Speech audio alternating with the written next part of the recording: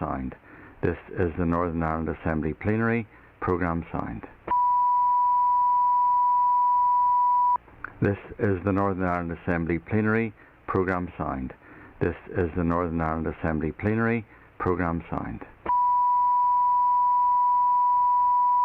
This is the Northern Ireland Assembly Plenary. Programme signed. This is the Northern Ireland Assembly Plenary. Programme signed. This is the Northern Ireland Assembly Plenary. Programme signed. This is the Northern Ireland Assembly Plenary. Programme signed. This is the Northern Ireland Assembly Plenary. Programme signed. This is the Northern Ireland Assembly Plenary. Programme signed. This is the Northern Ireland Assembly Plenary. Programme signed. This is the Northern Ireland Assembly Plenary. Programme signed. This is the Northern Ireland Assembly Plenary. Programme signed. This is the Northern Ireland Assembly Plenary. Programme signed. This is the Northern Ireland Assembly Plenary. Programme signed. This is the Northern Ireland Assembly Plenary. Programme signed. This is the Northern Ireland Assembly Plenary. Programme signed. This is the Northern Ireland Assembly Plenary. Programme signed. This is the Northern Ireland Assembly Plenary. Programme signed. This is the Northern Ireland Assembly Plenary. Programme signed. This is the Northern Ireland Assembly Plenary. Programme signed. This is the Northern Ireland Assembly Plenary. Programme signed. This is the Northern Ireland Assembly Plenary. Programme signed. This is the Northern Ireland Assembly Plenary. Programme signed. This is the Northern Ireland Assembly Plenary.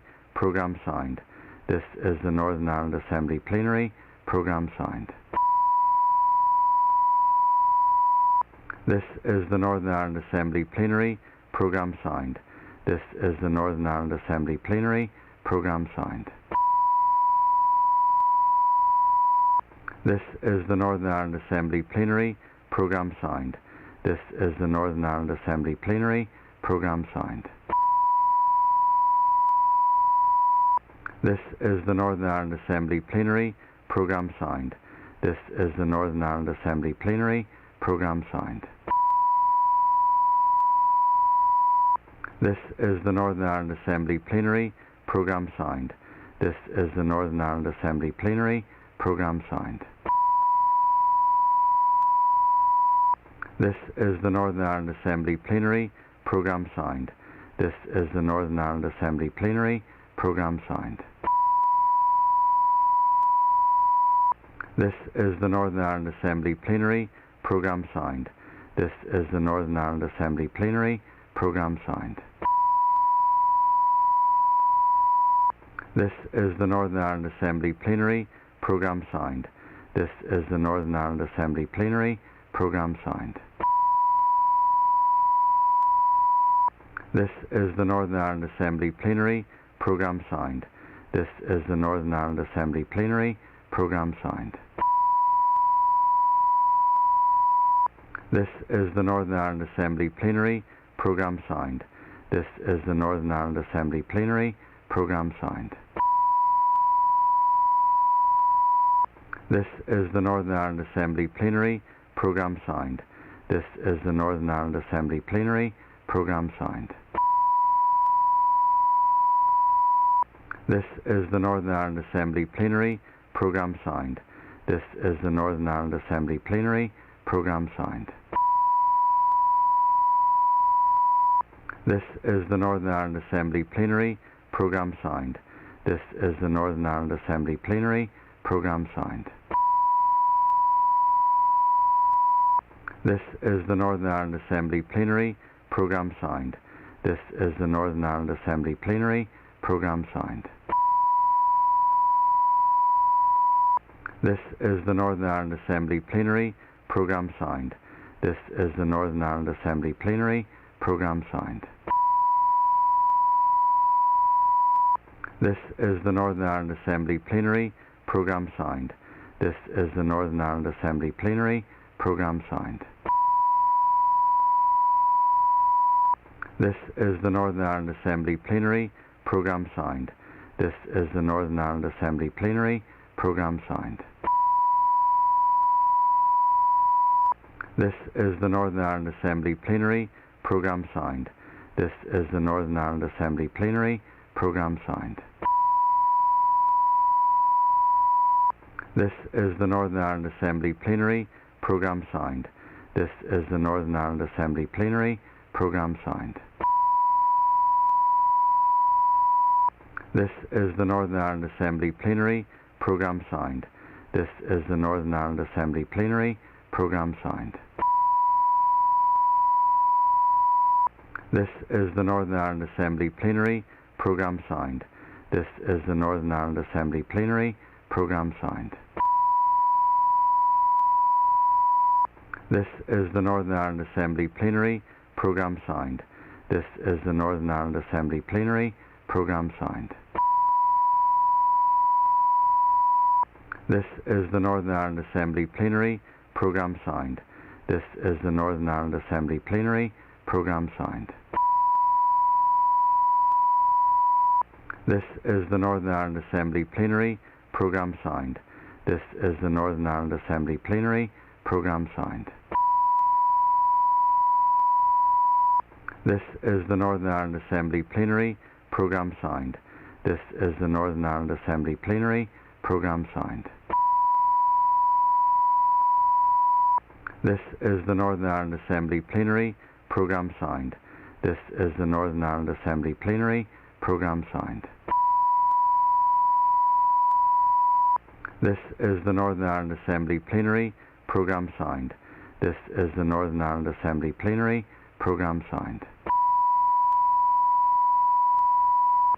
This is the Northern Ireland Assembly Plenary Programme Sound. This is the Northern Ireland Assembly Plenary Programme Sound. This is the Northern Ireland Assembly Plenary Programme Sound. This is the Northern Ireland Assembly Plenary Programme Sound. This is the Northern Ireland Assembly Plenary Programme Sound. This is the Northern Ireland Assembly Plenary Programme Sound. This is the Northern Ireland Assembly Plenary Programme Sound. This is the Northern Ireland Assembly Plenary Programme Sound. This is the Northern Ireland Assembly Plenary Programme Sound. This is the Northern Ireland Assembly Plenary Programme Sound. This is the Northern Ireland Assembly Plenary Programme Sound. This is the Northern Ireland Assembly Plenary Programme Sound. This is the Northern Ireland Assembly Plenary Programme Sound. This is the Northern Ireland Assembly Plenary Programme Sound. This is the Northern Ireland Assembly Plenary Programme Sound. This is the Northern Ireland Assembly Plenary Programme Sound. This is the Northern Ireland Assembly Plenary Programme Sound. This is the Northern Ireland Assembly Plenary Programme Sound. This is the Northern Ireland Assembly Plenary Programme Sound. This is the Northern Ireland Assembly Plenary Programme Sound.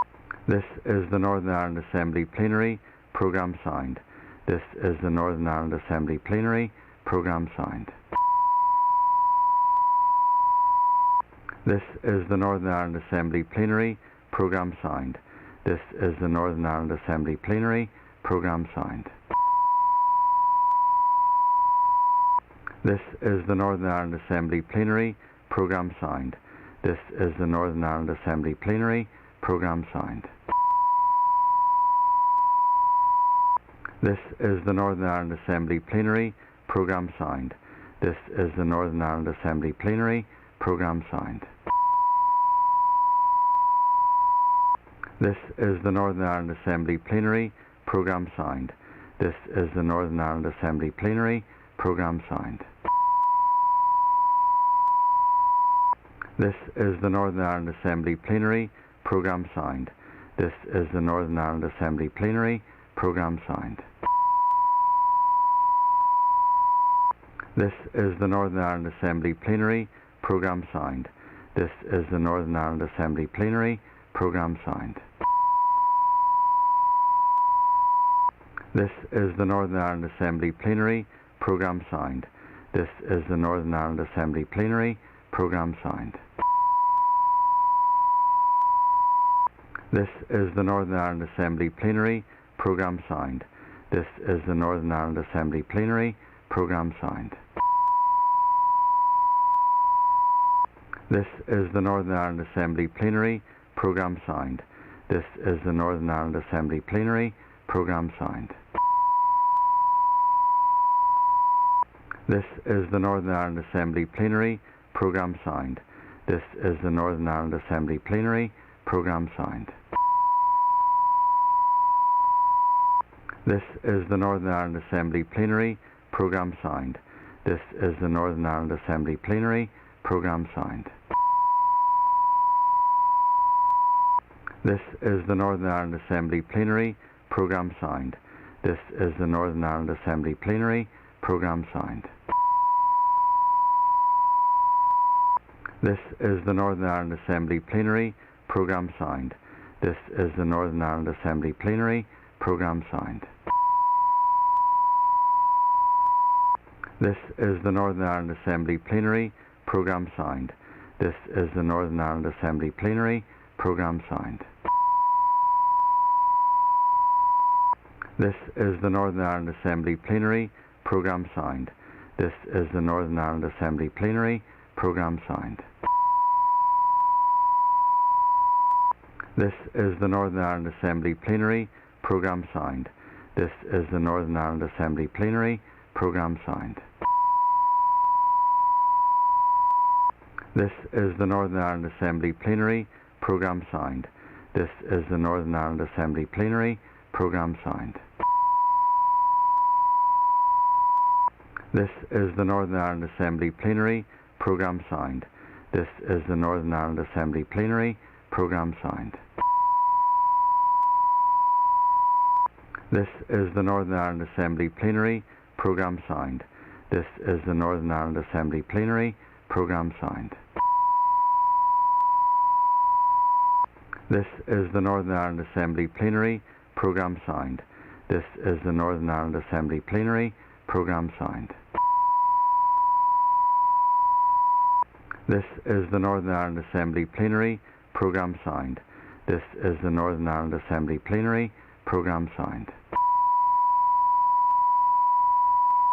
This is the Northern Ireland Assembly Plenary Programme Sound. This is the Northern Ireland Assembly Plenary Programme Sound. This is the Northern Ireland Assembly Plenary Programme Sound.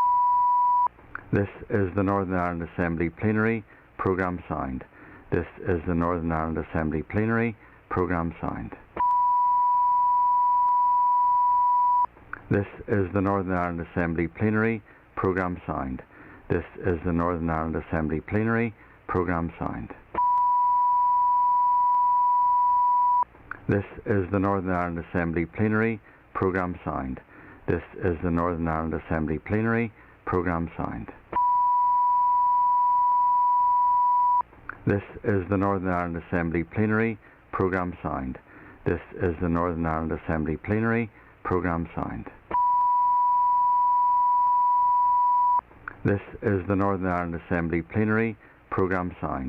This is the Northern Ireland Assembly Plenary Programme Sound. This is the Northern Ireland Assembly Plenary Programme Sound. This is the Northern Ireland Assembly Plenary Programme Sound.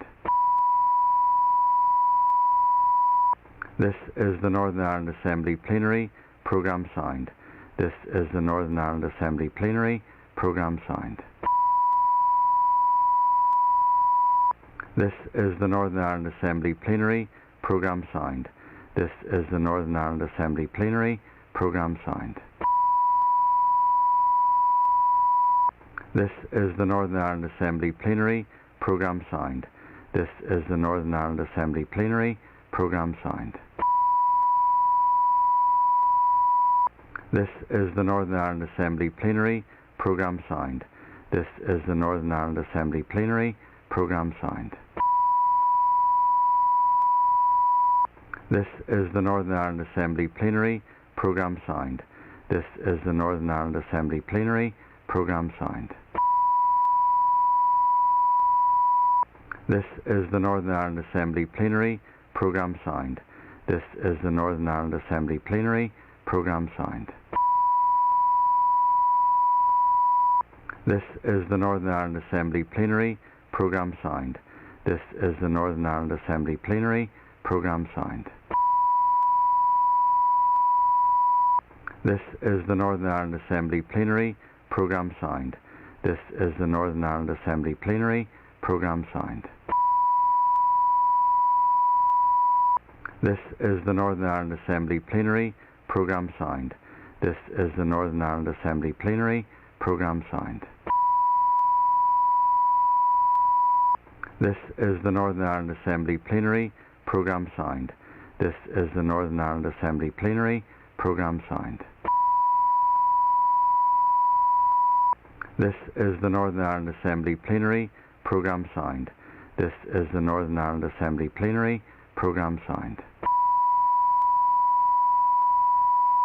This is the Northern Ireland Assembly Plenary Programme Sound. This is the Northern Ireland Assembly Plenary Programme Sound. This is the Northern Ireland Assembly Plenary Programme Sound. This is the Northern Ireland Assembly Plenary Programme Sound. This is the Northern Ireland Assembly Plenary Programme Sound. This is the Northern Ireland Assembly Plenary Programme Sound. This is the Northern Ireland Assembly Plenary Programme Sound. This is the Northern Ireland Assembly Plenary Programme Sound. This is the Northern Ireland Assembly Plenary Programme Sound. This is the Northern Ireland Assembly Plenary Programme Sound. This is the Northern Ireland Assembly Plenary Programme Sound. This is the Northern Ireland Assembly Plenary Programme Sound. This is the Northern Ireland Assembly Plenary Programme Sound. This is the Northern Ireland Assembly Plenary Programme Sound. This is the Northern Ireland Assembly Plenary Programme Sound. This is the Northern Ireland Assembly Plenary Programme Sound. This is the Northern Ireland Assembly Plenary Programme Sound. This is the Northern Ireland Assembly Plenary Programme Sound. This is the Northern Ireland Assembly Plenary Programme Sound. This is the Northern Ireland Assembly Plenary Programme Sound. This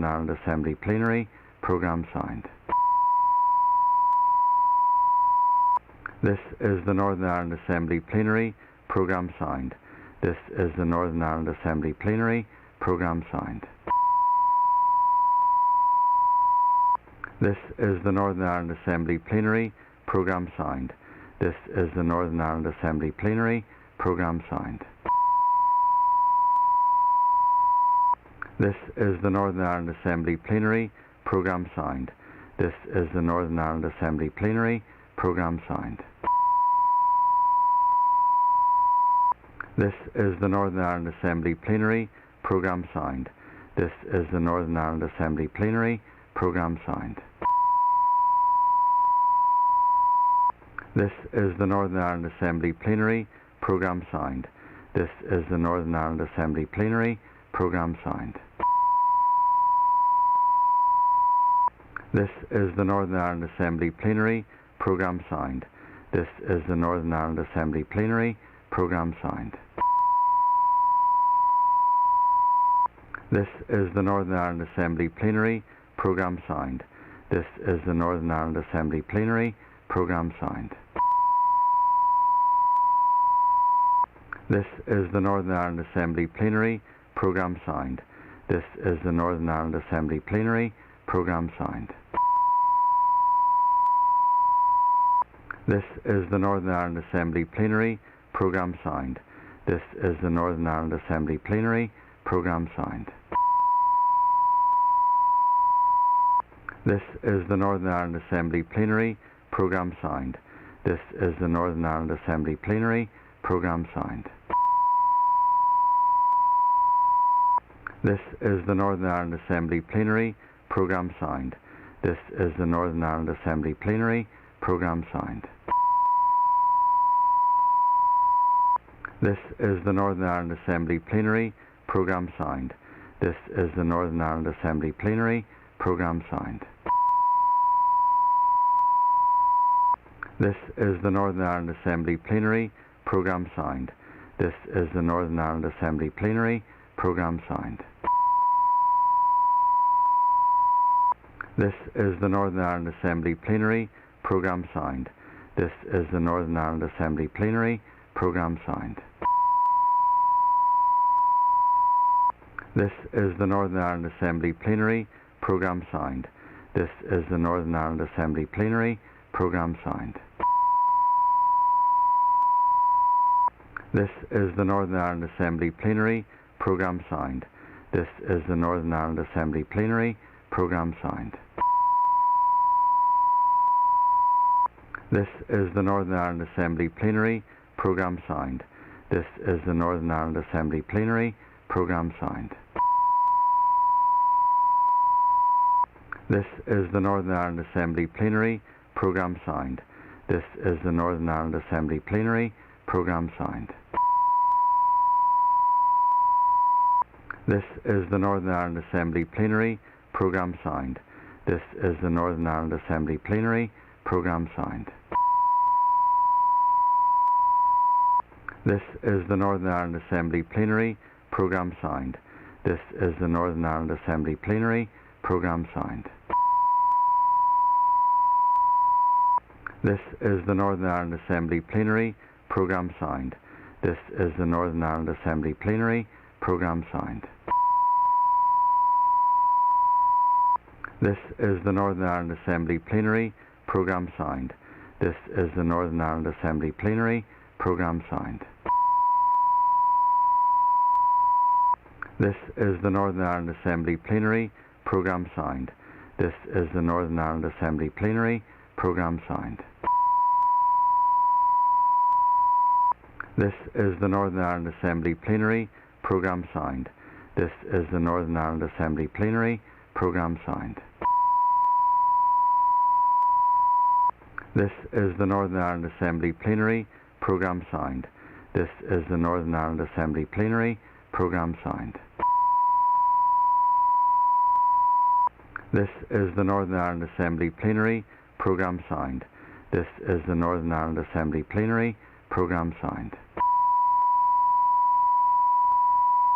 This is the Northern Ireland Assembly Plenary Programme Signed. This is the Northern Ireland Assembly Plenary Programme Signed. This is the Northern Ireland Assembly Plenary Programme Signed. This is the Northern Ireland Assembly Plenary Programme Signed. This is the Northern Ireland Assembly Plenary Programme Signed.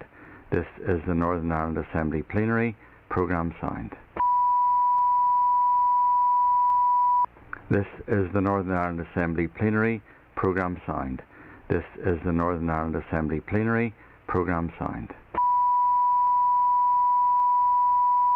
This is the Northern Ireland Assembly Plenary Programme Signed. This is the Northern Ireland Assembly Plenary Programme Signed. This is the Northern Ireland Assembly Plenary Programme Signed. This is the Northern Ireland Assembly Plenary Programme Signed. This is the Northern Ireland Assembly Plenary Programme Signed. This is the Northern Ireland Assembly Plenary Programme Signed. This is the Northern Ireland Assembly Plenary Programme Signed. This is the Northern Ireland Assembly Plenary Programme Signed. This is the Northern Ireland Assembly Plenary Programme Signed. This is the Northern Ireland Assembly Plenary Programme Signed.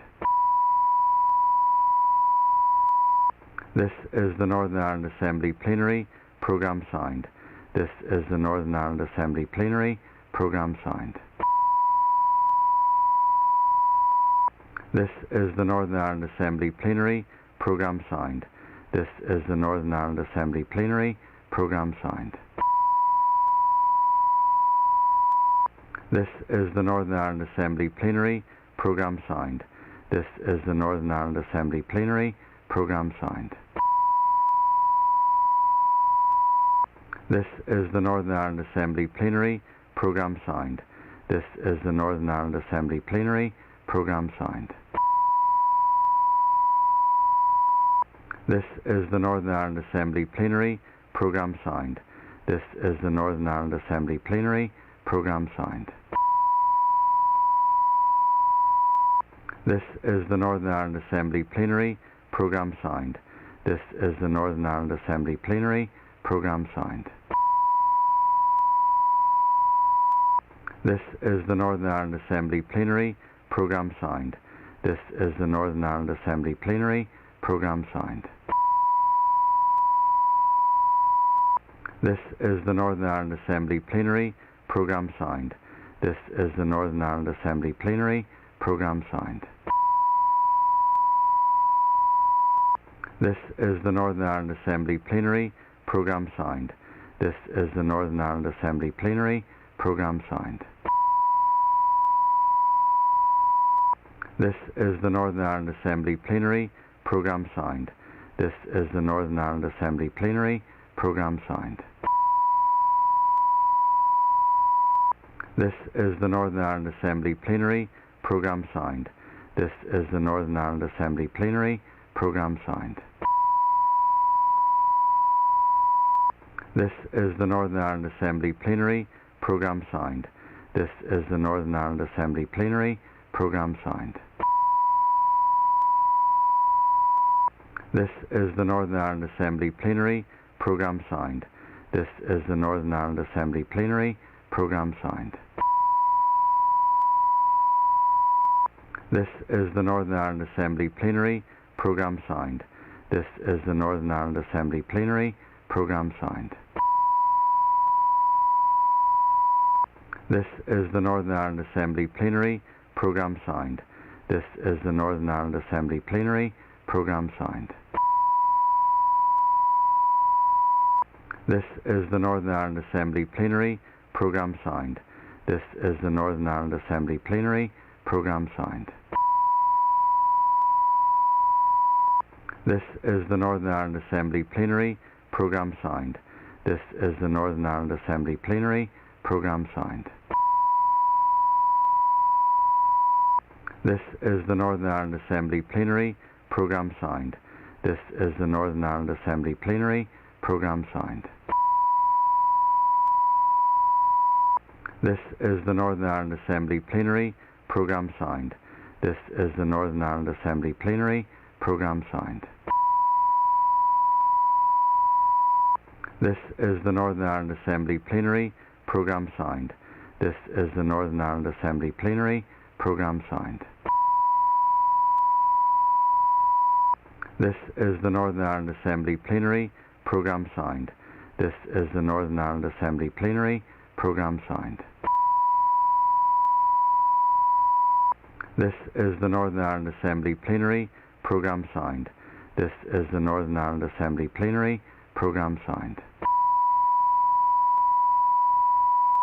This is the Northern Ireland Assembly Plenary Programme Signed. This is the Northern Ireland Assembly Plenary Programme Signed.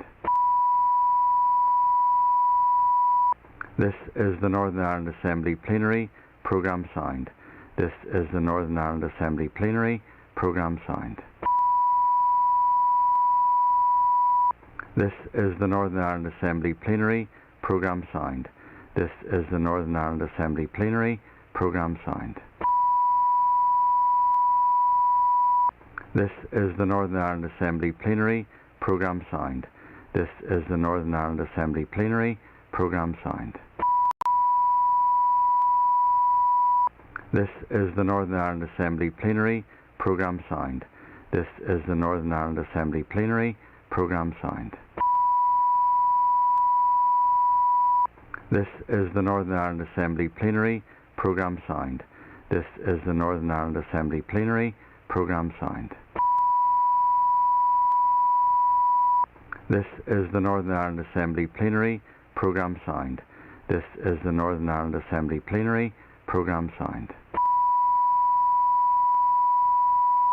This is the Northern Ireland Assembly Plenary Programme Signed.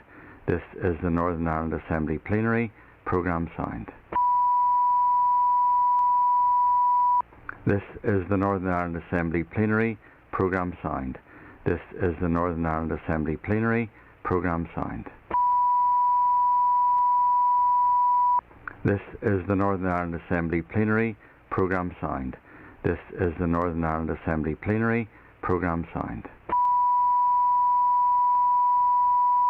This is the Northern Ireland Assembly Plenary Programme Signed. This is the Northern Ireland Assembly Plenary Programme Signed. This is the Northern Ireland Assembly Plenary Programme Signed. This is the Northern Ireland Assembly Plenary Programme Signed. This is the Northern Ireland Assembly Plenary Programme Signed. This is the Northern Ireland Assembly Plenary Programme Signed. This is the Northern Ireland Assembly Plenary Programme Signed. This is the Northern Ireland Assembly Plenary Programme Signed. This is the Northern Ireland Assembly Plenary Programme Signed. This is the Northern Ireland Assembly Plenary Programme Signed. This is the Northern Ireland Assembly Plenary Programme Signed. This is the Northern Ireland Assembly Plenary Programme Signed. This is the Northern Ireland Assembly Plenary Programme Signed. This is the Northern Ireland Assembly Plenary Programme Signed. This is the Northern Ireland Assembly Plenary Programme Signed. This is the Northern Ireland Assembly Plenary Programme Signed. This is the Northern Ireland Assembly Plenary Programme Signed. This is the Northern Ireland Assembly Plenary Programme Signed. This is the Northern Ireland Assembly Plenary Programme Signed. This is the Northern Ireland Assembly Plenary Programme Signed. This is the Northern Ireland Assembly Plenary Programme Signed. This is the Northern Ireland Assembly Plenary Programme Signed. This is the Northern Ireland Assembly Plenary Programme Signed. This is the Northern Ireland Assembly Plenary Programme Signed. This is the Northern Ireland Assembly Plenary Programme Signed. This is the Northern Ireland Assembly Plenary Programme Signed. This is the Northern Ireland Assembly Plenary Programme Signed. This is the Northern Ireland Assembly Plenary Programme Signed. This is the Northern Ireland Assembly Plenary Programme Signed. This is the Northern Ireland Assembly Plenary Programme Signed. This is the Northern Ireland Assembly Plenary Programme Signed. This is the Northern Ireland Assembly Plenary Programme Signed. This is the Northern Ireland Assembly Plenary Programme Signed. This is the Northern Ireland Assembly Plenary Programme Signed.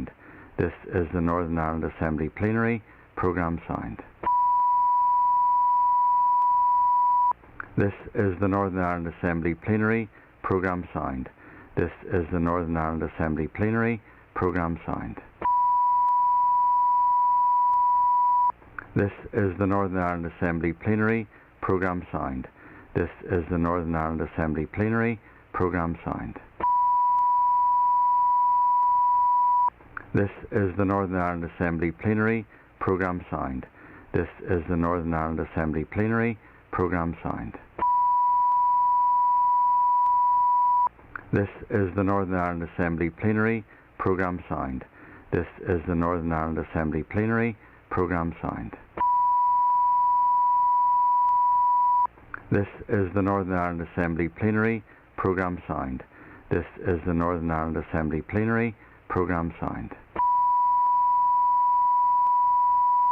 This is the Northern Ireland Assembly Plenary Programme Signed.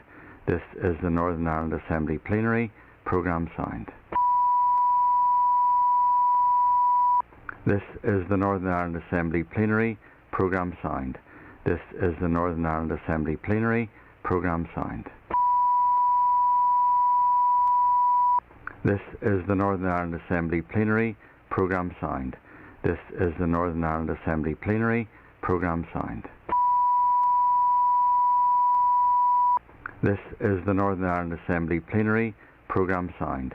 This is the Northern Ireland Assembly Plenary Programme Sound. This is the Northern Ireland Assembly Plenary Programme Sound. This is the Northern Ireland Assembly Plenary Programme Sound. This is the Northern Ireland Assembly Plenary Programme Sound. This is the Northern Ireland Assembly Plenary Programme Sound. This is the Northern Ireland Assembly Plenary Programme Sound. This is the Northern Ireland Assembly Plenary Programme Sound. This is the Northern Ireland Assembly Plenary Programme Sound. This is the Northern Ireland Assembly Plenary Programme Sound. This is the Northern Ireland Assembly Plenary Programme Sound. This is the Northern Ireland Assembly Plenary Programme Sound. This is the Northern Ireland Assembly Plenary Programme Sound. This is the Northern Ireland Assembly Plenary Programme Sound. This is the Northern Ireland Assembly Plenary Programme Sound. This is the Northern Ireland Assembly Plenary Programme Sound. This is the Northern Ireland Assembly Plenary Programme Sound. This is the Northern Ireland Assembly Plenary Programme Sound.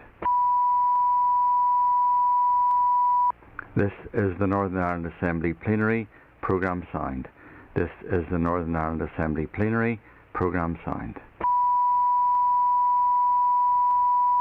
This is the Northern Ireland Assembly Plenary Programme Sound. This is the Northern Ireland Assembly Plenary Programme Sound. This is the Northern Ireland Assembly Plenary Programme Sound. This is the Northern Ireland Assembly Plenary Programme Sound. This is the Northern Ireland Assembly Plenary Programme Sound. This is the Northern Ireland Assembly Plenary Programme Sound. This is the Northern Ireland Assembly Plenary Programme Sound. This is the Northern Ireland Assembly Plenary Programme Sound. This is the Northern Ireland Assembly Plenary Programme Sound. This is the Northern Ireland Assembly Plenary Programme Sound. This is the Northern Ireland Assembly Plenary Programme Sound.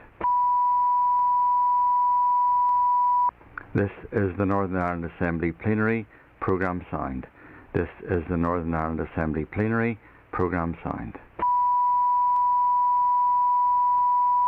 This is the Northern Ireland Assembly Plenary Programme Sound.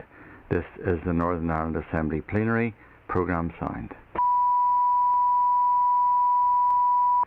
This is the Northern Ireland Assembly Plenary Programme Sound. This is the Northern Ireland Assembly Plenary Programme Sound. This is the Northern Ireland Assembly Plenary Programme Sound.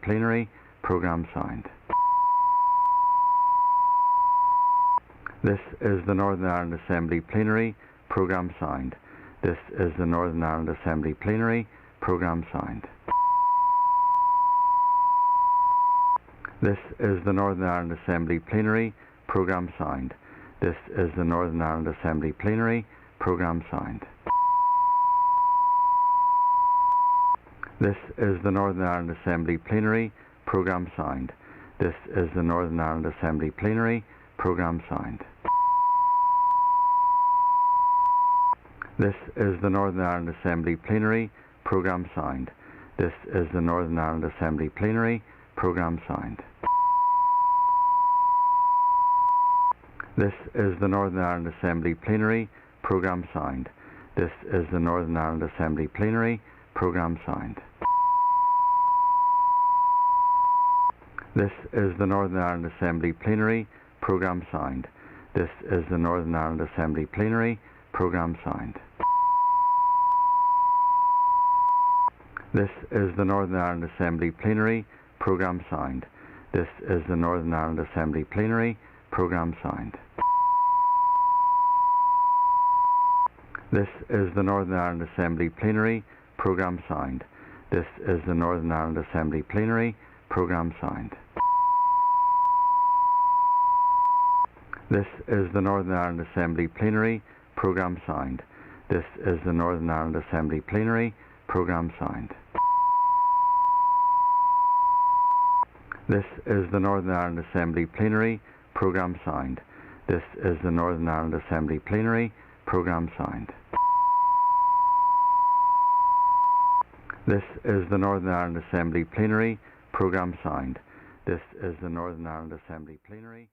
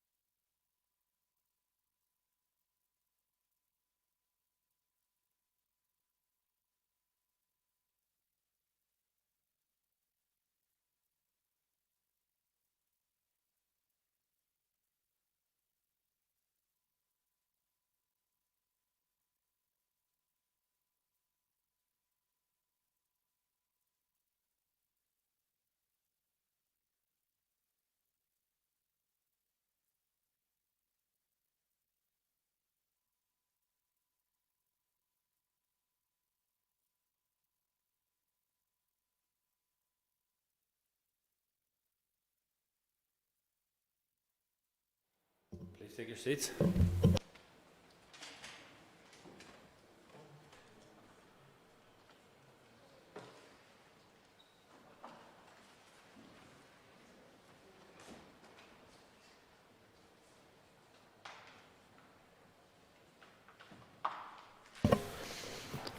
Okay, members, first item on the order paper is member statements. Members wish to be called to make a statement. They should do so continually by rising in their places. Those members who are called will have up to 3 minutes to make their statement. Members are reminded that statements will not be subject to debate or questioning. Interventions will not be taken either. And I will take no points of order on this or any other matter until the item of business has finished. And I call Keith Archibald. The so-called Nationality and Borders Bill is currently passing through Westminster. This bill, with as many regressive provisions, is an extension of the Home Office's hostile environment, and concerns have been raised about it for some time. However, it's the particular requirement for non-Irish EU citizens to have to apply online for pre-travel clearance to cross the border that I want to raise. This proposal has been criticised by parties across this island and by rights organisations. The requirement would undermine the Good Friday Agreement, as well as being in conflict with the protocol in relation to the non-diminution of rights. It is frankly ridiculous to suggest that people in the south, and particularly people living in border areas, would be subject to pre-travel clearance to go about their daily business. Thousands of people cross the border every day for work, for study, for childcare, for healthcare, for family, social and tourism reasons. Those thousands include non-Irish EU citizens. The British Government claims there will be no checks at the border, but has said there will be ad hoc in-country checks. I fear that creates a real risk of racial profiling. This proposed requirement would create unreasonable levels of bureaucracy and unacceptable legal uncertainty for thousands of citizens. Many people in the south may be completely unaware of the requirement, and the penalties, if in contravention, include a fine or up to 6 months in prison. Cancorlia, requiring pre-travel clearance would effectively harden the border for thousands of our fellow EU citizens. This proposal is unworkable and would be unenforceable. The very fact that it has been proposed highlights the complete lack of understanding by those in the British administration who came up with it. It's clear they haven't a notion about daily life here. The British Government needs to listen to the objections and concerns being raised from across this island in relation to this and go back to the drawing board. This proposal needs to be scrapped. There is also an onus on the Irish Government and the EU to make it clear to the British Government how fundamentally unworkable and unacceptable this would be. Thank you. I call Deborah Erskine. Mr. Speaker, I rise to urge the Minister for Health to act in reforming our health service. We need to be supporting the workforce we have, and we also need to plan a plan in place to recruit and retain more nurses. Our nurses are brilliant. They are angels working with huge responsibility, which has taken an enormous physical and emotional toll on them. However, figures obtained by my party show that health trusts are failing to manage their workforce. Private employment agencies are costing health trusts in Northern Ireland up to £736 per shift in some cases. More than £115,800 was spent on nurses covering 188 shifts from Saturday, October 9th to Monday, October 11th across 5 health trusts. I have spoken to scores of nurses who are hugely experienced, but they work for agencies rather than full-time in trusts, as it suits their work-life balance. Whilst agency work is better paid, there is no pension or holiday pay. We must also remember that agencies will take an enormous cut for each shift, and it would be wrong to think that a nurse is getting up to £736 per shift.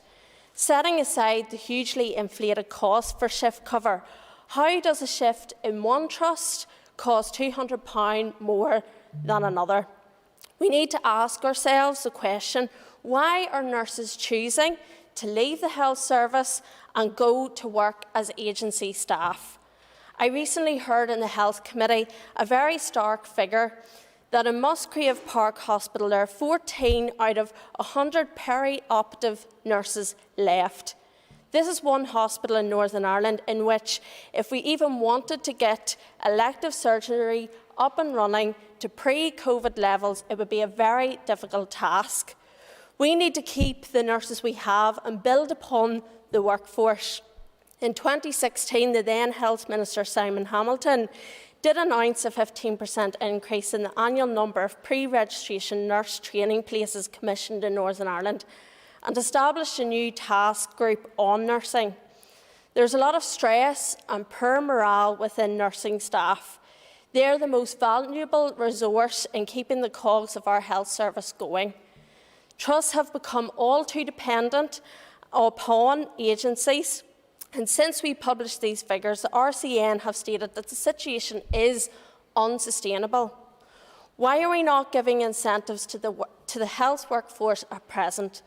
Golden cuffs already enforced in other parts of the UK are beneficial, and these incentives are retaining staff within the health service. We need to have a serious look at this and equip staff appropriately to do the job in hand. I have asked the Minister to bring Member, time's forward up. proposals which will hugely benefit the inefficient use of agencies and make the job better suited for the needs of the workforce. Thank you. Thank you. And I call Daniel McCrossan. Thank you, Mr. Speaker. I rise today in this House to discuss the mental health pandemic that is having dire consequences throughout each and all of our communities, in particular having a severe impact on young people. Many people are struggling, in particular this time of year. You can see just how much people have found and are finding life tough, and even in more normal times, and we're far away from normal times in the midst of this pandemic, people have struggled. This week, unfortunately last Saturday, young Michael McGinty went missing in Strabane, 20 years of age. His mummy and daddy died not so long ago, both quite young, and Michael clearly has struggled and battled, and unfortunately on Saturday a week ago went missing and was found just this Saturday. It has had dire consequences and effects on people locally, and we're seeing, unfortunately, an increase in the levels of suicide in our communities and people struggling and battling each and every single day. What I have seen in Strabane over the course of the last week has been heartbreaking, but also we've seen the community come together in their search for Michael's body. The local search and rescue groups, and this can be said for the same for all of our communities, do fantastic and invaluable work, making a huge contribution and helping and supporting families in the most difficult of circumstances. I've seen that this week with the Three Rivers Search and Rescue Group, CRS Search and Rescue Group and Foyle Search and Rescue. In very difficult circumstances, in torrential weather, they searched day and night for Michael's remains. This brought considerable comfort to his family, and thankfully his body was found on Saturday. In the Strabane community this week, there is a great sense of sadness and heartbreak, as this is the third young person that has died. Aaron Harkin, 26, in a car accident with a young family. Emma Harper, 10 years of age, who has sadly died with cancer, and also Michael McGinty, who was found on Saturday. This is a tremendously difficult time of the year for people, and I would urge all of those who are struggling in our communities, who are battling with mental health, who need help, who need support, need someone to reach out to do so. There is help out there, and it's okay not to be okay. You're not on your own. So please, this Christmas period, as all of us sit down together, let's think on all those who are struggling and battling in very difficult circumstances. Thank you, Mr. Speaker. I thank the member, and I call Doug Beattie. Thank you, Mr. Speaker. And as I rise, I don't want to minimise the very tragic story that's just been outlined in regards to mental health. I think we're all on the same page on that. But I want to raise the issue about our historical heritage, which I think is slowly being undermined as we all concentrate on very important, big political issues such as protocol, COVID and health. I've stood here before and talked about Knock-Ive, a Neolithic site older than the pyramids, also the coronation place of Irish kings from hundreds of years ago, which has now been destroyed by a wind turbine being placed on top of it against proper planning permission. I can also reflect on the Ballinattaggart stones, also known as the Grand Giant's gravestones, dating back about 5,000 years, which were ripped up 13 years ago and now lie in storage, open to the weather. Another piece of our historical heritage being slowly degraded and ruined. I also reflect on the Grange and Rath in Warringstown, in my own constituency area, dating back to 1659, which, again, through bad planning, has been completely destroyed, so it cannot be recovered. And lastly, as an example, I refer to the Newry Canal. The Newry Canal is the oldest summit canal in the whole of the United Kingdom and Ireland, dating back to 1742. and yet it sits in disrepair, especially the summit part of the canal between Market Hill and Armagh, and it's in desperate need of restoration. And in fact, all of our historical heritage is in desperate need of protection. And of course, we do have the Historical Environments Division, which sits within the Department for Communities. But many of the issues, Mr. Speaker, that I'm speaking about here are all to do with infrastructure and planning. And I would just like to raise the issue that I think the HED, Historical Environments Division, should be situated within infrastructure so that it can look at the planning laws that are going by the wayside and allowing our heritage to be destroyed time and time again. And it's not just in Northern Ireland, it's throughout the whole island of Ireland. And I think it's important that we look at our history, and not just recent history, our historical heritage, not just for ourselves, but for those who are coming after us. Thank you, Mr. Speaker. Thank you. I'm going to call Andrew Muir. Thank you, Mr. Speaker. Today I would like to raise the future of Kinnegad Logistics Base in Holywood and urge both central and local government to grasp the opportunity presented by the recent decision on behalf of the Ministry of Defence to delay disposal by 2 years from 2022 to 2024. Previously a busy base employing up to 1,000 civilian staff at the height of the Troubles, the future need for this 54-acre base has changed. In terms of those currently employed there, I welcome the previous commitment given by the Ministry of Defence that no job losses will occur with redeployment to other barracks. Whilst the site is currently the location for the temporary resting place, and this must be kept in place as long as it sadly may be required, Kinnegad Logistics Base offers a huge wealth of potential that could be utilised, but this must be done in close consultation with local people. Kinnegad is already a busy place for traffic, and with the area both built on sand dunes and needing robust flood protections, consulting and securing the buy-in of local residents is essential both in terms of plans and any works that may be undertaken, with opening up and utilisation of the access road from Airport Road a critical part of any plans. Additional vehicles cannot be squeezed through the esplanade. As we have unfortunately seen at other sites across Northern Ireland, far too often assets close down, people move on, and all that is left is a site turned into nothing more than an eyesore whilst public bodies dither and debate its future. It was in this context that in early 2018 that I proposed and Council agreed to pursue a mixed-use master plan for the site in close consultation with local residents, businesses and other key stakeholders.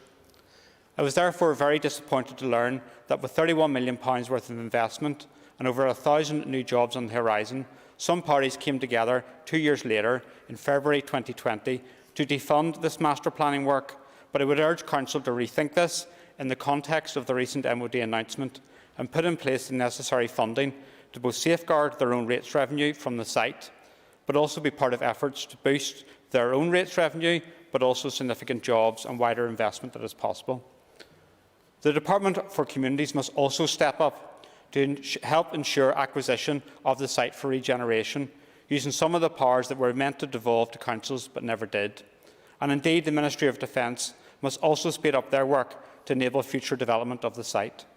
Most crucially, the Ministry of Defence need to reconsider their disposal policy and work with the Department of Communities and the wider Northern Ireland Executive to align their previous disposal arrangements with other bases. Kinnegad Logistics Base has been part of Holywood landscape for years and must be utilised in close consultation with local residents to create jobs, deliver homes and help keep Holywood on the map as somewhere to live and do business. Thank you, Mr. Speaker. Thank you. And I call Jim Allister.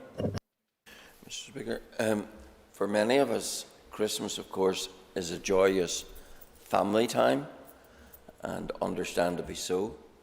For some, and I think particularly of victims of terrorism, it is a time of remembrance of the heartache and of the empty chair at the dinner table.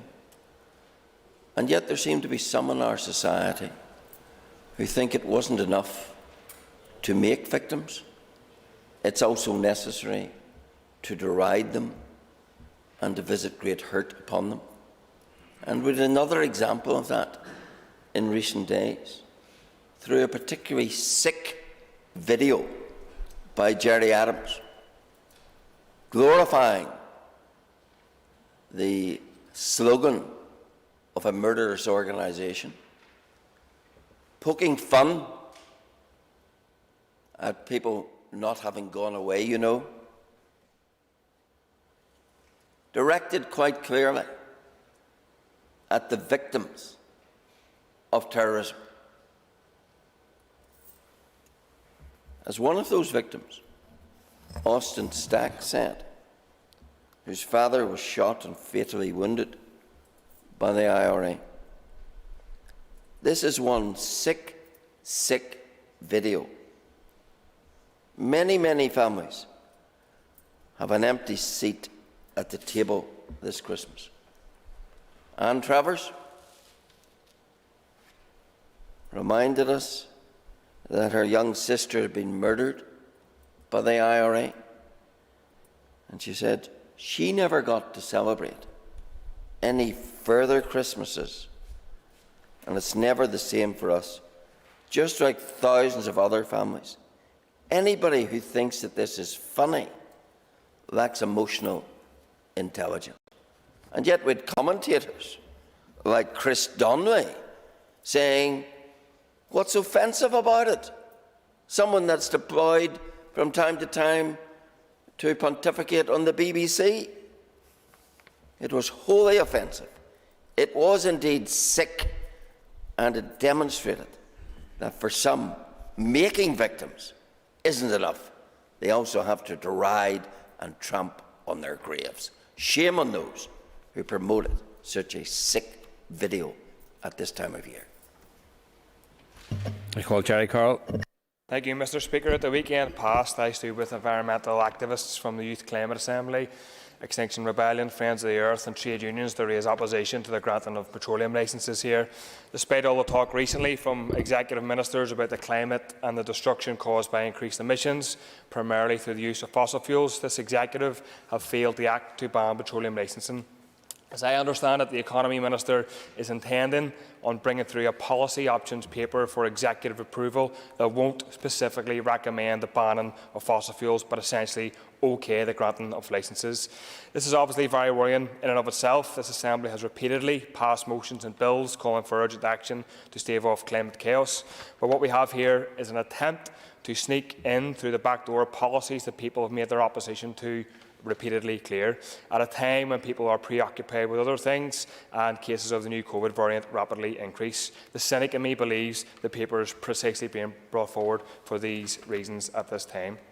I want to say categorically that if we are to prevent climate change from occurring, then as a bare minimum we need to keep fossil fuels in the ground, and the Department should not proceed to grant approval for any licences for petroleum licensing under whatever guise they are presented. The UN Secretary-General said at the launch of the IPCC report that there should be no new exploration for fossil fuels and no more subsidies for fossil fuel companies, and that we should move to renewables as a matter of urgency. Activists, Mr. Speaker, have expressed to me their concern and belief that there is a revolving door policy of people working on strategy and policies for government departments, then moving into the polluting and extractive industry. The University of Exeter report of March this year raised serious concerns regarding the governance in the Department for the Economy specifically, and the heavy influence from those in the fossil fuel industry, with the suggestion that the Department facilitates these organisations and refuses to suspend its own policy to promote gas as they review policy for licensing, for exploration, for an extraction of gas. Hardly a neutral position to start from in the first place. Already there are serious concerns that all the recommendations made in the Exeter report may not have been implemented, and there is adverse and inappropriate influence from industry on the petroleum licensing policy options being brought to the Executive. Fermanagh Oma Council passed a motion last week calling for a public inquiry in regard to the findings of the Exeter report. The industry influence in the Department for the Economy, especially in regard to policy formation, issues around governance and the maintenance of the Department's strategy to promote gas, and I fully support their call in that motion passed. My understanding, Mr. Speaker, is that the serious environmental concerns and opposition to petroleum licensing have not been given their place in this report and probably its recommendations. So the Economy Minister shouldn't bring a policy that greenlights petroleum licensing as communities rise up and say no to this practice. However, if it is brought to the executive, then Sinn Féin, SDLP, Alliance need to vote against this. No petroleum licensing, and no greenlighting this practice. Thank you. Nicole Daglan-McAleer. I can call you. I want to speak this afternoon about the avian influenza.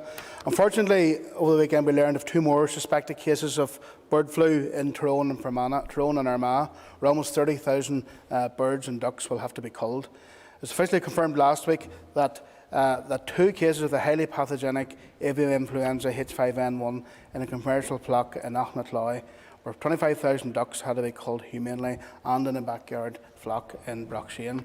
We are witnessing the largest ever outbreak of avian flu here, which, if not controlled or mitigated, could pose a very serious threat to the poultry industry and to international trade. This impact is not just financial, but also mentally and emotionally, and DAERA, with their partners, must continue to provide the necessary support to all those who have been impacted. There have also been 4 confirmed outbreaks in Monaghan and Cavan, and the control zones surrounding these extend into the north. A cross-border approach is vital, and we are glad to note from the briefing we received from DAERA on Thursday that they are working collaboratively with their colleagues in Dapham in the south. The native wild bird population has been affected by this strain, carried here by migratory birds, so it's imperative that bird keepers, whether commercial or a backyard flock, do everything they can to separate kept birds from wild birds. I want to reiterate the advice from the Minister and the Chief Vet, Robert Huey, that poultry farmers must act now. If bird keepers have not already done so, they should download the Biosecurity Self-Assessment Toolkit from the Department's website. Practical steps such as keeping your birds inside to prevent transmission, placing a net over outdoor coops, fencing off ponds, ensuring there is no shared drinking water between kept birds and wild birds, washing your hands, changing your boots, and using disposable boiler suits can play a huge part in helping to stop the spread of this deadly disease. I want to acknowledge the work of DAERA officials to date, and I want to underline the importance of a joined-up approach between the Department, councils, the PHA, Dapham in the south, and the bird owners themselves. Given the cold weather that we are experiencing, it is likely that avian flu will be with us until the spring, so I implore everyone to be on their guard and to take the appropriate mitigation measures now. Thank you. And I call Gary Middleton. Thank you, Mr. Speaker. I want to take a few moments this afternoon to speak about the issue of road safety, particularly as we enter into this Christmas period. On Friday night, I took part in a remembrance and celebration event for those who tragically lost their lives through road traffic collisions. The event was hosted by Life After in the Guildhall. Life After is a charity that supports bereaved families who have sadly lost loved ones through road traffic collisions. The event on Friday night was to remember the 43 lives which sadly had been cut short as a result of road traffic collisions. As each of the names were read out and the pictures were displayed on the screens, it was so evident the devastating impact that that volume of lives that were lost had on the families and the loved ones who were either there in attendance or watching online. Sadly, on Saturday, that number rose to 44 with the tragic loss and devastating news of the 12-year-old Aaron Webb who died following a tragic accident the day before. So my thoughts and prayers are with each of those families and the family circles of those who lost loved ones. As we enter into the Christmas period, I want to urge everyone to be careful on our roads. Be aware of other road users, be aware of pedestrians, and be aware of your surroundings. Just last year, during the PSNI's Christmas drink drive campaign, 280 people were arrested for drink driving. That's a shocking number of people, and I want to urge people not to drink while driving, not to take drugs while driving, and do the extra bit to ensure that our roads are as safe as they can be. And the impact of those losses on the roads, they're not just statistics. These are real, genuine families who have lost loved ones. The impact goes beyond just the families, the first responders that are there on the scene, the impact that it has on them, the trauma that it has on them. So I want to just reinforce the message for people to please ensure that our roads are safe this incoming Christmas period. Thank you, Mr. Speaker. Thank you. And call Alan Chambers. Thank you, Mr. Speaker. Mr. Speaker, since 2011 there have been conversations in this place about making funding available to local senior Irish League football clubs for ground improvements. In many local football grounds, the ladies' toilet would have been a novelty then, and even the basic gents' toilet facilities left a lot to be desired. The clubs were living a week-to-week existence and running up debt to survive. Many of them had nothing more than the odd coat of paint applied around their ground by volunteers who also give their time to raise funds to keep the club afloat. Sport in general in this country has played an important role in bringing people together during the disturbing years of the Trouble and continues to do so. I don't believe that it has received the credit it deserves for this fact. Participation in sporting activities has always provided a distraction for our young people away from the many undesirable activities that would suck them in and destroy their lives. Given the society that we now live in, the distraction of sport has never been more important for our young people. In 2015, a sub-regional stadia strategy was announced with funding of £36 million. £10 million was earmarked for the Oval in East Belfast, with the rationale that it was the second biggest football stadium in Northern Ireland. Other Irish League clubs with a ground capacity over 5,000 could tap into a pool of £17 million. Championship clubs would share £3 million, with £6 million intended for a high-quality junior facility and a national training centre. Where is this money the clubs and the fans have been asking? The Minister for Communities indicated during the summer that it was only weeks away from being released. The quality of the football package has improved in Northern Ireland. The international team in the Green and White Army has created positive impressions of our country around the world. The ladies' international squad is now emulating the achievements of their male counterparts in qualifying for major competitions with a limited squad of players compared to other countries. Now is the time to encourage all this positivity by releasing the funds promised in 2015. Some people, rightly or wrongly, suspect that the increasing costs of the Casement Park project is contributing to the £36 million remaining locked in the Department's bank account. The Minister could dispel these suspicions by signing off on the immediate release of the money to help maintain the current momentum of football in Northern Ireland.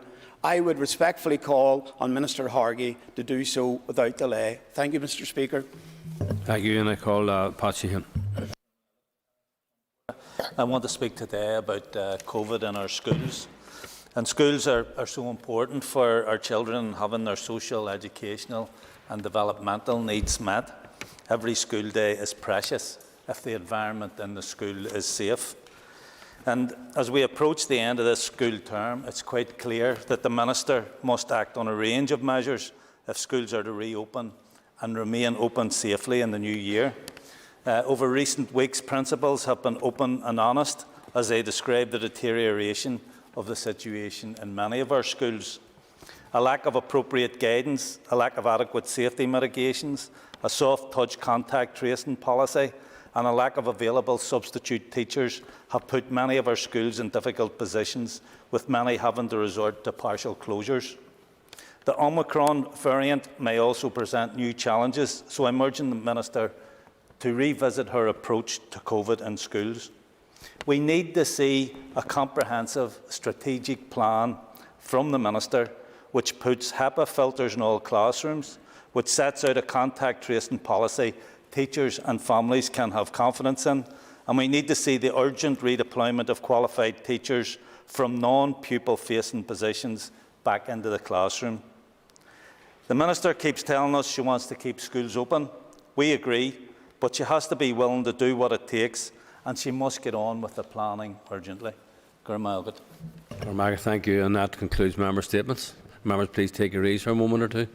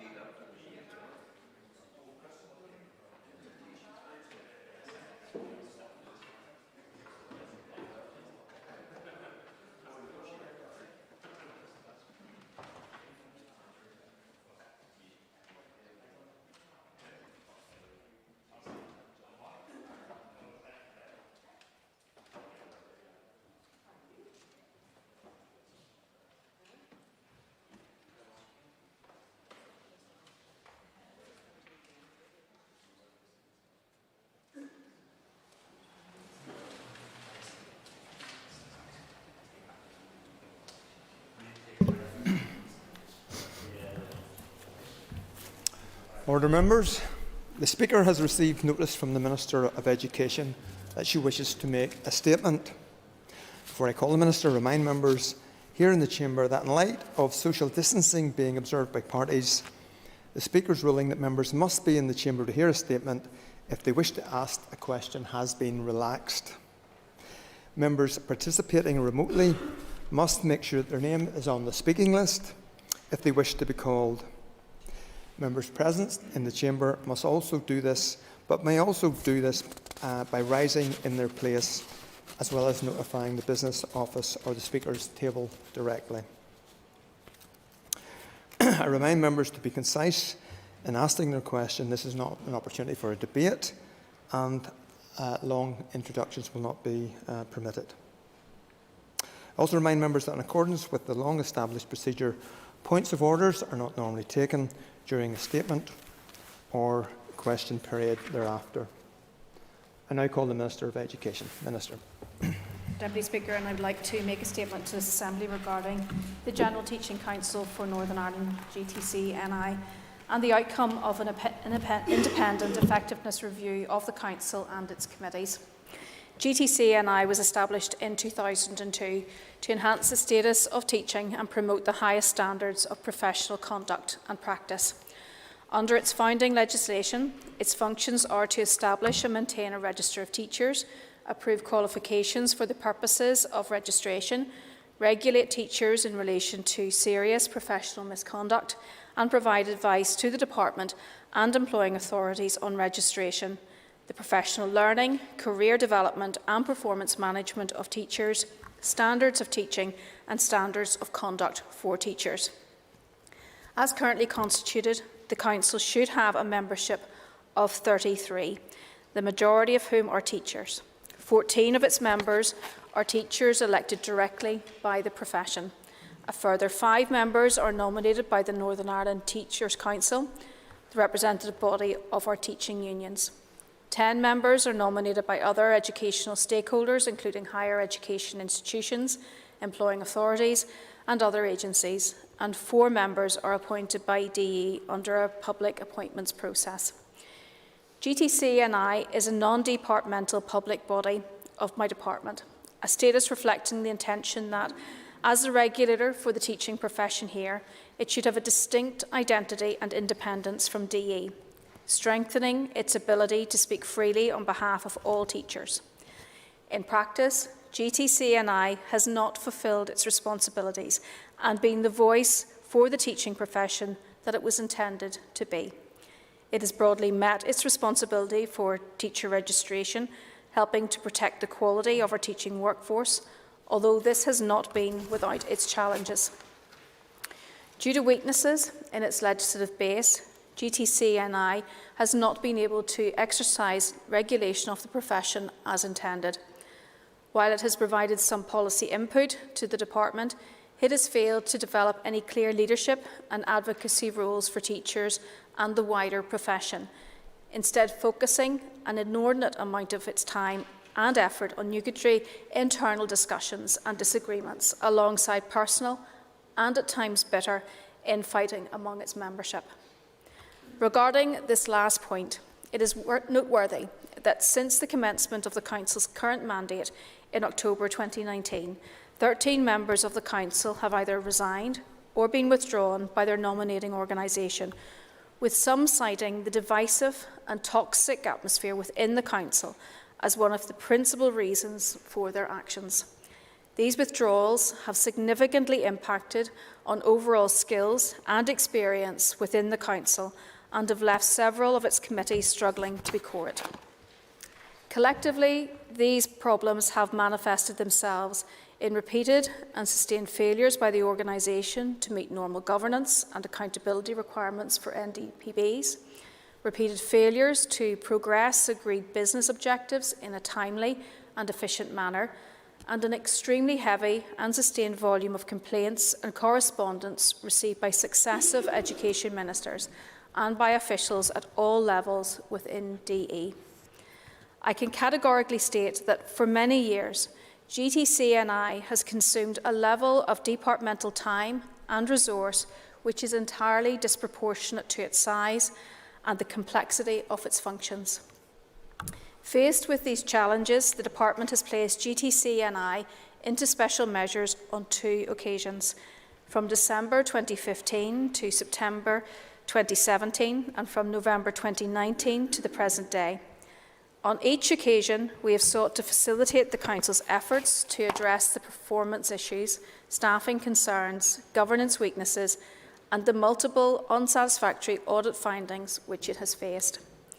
On 2 occasions, we have seconded in departmental staff to serve as Interim Chief Executive. In addition to what might be considered normal departmental sponsorship activities, we have also repeatedly provided access to departmental expertise in areas including finance, business case preparation, information management, data protection and workforce planning. In October 2020, with no tangible improvements and in the face of further Council correspondence simultaneously alleging that departmental interference and departmental inaction were entirely to blame for GTC&I's difficulties, my predecessor, Peter Weir, MLA, decided that an independent board effectiveness review of the GTC&I Council and its committees should be commissioned. The review was intended to provide a clear and objective evidence base on which decisions regarding the future of the Council could be taken. Following an open public tender, a contract for the review was awarded to Baker Tilly Mooney Moore on the 22nd of April 2021. Baker Tilly Mooney Moore is a consultancy firm with extensive experience and expertise in this type of work. In making their assessment, the consultants drew on extensive desk research, direct observation of Council and committee meetings and interviews with current and former Council members. These discussions were supplemented using a standard board members of self-evaluation survey, which the consultants have routinely used in undertaking organisational reviews. The Department received a final report from Baker Tilly Mooney Moore detailing their conclusions and recommendations on the 12th of November 2021. In the consultants' assessment, GTC&I has an inadequate governance framework and has failed to hold itself to account. Committees which are not functioning effectively nor observing any limitations on their authority. Systematic failures in its registration function, including information and systems management weaknesses, which have directly contributed to data protection failures. Suffered a breakdown in working relationships within the Council, suffered a complete breakdown in the working relationship between the Chair of Council and its Chief Executive Officer, ineffective working relationships with DE, with repeated attempts to draw the Department into operational matters in which DE has no remit nor authority to act, a general lack of open and effective communication, a long-running failure to adequately identify, monitor and address business risks and identified audit concerns, and a significant number of Council members who lack an understanding of good governance practices and lack of knowledge, skills and experience to contribute effectively at board level. This deeply troubling assessment was pointedly underscored by the Council members' self-assessment survey, which every GTC&I Council member completed. This confirmed that the members themselves clearly recognise that there is a strong sense of polarisation, distrust and dysfunction within the Council. A significant number feel they lack the experience, skills and knowledge to contribute effectively and confidently to Council business, and a clear axis of division exists between those supportive of the Chair of Council and those supportive of the Chief Executive.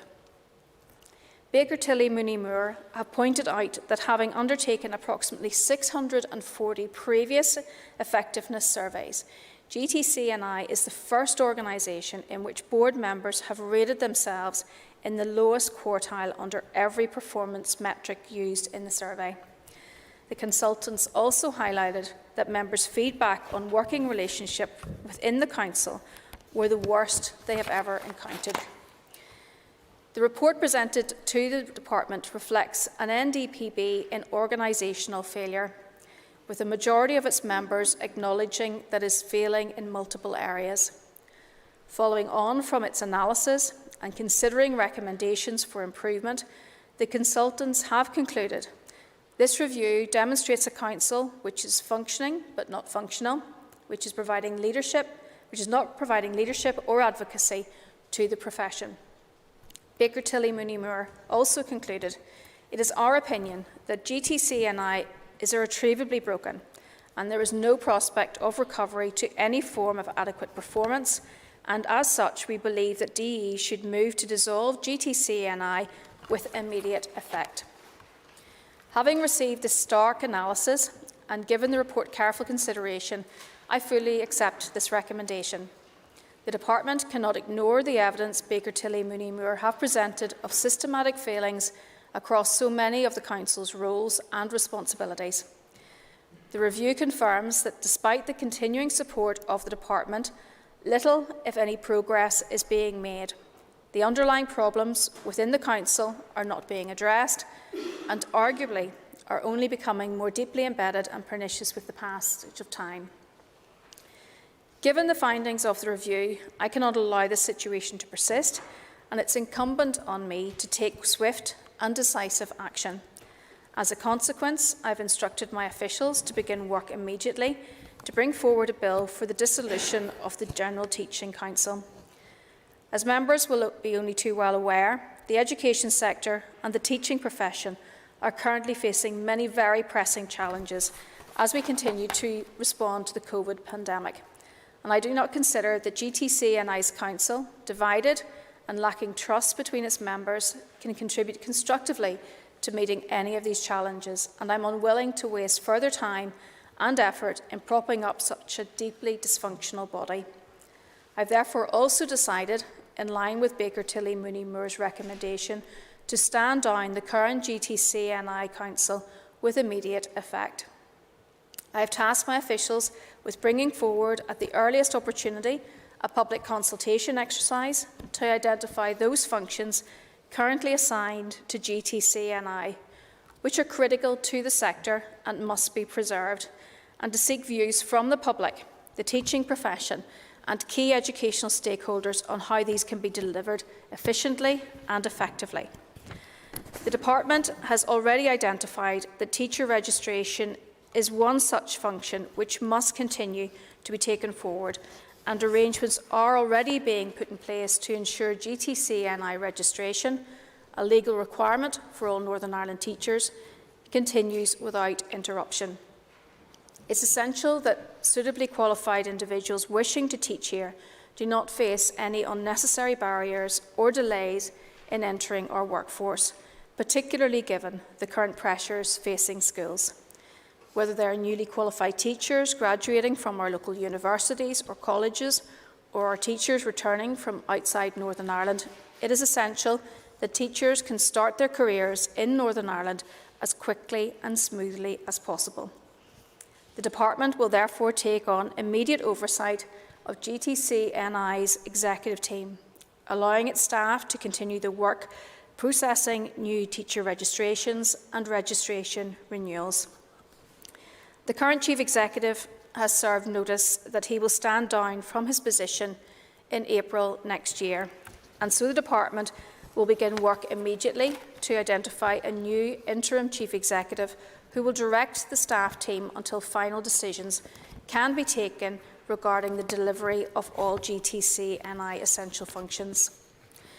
Returning briefly to the planned public consultation, I have no clear preference at this time over how any of these critical functions should be delivered in future. It will be important for us to consider whether these would require the establishment of a replacement body or could be best delivered through some alternative mechanism. There are already a range of alternative models for teacher registration and regulation in use across the United Kingdom and the Republic of Ireland. The consultation process will help us to examine the strengths and weaknesses of these different systems and to allow us to develop a robust future model which reflects the unique needs of the education system in Northern Ireland.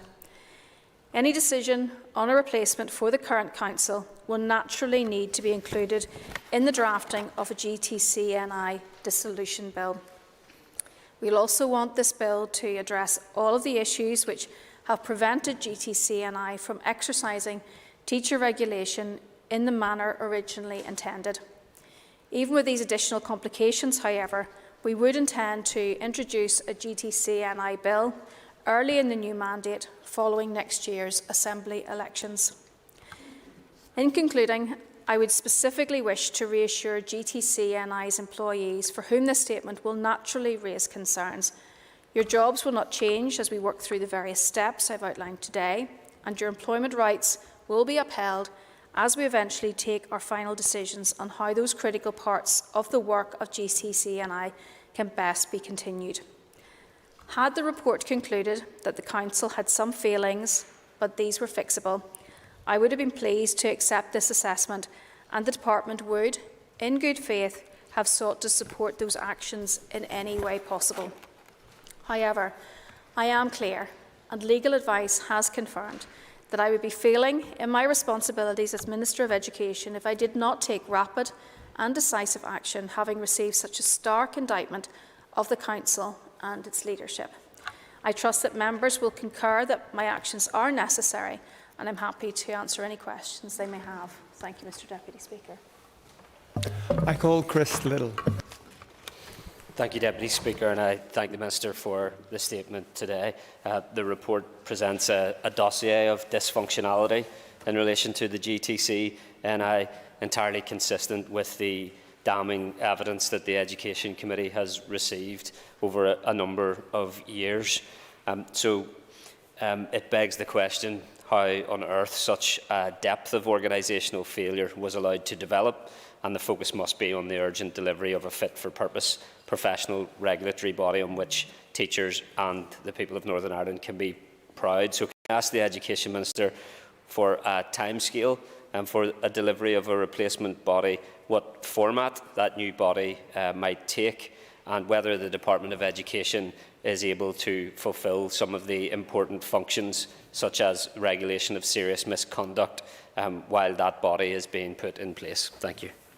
And I thank the Chair of the Committee for his question. And as a committee, I am aware that they have received a number of briefings over the last year and a half in respect of GTC&I. And like myself, he will have received a bag full of correspondence with regards to GTC&I.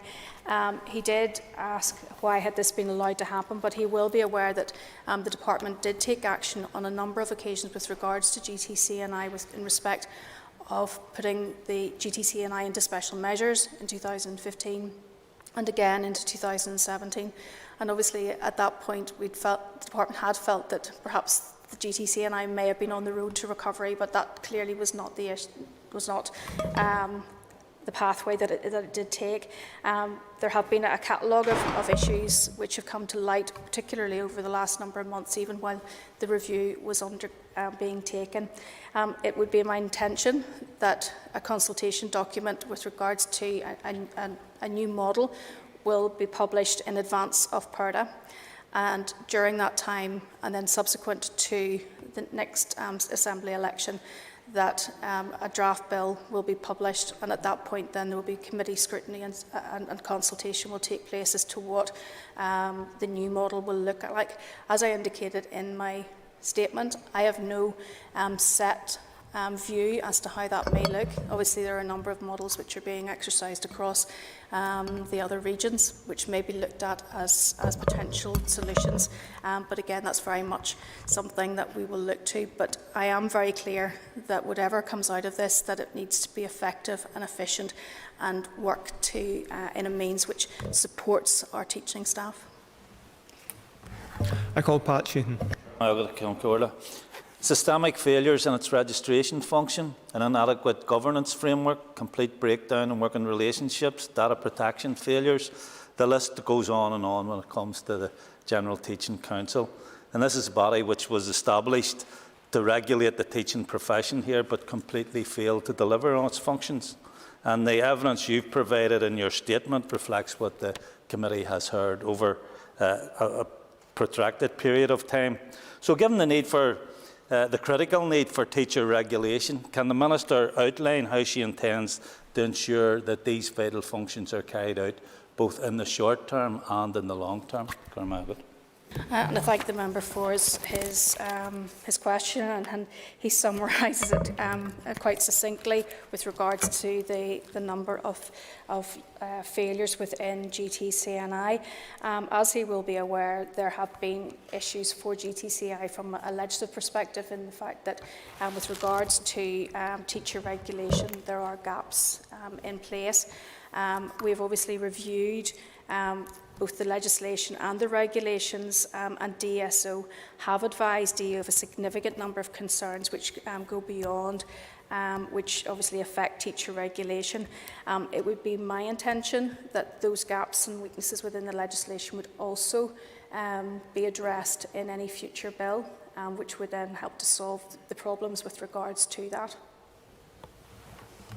I call Robin Newton. Deputy Speaker, can I thank the Minister for her statement and indeed for taking this decisive action. Minister, within your statement you say that GTCNI has consumed a level of department time and resource which is entirely disproportionate to its size and indeed the complexity of the functions. Perhaps, Minister, could you outline the type of support that the department has had to provide to GTCNI over past years?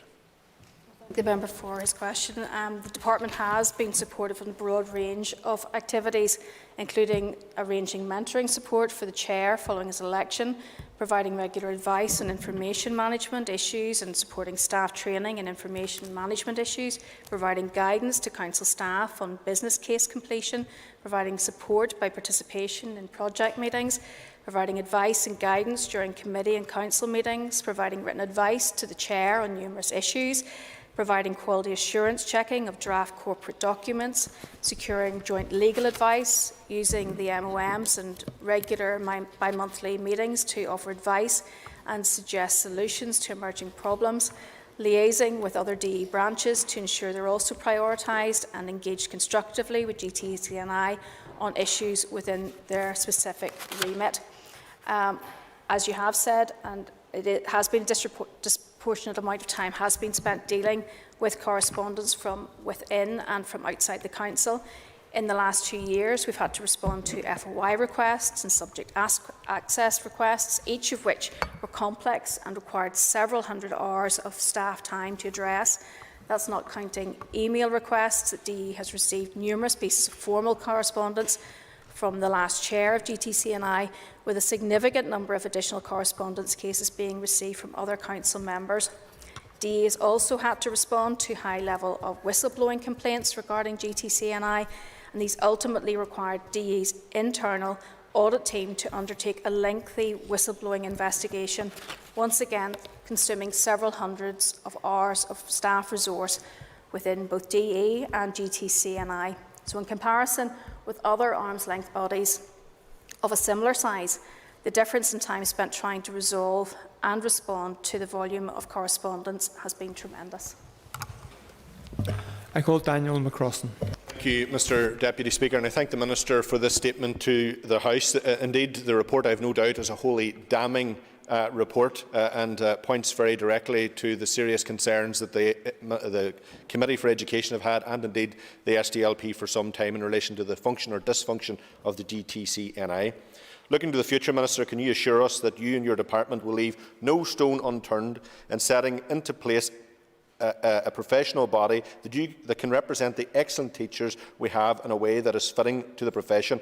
And what is needed is a professional body that all stakeholders can have confidence in. Minister, can you please assure us that this is your objective in the days ahead? Thank you. And I thank the member for his question, and I can be brief in this one, and I absolutely agree with the member in what he said, and that would be my intention. I call Rosemary Barton. Thank you, Minister, for your statement. I have got to declare an interest in my former life. I was a teacher and I was also a member of the council in the early 2000s. Minister, you will be aware that teachers pay a registration fee to belong to GTC. It was approximately £33 per year, and I'm sure that has built up considerable reserves. Two things. One, I want to ask you in relation to will this registration fee continue to the new body, and two, what's going to happen to the reserves? And I thank the member for her questions. And the fee now is £44, but it does remain a legal requirement that teachers are registered with the GTCNI, and under the General Teaching Council for Northern Ireland Deduction of Fees Regulations Northern Ireland 2004, they pay an annual fee to maintain their registration. So these requirements cannot be changed without amending current legislation, and so fees will continue to be a requirement at least until the Assembly legislates to formally dissolve GTCNI. Ultimately, a new model may choose to change this, but in the meantime, obviously, the fees will continue. With regards to the reserves, GTCNI currently has around £2.1 million held in reserve. The bulk of these reserves, around £1.7 to £1.8 million, are already allocated to fund the replacement GTCNI teacher registration database and to meet the potential pension liabilities for its staff. So there isn't really a large reserve which could be used or released for any other purpose. I call Nicola Brogan. And I thank the Minister for her statement here this afternoon too. Minister, this report is withering and outlines huge failures on a number of levels.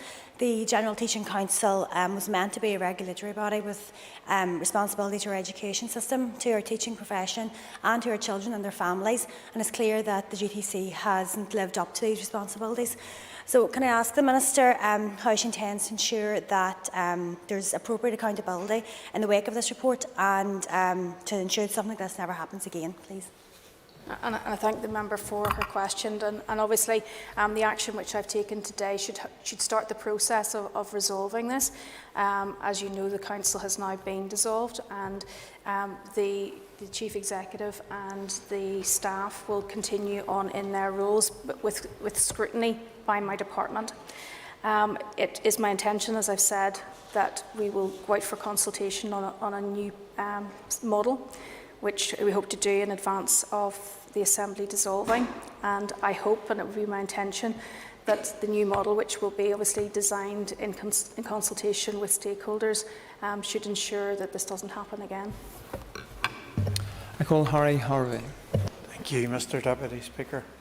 Minister, during my time in the committee and as a constituency representative, I've not heard anything positive about GTCNI. However, now that a decision has finally been made, that might prompt some support for it. Can I ask the Minister if she is anticipating any challenge to her decision today? Thank you. I thank the member for his question, and I don't expect there to be challenges to the decision that I have announced today, but then time will tell. Over the last 18 months, there has been numerous exchanges between the Department, the Education Committee, several teaching unions and other major representative bodies, all of whom have expressed their deep concerns regarding GTCNI and its numerous difficulties. Within the wider teaching population, I understand that there is widespread apathy towards GTCNI, an organisation which has, for many of them, failed to have or make a positive impact on their lives as teaching professionals, and which is in itself quite damning. While the Council itself may feel somewhat aggrieved by the report and by the decisions that I've taken, I'm hopeful that they'll recognise that the self-assessment survey within the report has clearly demonstrated that a sizable majority of its members recognise that the Council is deeply divided and has been failing in its responsibilities for quite some time. Given the broad consensus and our commitment to consult widely on and follow best practice in replacing the current organisation, there would seem to be little basis for a challenge of the Department's actions. So at this point, I'm hopeful that that's not the case. I call Padraig Delargy. Minister, I thank you for your statement. It's not too often that we agree on things to do with education, but this is definitely one. I've been contacted by scores of principals over the last number of weeks who are deeply concerned and are finding it extremely difficult to get substitute teachers. I think this whole House has agreed that we need to keep schools open. But that simply can't happen if we don't have an availability of substitute teachers. So on the basis of that, what contribution do you think the systemic failure of the GTCNI has had to the lack of availability of substitute teachers? I thank the member for his question, and I suppose given the times that we're in, you may look at a correlation with regards to this. It's my understanding that GTC and I have been able to work through any backlog, so I'm not sure whether that has had direct impact. At the moment, you'll know that there are between 7,000 and 8,000 substitute teachers on the NISTR register. On a daily basis, 3,000 to 4,000 of those could be allocated posts. There is probably a different issue with regards to NISTR that's maybe not naturally connected to GTCNI, but what we do have to look at with regards to GTCNI is ensuring that there isn't any delay in teachers registered, but we also need to ensure that teachers are supported in order to not only encourage them into the profession, but also to retain them in the profession. I call William Humphrey. Thank you, Mr. Deputy Speaker. As a former member of the committee, this statement is no surprise to the House, surely. It's clear that GTCNI is dysfunctional, deeply divided and not capable of giving leadership. In the statement, Minister, you say that Baker Tilly Mooney Moore carried out a board effectiveness survey with feedback on working relationships being the worst they have ever surveyed. Can I ask if the Minister is in a position to share any further information regarding the survey to this House? And I thank the member for his question. That the self-assessment exercise was based on a National Audit Office guidance and best practice for effective boards and governing bodies. BTMM have used it in around 645 organisations in the public, third and corporate sectors. They secured a 100% response rate from council members, and based on their own honest feedback, 88% of respondents disagree or strongly disagree that the current council structures are working effectively. Only 25% consider the GTCNI subcommittees are increasing the council's effectiveness. 89% of council members believe the council is too large, and 60% of council members feel the council has too many representatives and is too disparate in its composition. Members were asked a series of questions on council leadership and culture, and their comments confirmed a council which is divided and unwelcoming, has lost focus on its purpose and remit, is inward-looking and consumed with internal disagreements. In the opinion of the members themselves, council leadership is not effective, business is not transacted efficiently, and meetings are often poorly organised and poorly run to make effective use of their time.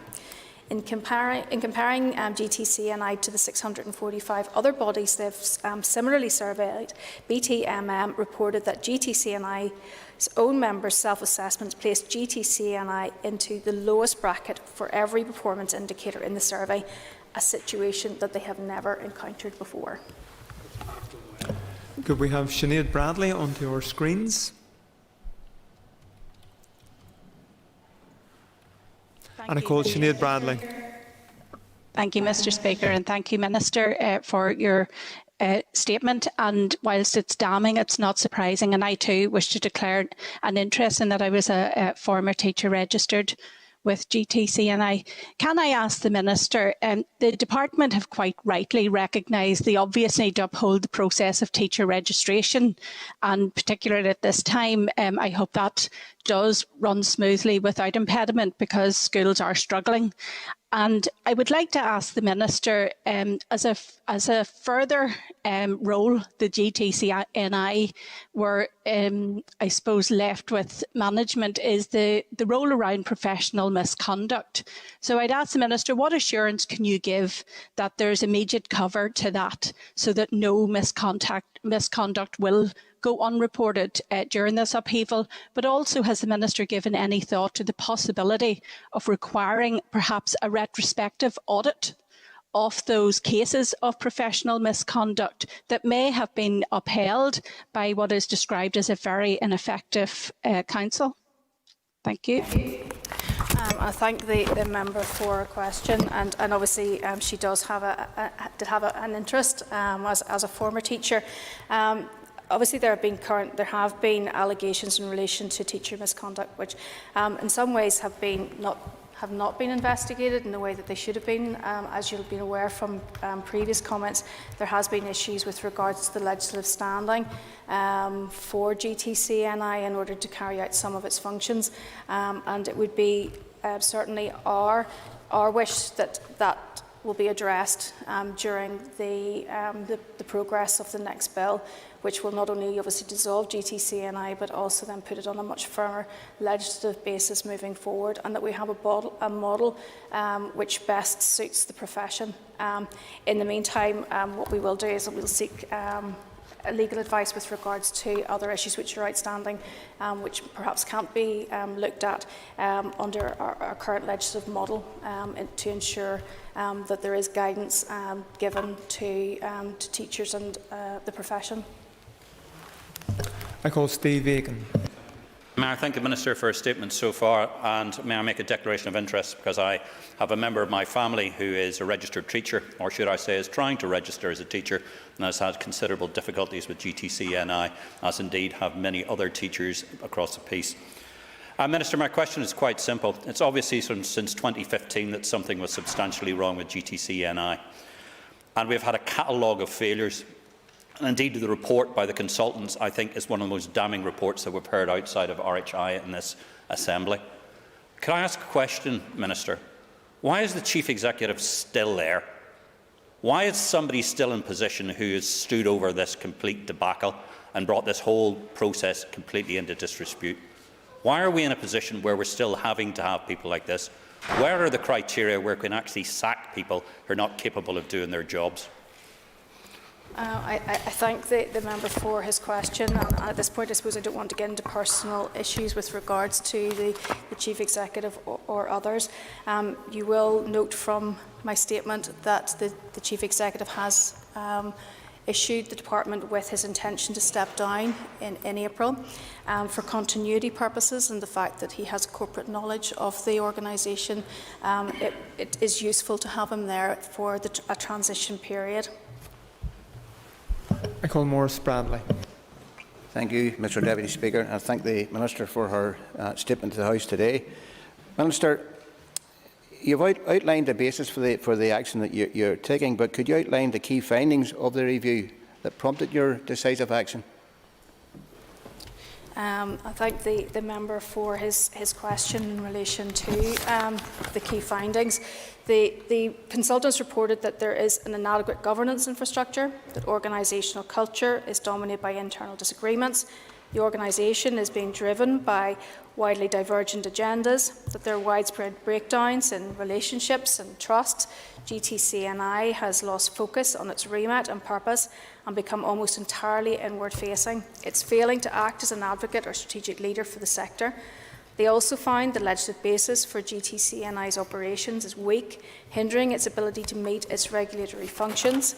Its governance framework is inadequate, leading to a failure to meet expected standards of governance or adequately hold itself to account. Information flows are insufficient to inform decision-making. Council subcommittees are not functioning effectively.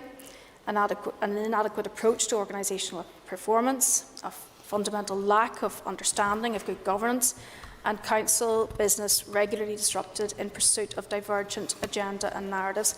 The consultant concluded that the Council is not cohesive, unified nor corporate.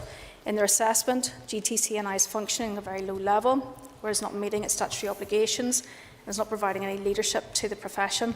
They've categorised it as a body in which relationships are fractured and trust irretrievably broken, and in their view, the Council's energy is spent. It's at war with itself and it's damaged beyond repair. I call Colin McGrath. Mr Deputy Speaker, and I thank the Minister for her statement. If something's broken, it has to be fixed, and it's fairly obvious from this report that there's something that's badly broken.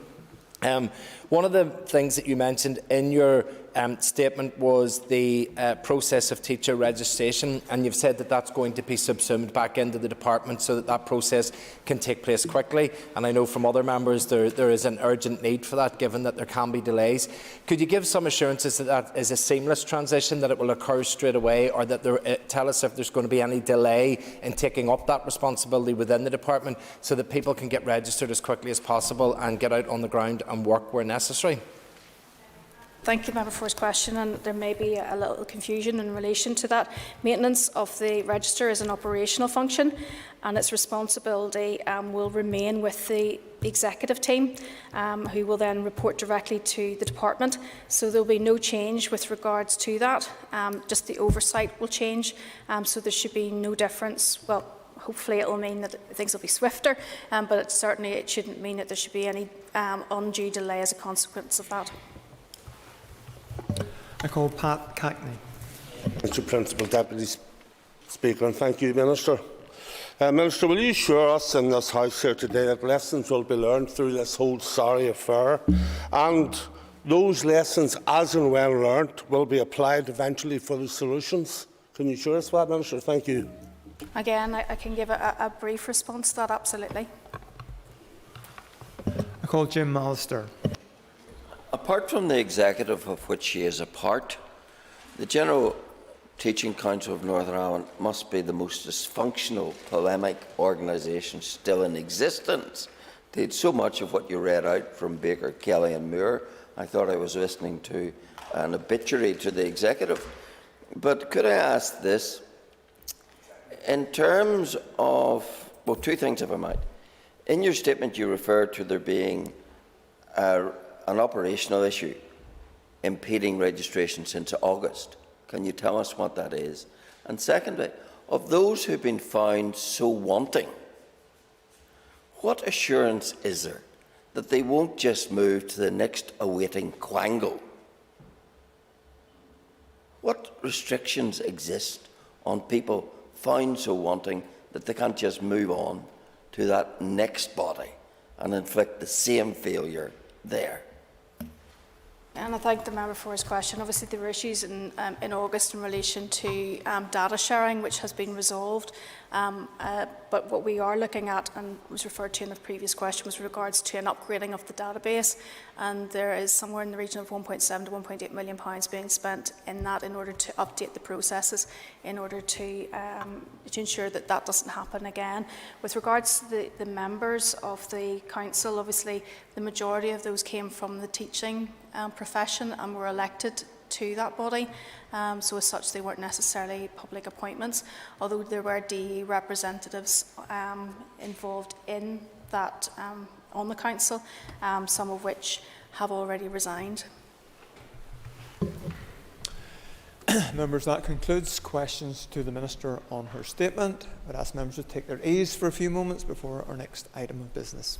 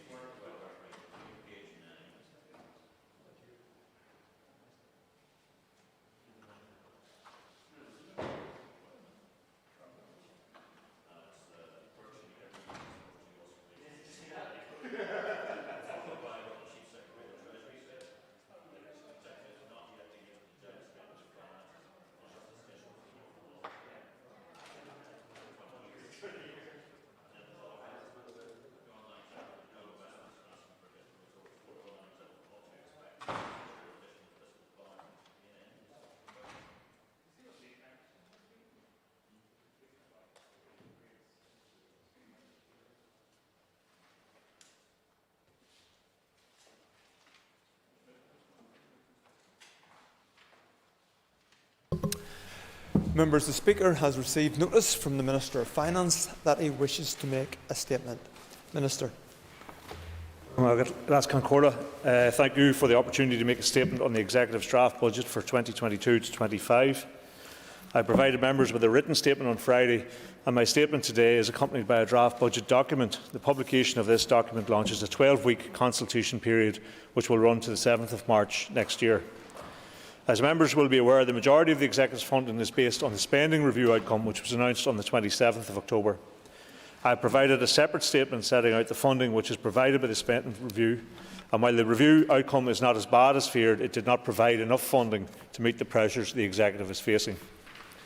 Some additional funding has been confirmed by the Secretary of State from the Confidence Supply and ND&A financial packages.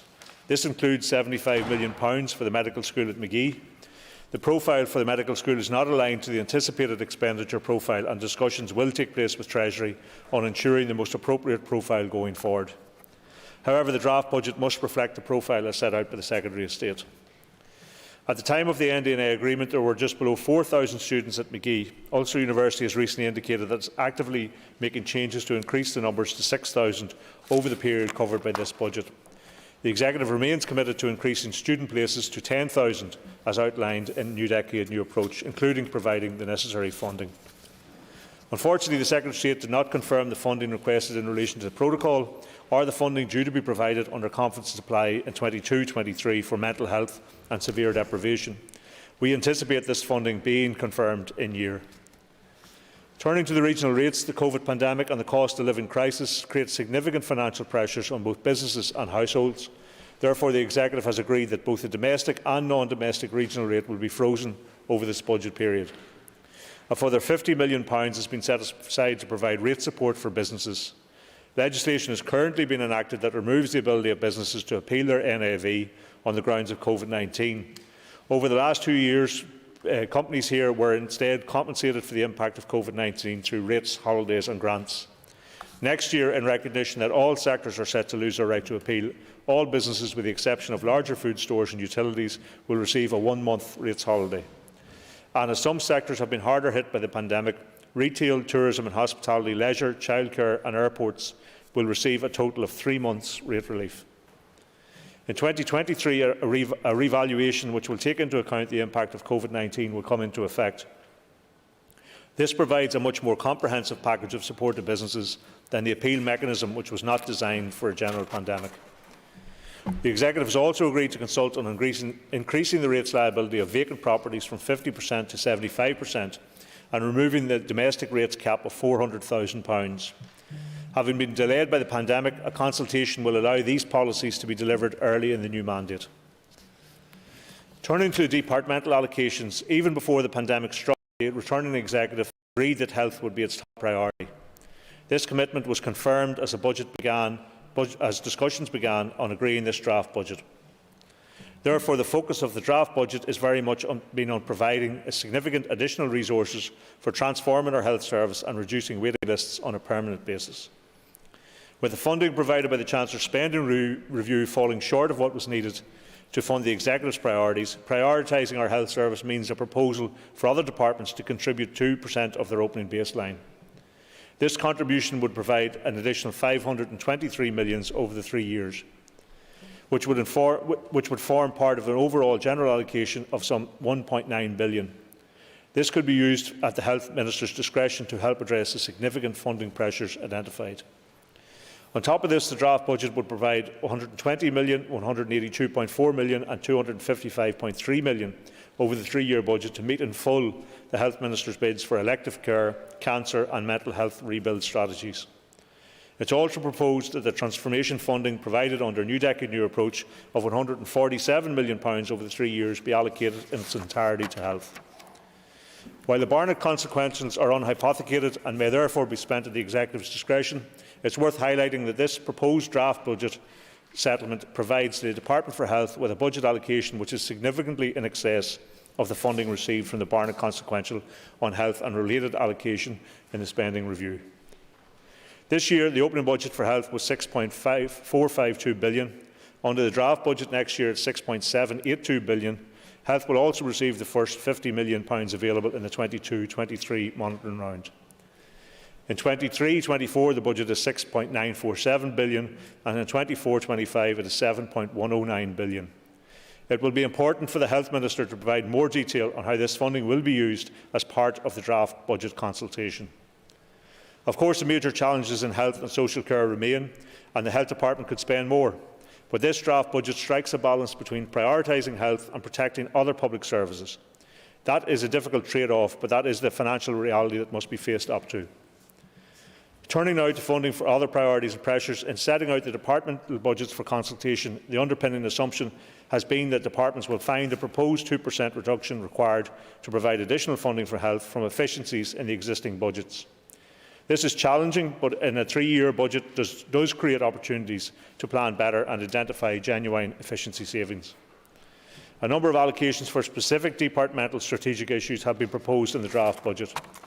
These include the continuation of welfare reform mitigations, with a proposed allocations of £128.5 million over 3 years, and the Shared Future programme providing £36 million over 3 years. Funding is also proposed for victims and survivors of historical institutional abuse and victims' pensions. We remain in dispute with the British Government over the funding of the latter. However, it is important that this dispute does not impact on the delivery of payments to victims, and therefore funding is included in this draft budget. The Executive has also agreed a number of recommendations arising out of the work of the Truth Recovery Design Panel into the Mother and Baby Institutes, Magdalen Laundries and other workhouses. Funding to take these forward has also been provided to the Executive Office as part of this draft budget. In total, it is proposed that over £419 million is provided to the Executive Office for the 3 schemes over the budget period.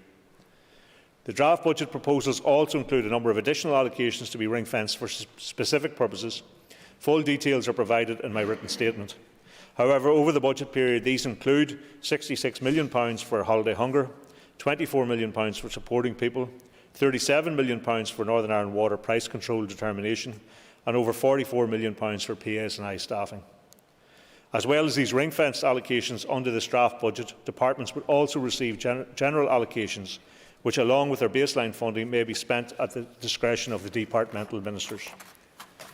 The effect of these ring-fenced and general allocations is that no department faces a reduction on its opening baseline position. However, they will be worse off if funding had not been diverted to health, Tables summarising this proposed resource-scale outcome are attached to Annex A in the tables accompanying this statement.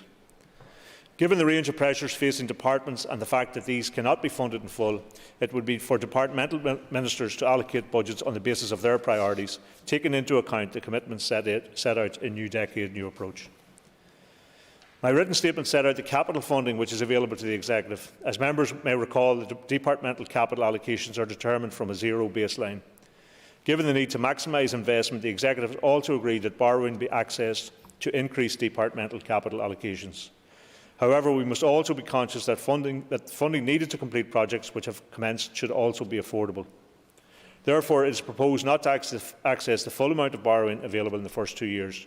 The proposed draft budget capital outcome would access RRI borrowing of £140 million, £194 million and £200 million over the 3 years. This budget also sees the first allocation of funding for city and growth deals, with some £316 million being allocated over the budget period. As part of its deliberations on the draft budget, the Executive has agreed the allocation of the first tranche of funding from its City Growth Deals Complementary Fund. The allocations agreed are set out in the table provided at Annex B in the tables accompanying this statement.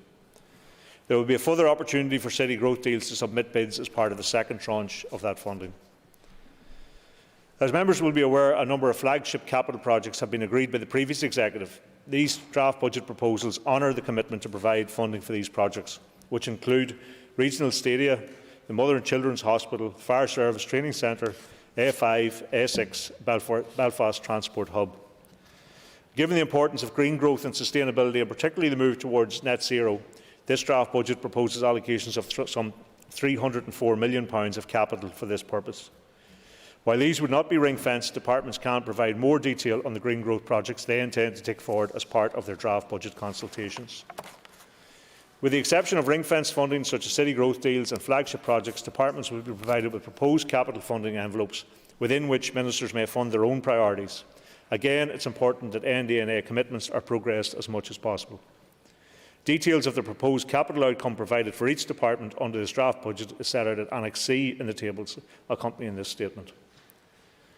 The spending review also provided £162.8 million, £66.4 million and £62.2 million of financial transactions capital over the budget period. This may be only used for loans to or equity investment in private sector bodies. It is proposed that over the budget period some £159 million is provided to the Department of Communities for Housing, with £24.9 million going to the Department of the Economy. £50 million would also be provided to the Investment Fund in 22-23. These proposed allocations would leave some £57 million available for allocation in 22-23. As members will know, amendments made to the NI Act 1998 following the Fresh Start Agreement require me to set out how the Executive's budget reconciles to the funding provided by Treasury. I provided a statement to the Assembly on the 4th of November setting out the funding notified by the Secretary of State. The tables at Annex D show how the departmental allocations set out in the draft budget reconcile to those amounts. The move from single-year budgets to a three-year budget provides an opportunity to plan, reform and improve health services. Nevertheless, the reality is that the funding available does not allow us to do everything we wish to do. While no department is facing a cash reduction against their opening baseline, they are undoubtedly worse off than they would have been had health not been prioritised. Managing within the proposed draft budget position will present significant challenges for all departments, including my own. I will continue to work with other ministers to find solutions to these challenges, but the reality is that more money for other public services means less money for health. And as an executive, we have publicly committed ourselves to make health our top priority. This draft budget honours that commitment. I call Steve Aiken. May I thank the Minister's comments. I would like to thank the Minister for his oral and written statement and for meeting with me and indeed the Deputy Chairperson earlier this morning to discuss the main points of the draft budget. I think the committee will certainly welcome a three-year budget when it is agreed, and the vital clarity that will be provided in terms of capital and resource, and indeed in respect of key projects, including the vital health transformation, city deals and other executive commitments. I think the committee will also welcome the prospect of a further 3 months rates holiday for those hard-pressed businesses that lobbied the committee quite recently, as well as what looks like a proposed increase in funding for PSNI staffing and the interim arrangements for the Victims' Pension Scheme. Can I therefore ask the Minister to clarify in respect of the rates holiday, is this contingent on the passage of the non-domestic rates valuation coronavirus bill? Can I also ask the Minister to clarify what will happen to waiting lists and indeed overall health transformation if other departments and other parties decline to provide additional funding from their budgets? And finally, Minister, in terms of RRI spending, this has dropped considerably during the current financial year. Can the Minister explain the reasoning behind the increase in the draft budget to £200 million of RRI spending in the last year of the spending review period, as it seems to be profiled? Thank you, Mr. Deputy Speaker.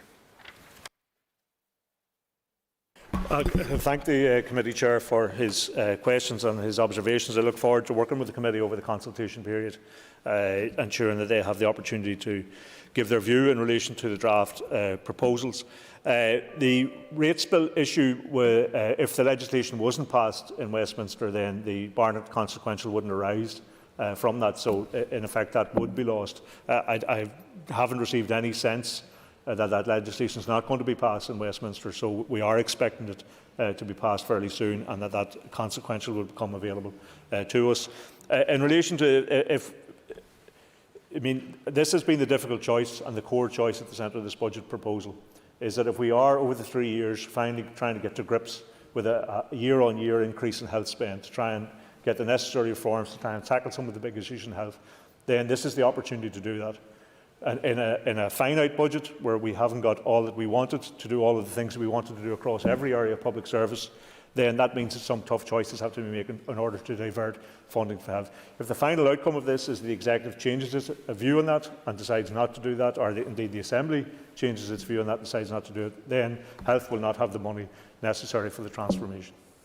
The RRI spending, we've had many conversations about this. He knows the approach that we were not maximising the potential of RRI spending, and particularly in a 3-year budget which is challenged, and in the latter years, year 2 and particularly in year 3, capital budgets are very challenged. Then I think we need to access any additional opportunities that we have in that regard and be as imaginative and as flexible as we can. And that's why we intend to press departments to access the full amount of RRI borrowing by year 3. I call Colin Gildernew. Last year, and I want to thank the Minister for his statement and also to very much welcome the prioritisation that health has received in this draft budget. And Minister, nowhere is it more relevant than, as you said in your conclusion, the opportunity to plan, reform and improve public services is nowhere more relevant than in health. So a 10% increase in resource is a significant allocation, an increase in the Department of Health resource budget. Can you outline, Minister, how that will be can impact upon the current difficulties that the health and social care system faces? Well, in terms of tackling the current difficulties, we have funded, the Health Department have presented to us some time back, costed propositions in relation to dealing with elective care, which is to reduce the waiting lists, to deal with cancer services, which have become ever more acute, I suppose, since the pandemic has hit in, and the mental health issues, the strategy that they have for mental health. So these propositions would fund those in full to make sure that health has that money going forward. It would also make sure that the money provided for transformation is given to health in full over that 3-year period, and a significant amount of other money to be spent at the Health Minister's discretion. But what the Executive will want to know, and we have agreed this, and we agreed this a number of meetings back, that the Health Department, the Health Minister, would be asked to provide, over the course of the 12-week consultation period, provide the Executive with, if you like, a step-by-step in terms of the spending, what it would achieve, what the outcomes would be, so that when it would come to the final stage of the vote on the budget in the Executive, we had a very clear picture of what is intended to be transformed over the 3-year period,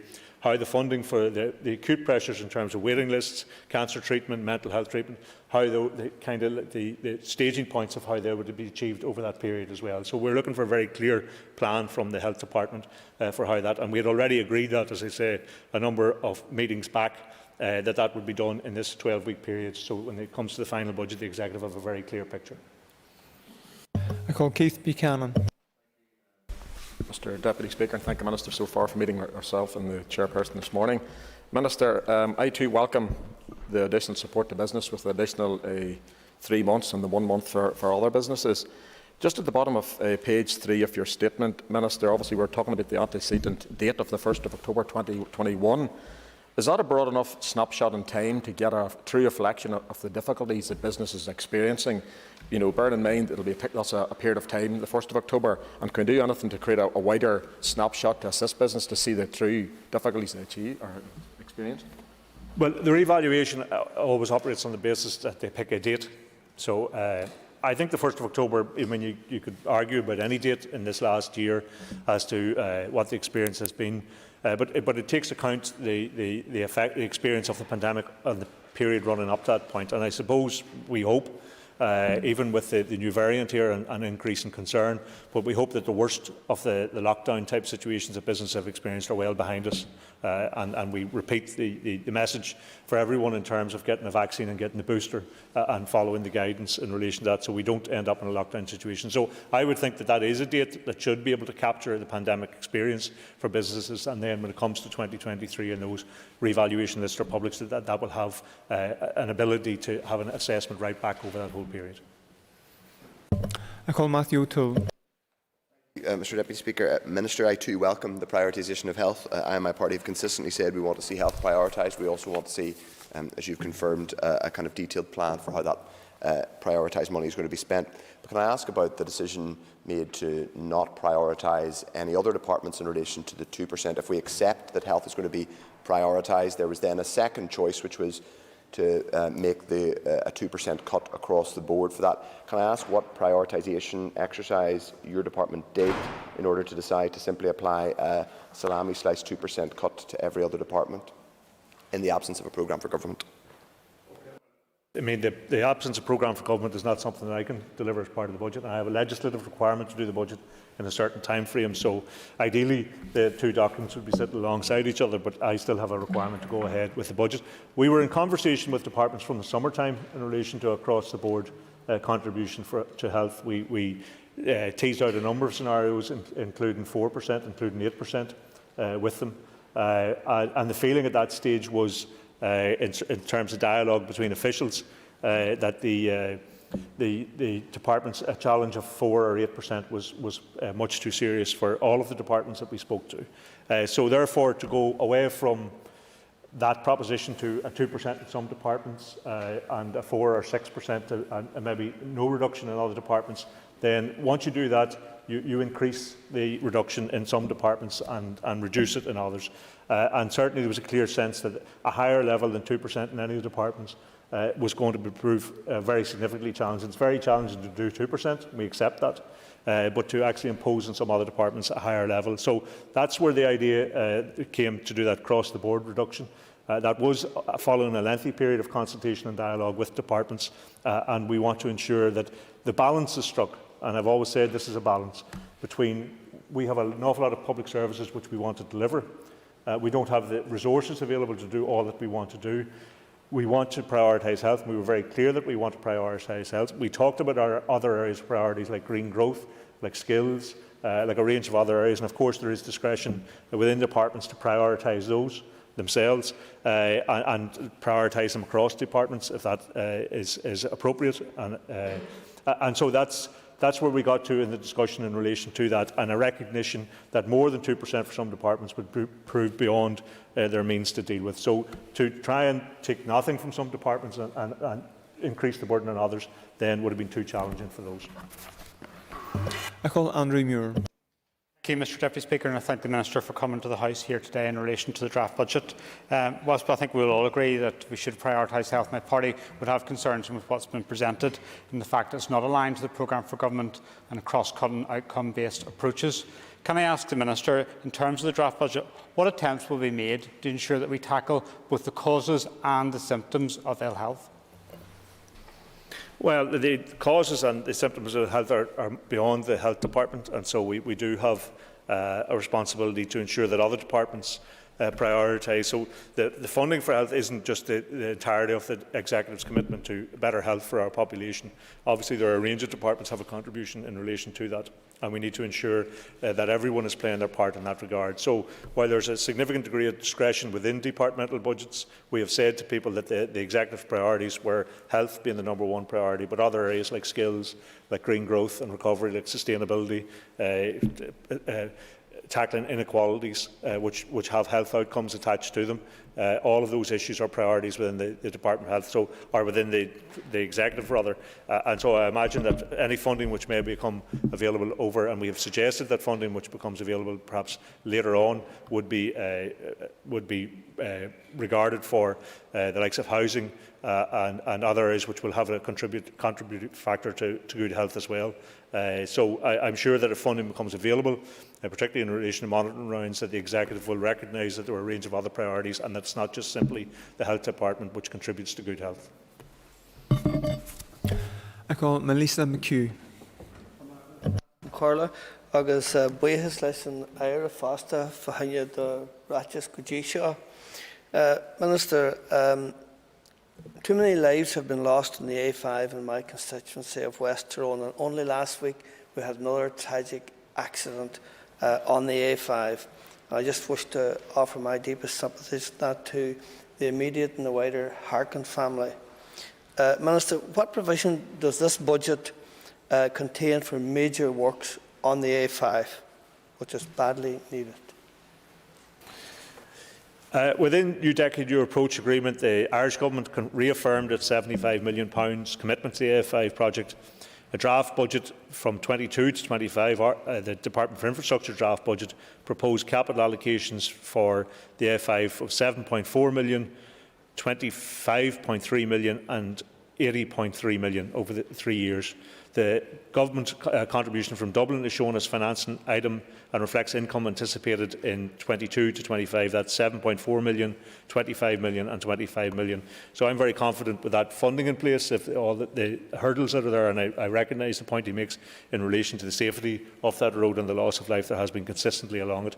I'm confident that the Infrastructure Minister should bid for the funding for this project, and obviously the Department of Infrastructure will have to overcome whatever hurdles there are remaining, but the funding will be there for it.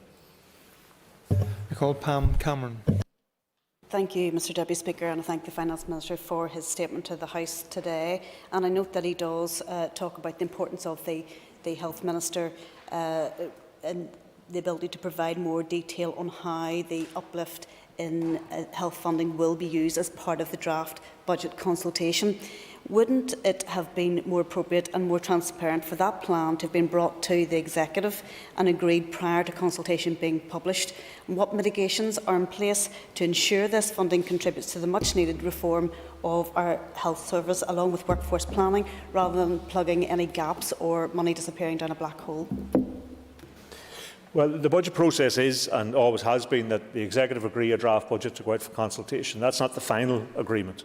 And in our discussions in relation to health, when the proposition was first put forward to give this level of additional funding and the impact it would have on other departments, people rightly wanted to see how that would do what we wanted to do in the time ahead, and that an Executive in 3 years' time wouldn't be having the same discussions. And so there was an undertaking to provide that over the 12-week consultation period. Now, it's quite often that matters are not finalised as part of the draft budget, and that's what the period of consultation is for. The Executive can take the budget back and alter it and change things as a consequence of the consultation. So there's no final agreement, and never was intended to be, nor is there ever, in terms of producing a draft budget. The final agreement comes when it comes back to the Executive to decide what budget they're intending to put to the Assembly for legislation. And over that period is the time when the Health Department have agreed to bring forward that proposition, the outline of how that money would be spent and how it's intended to be to do what we intended to do, but also the staging post by which we can measure that, or an incoming Executive can measure that over the next 3 years. They already have costed and funded plans in relation to elective care, in relation to cancer strategies, in relation to mental health strategies, so those were all there. The only piece remaining is the piece in relation to transformation, how that money would be spent. And as I say, there is nothing unusual in terms of an Executive agreeing a draft budget to have more material looked at, and I have dialogue with other ministers to have over the next 12 weeks as well. Some additional changes perhaps to come to that before final stage. That's the purpose of consultation. I call Gemma Dolan. Concordia, and I thank the Minister for her statement. I welcome the announcement from Communities Minister Deirdre Hargey last week of her plan to build 100,000 homes over the next 15 years. Will this 3-year budget provide the funding which will enable this major social housing programme to commence? Yes, it's budgeted in, and the Communities Minister did announce a plan, I think, which is very ambitious, and we, of course, want to ensure that that is the case, and that's why, as part of this, I've included that the Executive should consider prioritising in year 3, when our capital budget is most challenged for everyone, that the Executive should consider. There's always return of capital, because there are always projects that don't go ahead. So there's a very strong anticipation of more capital coming into the system in year 3, and that there should be a priority around housing in relation to that, just to make sure that the Department of Communities, whoever the Minister may be at that stage, has the funding to continue on. That plan in terms of 100,000 houses, I think, was over 16 years. This is the first 3 years, and we want to make sure it gets off on target, on schedule with the early years of that particular strategy. I call Trevor Clark. Speaker, can I put on record, maybe as a member of the Northern Ireland Policing Board, before I ask my question? In relation to your statement, I suppose, and I appreciate there's a difficulty with setting a budget given the financial constraints and the commitments by the Executive to support health. And when I get to page 2, I see a welcome line in relation to confidence in supply and financial package where you get additional funding. However, I suppose my concern is, in reading the statement, is that there has been no additional support to fulfil one of those commitments in relation to the PSNI and the figure of 7,500. Indeed, the PSNI are currently aiming towards a number of 7,100. But this budget, by any indication that we have had from the Policing Board, if this was to be the budget, would even be a reduction of the 7,100. How do you, Minister, then square the circle in relation to commitments that your party and others signed up to in terms of NDNA? One of the premises that actually brought us back here, this budget will fall short of actually fulfilling the number of 7,500 police officers. Well, of course, every NDNA commitment, and I've stressed that all ministers should be striving to attempt to ensure that those are delivered on. We had obviously the 2-year interruption of the pandemic, but the NDNA commitments still stand. and I still want to see departments deliver them. I have a number of conversations with the Justice Minister in relation to that particular commitment in relation to policing, and of course we will try and ensure that whatever support we can give, and I will have more conversations, I have no doubt, with the Justice Minister between now and the final approval of the budget. But there is a significant degree of discretion within each departmental allocation, and the papers for all of those departmental propositions will be produced alongside a draft budget to go out for consultation. And so I have emphasised that ministers should prioritise NDNA commitments within their own allocation, and I expect the Justice Minister will do likewise. I call Pat Cackney. Deputy Speaker, and thank you, Minister. Minister, can you explain the rationale for not ring-fencing the Green Growth Fund? Surely the importance of this issue and the huge amount of work required to meet our net zero targets would warrant the ring-fencing of this fund, taking in mind that we did say that health was that priority, and I'm sure of the 2%. And what work has your department done in order to find that 2% from the departments as well? But I think this is a missed opportunity for green growth. Well, we actually did ring-fence the green growth money in an earlier version of the draft budget. It was a request from departments to have more flexibility over the 3 years to manage their budgets that we took the ring-fencing off it at the request from departments involved. So I was quite happy to ring-fence that, quite happy to ensure that green growth is a priority within the executive, continues to be a priority within the executive, but we also have to give departments the flexibility to manage their budget over the 3-year period, and some of them asked for the ring-fencing to be removed. That doesn't dilute in any way the commitment to green growth across a range of departments. I call Mike Nesbitt. Deputy Speaker, thank you very much. Let me start as positively as possible. I welcome the achievement of a multi-year draft budget. I welcome the commitment to the Health Service, and I welcome the £44+ million to the Police Service of Northern Ireland for staffing, and I declare an interest as a member of the Policing Board.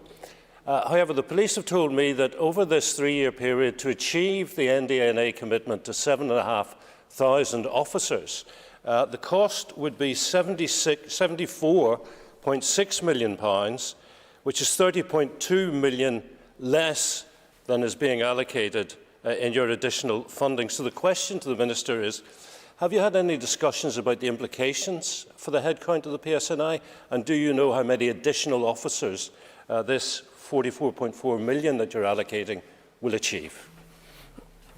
Well, it will be a matter for the Department of Justice to work out with the Policing Board what additional staff are achieved by that. I don't have that detail to hand. I've had many discussions in terms of meeting that particular NDNA commitment with the Justice Minister. And as I say, the proposition at the core of this, which is to give the additional allocation to health to tackle what everyone around here has long said is our #1 priority, then comes with additional pressure on every single department, including my own Department of Finance. And so it is it's the responsibility of us then, where there are priorities and commitments that need to be met, that we look to our own departments, we look to see how we can prioritise those against some other spending in our own departments, because this is, as he understands, a finite budget. We can't give additionally to health and find it from somewhere else. It has to come from other departments. And so I would encourage all ministers, and I will have offered and absolutely committed to engaging with ministers over this 12-week period to try and find ways to meet those challenges that they have, to try and give every assistance we can. And that's where some of the issues around ring fencing came from those engagements over the last number of weeks. And I'm quite committed to doing that. But it will be up for each department to prioritise commitments, should they be NDNA or other commitments within the allocations that they have. I call Nicola Brogan. Thank you, Minister, for your statement this afternoon. I want to welcome your announcement that over £65 million will be ring-fenced to tackle the issue of holiday hunger. I think this is an issue that has lights and shone on it over the pandemic, and this funding will provide vital support to tens of thousands of families. Can the Minister confirm that this funding is intended to support children and their families throughout the school year, like during all school holiday periods, and not just during summer holidays, please? Well, the contribution, as I say, is from on the basis of a bid from the Department of Education, the allocation, and that was the assumption payments should be the same amount as costs on average to provide a free school meal in setting, which is £2.70 per child. So the draft budget includes a specific allocation of £22.1 million a year for holiday hunger, and the Education Minister, I think, has to carry out an economic appraisal to determine the appropriate value of grants to provide to families, rather than relying on long-term the cost of providing meals in the school setting. So we recognise that it's a very challenging issue. It's one, I suppose, like a number of pressing social issues that the pandemic brought to the forefront. We have allocated funding specifically for it, and we will look to the Department of Education to work through the detail of that to make sure that all children who need this support are provided it for the period of time they need it. I call Peter Weir. Thank you, Mr Deputy Speaker. Can I ask the Finance Minister to clarify, apart from his own party colleagues and the Health Minister, has any other minister signalled support for the contents of the budget as opposed to simply it going out to consultation? Well, the member, as a former member of the Executive, should know the budget process is that the draft budget is put out for public consultation. And that no minister has to put their hand up to say yea or nay to the budget until the final budget is produced to them before it comes into the Assembly. So to ask people to do a final yea or nay in relation to the draft budget is not a process we've ever followed. So the Executive, the majority, with the exception of your own party, were content for the budget to go out to public consultation. Everyone recognises that over the period, that's the purpose of having consultation, so that you create space for changes to be made between now and the final budget stage if that's required. Consultation will continue with other ministers over that period as well. And so the sense that this was a final vote on any budget was misleading, probably deliberately misleading, but it was always misleading because everybody who's been in the Executive knows you agree to put the budget out for consultation and you only have a final vote on it at the end before we bring it to the Assembly. I call Chris Little. Thank you, Deputy Speaker. Can I ask the Finance Minister how an unreformed education system in financial crisis will be able to function under a proposed 2% budget reduction, and why this budget makes no clear commitment to honour the sub-regional football stadia fund overdue from 2015? Well, I understand in relation to the latter that that's part of the Department for Communities bid, and that's obviously up to them to satisfy it. I've had this raised with me in recent times, and I do understand that the Communities Minister is very clear about committing or fulfilling that commitment in relation to sub-regional stadia. We recognise that, as I said at the outset of this, that proposition in terms of health was going to be very challenging for all departments, particularly challenging, I expect, for education. And you know, if we had the money that we need to prioritise all the things we need to do, then I'm sure education would have come a close second in relation to health. It is, in terms of financial allocations, always come in second place to health. So we will look to continue to support the very clear pressures that there are in the education system over the course of the 3 years, but we can't make a proposition to try and prioritise one particular area, then every other area has to make a contribution to that. That creates additional stresses and pressures, and I've heard about all of those from various ministers over the last number of weeks. But that's the choices you have to make when you have a finite budget, and you want to make a specific priority in a specific area, not just for the health of the population, which is important, but there is a clear recognition that if we don't do the changes that we need in the health system, then the costs of it are going to continue to grow year on year, and that will have a longer-term impact on the budget for all other public services. Members, question time is due to commence in a short period at 2 p.m. I propose, therefore, that members take their ease for a few moments to allow the Assembly to be organised for that. So we'll have question time at 2 p.m, after which we will return to the questions to the Minister of Finance. Ask members to take their ease.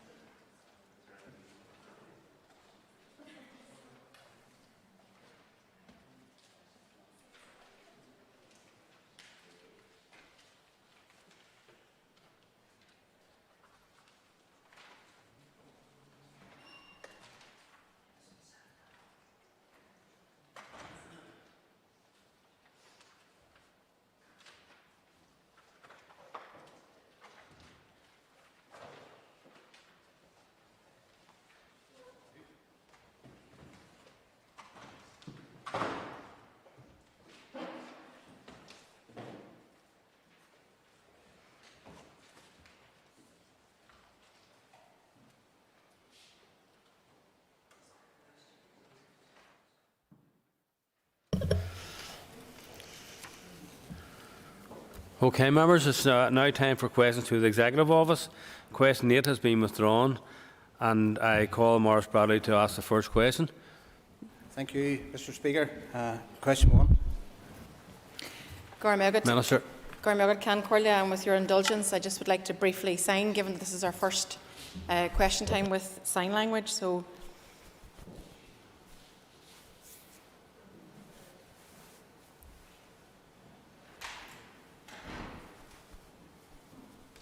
hopefully that was me communicating with our deaf community to let them know that we are a very inclusive assembly and we represent their interests.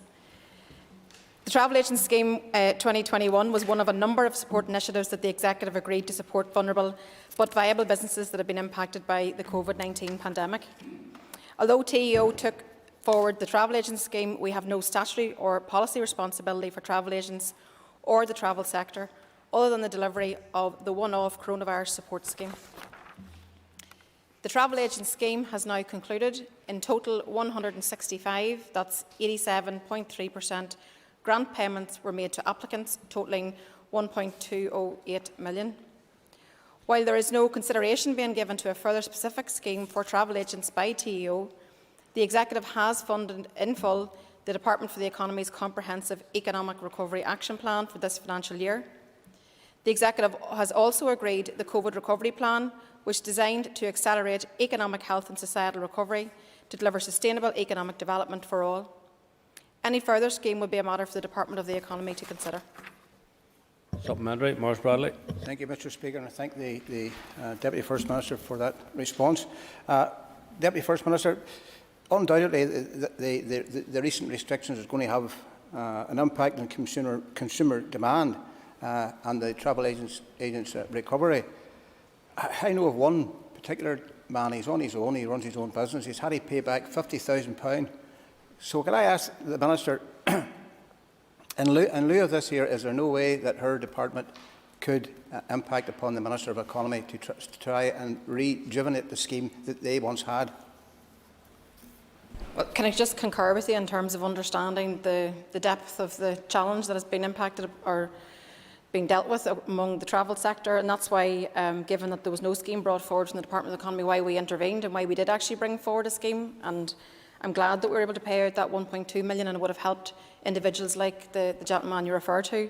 It's so difficult throughout the pandemic because at best you can only help to mitigate against the worst effects of the pandemic. We haven't been able to properly compensate everybody in its entirety, so I think that that's the challenge. There are a number of other supports that are or have been open to the gentleman you refer to and to the industry, and that's everything from rate relief to the 10k and the 25k schemes, the Micro Business Hardship Fund, and more recently then the COVID Restrictions Business Support Scheme.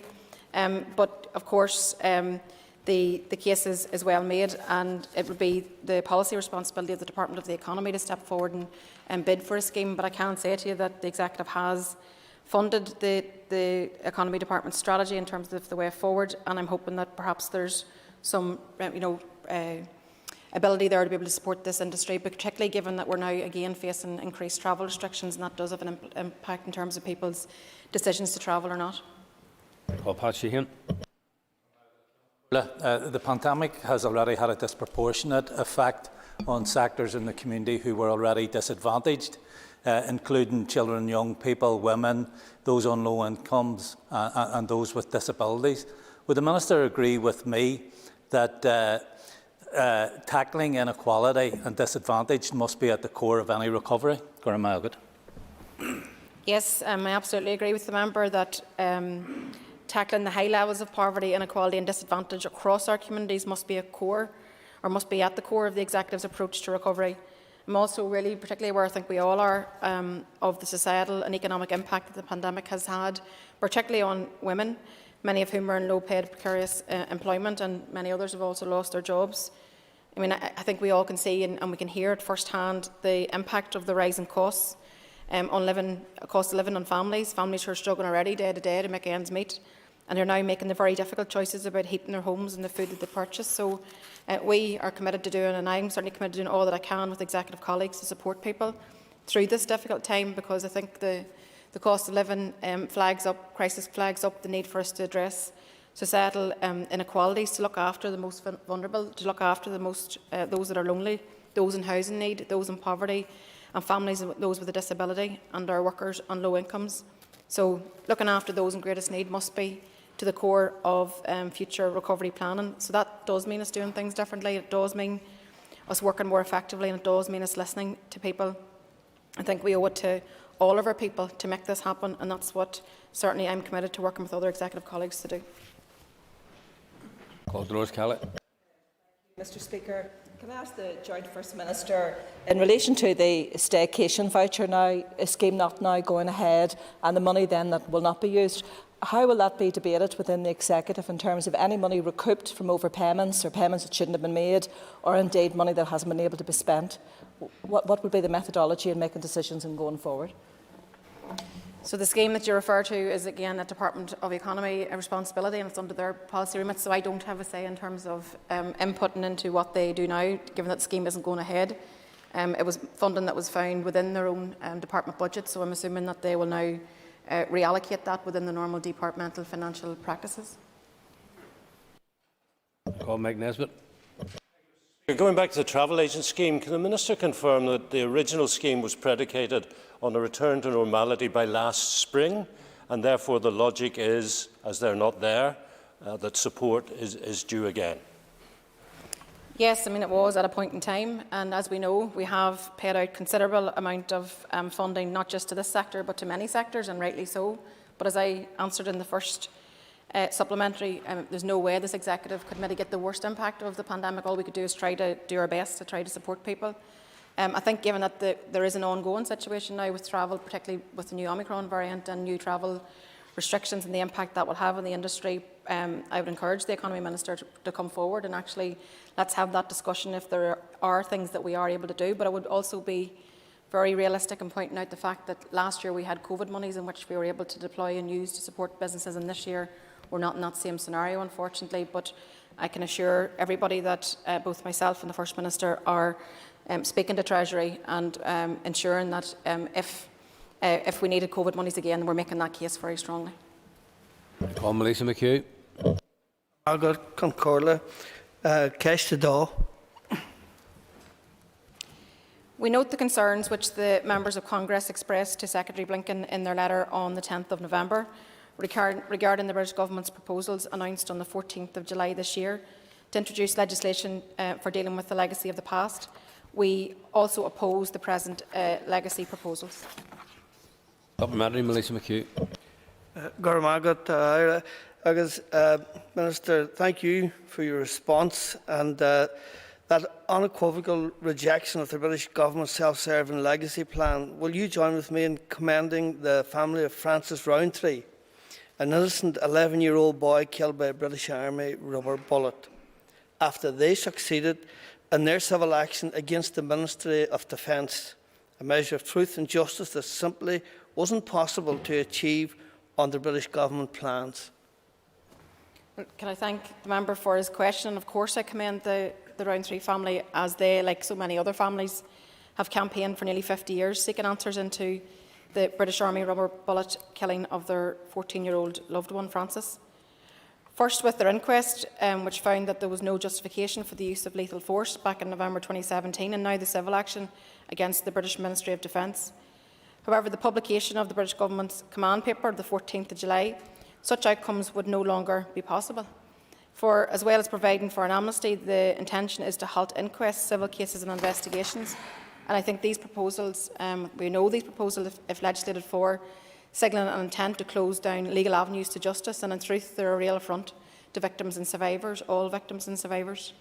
But I am no doubt that denying the truth and justice to families like the Rowntrees is the desired intent of these proposals.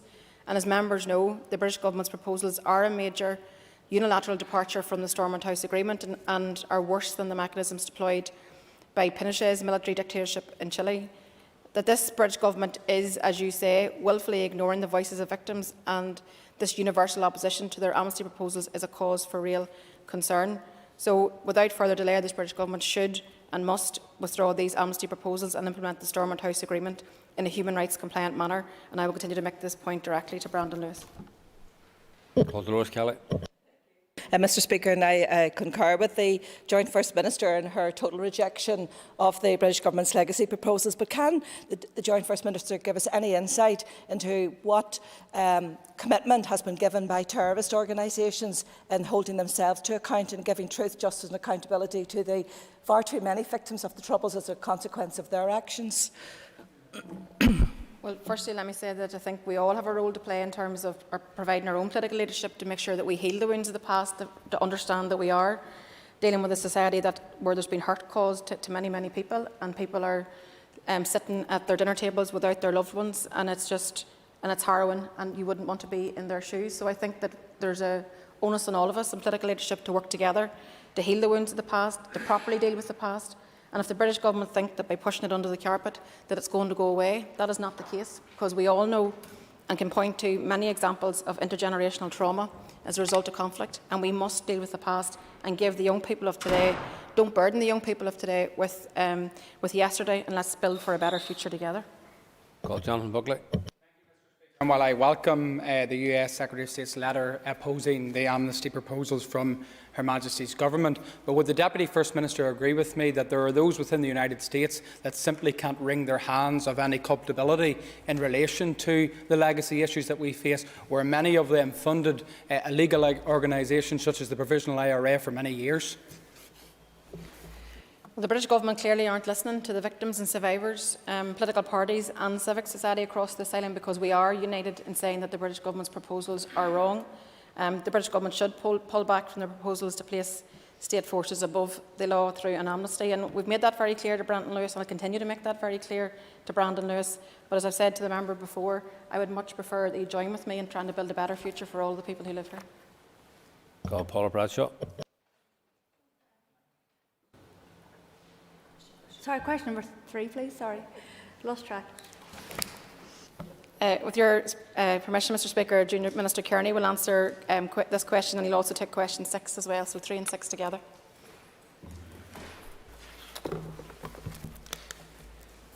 The FICT report was published on the 1st of December 2021. The Commission tackled a range of complex and challenging issues. The report has identified potential pathways forward, both through its recommendations and through its careful consideration of these issues. The FICT Working Group will continue to meet to consider issues in relation to the report, including implementation. Supplementary. Thank you, Mr Speaker, and apologies for that delay. Thank you, Junior Minister. I suppose my concern would be some of the discourse in the media last week that the working group wasn't really able to make significant progress up until this point in terms of a joint action plan, and I'm just wondering what more can be done at this stage to actually advance the recommendations in the report. Thank you. Well, my way has ditches and Cation occur. In fact, the working group did receive a report and an implementation plan drafted by officials, which was prepared in the period between the 25th of March and the end of April. So a draft working plan, a draft implementation plan does exist. The working group has not met since the 28th of July, but I remain absolutely committed to the requirement that we should now ensure that the necessary scaffolding is put in place to ensure the phased implementation of the recommendations we received within the report. I call Tom Buchanan. Mr Speaker, and thank the member for his response, but can I ask the Minister, we have a report here that's based on tolerance and respect, and when is the Junior Minister and indeed his party, when are they going to step up to the plate and show some tolerance and respect towards the unionist community, towards the identity, the culture and tradition of the unionist community in this House, which they have sought to trample underfoot by their actions in previous occasions within this particular House? I thank the member for his question, and on one point we're at absolute agreement. The Good Friday Agreement sets out the requirements for parity of esteem and equality conferred on each tradition within this society. Due recognition and equal recognition of both the British identity, the Irish identity. We live in a divided society, as you well know. What we need to do as political leaders is to create the context and to use the available frameworks, such as the Good Friday Agreement and indeed the FIC report, to ensure that we give expression to, in an equal and on a shared basis, all of the traditions and all of the identities within this society, and that we do so by my giving respect and due regard to your tradition and your identity, and you likewise giving due regard and respect to my tradition and my identity as an Irish Republican and as an Irish citizen.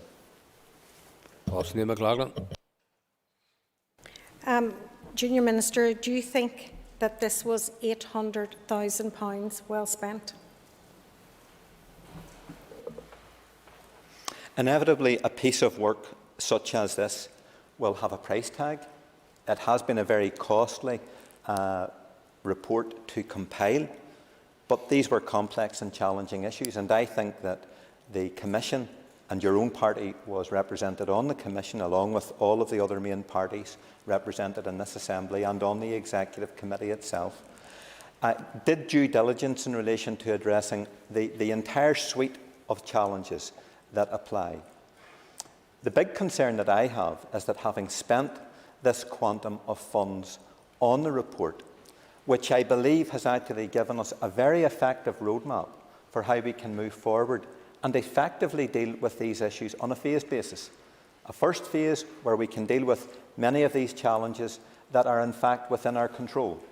And then a second phase where challenges remain, but which gives us the bandwidth with which to work out how in fact we can, in the mid to longer term, tackle those issues also.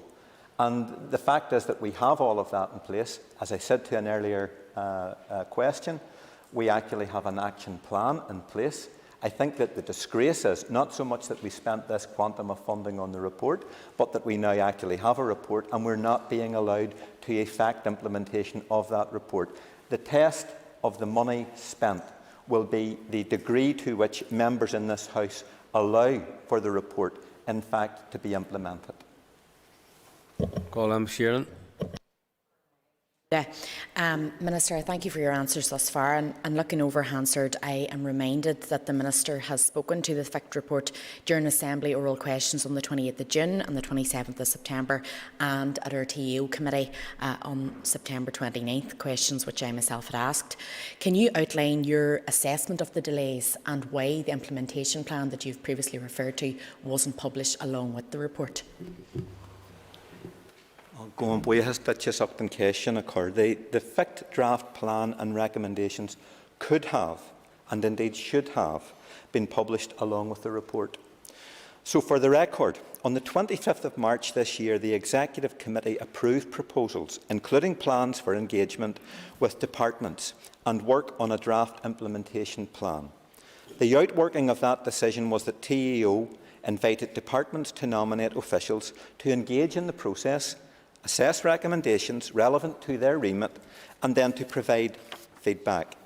So information was received from departments and added to the existing analysis by TEO officials to inform the drafting of the actual implementation plan which I have referenced in questions today.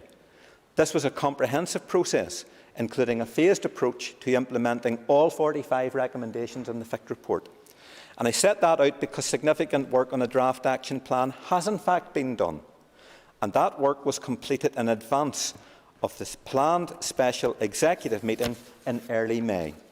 But a decision was made by the other side of TEO to block progress on the implementation plan.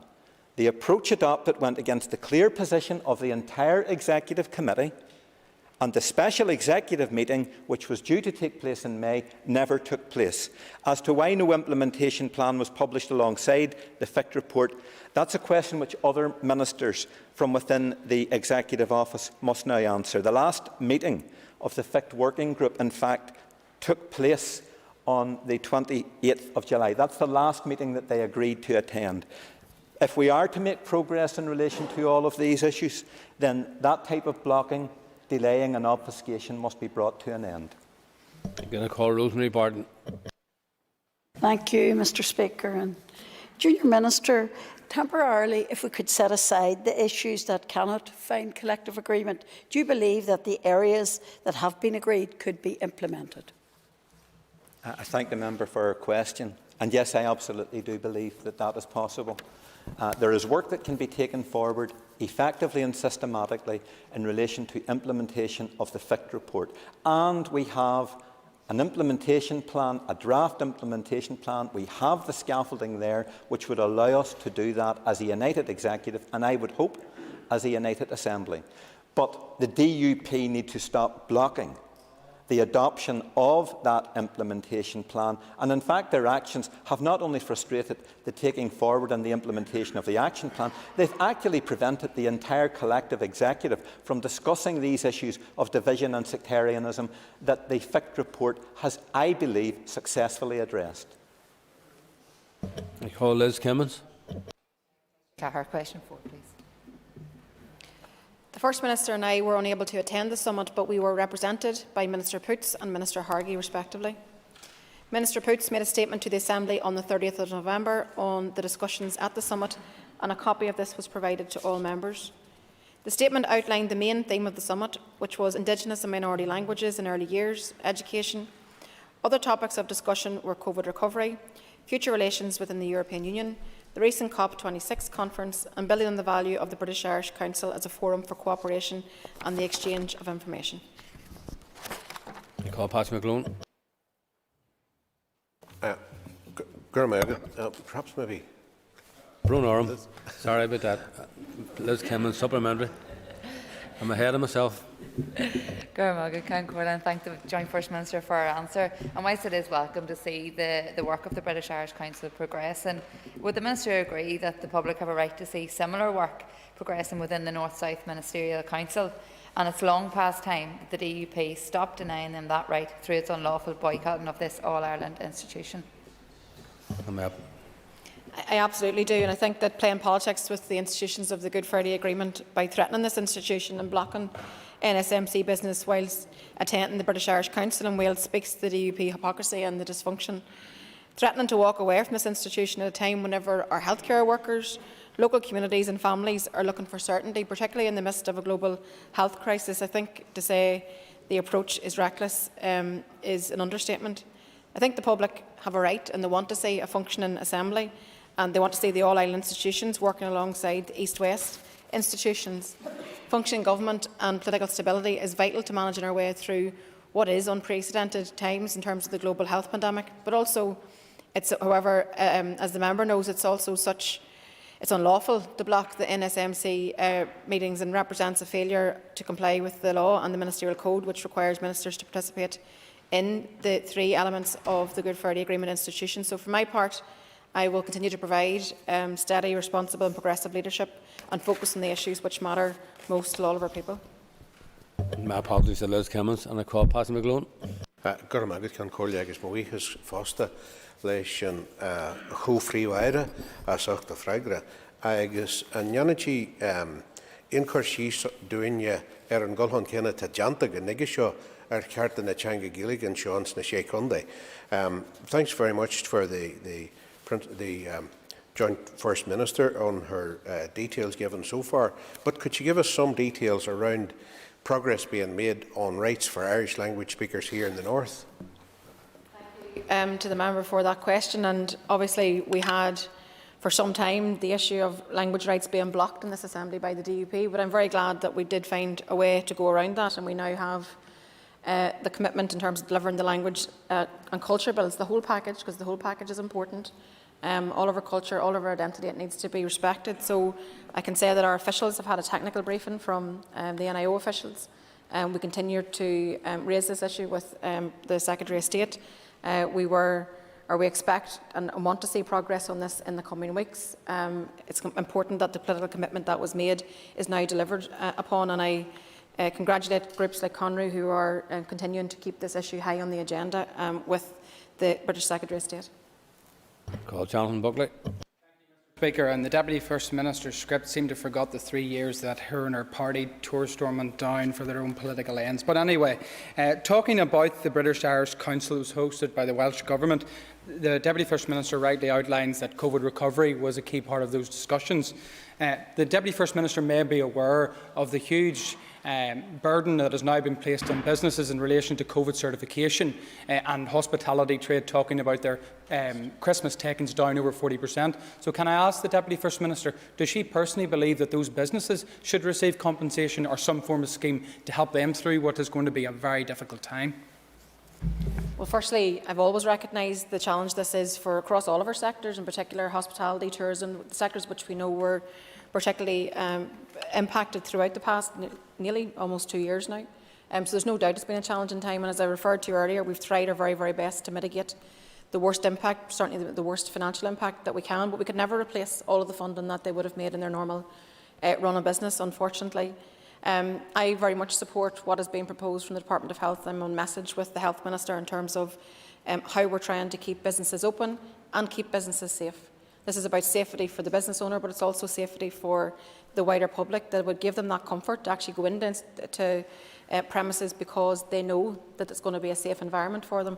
So your party is absolutely out of kilter with the rest of the Assembly who are behind the public health message. And if ever there was a time for a united front on the public health message, it's today, because we're facing into a very, very difficult period in the weeks ahead, where we see this new variant now coming on stream. We're probably about 2 weeks behind what's happening in England and Scotland, and they are getting into very difficult territory.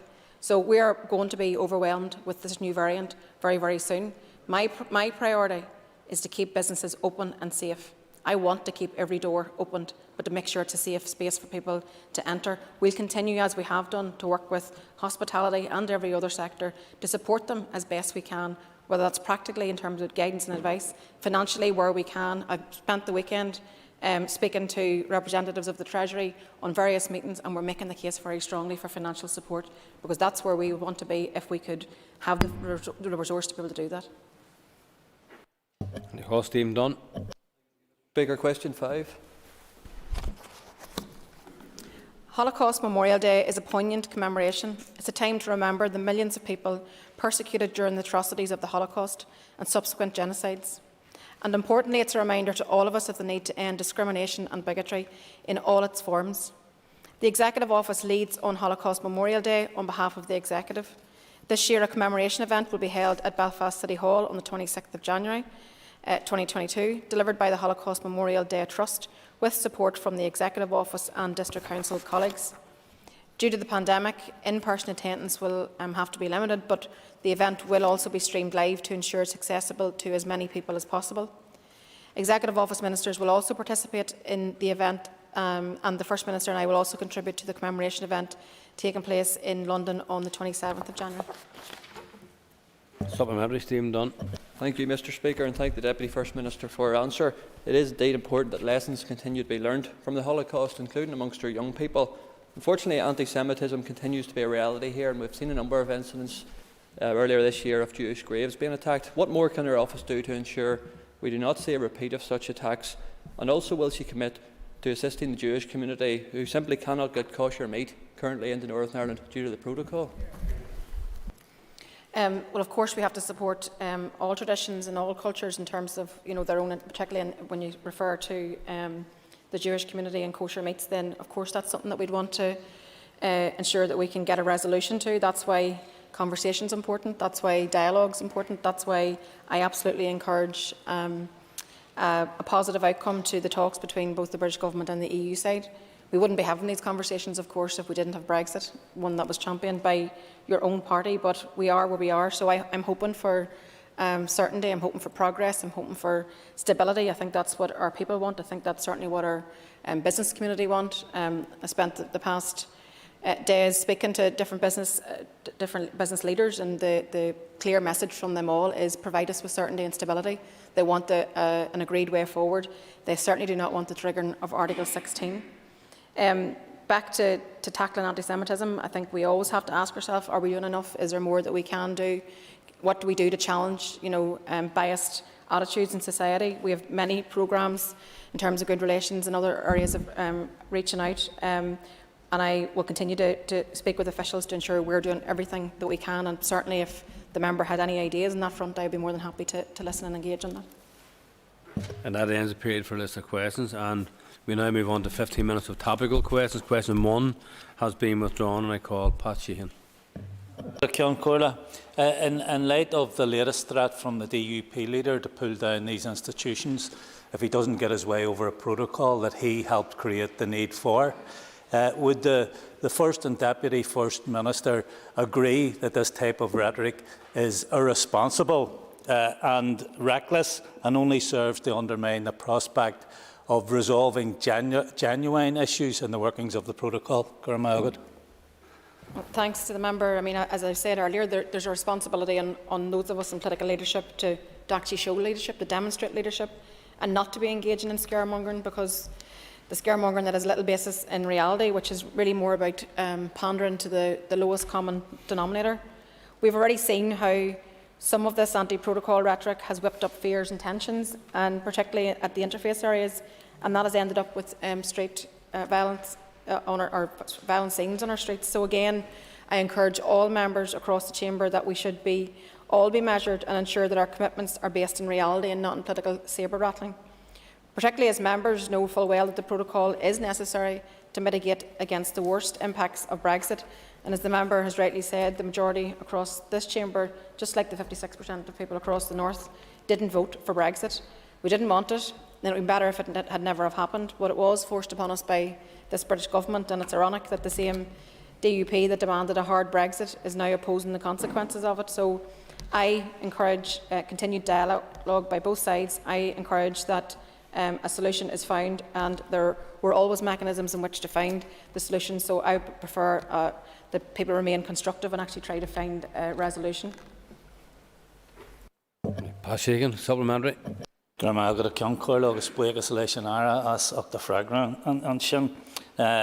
Given that several polls and studies are now showing increasing support for the protocol, not to mention the InvestNI statistics about increasing FDI interest, does the Minister agree that the public and our business community are increasingly embracing the protocol and see it as a necessary protection against the impact of a reckless Tory DUP Brexit that we never wanted and certainly never voted for? Well, I think that the evidence is clear that the majority of people recognise the need for the protocol, as more and more businesses are seeking to maximise the potential that it provides us through our unique and dual access to both EU and British markets. And I mean, that's been borne out by some real practical examples of local companies creating jobs as a direct result of having access to both markets. The protocol afforded them that opportunity and afforded our local economy that opportunity to benefit.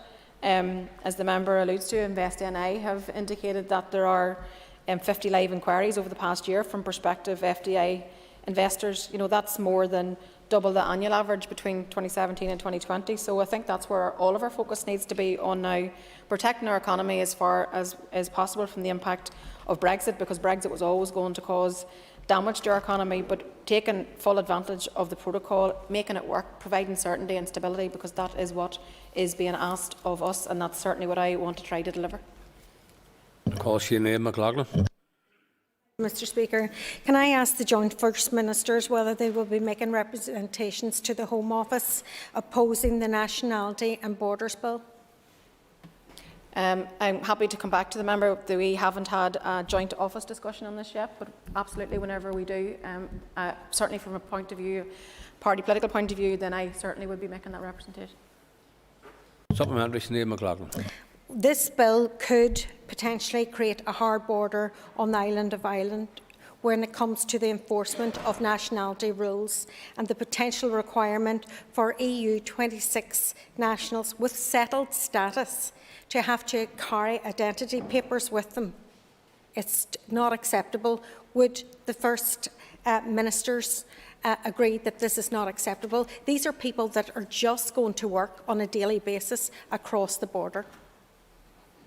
And these are people who work in our health service, provide our health care every day. These are people who work in our agri-food industry. These are people who are our valued citizens. And I think that what's being proposed is absolutely disgraceful.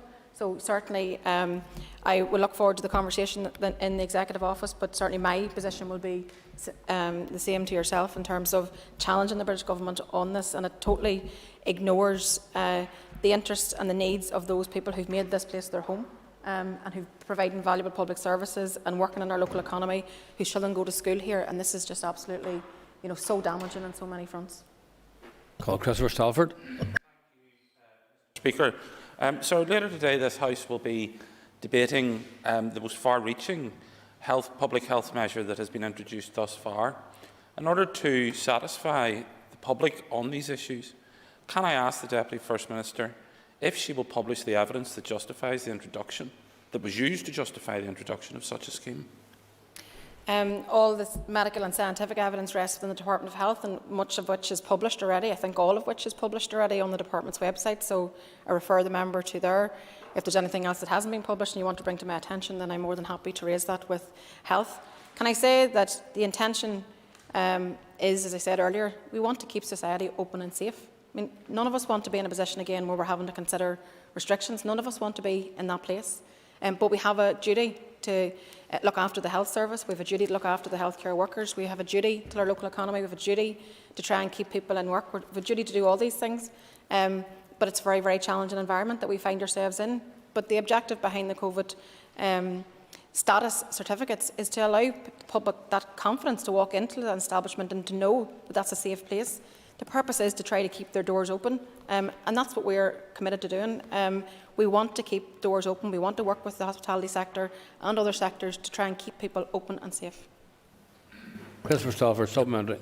It's for the First Minister to justify how restricting people keeps people open, but that's a different issue. Hospitality Ulster have just published a press release demonstrating there's been a massive downturn in bookings across the hospitality sector. There's now no furlough scheme and there's now no support coming. So how can the Minister justify hospitality taking yet another beating over what should be a very important time of the year for them? Well, I'll make 2 points. Firstly, as I've said earlier, I've spent the weekend making the case to the Treasury for additional funding to allow us to be able to support people through what is very challenging times, and I'll continue to make that case. We both jointly, as the Executive Office, have made that case. And the second point is that, there's an issue. I have described the pandemic as like a roller coaster, and at times people have been very heightened in terms of their concern, and there's times whenever that maybe dissipates a bit. People are very heightened in terms of their alertness to what's happening right now with the new variant. I think we all should be, because we are being told that we are going to be overwhelmed with this new variant by early January. So we're attempting to try to keep people's front doors open. We're trying to attempt to get some public confidence around being able to go into those places because they're safe. So all the measures which we take are in line with the public health advice. They are about keeping people open and safe. And I'm afraid it's only your party that finds yourself on the wrong side of the public health advice here. Melissa McHugh.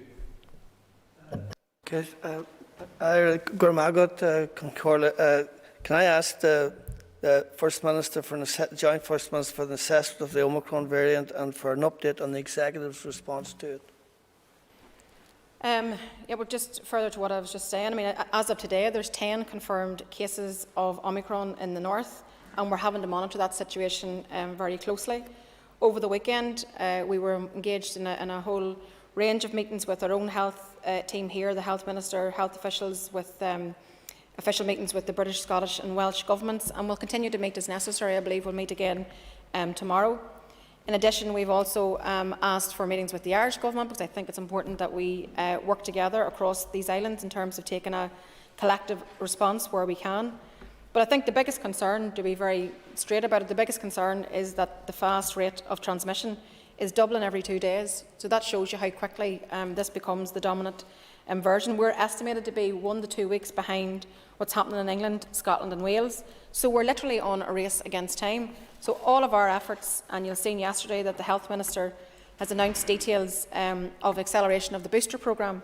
All of our efforts are to try to ramp that up as quickly as we possibly can over the course of the coming weeks to open up the booster programme to as many people as possible. You're going to see trust hubs popping up. They're going to be extending their opening hours. They're going to be working early mornings into late evenings, looking at GPs, pharmacies, community facilities. We're absolutely deploying everything again that we can to ensure that we get the maximum number of people with their booster jab before the end of the year. It literally is it's a race against time in terms of this new variant. So in addition to all of that work, we're still maintaining the basic public health messaging, and we've asked the public to double down on that. We're asking people to work from home if it's possible, to keep wearing your face covering, keep your distance, practice good hand hygiene, respiratory hygiene, meet outdoors if you can, or indoors if you are indoors, making sure there's plenty of ventilation. And then just to continue, and you'll see our advertising campaign now is all about continuing to make safer choices in our daily lives, including the regular lateral flow test to help sort of minimise and remove people to remove themselves then from sort of gatherings if they have been doing regular testing. So we're probably in the most challenging period of the pandemic to date as we try to work our way through this. But we are a couple of weeks behind what's happened, as I said, England, Scotland and Wales, but we have to monitor this situation closely. Melissa McHugh, supplementary. I guess just only today there was announced too that the first death from the new variant in Britain has come to light. So, Minister, would you agree with me that going forward the Executive should be united around the critical health messaging, and that the vocal opposition of the DUP to key executive decisions is seriously undermining the health message and the work of our frontline health workers? Well, I suppose the short answer to your question is yes, especially now that we are about to be hit with this new wave of this Omicron variant. It's not a time for mixed messaging, it's not a time for playing political games. It's a time to get behind the public health advice, it's a time to work together, it's a time to lead us through this and into better months in 2022. None of us want to be in the position to impose measures of public health restrictions across society, but the medical and the scientific advice is very clear and that underpins all of the decisions that we make. So these are necessary steps in order to try to protect the public, to protect our health and social care system and the workers within it who have done so much to protect us. Call Jerry Kelly. The Communities Minister recently announced 100,000 homes to be built in the next 15 years. Would the Minister agree with me that this was both ambitious, tangible and deliverable and by the Executive? And could the Minister perhaps give us any notion of where we're going at the start of this, what sort of discussions you may have had with the Minister? Well, thanks. And yes, the Communities Minister has briefed me on our plans, and I certainly want to commend her for her determination and her grasp on this issue to make a real tangible difference. There's no doubt that that's what will happen in terms of the lives of thousands of families. So even in the midst of a global pandemic, it's so important that we're setting out the foundations for a recovery, and we want people to see from this Executive, they want to see real delivery on issues that matter to them every day. And I think housing is central to so many things, because everyone has a right to a good and decent home. And young families should not be priced out of home ownership, and no one should be forced to live in some substandard conditions. So what the Communities Minister has now set in train regarding this provision of social and affordable housing here is really transformative. It's the biggest shake-up that we've seen in housing in maybe ever, and I very much look forward to working closely with her as we bring these plans to fruition over the coming years. Supplementary, Jerry Kelly. The Minister, well, let me agree with her that the social and affordable housing is what we need, and it will make a huge difference. But in the past, the housing issue has been used to discriminate, as a tool of discrimination. Would the Minister agree with me that building and allocation must be on the basis of objective need? Yes, simply again, objective need needs to be the principle that underpins the allocation of housing, because, as the member correctly states, this is not how it was always done in the past, when housing was used as a tool to divide and to discriminate. So thankfully we have a very different context today, and Georgie Hargey, we have a Minister who time and time again has demonstrated her absolute determination to make a positive difference for all of our people. So I have every faith in her plan to deliver housing and deliver on this transformative agenda, and that the principles of fairness and equality will be absolutely central to all of that. Literally 1 minute left. Very quick question and response. Maurice Bradley. Thank you, Mr. Speaker. Deputy First Minister, quite a number of elderly residents do not have a smartphone or access to a computer. How does the Executive plan to help those people attain a COVID passport, if that is what this Executive decides later today? And I'll refer the member to a very good Q&A that we have published on the NI Direct website, which actually sets out how that can all be done. We need to make sure that we're inclusive in all of our approaches, and that includes ensuring that those that don't have access to computers or IT actually can access the passport. There's a phone number, and I'll make sure that your office gets circulated with it. And time is up. Members, please take reins for a moment or two as we move on to the next item.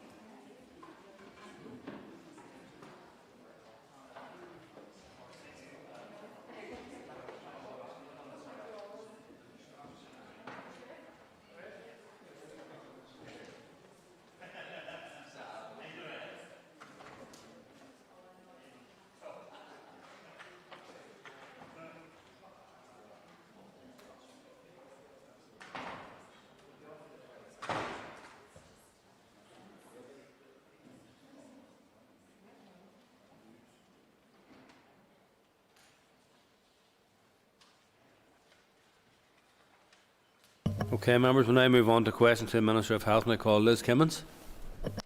Question 1, please. Thank the member for her question. The evidence available demonstrates that the healthcare courses commissioned are attractive under the current support arrangements. Our local universities report very low attrition rates out of these courses, and historically all have been heavily oversubscribed, a position which actually increased even further for 2021 entry. In terms of individual courses, my department provides the following support. For eligible nursing and midwifery students on commission courses from Queen's University of Belfast and Ulster University, they receive a non-means tested bursary of £5,165 per annum, £430 per month. They may also be eligible for a range of means tested and non-means tested bursary elements. Students on commissioned allied health professional courses from the Ulster University, and that includes our new paramedic science, Bachelor of Science, which welcomed its first cohort of students in September 2021, have their tuition fees paid by the department for the duration of the course. Students may also be able to access a range of means and non-means tested maintenance grants and loans available through the student loan company, and that's subject to meeting the relevant criteria. In relation to medical and dental students, NI domiciled students undertaking their studies at a UK medical or dental school are provided with tuition fee support and may also be eligible for grants towards their living and travel costs on entering the 5th year of a first degree course in medicine or dentistry. Support may also be available to medical students undertaking a 1-year intercalculated degree as part of their undergraduate degree course. Social work students receive financial support through the department's Student Incentive Scheme, which provides eligible students with an annual payment of £4,000 and an allowance of £500 towards travel costs, and that's associated with practice placements. The department also pays tuition fees of up to 20 students per year on a 2-year Masters of Science in Physician Associate Studies in Ulster University. And while these support arrangements across all these healthcare programmes commissioned by my department are kept under continuous review, the evidence is that the current support arrangements appear to be effective in attracting and retaining good quality students. Supplementary, Liz Kimmins. And I thank the Minister for his answer. Minister, I'm sure you will agree that healthcare students have played a vital role in the battle against COVID, putting themselves in the front line for little or no recognition or reward. So if ever there was a time that was right for a review into bursaries and financial supports offered to our students, such as midwives, student nurses, medical students and all of our healthcare students, I think it's now.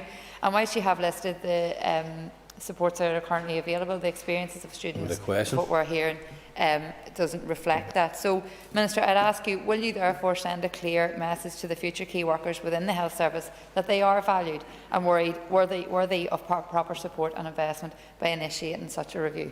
No, and I thank the member for her point, and I think we have taken steps during the early stages of the pandemic and actually recognising the students who did come forward in regards to a £2,000 payment, in regards to some of the work that they did do and placements they are aware. But I think the key question of where the member is actually around the National Union of Students and their support students. I think it's the Health for Heroes campaign they've actually started. So I'm aware of the ongoing campaign by the NUS and the calls for support. I'm also aware that I've received correspondence from NUSUSI and from MLAs on this matter, and I note the important issues raised by this campaign, and I will provide a detailed response in due course. And I think it was the chair of the Health Committee invited me to meet them at one stage last week, and I've agreed to do that. McLaughlin. Mr. Speaker, is the Minister aware that some of the financial assistance available can actually inhibit students to apply for student loan and grants as income is actually taken into consideration? Will the Minister please look into this? In regards to, I suppose, student loan and grants actually falls under the Department of the Economy in the broad scheme of things, but there is a close working relationship between my department and the Department of Economy, especially in how we support medical students, and the member will be aware as well in regards to the additional places that we have put in Magee in regards to the medical school up there, and I'm content that we continue to actually support that graduate entry medicine courses in Magee, so that we can supply a future supply pool of not just doctors but also GPs, especially for the West as well. Call Alan Chambers. Thank you, Mr. Speaker. How much of an impact does the Minister believe one of his first achievements of delivering 300 more student nurses and midwives a year for 3 years will have in making a real difference to tackling the workforce challenges that we've been facing for so long? And I thank the member for his question. It will make a difference, but we have to wait for them coming actually through their training and then coming out the other side of their courses as well. So we won't see the real benefit for another 16 to 18 months. And then those 3 years of the additional places of 1,325 nursing student places in Northern Ireland per year, I think will have a great impact on our workforce in nursing, not just in regards of making up for the shortfall that we've seen over the last number of years when those courses were actually, and those numbers were actually cut, but also receiving that additional boost and bolster for the current workforce, where they'll actually see that as a real morale drive when they actually see that new entry coming into what is a key profession, which I think is an important profession. I think one that we should support. Call Stuart Dixon. Mr. Speaker, thank you, Minister, for your answer so far. Minister, you've already answered a question in relation to payments to students, nurses and other medical and allied professions. But Minister, a lot of time is spent by MLAs dealing with what might be described as the ping-pong between the Department of Health and the Department of the Economy when it comes to supporting students, both with finance and also with student numbers. So, Minister, can you, and welcome the numbers of student nurses that you provided, but can the Minister set out a clear plan going into the future to deliver the whole cadre of professional medical students going forward in Northern Ireland, and that there will be a clear pathway in terms of their financing? And I thank the member for his point, and it's an important one because it's not that long ago I remember the same conversations around student teachers, where there was, the ask come forward from the Department of Education, but it's the Department of Economy or Employment and Learning at that point in time that was actually commissioning trading places. So there is actually a close working relationship, especially when it comes to medical placements between the Department of the Economy and my department, and how we may best make sure those courses are actually placed, but also financially supported as well. And there is a review going on in Ulster University about the placement of those students, and I think it's critical that we actually make sure we place those courses and those students in the right place, so that they not only get the teaching that they need, but they also get access to practice. Because one of the limiting factors in regards to even the 300 nursing training places that we've commissioned over the last number of years was actually not just the classroom time, but actually making sure they get into hospitals, they get into placement, to get that practical experience as well, because their courses are made up of both parts as well. Call Keith Buchanan. Mr. Speaker, question 2, please. I thank the member for his question. The Northern Trust Breast Care Services provides both a screening and symptomatic service, and that encompasses the specialist care for patients with breast cancer and non-cancer conditions. The Trust continues to receive a high volume of referrals, with every effort being made to see patients as soon as possible. A range of actions have been implemented to alleviate pressures on services in the Northern Trust and have already made a significant impact. These actions include the Enhanced Care Response Team pilot, which has had a positive impact in reducing ED attendances and avoiding admissions, the provision of additional breast screening clinics and a decrease in appointment times. These actions have already made a significant impact in the Northern Trust breast cancer services. While the November 2021 figures highlight there were 697 patients awaiting breast screening as part of the 3-year breast screening programme, the length of delay is down from 5 months in September 2020. Additional screening clinics are also planned for this month and next. The Northern Trust is working with the Health and Social Care Board and regional colleagues to ensure equity of access across the region. The breast screening mobile units move across the Northern Trust area in a set sequence so that women do not have to travel out of their area for their scan. I can also say that there has been no delay to the high-risk breast cancer screening programme, and in addition, the Northern Trust breast 14-day waiting time performance standards were 18% in April, and these have increased to 100% in July and 92% of August in this year. The member will be aware that the 14-day target was being widely breached even before the pandemic. Keith Buchanan, supplementary. Mr. Speaker, and thank you, the Minister for answering so far. Minister, obviously any suspected cancer is very traumatic for the individual or the family involved, and I appreciate your answer regarding to waiting times. So are you content now that whenever a patient is red flagged by a GP that they'll be seen in a timely manner, irrespective of whether it's breast cancer or indeed any cancer? And I thank the member for his point, because it actually is a crucial one that we get to, and the member will be fully aware of the additional services, the additional energy and the additional commitment that our health service has really shown over the past 20 months in regards to making sure that all patients are seen as quickly and as efficiently as possible. And the interaction that we see now between primary care and secondary care has actually been one of the things that has improved during the pandemic. When I first took up this post, attending, I visited hospitals, I visited with GPs, and one of the biggest frustrations that they talked about was the Dear Colleague letter, was when those in primary care were actually writing to their secondary care colleagues and they didn't know who exactly they were talking to. Because of the better interaction, the better communications we've seen due to the pressures of the pandemic, there's a lot more better communication and interaction between now primary care and secondary care to make sure our patients get seen as quickly and as effectively as possible. The member will also be aware of our cancer strategy that we have published, and I'm thankful that the Minister of Finance has indicated that the forthcoming budget will see that funded in this fall. Colin McGrath. Mr. Speaker, and I thank the Minister for his answers so far on this issue, which is very, very important. And one of the best ways to challenge and tackle issues is to know exactly the scope of the problem. I had recently written to the Minister and asked about how many people had been diagnosed with secondary breast cancer over the last number of years, and was told that the department doesn't hold that figure. Would the Minister undertake to try and address that so that we can work out exactly how big a scale the problem is, so that we can then undertake a proper way to tackle and deal with it? And again, I thank the member. I'm aware he has written these number of AQs in, which I apologise we are getting round to answering for the member on those specifics.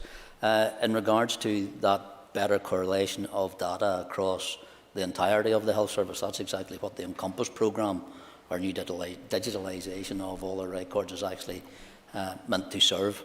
And again, we need the investment and not the long-term strategic investment, so we can get read across not just all trusts, but also primary care to secondary care, but also so we can identify patients where they are having to come back for additional treatments related to the initial diagnosis, or actually services that they do need to access as well. So again, it's about really updating the data capture and management systems that we have within the current system. So Encompass will allow us to do that once it is implemented, but also in regards to the cancer strategy, which you referred to in an earlier answer as well, it's important that we have that core data, that we can best target services, treatments, but also see where we could be doing more as well.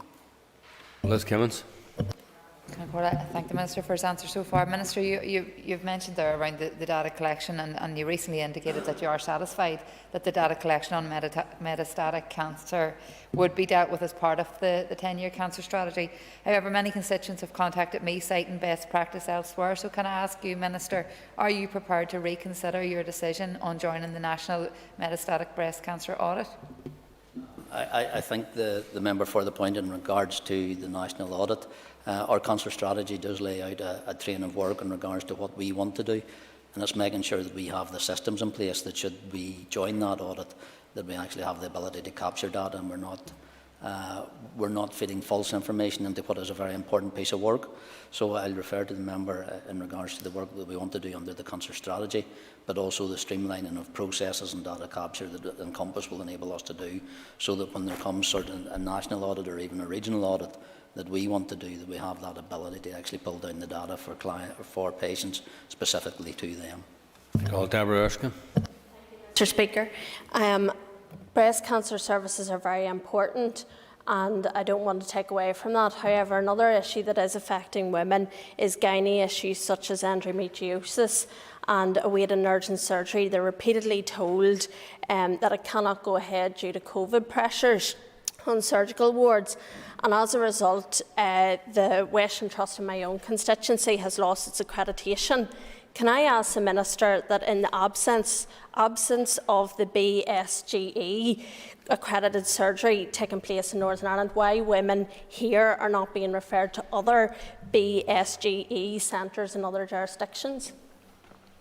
I thank the member for the point, and she will be aware of the regional prioritisation operational group that I established, so that we can make sure that we're looking at patients on waiting lists across the entirety of Northern Ireland rather than just in specific trusts. And I'm aware of the current issue in the Western Trust in regards to the specific services that she has mentioned. But it really is about the regionalisation of our health service, so there isn't inequalities across different trusts as well. Member will also be aware under our elective care strategy, which we published in June of this year as well, in regards to making sure that we utilise not just the capacity that we have here in Northern Ireland, but we also look outside the region as well, so that if we have the ability to utilise other services outside Northern Ireland, that we actually do that as well. But one of the things, and the member will be aware too, that as we see the additional pressures on our waiting lists due to COVID, that's been replicated in other regions as well, so that the spare capacity that we're able to tap into or able to purchase isn't as readily available or as large as it had been in the past or we'd like it to be. I call Trevor Clark. Question number 3. With your permission, Mr. Speaker, I'll join question 3 with question 6 and ask maybe for slightly a bit of additional time.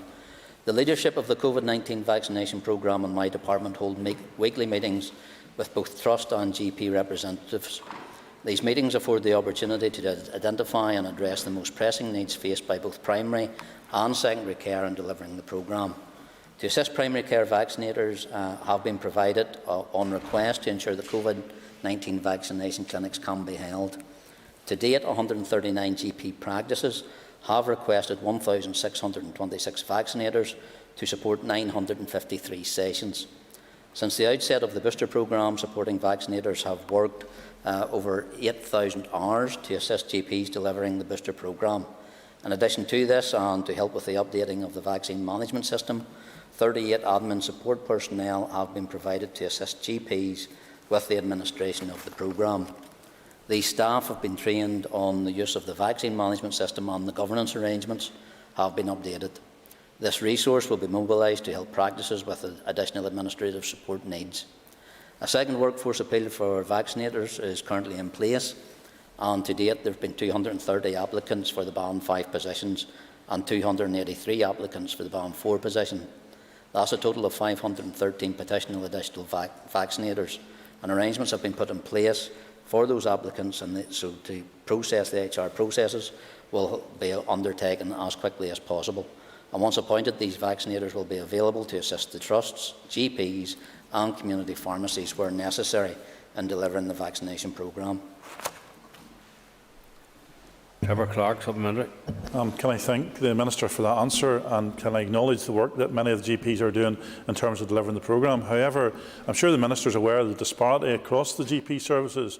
Indeed, we hear of some people queuing in car parks to get their vaccinations, some getting it in through the car windows, and there seems to be a common theme that many of these people are not allowed into the GP practices. Is your department minister doing anything in relation to that to bring some sort of continuity about how it's delivered? And given these people are the most vulnerable in society, I'm sure you would agree with me that it's not acceptable for people to stand in long queues outside waiting to get into buildings to have their vaccinations passed on. I thank the member for his question. In regards to the specific access for GPs, I do know they were up until very recently running by appointment clinics for vaccinations. recently, and soon they will be opening up to bringing forward people just for walk-in vaccinations, so we can really get the booster programme accelerated as well. The examples the member has given, I am aware of some of those practices, operating drive-through, utilising car parks to deliver vaccines as well, and that was really about getting as many through as quickly as possible, because that's what the real drive is currently, to make sure that we can get as many people receiving their booster dose as soon as is practically possible. And I want to thank the GPs, community pharmacy and their trust vaccinators to really stepping up on the engagements we've had actually just during the past weekend about the additional steps that I hope to announce soon in regards to how that will actually see a further enhancement of that delivery. Call Colin Gillernew. And thank the Minister for his answer to the questions, and I note the numbers discussed. However, Minister, given the current chronic understaffing problem within health and social care, and the fact that this could add further pressure, and indeed the pressure has increased again since even these questions were formulated around Omicron, are there any plans to train staff from outside the core health and social care workforce to provide help with that vaccination programme? And I think the member, not only are we exploring about how we train those additional staff, but the member will be aware that during the establishment and the standing up of some of our mass vaccination centres, we were using dentists, we were using vets, we were using community pharmacy, we were using anybody that would come forward and take up that additional training as well. We're also currently exploring the utilisation of medical students who can come forward and actually support our vaccination teams as well. And at this point in time, we're also considering drafting a further MACA so that we can seek support from the Ministry of Defence in regards to bringing in not just further vaccinators, but also logistical support if necessary as well. And the member will be aware that there's been a number of meetings happening between my department, GPs, community pharmacy and trust officials over the weekend in regards to how we really take that next big step to get as many people vaccinated and provided with the booster over the next few weeks as we possibly can. Call Rosemary Barton. Thank you, Mr. Speaker. Thank you, Minister, for your answers so far. Minister, even though we may be a week or two behind many other parts of the United Kingdom in terms of spread of the Omicron variant, can you confirm that Northern Ireland's vaccination and booster efforts over the next fortnight will still be taken on with equal vigour and pace? And I thank the member for that point. I don't think it'll just be taken under with equal vigour. I think we've already seen a stepping up of that programme. We're able to announce walk-ins for the over 30s, and we're already seeing sites where, unfortunately, we're seeing more people turn up than we actually have capacity in regards to that. So I'd ask people just to make sure and look to social media and look to trusts, information sites to make sure that they do get the most up-to-date data in regards to when walk-ins will actually be available at those trust sites, but also to explore community pharmacy and GPs as options. To put things into perspective, within the last week we've delivered over 100,000 vaccinations, including boosters, and that's averaging around 13,000 per day, which would be well up there in regards to when our vaccine programme was running at its most efficient. But we are actually catching up now in regards to where there was a difference between us and other regions of the United Kingdom, and between today and since the 1st of November, we've actually seen an increase of 3.3% in regards to those coming forward, for those who are eligible coming forward for their vaccination, and that far outstrips anywhere else. Call Paula Bradshaw. Thank you, Mr. Speaker, and thank you, Minister, for the update in relation to this. And I welcome the speeding up and ramping up of the vaccination programme. But, Minister, could you please provide some clarity for those people who are housebound who received their vaccine in the first round from their GP or a district nurse? Thank you. I thank the member for that point as well, because again she will be aware at the beginning we concentrated our programme in regards to those who were in care homes, but also those housebound who were housebound as well. And our trust continue to work closely with our GP colleagues who are responsible for identifying housebound patients. Prescribing the vaccine and administration is then coordinated by GP-aligned district nursing teams. COVID-19 vaccination has been and remains a priority for trust teams who have supported the actual wider vaccination programme to date. And to total total to date, housebound boosters administered by trusts is 2,653, but GPs also administer a small number of vaccines to their housebound patients directly, for example, if they're attending their home actually for a clinical assessment. I call Mervyn Story. Question number 4, Mr. Speaker. Thank the member for his question. The planning and design for the refurbishment of the Robinson Memorial Hospital is progressing well, and the implementation plan is being finalised. The refurbishment will reconfigure the existing footprint of the hospital to provide 16 inpatient beds, which will be made up of 6 single bedrooms complete with ensuite facilities, 1 2-bedded room complete with ensuite facilities, and 2 4-bedded gender-specific wards complete with ensuite facilities. The hospital will also undergo extensive updating throughout, improving storage areas, office accommodation and all patient areas. Works are due to commence in April 2022 and we think will take a period of up to 6 months. Mervyn Story, supplementary. Thank you, Mr. Speaker, and thank the Minister for his answer. And obviously, what he has said is welcome news. It is disappointing, however, that the funding of this has had to come solely from the Robinson Memorial Charitable Trust. And given the fact that we have 88 years of the existence of the Robinson Hospital, I think that clearly is an indication of their commitment in terms of the trust. But would the Minister give an assurance that with all the talk that there is about the reconfiguration of health services and all the change that he anticipates will come in the years ahead, particularly following on from the recommendations of Bengoa, that there is a future for the Robinson Hospital in the healthcare provision in my constituency? I thank the member for his point in regards just to the importance that the Robinson Hospital actually makes in our constituency in regards to the provisions that it does. And the member will be well aware that I've often said from this place that we now need every square foot of our health estate, and that's why I do welcome, like him, the refurbishment and the upgrading of the Robinson Hospital, because I think it shows an indication of the commitment to the future of that hospital, something that actually wasn't present a number of years ago when we looked at the reconfiguration of provisions across Northern Ireland. The business case for the refurbishment is actually set at 2.2 million, and therefore the investment is subject to change following tender returns. And as the member indicates, the cost of the refurbishment is being met primarily by Trust charitable funds and funds from the Robinson Board of Trustees.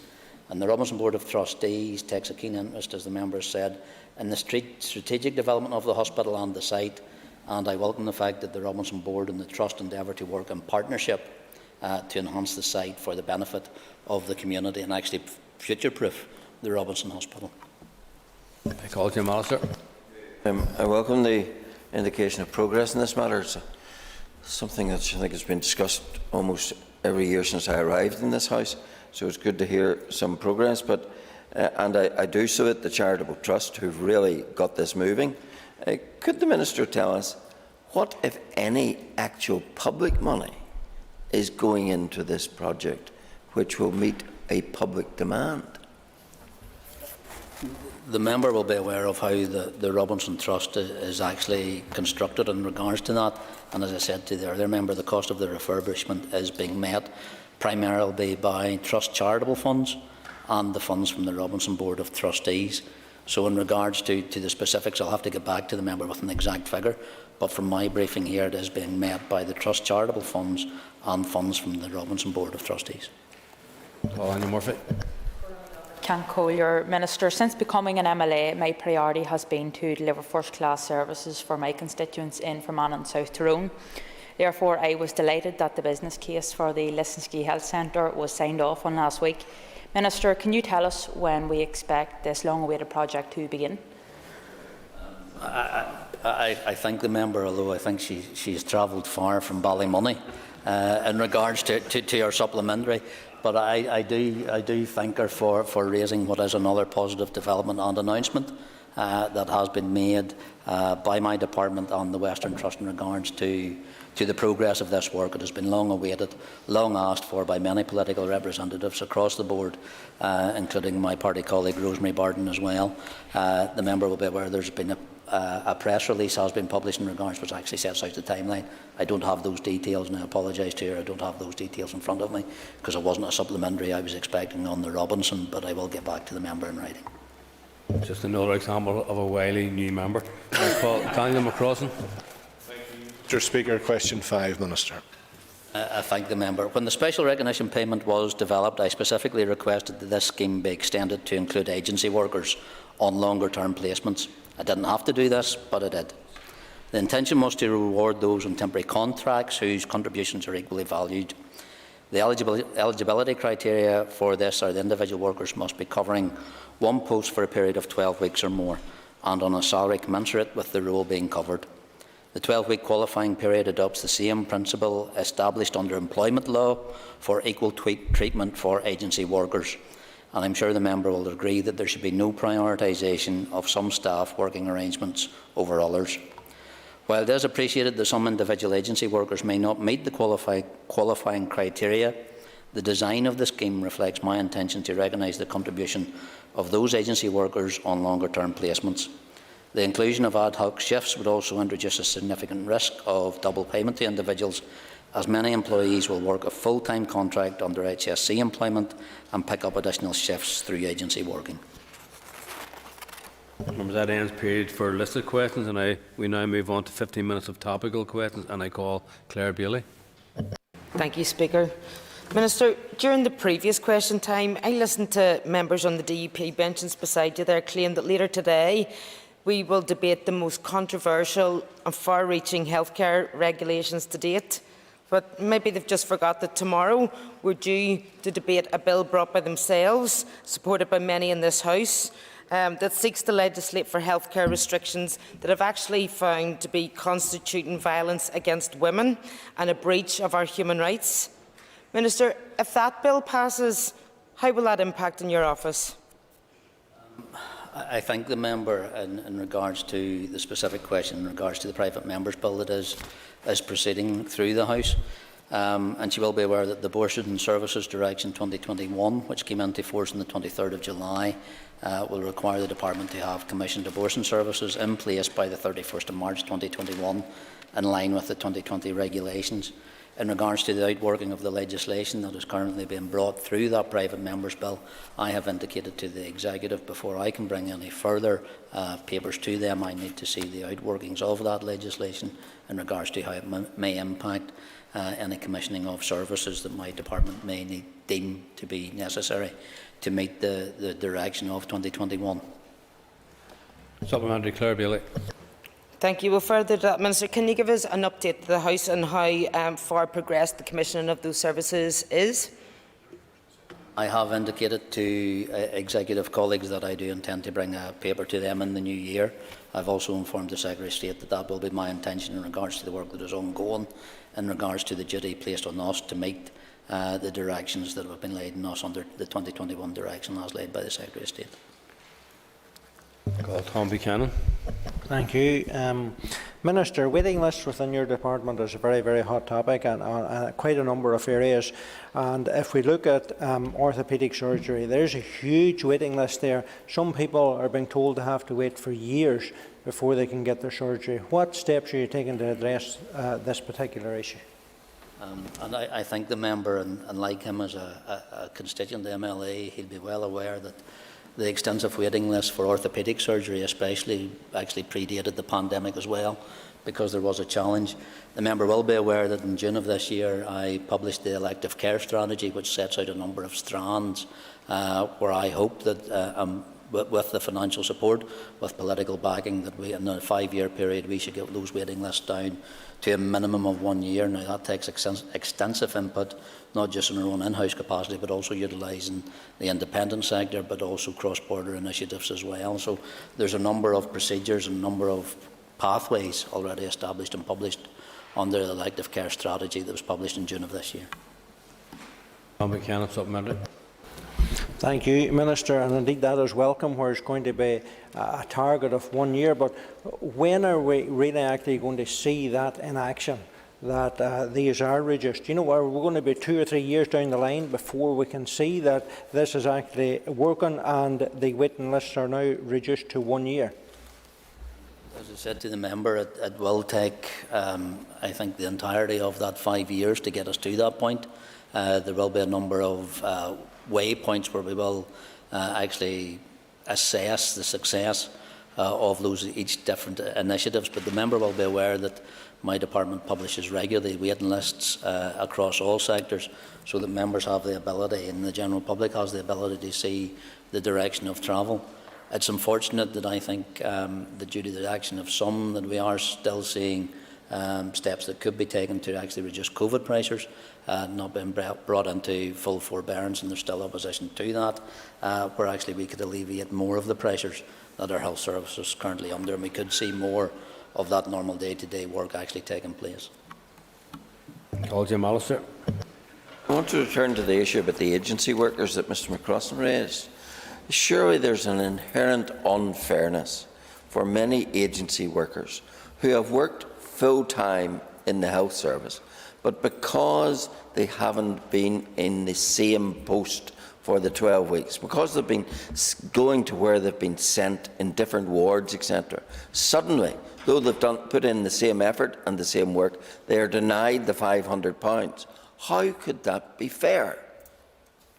And I think the member will refer him actually to the answer I gave to Mr McCrossan in regards to the criteria that was actually established in regards to how that has been set. It's not new. It has been published since the very beginning, so agencies would have been aware of that.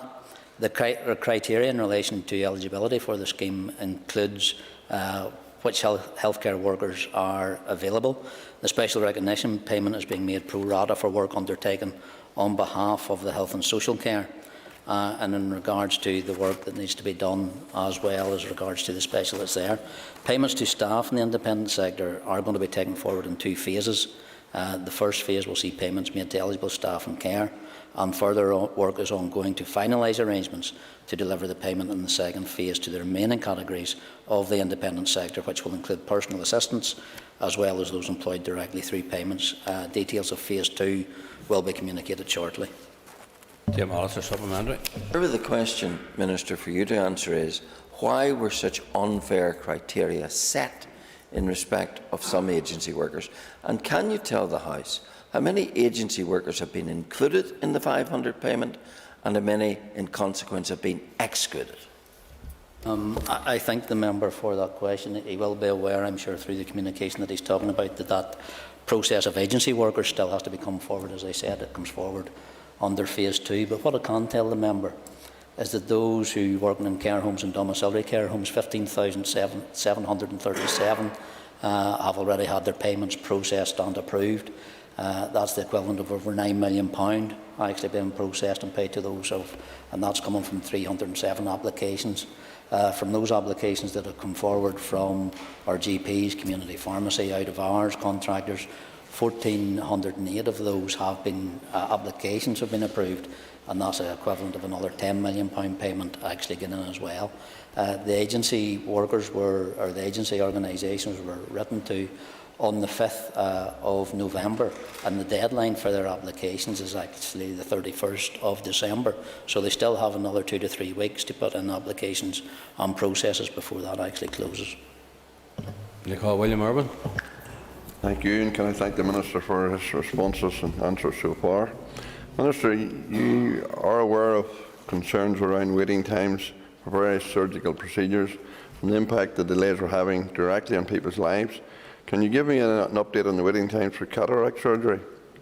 I was previously informed that this was a 4-year wait, and for someone who has their sight impaired and has to wait so long, you'll understand the impact of that. What plans has the Minister got to address this lengthy waiting list?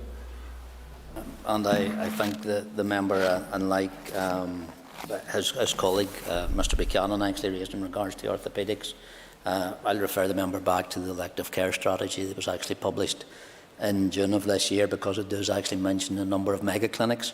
Some of those have been actually in regards to cataracts as well. and again about how we can actually look at one-stop shops of the larger numbers actually coming through. The member will be aware as well that we undertake quite extensive piece of cataract work through the independent sector as well. So it is about how we challenge each of our waiting lists in regards to meeting the needs of those patients as well. I don't have a specific in regards to the number of cataracts on waiting lists, where they are and how long they are with me, but I'll get back to the member in writing with that. Supplementary, William Irwin.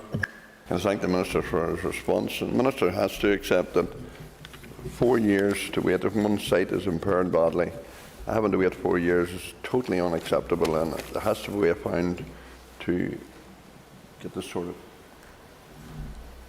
No, I do agree, and that's why we concentrated on publishing the elective care strategy in June, and also asked for the funding to go alongside it, and that was part of the bid that my department actually made in regards to where we're doing the preparation work for the forthcoming budget process, in regards to the work that needed to be invested in, the work that needed to be done to actually redress the 10 years of underinvestment in our health service that actually saw those waiting lists actually increase prior to COVID. So the problems that we're facing, the waiting lists that we're trying to challenge and bring down, aren't due solely because of COVID, but due to the 10 years underinvestment in our health service. Call Millis McHugh. Margaret Concordia. Minister, COVID status certificates are currently being issued to applicants aged over 18. Do you plan to introduce for under 18s in order to allow families with younger members to access venues where they are required? I thank the member for his question. A member or an under 18-year-old attending any venue does not need COVID certification at this point in time. Where they may require it is actually travelling to a foreign country for a holiday purpose, where the country requires them to have it. There is an application process. If the member goes on to the department's website and follows the Northern Ireland Direct link in regards to how they can apply for COVID certification, they will be able to access that. But at this minute in time, under the current regulations, there's no requirement for anybody under 18 actually producing that certification. Next member is not in their place, and I now call Stuart Dixon. Thank you very much, Mr. Speaker. Minister, you recently told me in an answer that your department had spent some £4.5 million on refurbishing White Abbey Hospital. Can you tell the House what the future plans are for that facility? I thank the member for his question, and I'm sure I'll come back to Mr McHugh's supplementary. Yes, again, my apologies, I'm just jumping way ahead of myself. So. But in answer to Mr Dixon, there is actually a specific task and finish group that's looking about the future proofing of White Abbey and what we can utilise that facility for. And the member will be aware it did look a number of years ago that the White Abbey was actually to be mothballed. But as I've said and consistently said, we need every square foot of our estate to actually support the people that we need to do. So while there's a number of avenues actually looking to what it can be used for. Post-COVID, it's been used for rehabilitation, it can be used for orthopaedics, it can be used for a wide range of services, even day procedures, where we look to see if we can do something similar that Lagan Valley's actually been utilised for. So there's a wide scale of, I suppose, bids and options about what White Abbey could be and will be post-COVID, but we have to get there first. Supplementary, Stuart, may as well finish this one. Thank you very much, Mr. Speaker. And thank the Minister for the answer to the question. Minister, you've indicated, and we are aware, that the hospital is currently used as a post-COVID recovery centre. How many patients have actually benefited from that service? Again, I don't have detailed numbers with me to date, but I'll get them to the member in writing. One of the things was post-COVID recovery service. One of the main advantages that we actually did when we opened the White Abbey was actually allied health professional and nurse led. So we were seeing quite a number of patients coming through that support as well, while other trusts were actually sending them there to ease the pressures that they were facing as well. But as for the specific numbers, I don't have that with me, but I'll get back to the member. And supplementary, William McHugh. Margaret Concordia. Minister, will you agree that the use of the certificates is critically important, so it should be accessible and their use made as simple as possible? Will the rollout of the programme be subject to review to ensure improvements are identified and applied? I thank the member for his point, and it is an ongoing review process that we do have in regards to the issuing of certificates as well, and especially for those under 18 in engagement with the Children's Commissioner as well, to make sure we make everything as easy, as accessible and as child-friendly to those who have to utilise them and download them as well. But as I'm sure the member will be aware, there's some of those in the under 18 category would find it easier than he or I would be in actually downloading and utilising it as well. So it's making sure that we utilise them in the venues where they may be applicable, should they be applicable, but also making sure they're applicable for those people who want them and need them for international travel. And the members, Pat Catney, Ciara Ferguson and Keith Buchanan, are not in their places, so on that basis, time for the Health Minister is up. And members, please take their ease for a few moments.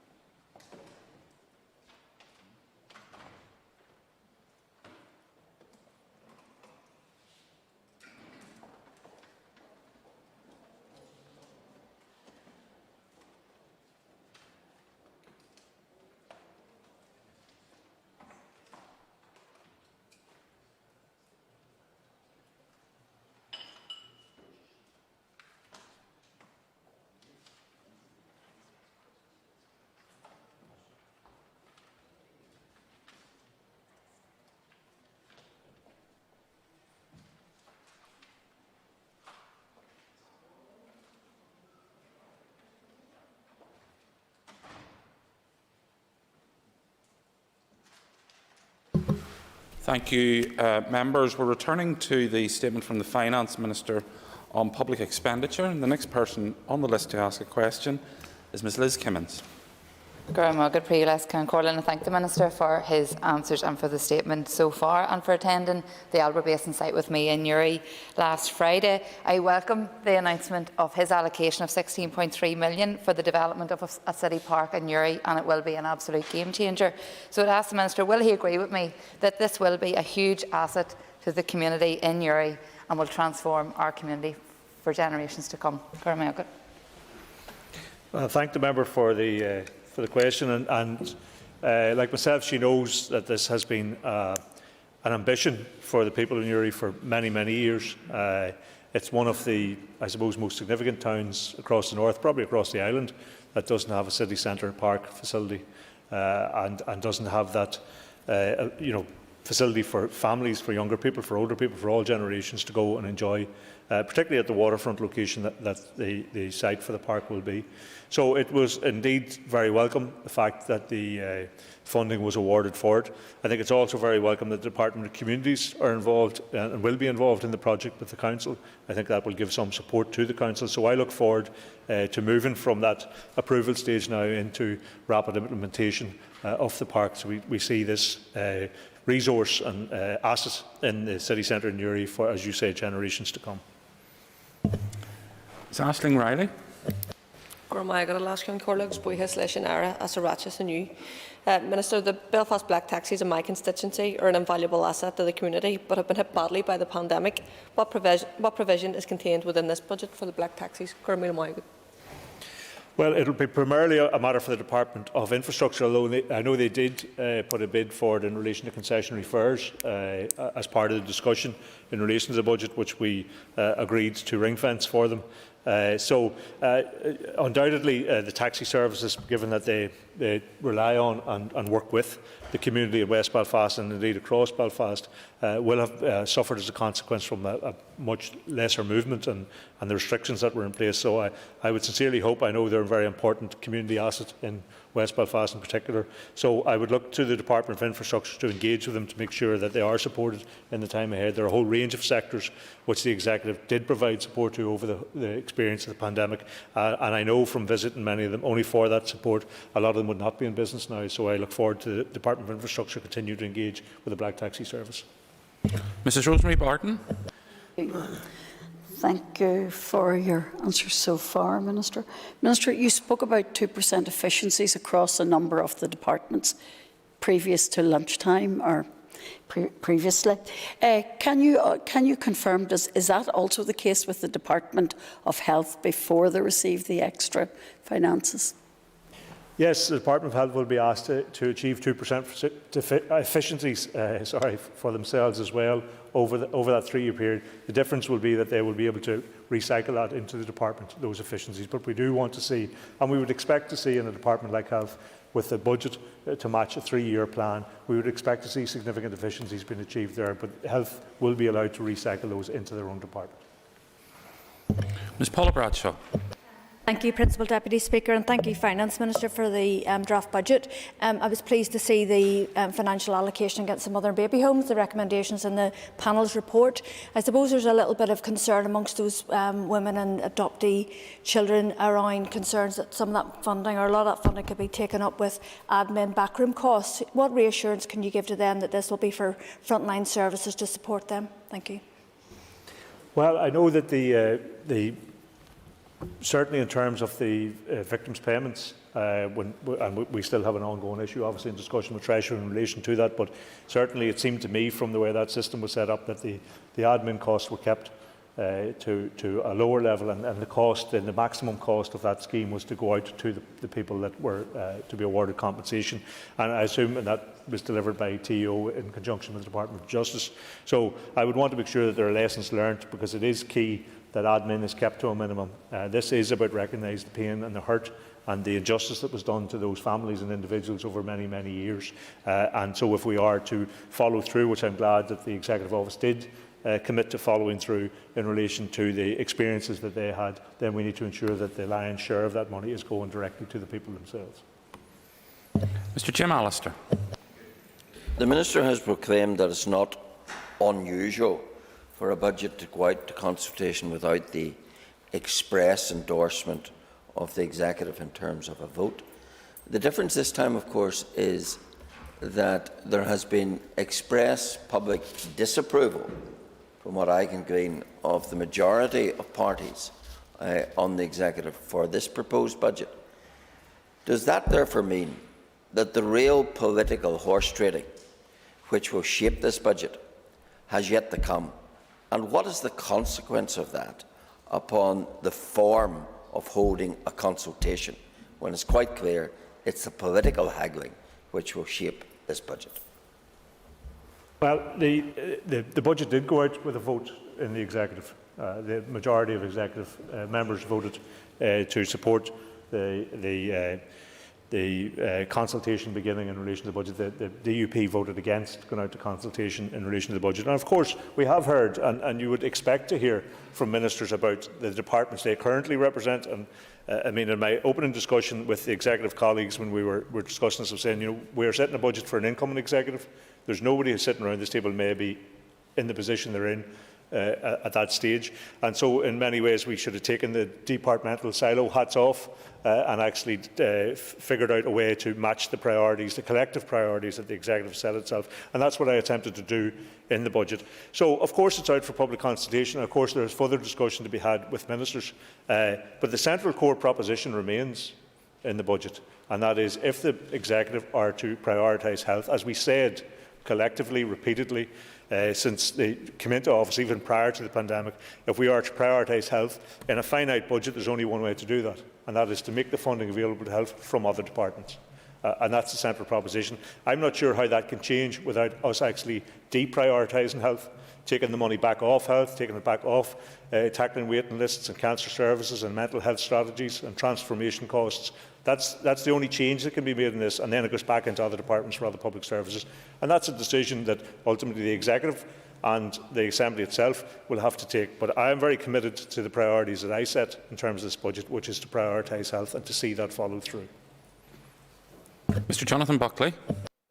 Deputy Speaker, the Minister will know there's huge public scepticism in the ability of departments like the Department for Infrastructure to deliver on major road infrastructure projects. Mentioned earlier the A5, some 60 million spent and not a bit of tar laid, but also indeed York Street interchange, where there has been 21.4 million spent and no progress.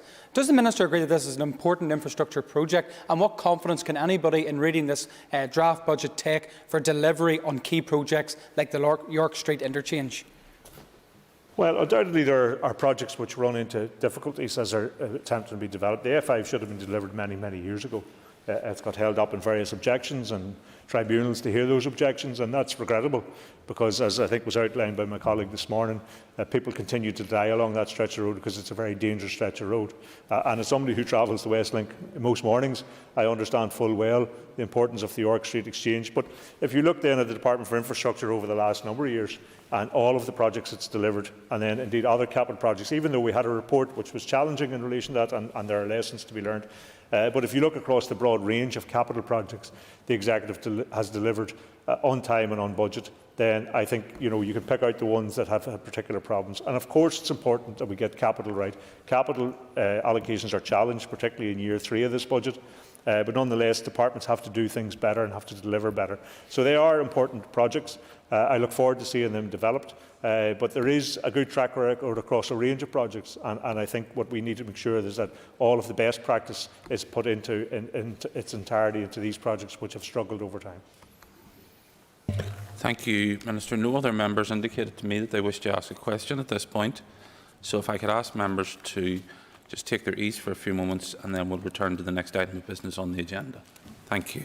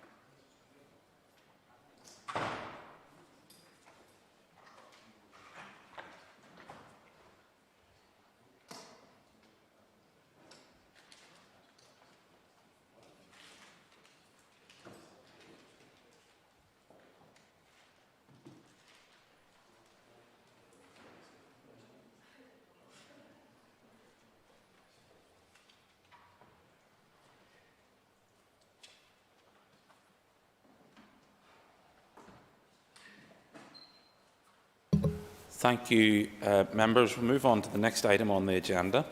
I've received notice from the Minister for Health, Mr Robin Swan, that he wishes to make a statement. I call the Minister for Health. Thank you, Mr Principal Deputy Speaker. I wish to make the following statement on the 24th North-South Ministerial Council meeting in the Health and Food Safety sectoral format, which was held at the North-South Ministerial Joint Secretary offices in Armagh and by video conference on the 14th of October. Junior Minister Declan Kearney, MLI, and I represented the Northern Ireland Executive at the meeting, while the Irish Government was represented by Stephen Donnelly, TD, Minister for Health, and Roderick O'Gorman, TD, Minister for Children, Equality, Disability, Integration and Youth. Minister Donnelly chaired the meeting. The statement has been agreed with Junior Minister Kearney, and I am making it on behalf of both of us. The following topics were discussed and decisions taken where appropriate. The Council expressed their appreciation and good wishes to Mrs Bernie McCrory following her retirement from the post of Chief Executive Officer of the Cooperation and Working Together, and acknowledged her significant contribution over many years of cooperation in the health sector. The Council noted the recent publication of the report on mother and baby institutions and Magdalen laundries in Northern Ireland and the actions being progressed by the Irish Government in response to the final report of the Commission of Investigation into Mother and Baby Homes. It was also agreed that the concerns and needs of those who spent time in these institutions would be discussed more substantively at a future meeting of the Council. The Council received an update from the Irish Government's Deputy Chief Medical Officer, Dr Ronan Glynn, and the Executive Chief Medical Officer, Dr Michael McBride, on the health response to the COVID-19 pandemic. The Council restated its appreciation to all those who have played a part in the response to the pandemic, in particular the health and social care workers who continue to lead on the frontline response. Ministers noted the ongoing valuable cooperation taking place between health ministers, chief medical officers and health administrations in both jurisdictions to deliver an effective public health response. We welcomed the continuing collaboration between the two jurisdictions on the future development of the proximity apps and noted the advanced discussions between the two administrations on data sharing agreement in relation to passengers arriving into each jurisdiction. Ministers noted that officials from both jurisdictions will continue to consider learnings from the pandemic and exchange views to foster commonality in their approach where possible and provide a progress update at a future NSMC health meeting. The Council welcomed the progress made to date in implementing the Council's current work programme in the health sector and noted the Department of Health in both jurisdictions continue to engage on this matter and have identified additional areas which have potential for further development and collaboration between the health authorities in both jurisdictions. Ministers noted that work to ensure the work programme reflects the priorities of each administration will continue and that a further draft revised work programme will be presented for consideration at a future NSMC meeting in the health sector. The Council noted that the successful enactment of the Licensing and Registration of Clubs Amendment Act Northern Ireland 2021 and the launch of the Northern Ireland New Substance Use Strategy, Preventing Harm and Empowering Recovery.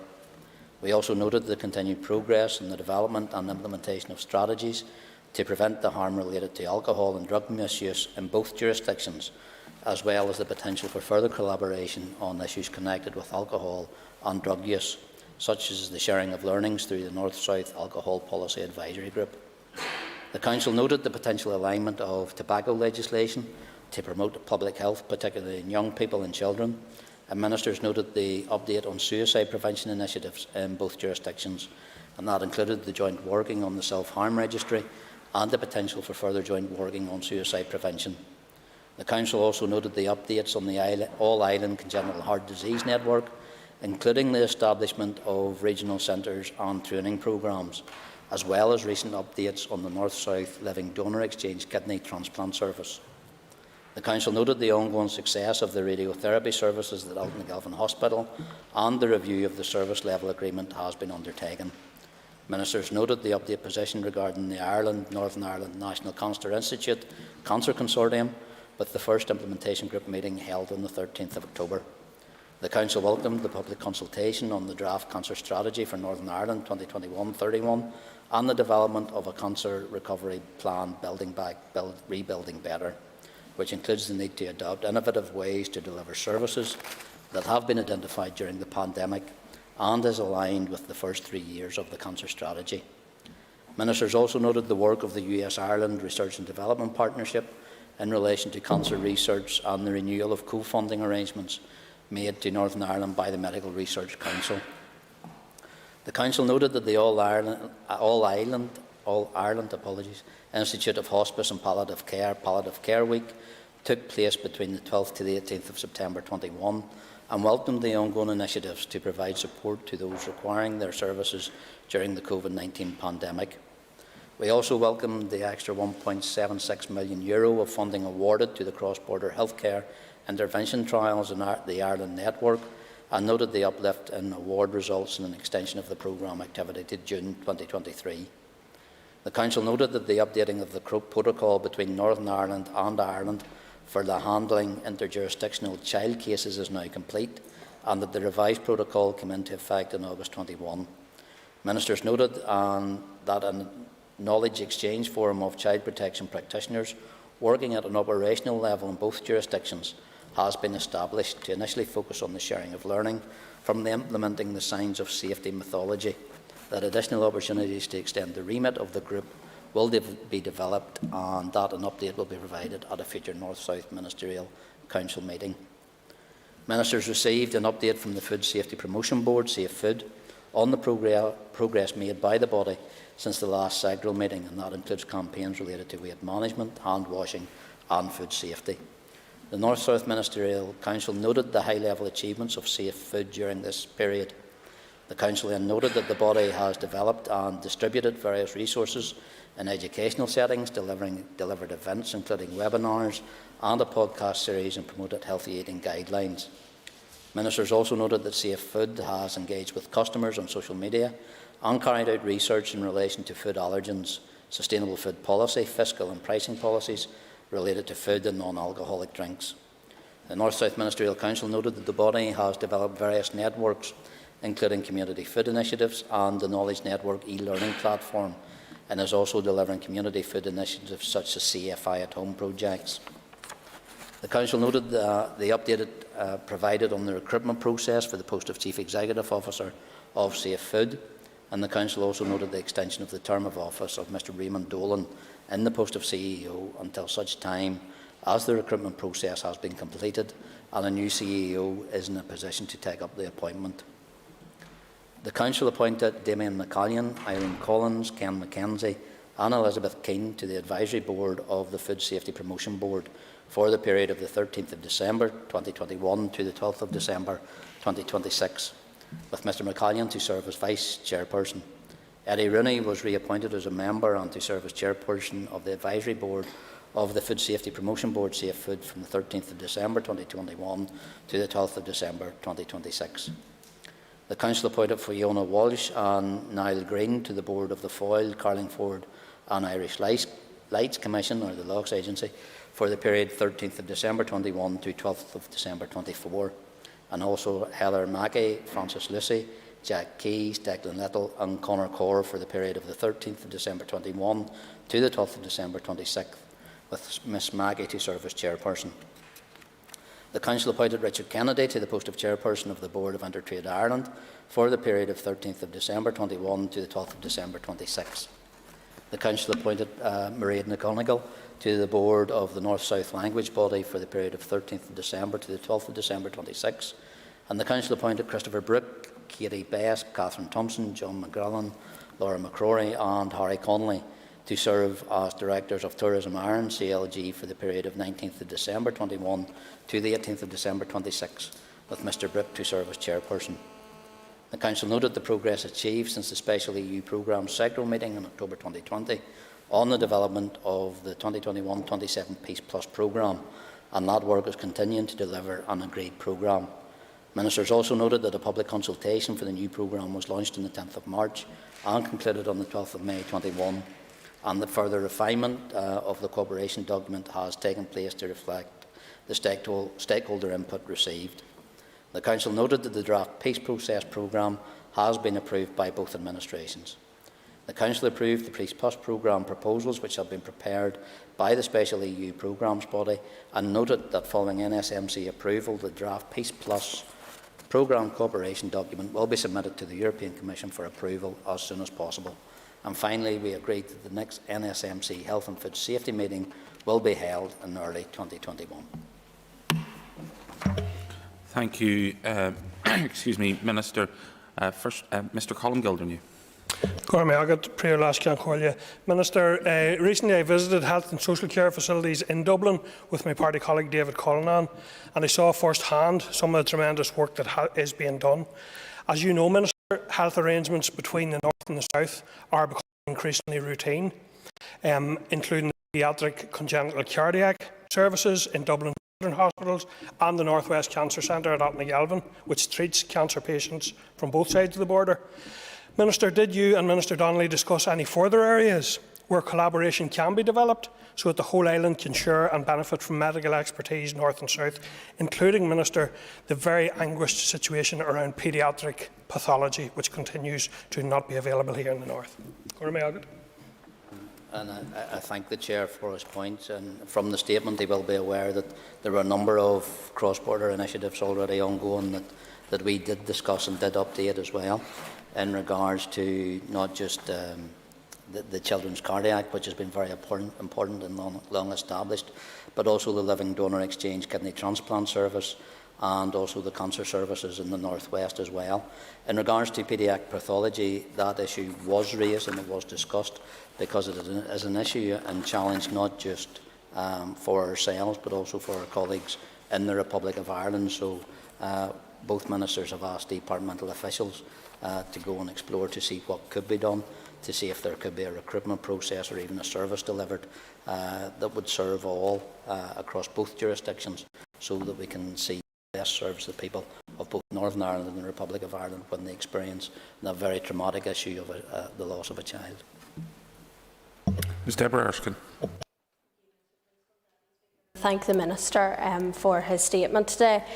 As we approach 2 years since the COVID-19 pandemic hit both the UK and the Republic of Ireland, can the Minister detail how regular engagement takes place with the Republic of Ireland and Northern Ireland to ensure data is shared between the two jurisdictions? And could he also detail why it took so long for the Memorandum of Understanding for travel information to be shared as well? I thank the member. I'll start with the last point in regards to the passenger locator form.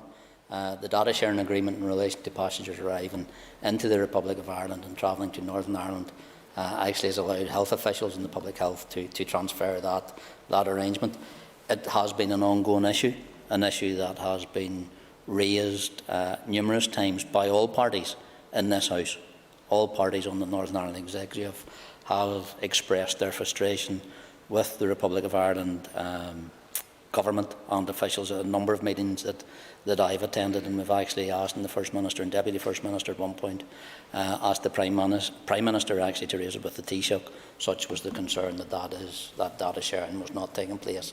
It has been operational now since the 15th of October, so the member's right, almost 18 months later, but we've got to where we are now, and that data is now being transferred. Our Chief Medical Officers meet now on a weekly basis, as they do when we see an increase in cases across these islands. At quieter periods, they step it down to once a fortnight, but they're back to engaging once a week. But our public health agencies on either side of the border engage regularly as well to share that cross-border knowledge in regards to outbreaks, should we see something on this side of the border that may be of a concern to them, or vice versa as well. So there is good data exchange between our public health agencies in regards to where we're seeing an increase in cases, but also what work can be done collaboratively as well. Mr Colin McGrath. Deputy Speaker, and I thank the Minister for his statement.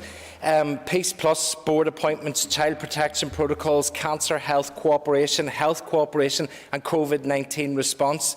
Does the Minister agree with me that this meeting has dealt with real-life issues that genuinely impact people right across this island, and that those in the DUP that seek to frustrate and block that work should simply grow up?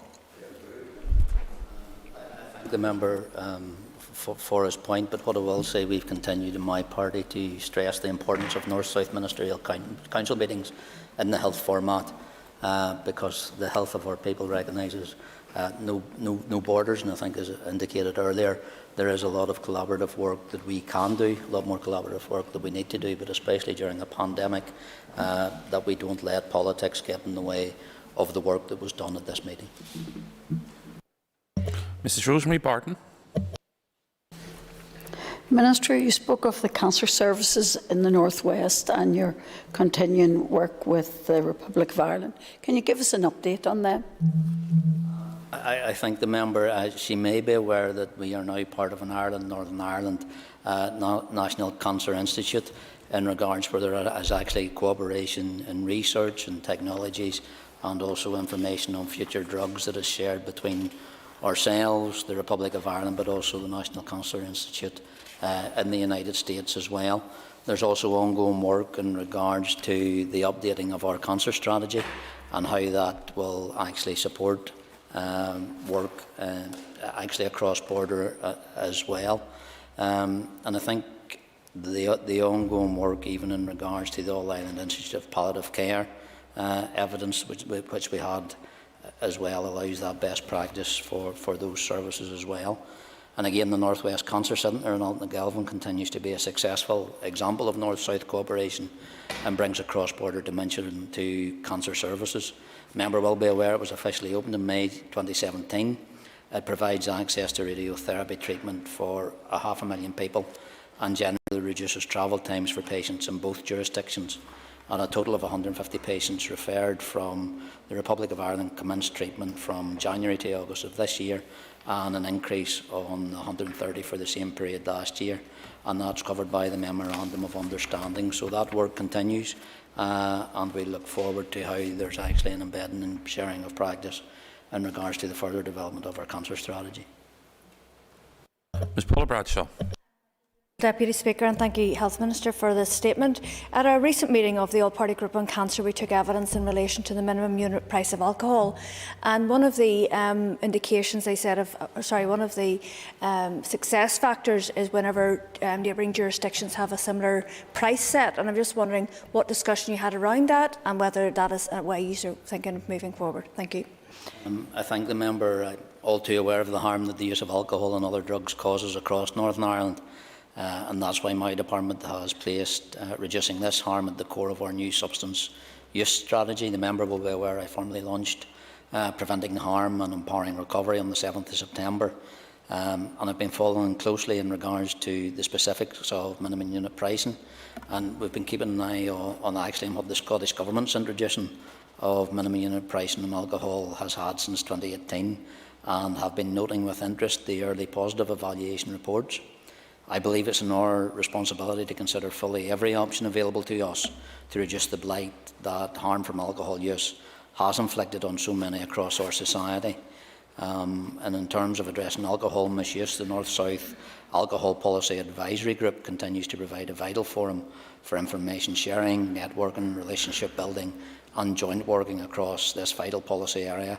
And I'm also pleased that both our departments engage in the British-Irish Council Misuse of Drugs Work Sector, and I, through the recent ministerial meetings, provided an excellent forum, and I thought that provided an excellent forum for members to exchange information, increasing cooperation and reach agreement of matters of mutual interest as well. So the member will also be aware that I've directed that our new substance use strategy will include a commitment to holding a full public consultation on the introduction of minimum unit pricing for alcohol in Northern Ireland. I anticipate that will be issued later this year, but unfortunately it will not be possible to introduce any legislation in this mandate. Ms Orlea Flynn. I'll ask Concollia, and maybe just to follow on from Paula's question there, Minister. So it's good to hear that that issue was raised and discussed at the meeting. So just to confirm, when your plans for maybe later this year to introduce the minimum unit price and the full public consultation, was that actually discussed directly at the North-South ministerial meeting? And was there any other issues discussed around the sharing of rehabilitation services across the island? The member again asks the very searching questions. No, the rehabilitation and sharing of services was not raised at this point, but she will be aware under New Decade, New Approach, there is a commitment for the detox centre and the Dixon Centre up in the northwest as well, and that comes under the heading addressing Northern Ireland's unique circumstances. So there is a piece of work that can be done in relation to how that engagement especially works in the northwest in regards to what we've seen coming forward actually about how successful the cancer service and the cancer centre is in the northwest as well. So in regards to the specifics around minimum unit pricing of alcohol, it was noted that we will be going for public consultation towards the end of this year. The Republic of Ireland is already that bit in advance of us in regards to the work that they are doing, but we hope we won't be that much out of step by the time both those consultations and implementations are completed, and also taken into consideration, of course, that we will have an election in May, and hopefully that work continues after that. Ms Nicola Brogan. And thank the Minister for his statement here this afternoon. Minister, as you've already said, the establishment of the Cancer Consortium between the North and South of Ireland and the US National Cancer Institute in March of this year is really welcome, and it's a unique opportunity to reshape cancer services across this island by providing us with access to cutting-edge modern research and development into cancer and treatments. And please note that the implementation group did meet in October this year. But Minister, can you tell me how often the implementation group is due to meet? And do you expect that this collaboration will result in increased funding for cancer research and development across Ireland? I thank the member for that, and she will be aware it was actually in March of this year. Apologies, that myself, Minister Stephen Donnelly, and Dr Ned Sharpless, the Director of the National Cancer Institute, actually re-signed that Memorandum of Understanding, committing the three bodies and the three departments to that further cooperation. The next steps will actually include the formation of an implementation group with senior stakeholders from the Departments of Health and the National Cancer Institute to ensure that the delivery of those MOU outputs, and I believe it will play a key role in progressing that collaboration in cancer care treatment and trials as well. As to when it's due to meet next, I don't have that detail, but I'll get it to the member in writing. Ms Cara Hunter. Mr Principal Deputy Speaker, and I welcome your answers so far. Minister, you touched on there that you had discussions around suicide prevention strategies in both the North and the South. Can you outline any further discussions that you had on this important matter? Thank you.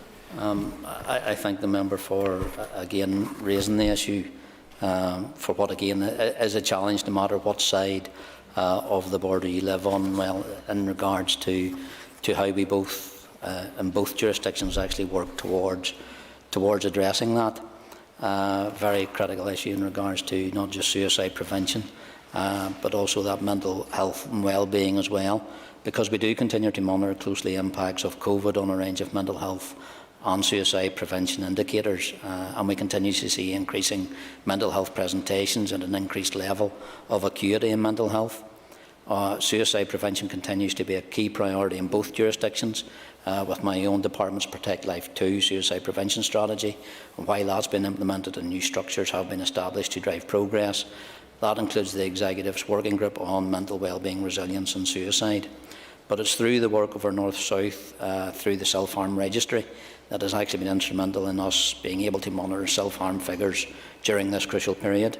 Work has been developing on the exploration of variance between prevalence and influencing factors between Northern Ireland and the South of Ireland, and a paper describing presentations to hospital as a result of self-harm or indentation and exam patterns of repetition was published by the General Hospital Psychiatry Journal in October 19.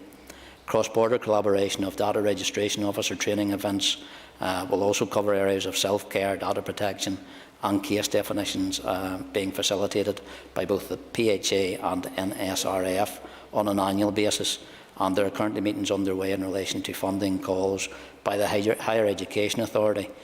North-South Research Programme consideration is being given to the application for North-South Excellence Hub in relation to the identification and the prevention of self-harm and suicide prevention research and the dissemination of evidence to inform practice and policy making.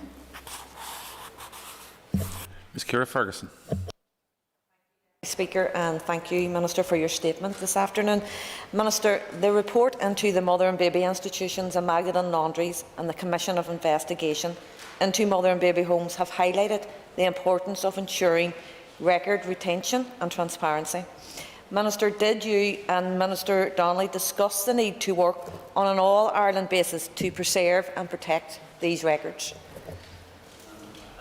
Member for the point, because I think it's crucial in regards to the retention of all documentation, no matter where it is on this island. The member will be aware that we're bringing forward a piece of legislation in regards to adoption and child facility, in regards to supporting children in care as well. We've also drafted an amendment within the department that would look about the retention of that documentation as well. So it's an issue that I'm aware is a live issue in the Republic of Ireland, but one that I think we need to address in both jurisdictions to make sure that all documentation is not only retained but is also sealed and made applicable, or not sealed but made actually publicly available to any of the investigations or inquiries that do ask for it, and it should be made publicly and readily available. Mr Jim Allister. I want to ask the Minister about the business done which fell clearly outside the health portfolio.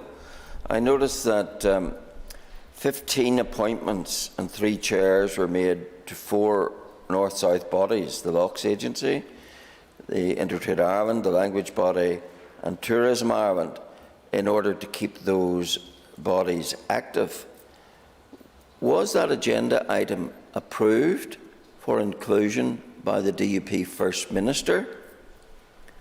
And how does the Health Minister feel about now being the DUP surrogate when it comes to keeping North-Southery on the road? I undertook a piece of work at that North-South Ministerial Council meeting that was placed on the agenda, and the member's right, nothing gets on the agenda unless it is co-signed and signed off by the First and Deputy First Minister. Those appointments, and the member's already asked an EQ in this, so he's aware, were actually made under urgent procedure, which was made by a co-signed request to myself to cover those at that meeting, co-signed by the First and Deputy First Minister. But as the member will also be aware, for an urgent procedure to be instigated, it must start with a departmental minister, first of all, for that request, that process to be made. So where this wouldn't be the best use, I think, of a North-South Ministerial Council meeting in the health sectoral format, when that formal request was made through the appropriate channels to me to get it put on the agenda, I facilitated the request that came from the originating minister, but also co-signed by the First and Deputy First Minister. Thank you. No other member has indicated to me that they wish to ask the Minister a question. So if I could ask members just to pause for a moment. We need to bring a motion to extend the sitting. If members would just take their ease for just 1 second. Thank you.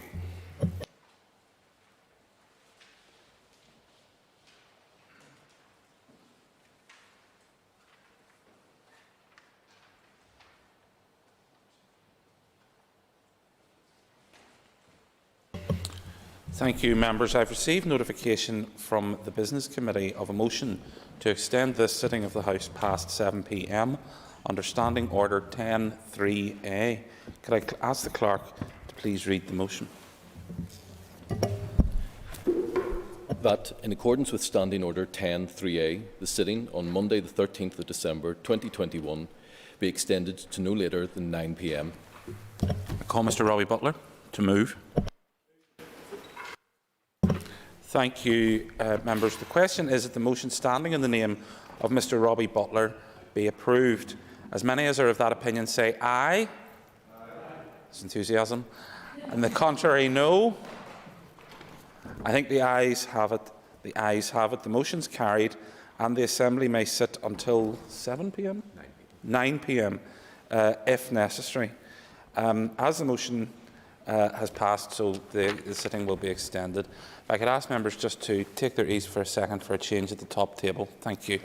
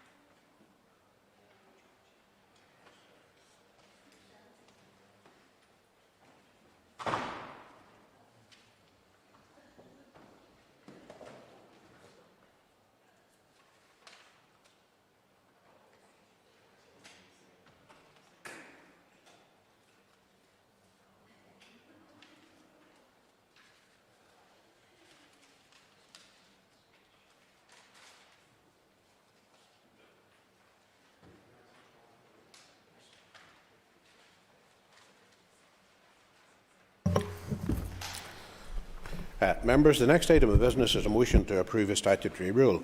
I will ask the Clerk to read the motion. That the Health Protection Coronavirus Restrictions Regulations Northern Ireland 2021, Amendment number 19, Regulations Northern Ireland 2021 be approved. Thank you, and I call the Minister of Health to formally move the motion. Please. Moved. Thank you. The Business Committee has agreed that there should be no time limit in this debate. I call on the Minister to open debate on the motion. Please. Thank you, Mr Deputy Speaker. 22 months on from the detection of Northern Ireland's first confirmed cases of COVID-19, I really would have hoped that I wouldn't have been standing here and moving today's debate. But looking back on the early days of the pandemic, no one could have predicted what lay ahead of all of us, for society, for businesses and for our families. There have been many tough times, too many people lost before their time, too many healthcare workers drained physically and emotionally, too many precious moments with friends and family lost. But last week marked the first anniversary of the first vaccine in Northern Ireland, a momentous occasion and a game changer in our response to the pandemic. And after a genuinely colossal effort to deliver more than 3 million vaccines, countless local lives have been saved and huge amounts of precious hospital capacity has been protected. That has allowed us to continue to deliver as much non-COVID care as we possibly could. And with so much in this pandemic, we can never really predict what will happen in the weeks or months ahead. And so, Mr Deputy Speaker, with your permission, I'd like to provide the House with a quick assessment of the latest position before I come to today's substantive issue at hand. Members will undoubtedly be aware of decisions taken across the United Kingdom over the last week in preparation of the impending wave of the Omicron infections. Whilst more is still to be known about the new variant, we've already learned a great deal over the last 3 weeks. Emerging evidence does suggest Omicron has a clear growth advantage over Delta, and whilst any level of escape from immunity is to be confirmed, members must understand that with significantly increased levels of infection expected, it is possible we are going to face acute hospital pressures at least as bad as witnessed in January of this year. I say that not to dishearten anyone, but to provide an early and honest assessment of what all the possible signals are indicating may be the case. We do have some advantage that the number of confirmed Omicron cases locally still remain relatively low, and as of midday today, the number of confirmed cases stands at 10. However, there is an inevitability that as the virus takes a hold on these islands, that the number of local cases will increase rapidly. We must consider every possible tool we have to slow the spread, and therefore to push the anticipated hospital pressures as far into the new year as possible. We all know what winter is like for the Northern Ireland Health Service, but it's already been experienced from winter pressures for the last 6 months.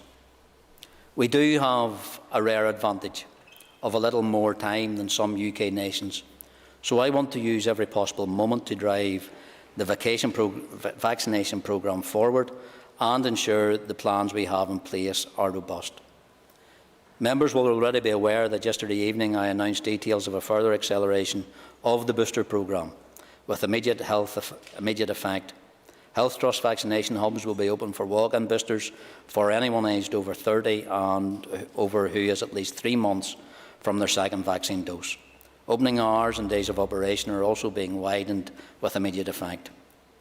By the weekend, over 525,000 of the eligible population had already received a booster or a third dose of vaccine. The weekly run rate had recently been standing at around 100,000 vaccinations, but that number will almost certainly increase further now. I will endeavour to keep members updated as best I can in the days and weeks ahead. Moving to the substantive detail of today's important debate, Mr Deputy Speaker. Members are considering a statutory rule which implements the decision of the Executive taken on the 17th of November. The decision to introduce the requirements to show proof of COVID status certification to gain entry into relevant settings. I also want to just quickly address the point of why the debate is happening today and not last week. I would have hoped it could have happened last week, but as members will be aware, before this Assembly can debate or agree regulations such as these, they need to be reviewed by the Examiner of Statutory Rules for legislative competence. Whilst it may often be a formality, it's an important part of the legal and legislative process, and one that cannot simply be overlooked. So whilst the delay of what I had originally envisaged was unfortunate, it did, however, allow the committee an extra week to scrutinise and deliberate. And as always, I am grateful to the Health Committee for their efforts, and I very much welcome the fact that today's statutory rule was agreed at their meeting last week without any vote cast against. SR 2021 number 315, the Health Protection Coronavirus Restrictions Regulations Northern Ireland 2021 Amendment number 19, Regulations Northern Ireland 2021, were made on the 29th of November and came into operation at 5 p.m. on that day. As members will be aware, the Executive's Autumn-Winter Plan, as was published by the First and Deputy First Minister on the 19th of October, aimed to prioritise measures that could help control transmission of the virus, while seeking to minimise economic and social impacts. And I quote directly from the plan. It is based on the need to keep our society and economy open to the fullest possible extent and hopefully in totality. In the event that case numbers rise sharply or hospital pressures become unsustained, the Autumn-Winter Plan sets out a number of potential contingency measures. The potential to deploy COVID status certification in higher risk settings if considered appropriate and necessary. The plan recognised that the earlier introduction of low-cost interventions could possibly avoid more disruptive measures later and sustainable hospital pressures. The introduction of COVID status certification to gain entry into higher risk settings was therefore included as a contingency measure. It had been hoped that the Autumn and Winter Plan would not need to be invoked.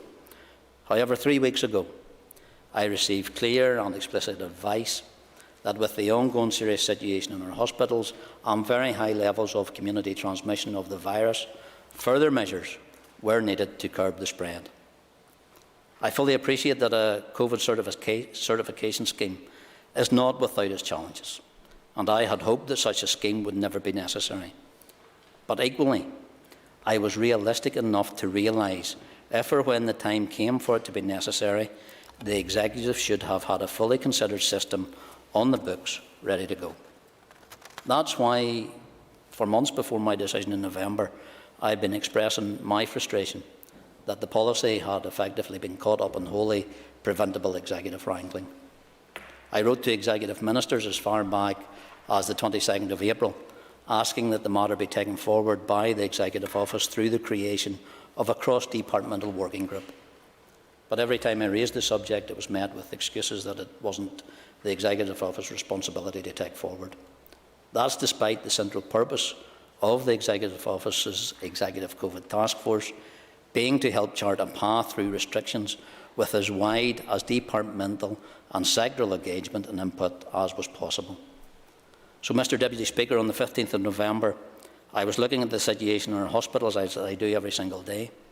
I was looking at the perpetually high rate of community transmission, and I was receiving advice that we were in for an incredibly difficult winter. So the choice was to either continue with the stalemate or to say enough was enough and look to the Executive's Autumn and Winter Plan. Not for the first time, it was left to my department and the limited number of officials within it to take on a very significant piece of work at pace. And as a result, the introduction of COVID certification will not be as smooth as it might have been had it been taken forward under a cross-departmental approach. But, Mr Deputy Speaker, we are where we are. This far on from the detection of our first cases in February 2020, I would have really wished that we as an executive and political parties would have recognised that if we are to get through this pandemic, of which I am certain we will, no matter what curveballs are presented, it will require mature, united and serious political leadership. A united front is what we need, with joined-up policies and united messaging. It is my fervent hope that today marks a turning point, that given the seriousness of our situation, that this House can debate this measure rationally and respectively, that there will be no grandstanding or petty point scoring, whether that be political or personal. That is what I hope. Whether it is what I expect and what will happen is a different matter. Mr Deputy Speaker, I accept that a five-party coalition will never be easy. But when public health is at risk, I think the people who put us here are entitled to some sense of decorum. Sadly, we still have some other senior politicians who think it's acceptable to joke about COVID-19. They think it's funny to pose for pictures flaunting the public health message. They think it's acceptable to post rhymes on their social media. It's not. In fact, it's pathetic. Right at this very moment, there are doctors and nurses working in our critical care units under the strain of full PPE, working desperately to save the lives of our people. Some elderly, some not. Some with young families at home desperately waiting for the next update, hanging on with every fibre of hope and prayer for a call with positive news. And tragically, some, despite the best efforts of our staff and the advances in care and treatment, will succumb to the virus. Separated from their families, they will often only be joined in their final moments by the same staff that fought so hard to keep them alive. Life can be painful sometimes, but this virus can be unbelievably cruel. So shame on anyone who thinks this pandemic is a laughing matter.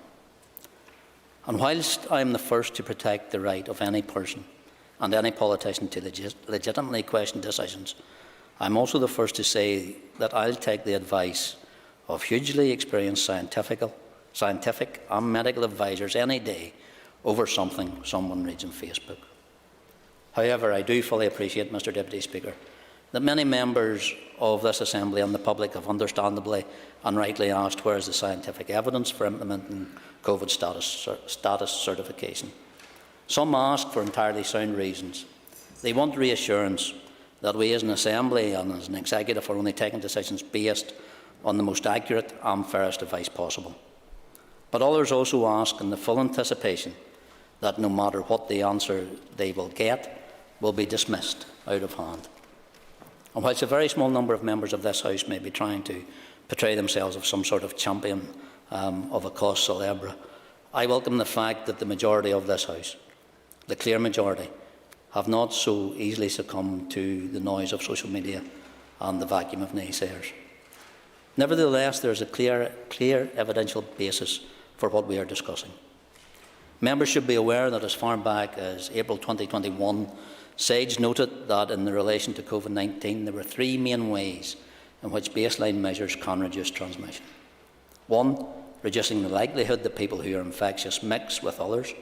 Two, for those potentially infectious people who are not isolated, reducing the likelihood that they enter higher risk settings or situations. And three, decreasing the transmission risk for a potentially infectious person in any given environment.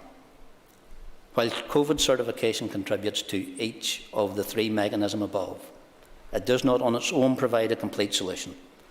SAGE concluded that certification is likely to have medium effect with medium confidence and must therefore be used in conjunction with other non-pharmaceutical interventions, with effective implementation through high adherence to guidance or enforcement of regulations.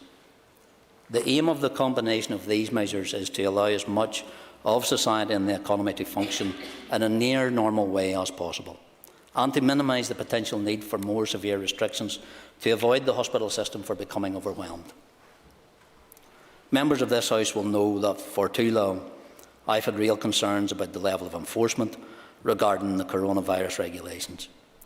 Thankfully, the majority of people do adhere, but it will have been lost on no one how many people are now openly flaunting them. For some people that aren't generally exempt, walking into a shop or onto a bus without a face covering is regarded as some sort of petty act of rebellion. It's not only presenting an unavoidable risk to themselves and those around them, it's also incredibly selfish. And again, to those people who think they have some misplaced right or authority to step outside of restrictions, I challenge them to walk in the footsteps of our health workers, who to this day are still having to deal with the wider consequences of poor public adherence, or to sit down and talk to someone who's lost a loved one.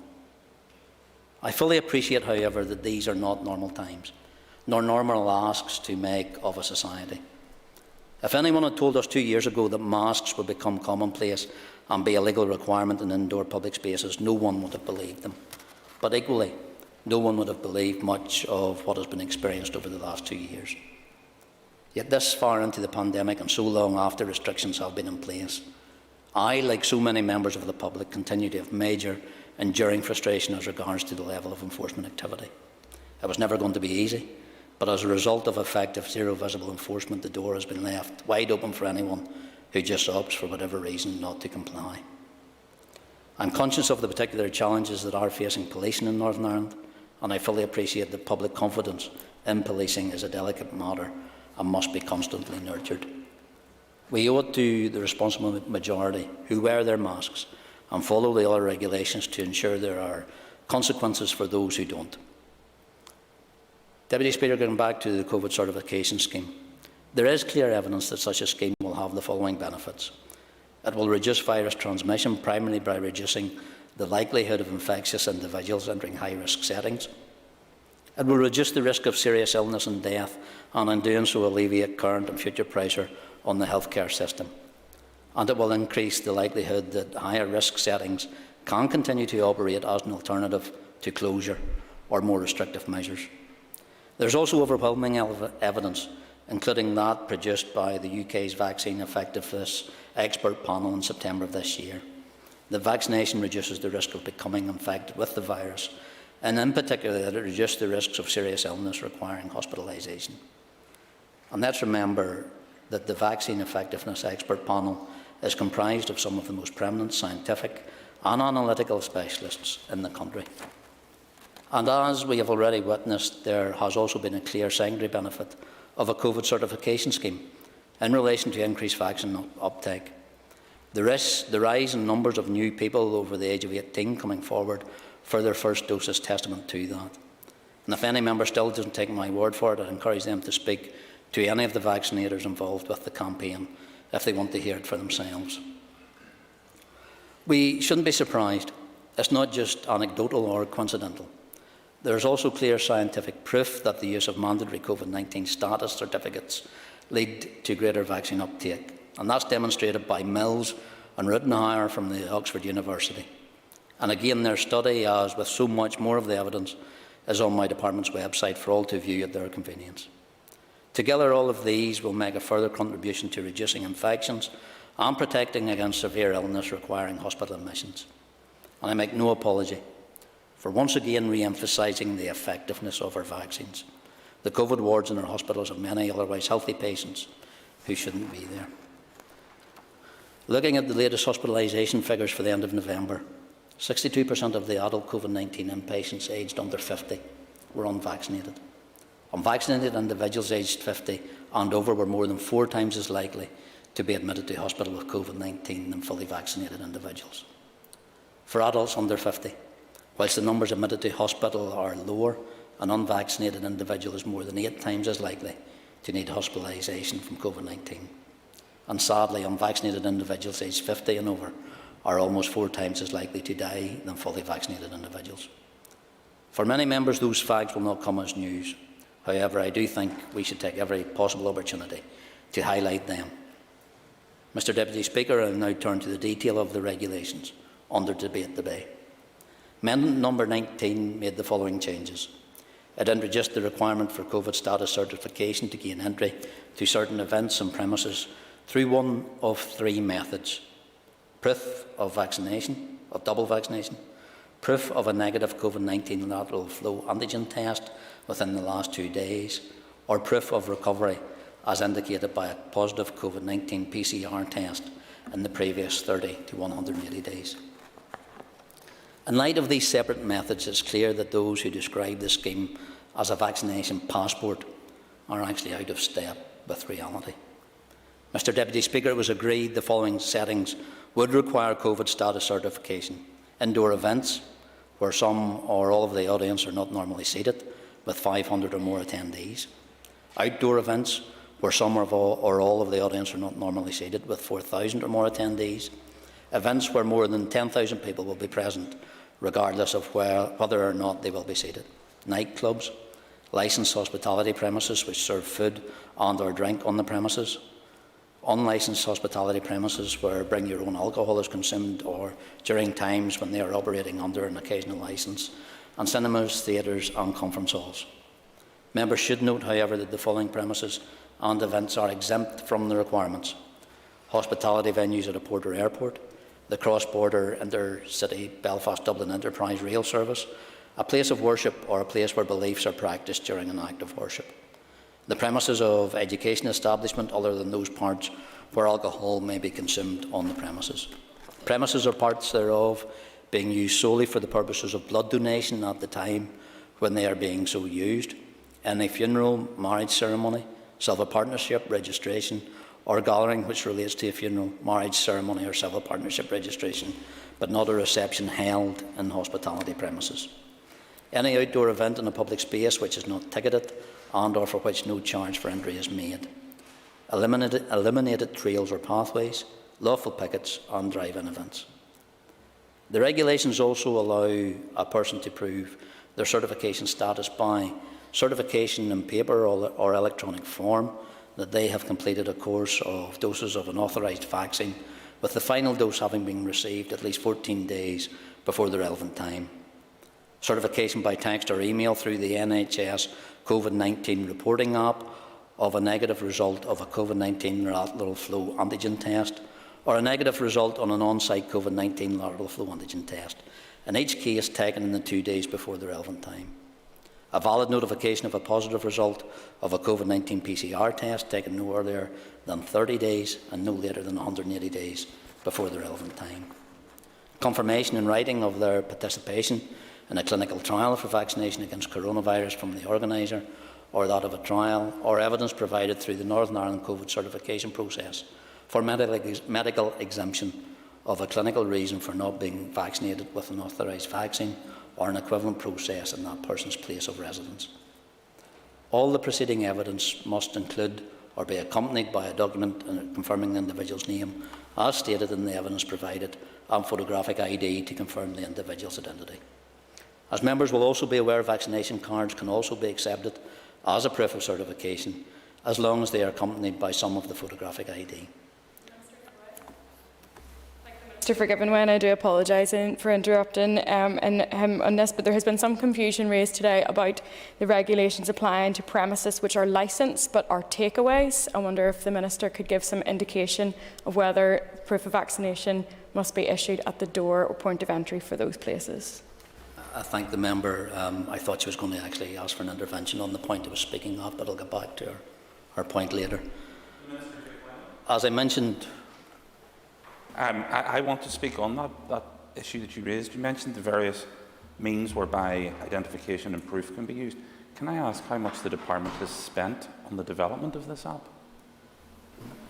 I don't have that exact figure to date, but the member will be aware it's not only development of the app, which was actually passed by a monitoring round bid by the entire of the executive, but there's also paying for the development of the app, both domestic, international, but also the support mechanisms, so that those who do need to call in and get paper certification or other certifications where they can't simply download the app, the cost is all encompassed in that, but I'll update the member in writing in regards to that exact cost. As I mentioned earlier, I have no doubt that the scheme has been challenging. It's been a challenge for people navigating their way through the application system, and NI Direct in particular, and it's been a challenge for our businesses. Despite what some are suggesting, however, it simply isn't true to say that the scheme has been targeted at any particular sector. Yes, by its nature, licensed hospitality may be where the scheme is most frequently utilised, but I would remind the House that the scheme will also apply to the likes of everything from larger football matches to agricultural shows. I have heard some of the concern from the sectors impacted. They are understandably concerned about the impact on their staff and how they are going to comply with the additional obligations of the scheme. And I've heard the asks for a financial support package. To be absolutely clear, had a scheme been presented, I would have supported it. I do think businesses should have been provided with much greater support in terms of purchasing scanning equipment and, if necessary, to compensate for staff time meeting the requirements of the scheme. The Economy Minister has not brought forward such a scheme as of yet to support the industry, and I don't think it's because the willingness isn't there. I think maybe he's waiting to see the result of today's debate, but I would be supportive, and I'll signal to him, I would be supportive of a financial support package for those industries and those settings which have been put under additional costs or strains due to the development of this. But I do hope, for the sake of business, that he didn't allow his own or his party's ideological objection to COVID certification to cloud his ministerial responsibilities to the businesses that look for him and his department for support. And again, I asked him to consider bringing something forward. Moving on, members. Members have asked me how people who have been vaccinated in different jurisdictions can provide evidence of COVID certification. The regulations provide that a person may evidence their COVID status through certification of a course of doses of an authorised vaccination in paper or electronic form. The person must also have proof that final dose has been received at least 14 days before the time of entering an event or entering premises. This permits certification from other jurisdictions to be used as evidence. If this is an authorised vaccine accompanied by the relevant identification, confirming that the person presenting the evidence and named in the evidence are the same. The Verifier app used by businesses will also accept the EU COVID certificate. The following persons are exempt from providing COVID status certification for relevant settings: a person under 18 years of age, a relevant officer, which is a constable or an enforcement officer, an emergency service responder, a person employed at or responsible for the relevant premises or relevant event, and tourist accommodation, a resident except when that resident is in part of the tourist accommodation of which public have access and alcohol may be consumed.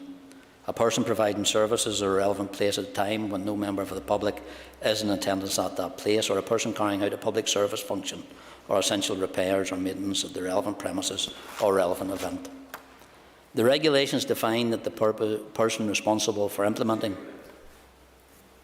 Clarification. Did I hear the Minister correctly when he said that an employee in an establishment requiring COVID certification for the public does not themselves have to produce proof of certification? The member's correct, and that's the reason that has been put forward to that across other jurisdictions, is that we don't deny someone employment or the opportunity for employment by the adoption of this certification.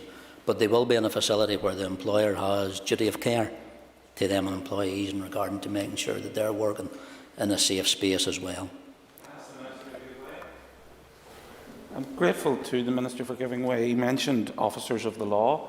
Can I ask what consultation his department has had with the Police Service of Northern Ireland about the implementation and the enforcement of this scheme? I thank the member for his point. He will be aware that the engagement in regards to this has actually been led by the Executive Office, the Executive Office Task Force. In regards, there has been a number of engagements between not only with my departmental officials, but also industry, stakeholders and the police service as well have been in attendance, and that ongoing engagement has been there since not only late October but throughout the month of November as well. I have a list of dates where those meetings actually take place. I just can't put my hand on it at the minute because I'm in the middle of the contribution, but I will hopefully be able to put my hand to that in regards to the member's question. In relation to a relevant event, the person responsible is the person responsible for organising the event, or the person responsible for the management of the premises at which the event is held or to be held if no other person is responsible for organising the event. And in relation to penalties, whilst not all ministers may have even been initially aware, the proposed penalties actually only came about after collaborative work between officials in the Department of Health, but also the Department of Justice and the PSNI. And whilst I would fully expect that the level of penalties will be a source of debate today, I do think it is important to highlight that despite the many opportunities to do so, no minister proposed any amendments to them. An equality impact assessment screening exercise has also been completed, as has a human rights impact assessment, and there has also been significant engagement with the Information Commissioner's Office, as well as engagements with the sectors impacted, which have been led by the Executive Officers, Junior Ministers and the Executive's COVID Task Force. Mr Deputy Speaker, as has been the case throughout this pandemic, The current restrictions will be the subject of regular review by the Executive and will only remain in place for as long as their use is considered to be both necessary and proportionate to the risks. This regulation will be reviewed as part of the Executive's scheduled review of COVID regulations. Deputy Speaker, we all crave the day when all restrictions can be lifted and we move away from the binary choice between health and restricting personal freedoms. But in the meantime, we face the prospect of some incredibly difficult days and weeks ahead. Today's debate will have been happening regardless of the new variant. However, its arrival should focus and help focus to sharpen minds. As always, if we are to step our way through the difficult times ahead, it requires both personal and public responsibility. To those who are railing against certification today, I have a simple question. What's your alternative? Just how would you provide that additional extra layer of protection for our citizens, for our businesses, and for our health services? Would you prefer moving to the next step in the Executive's autumn and winter plan, which sees social distancing being reintroduced in hospitality or possibly even shutdowns in certain sectors? Or is it your option to simply do nothing and keep your fingers crossed? Because, Mr. Deputy Speaker, we know that doesn't work. As Health Minister, that's not an option I am prepared to contemplate, nor a position I am able to take from the oppositional safety of the backbenches. There are legitimate arguments on both sides of this debate. But this is about how we properly balance rights and responsibilities. And that's always a difficult balance to strike. But I have to say to this House, and from one party in this House who are arguing against the entire concept of a certification scheme, how do you tally your outright opposition with the fact that the Executive's autumn and winter contingency plan included certification as an option? This winter plan, let us not forget, has the signature of both our First and Deputy First Ministers on its first page. But, Mr. Deputy Speaker, let me conclude by emphasising again that COVID certification is a public health measure. By introducing it, we are following public health advice, and I welcome the previous public commitment from all the leaders of all the executive parties at some time to follow public health advice, and I sincerely hope that it remains the case today. And contrary to what is claimed by some, there is sound scientific evidence to back it up. In short, the higher proportion of vaccinated people in a setting, the safer it is. People who are vaccinated are less likely to get the virus, and you can't pass it on if you are not infected yourself. Also, if infection does occur in a setting where most or all of the people are vaccinated, the chances of someone becoming seriously ill and hospitalised is significantly reduced. There is also evidence from a number of studies worldwide that even when people get infected, they are less likely to transmit it to others if they are vaccinated. Requiring a recent negative test also reduces risk of transmission. And of course, it would work best in association with all the other public health tools in the toolkit. So I would like to take this opportunity to urge everyone to continue to make safer choices and to follow the public health advice. Mr. Deputy Speaker, I commend these regulations to the Assembly. Agus na siarm Sir Colm Gilder, you caiglach den costa sláinte chun cainte, and I call Colm Gilder, Chair of the Health Committee, to speak. Cormac, last Chan Corlia. I make some remarks as Chair and then some comments as my party's health spokesperson. We are now coming towards our second Christmas dealing with this pandemic, and here we are considering further regulations to put mitigations in place to slow the transmission of COVID-19. It is disappointing that we're having to consider further mitigations, and I think we all would have hoped to be in a better position this Christmas than we were last year. However, we have seen how the virus and the new Omicron variant has now spread across large parts of the world, and we are still unsure about the impact that this variant will have on our communities and our hospitals, and indeed upon our health and social care workers who have been straining now to provide a healthcare service throughout this pandemic for months and months. It is therefore important that we encourage people to adhere to the current guidance and rules, that we maintain good hand hygiene, that we continue to wear masks when required to do so, and that we maintain social distancing where possible. We need to do all we can to protect each other. I would also encourage all of those that are eligible for a first vaccine or for the booster vaccine to get that when it becomes available to them.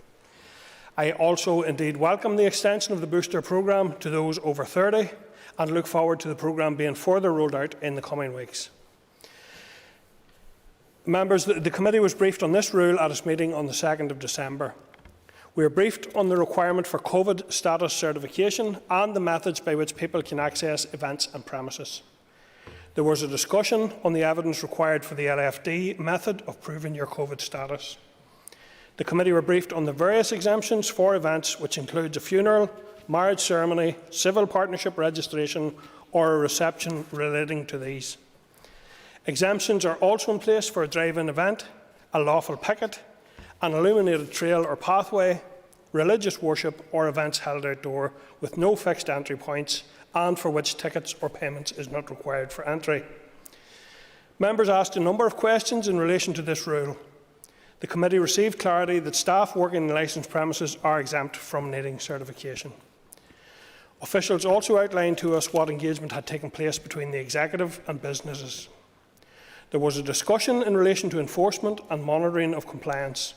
The committee have raised this issue on a number of occasions when discussing these rules, and further work needs to be done to gather information on compliance with these new rules to ensure they are achieving the desired effect. There was also a discussion on the need for very clear messaging around the rules and the need to avoid any confusion, so members of the public are fully aware of the current rules and regulations. Public messaging is one of the key ways we can encourage compliance with the rules, and it is imperative that the Department of Health and the Executive provide sufficient information and messaging. This includes outlining and publishing the evidence that the restrictions introduced will make a difference. Following the briefing on the 2nd of December, the committee wrote to the Department seeking clarification on a number of issues. A response was received, and an official then came to committee on 9th of December to answer follow-up questions.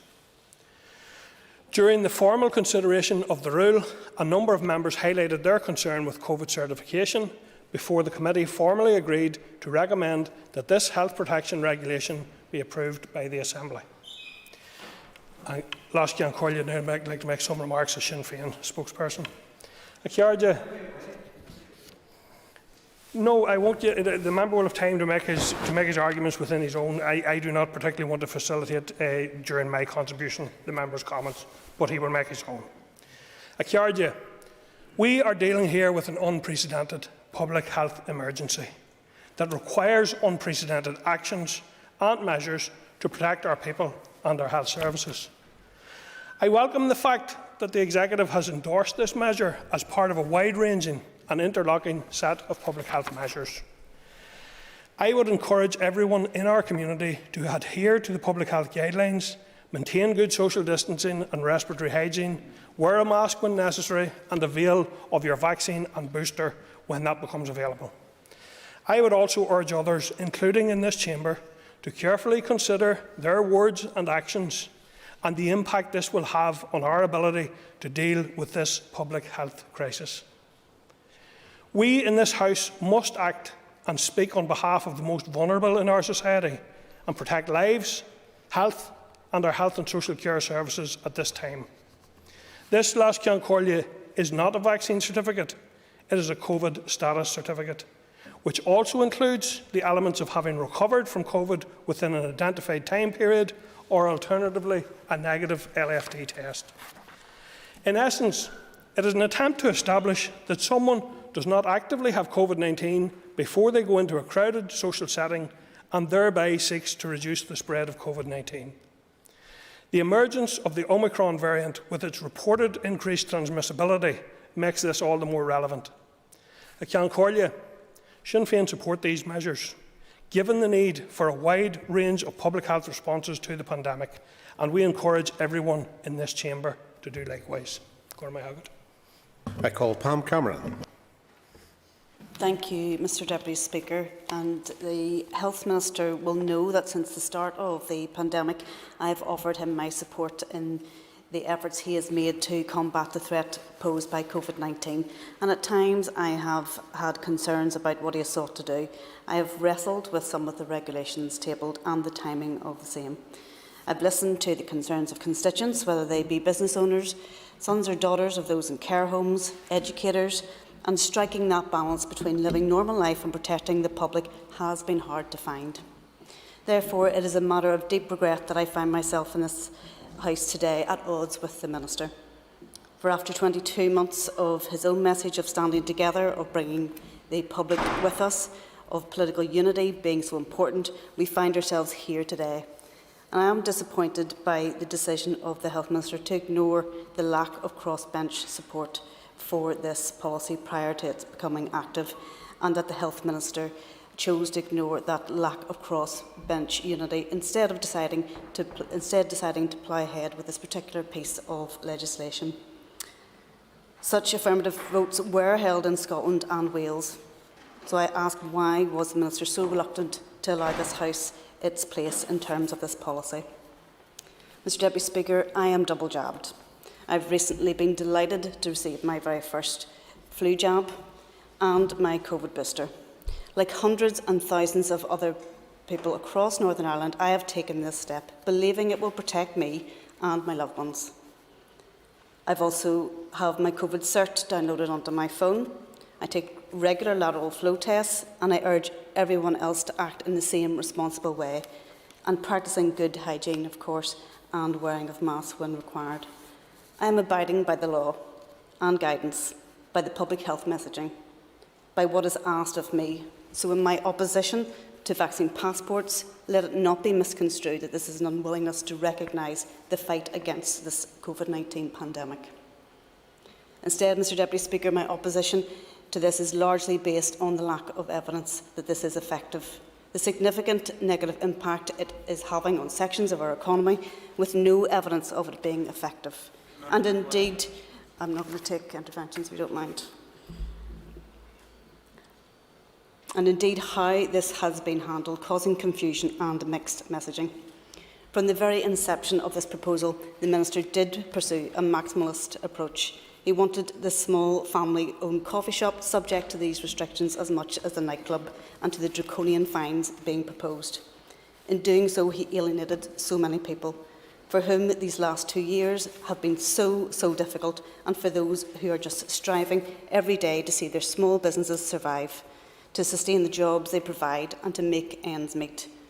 I would urge the Minister to confirm today whether he intends to revert to extending this damaging legislation to unlicensed premises such as coffee shops in the future. It is telling that no economic impact assessment for this measure has been provided. I do, of course, understand the desire to bring down the figures of those who had become very ill with COVID-19. I fully appreciate that our hospitals have been operating under the equivalent of severe winter pressures since the summer. But I do ask about the regard for jobs, for family incomes, for the mental health of those impacted by these decisions. Indeed, it is argued that even those other medical conditions, including mental health, now sit very much secondary to COVID in terms of the Department's priorities. Mr Deputy Speaker, the Minister needs to tell this House today how this policy is going to be monitored in terms of its effectiveness. He also needs to tell us what modelling has been done and what it shows in terms of impact on hospital admission cases, deaths as a result of this policy. To me, the introduction of vaccine passports indicates the Minister and the Department have admitted that they have lost the argument with those hesitant to take the vaccine. The cart has turned to stick. With more people already vaccinated now contracting COVID, those unvaccinated are asking why they should get it. They need to be persuaded by firm evidence that that approach is wrong. The Department must explain. Passports restrict the full participation in our society on the basis of a health choice, and it is a choice. The Minister has told us many times before that he didn't want to go down this route. I believe strongly that, whilst I have no personal issue in in using a form of vaccine passport myself. This move is detrimental in convincing those who are hesitant or have a concern or fear, or those who are simply choosing to wait a little bit longer. Surely the Minister understands how deeply emotive this issue is, and that this move for some will ensure that they will never willingly avail of a vaccine. Mr Deputy Speaker, I have been continuously urging everyone who can avail of a vaccine to do so at the earliest opportunity. I support and commend the vaccine rollout, and I thank those who have been involved in this mammoth operation to date. I will also keep encouraging those who need to be convinced that vaccination is the right move for them as individuals. But this move to mandate a vaccine passport is far from helpful, and for some it will compound their suspicions, and that makes me sad. Indeed, I think the confrontation this creates in society on the basis of vaccine status is a dangerous road to go down. Mr Deputy Speaker, this has not been an easy speech for me to make. I will welcome the Minister's response to the concerns of so many within Northern Ireland around this policy to introduce this measure. I and my party will not be supporting the legislation before us today. Thank you. Sir Nicola Mallon, Hon Canchai. Call Nicola Mallon. Thank you, Mr Deputy Speaker. Nearly 2 years into the COVID pandemic, we still face many uncertainties, questions and big decisions on how we best protect lives and livelihoods. But the one constant over the entire period has been the unwilting determination, dedication, commitment and bravery of our frontline healthcare workers. And at the outset of my contribution today, I want to acknowledge that and remind and reassure our NHS staff, our care home workers and care providers that our appreciation for what you're doing is everlasting. It never was just a minute's hand clap on a Thursday night as far as the SDLP is concerned, and I want to thank them. This afternoon we are here to debate the current COVID regulations, which includes the introduction of COVID certification in certain hospitality settings. We have all heard again today the Minister for Health set out the evidential basis for the range of mitigations and public health guidance we currently have in place. And I will not repeat those, but I will challenge those in the DUP, including their ministers, some backbenchers and their Westminster wing, who continue to claim there is no evidential basis. Because they have heard around the executive table from the scientific and health experts. DP MLAs have heard around the Health Committee from the science and health experts. And we have all heard again today in this chamber from the Health Minister. The evidence is clear, the benefits are clear, and it is clear that those choosing not to accept it are doing so for ideological reasons. And to date, those same people have yet to bring forward an alternative plan. And for me, that is downright irresponsible. In politics, courageous leadership is required. Difficult decisions must be taken. Leaders must lead and not seek to be popular. And this is especially the case in the midst of a public health crisis. And yet, in truth, it has been sorely lacking at critical junctures. We should have acted several months ago to introduce this mitigation, not leave it until the mouth of Christmas. But the SDLP's proposal was voted down by the DUP, Sinn Féin and the Ulster Unionist parties. And once again, the Executive has been too slow to act. And quite shockingly, some in the DUP have repeatedly acted to undermine the public health advice, even going so far as to vote against the wearing of face coverings in England, an issue that didn't even apply to their constituents, and yet they went out of their way to vote against it. And Sammy Wilson even took time out to try and be funny about the situation. Well, to Sammy Wilson, I say very clearly, it isn't funny. COVID isn't funny. The pressure on our health workers isn't funny. And the families of all those who have died with COVID are not laughing. And I will say this for Sammy Wilson. He is totally wrong on COVID, but he at least has been consistently wrong. In the Executive, the DUP have been all over the place. One week, they are taking the advice of the health experts. The next week, they are taking the advice of online keyboard warriors. One day, Jeffrey Donaldson is open to the idea of certification. The next, Paul Givan leads his ministers to vote against.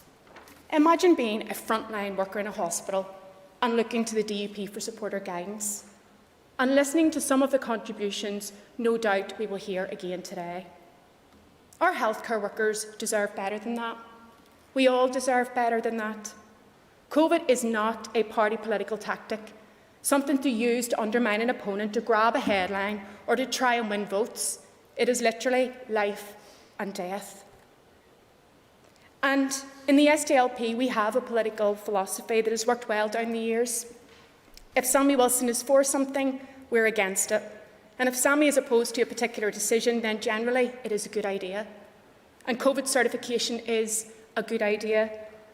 Just following the announcement that this measure was being introduced, some 10,000 people came forward and got their first vaccination dose. That wasn't coincidence. We need more people to be vaccinated to slow down the spread. That's what science tells us. And in fact, that's what common sense tells us. It is not a big imposition to ask someone to show their vaccine certification or a lateral flow result or PCR. It is far from an attack on their civil liberties. It gives all of us the confidence to know that everything that can be done at that gathering is being done to help protect you from catching COVID and passing it on to others. And vaccinations, booster jabs, a negative lateral flow or a positive PCR, all alongside good hand hygiene, the use of face coverings, social distancing and good ventilation, gives us the best chance to protect lives and livelihoods and keep our society open. Is that not what we all want? So to the people of Northern Ireland, I say, even if you think it is a hassle to download the vaccine certificate, please do it. If you regard it as a pain to show that certificate to gain entry into a pub or a licensed restaurant, please do it. We are not a collection of individuals. We are a society, a community. Get your vaccine and your certificate for your benefit, for the well-being of others and for society as a whole. Let's look out for one another. When the pandemic is finally behind us, what role will you say you played in helping our society deal with it? Was it by getting vaccinated, following the public health guidelines, wearing your face covering indoors? Or was it to strike a thaw indignation and join those at City Hall and online claiming to know better? COVID has robbed us of the old normality for now. We are in an emergency situation, one where we do not have the luxury of accommodating every individual point of view or spending months debating a new policy. Of course, it's not natural to show a vaccine certificate, a lateral flow or a PCR to have a meal in a restaurant. I know that. We all know that. It's not usual to flash an app on your phone to go for a Christmas pint with your mates. We all know that. But it is not normal to have our hospitals overrun with patients struggling to get a breath, or to have daily deaths from a cruel airborne virus, or to ask schools, hospitality and other places to close. We need to do all that we can to keep each other safe and keep our society open. This is an extraordinary time, and it calls for an extraordinary response. Thank you, Mr. Deputy Speaker. And I call Alan Chambers.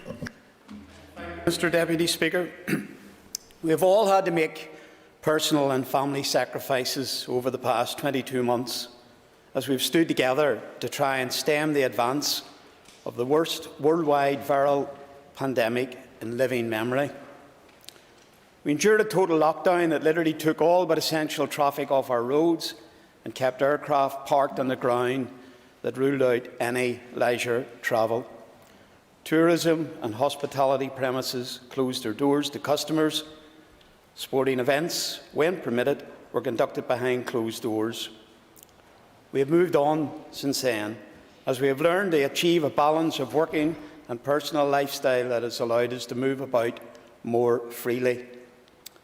That return to freedom of movement was achieved by sensible regulations supported by medical and scientific advice that required us to wear face coverings in public places, with the public responding to social distancing requirements, washing our hands regularly and avoiding entering or remaining in crowded and badly ventilated enclosed spaces.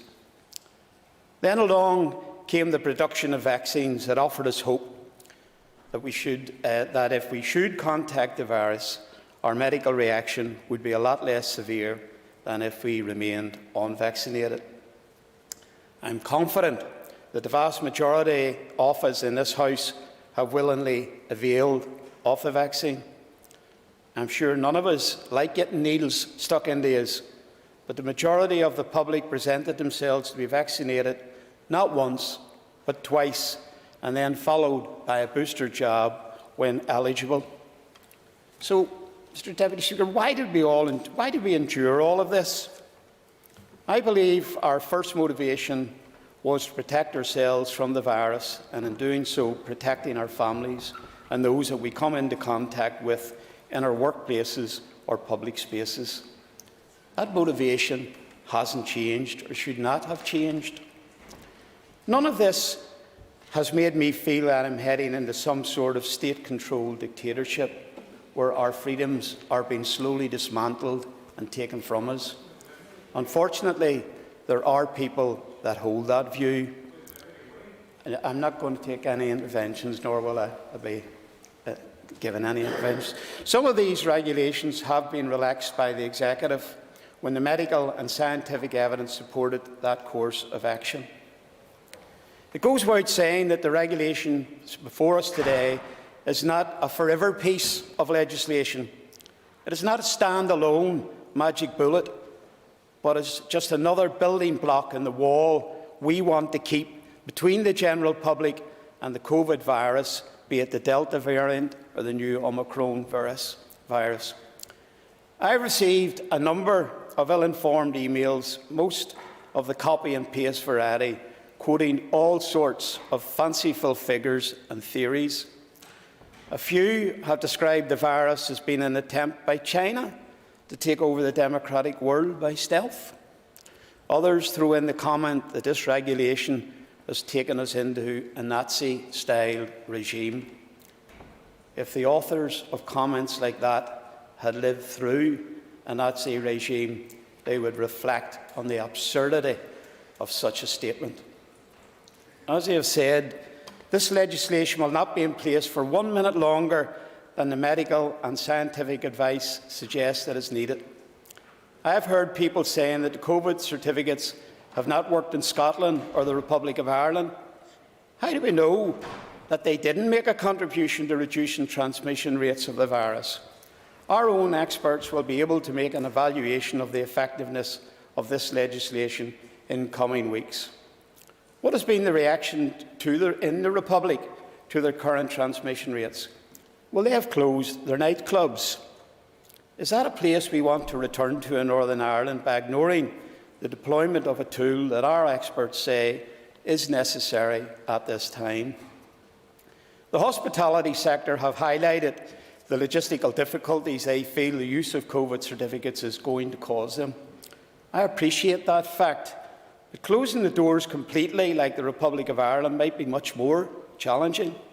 I would support financial support for hospitality premises to purchase equipment and employ extra staff to control the implications of this legislation.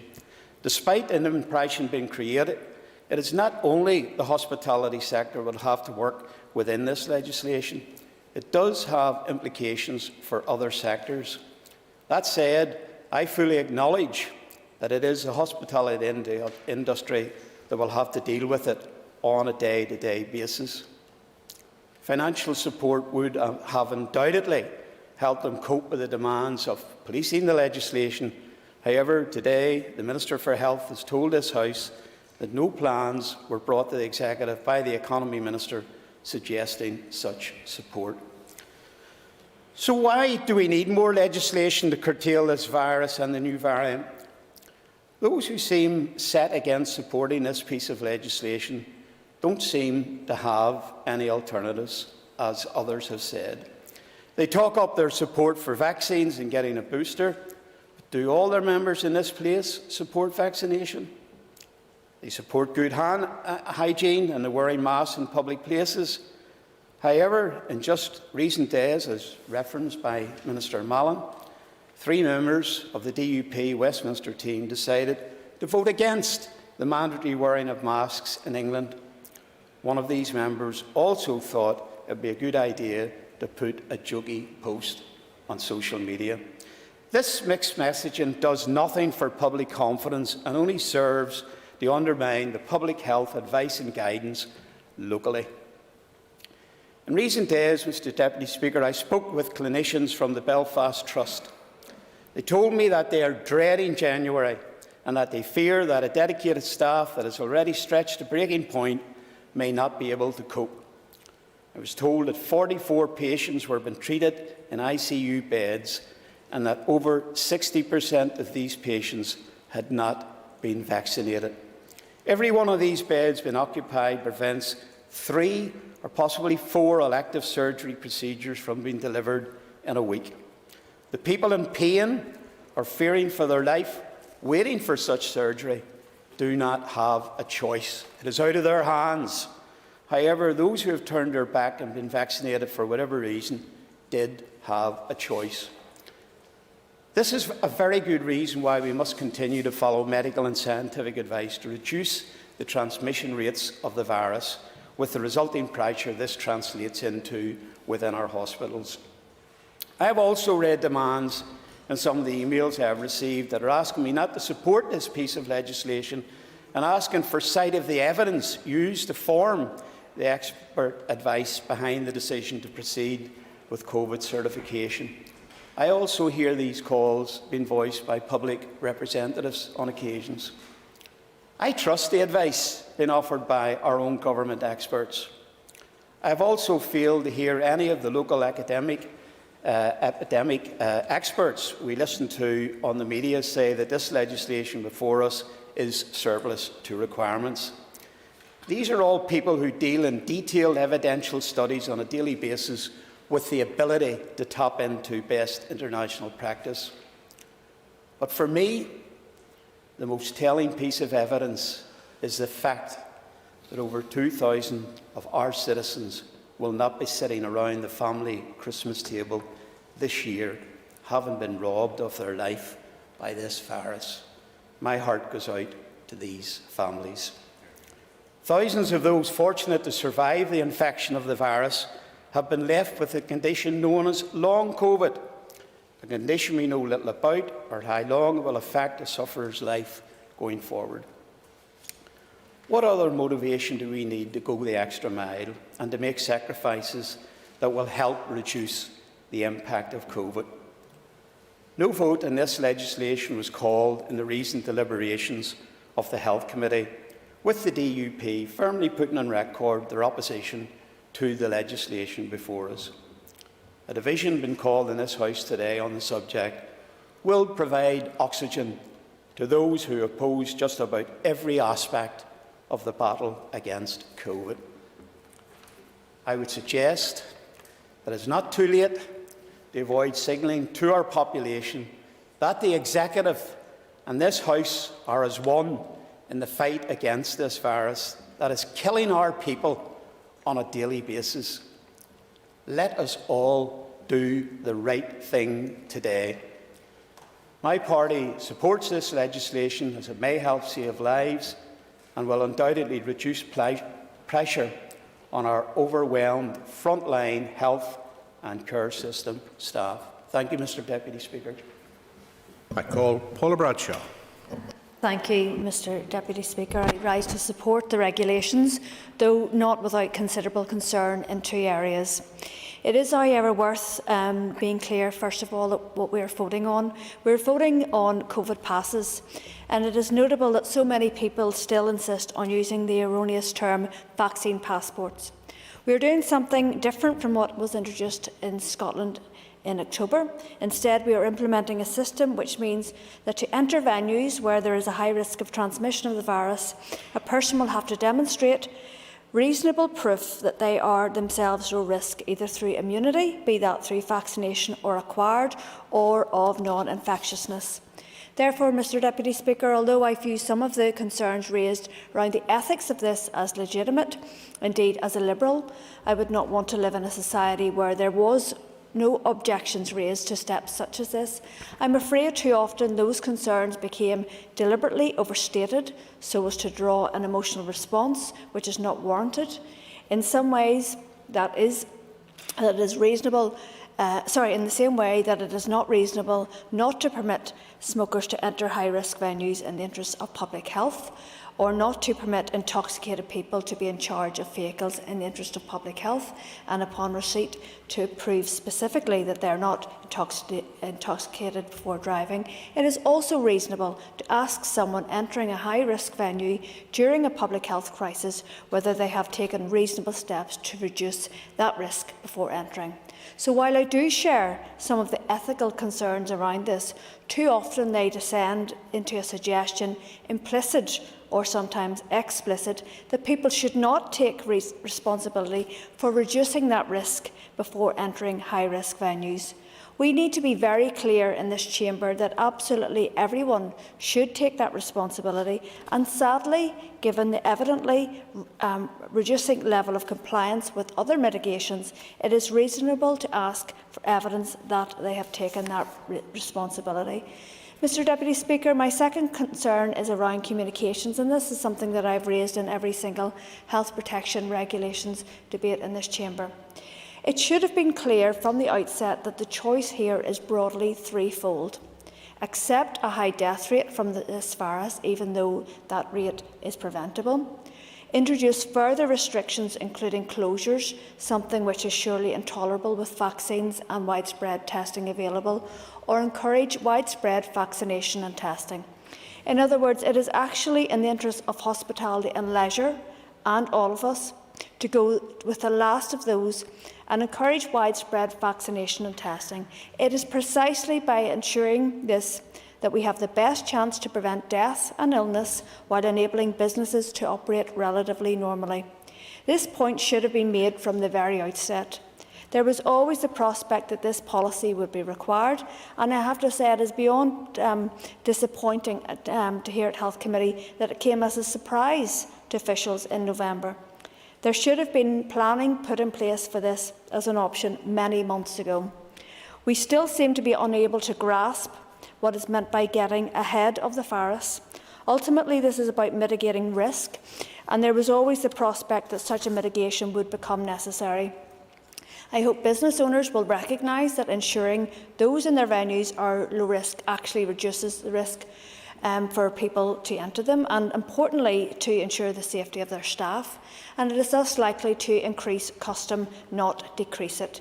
Mr Deputy Speaker, COVID passes are one tool of many. We need to encourage vaccination and much more regular testing in general. We need to encourage other mitigations in other locations, such as ventilation and face coverings, and we need to reinforce the messages around basic hygiene and social distancing. In closing, Mr Deputy Speaker, I do not dismiss all the arguments of those opposed to COVID passes, but like the Health Minister, the Infrastructure and many others here today, I also note that I have not seen those who are against these passes present us with a serious alternative that prevents death and serious illness while keeping businesses open. In an ideal world, we would not have to take this step, but then in an ideal world, there would not be a deadly virus out there. In this less than ideal world, we owe it to ourselves and each other to get vaccinated and to get regularly tested.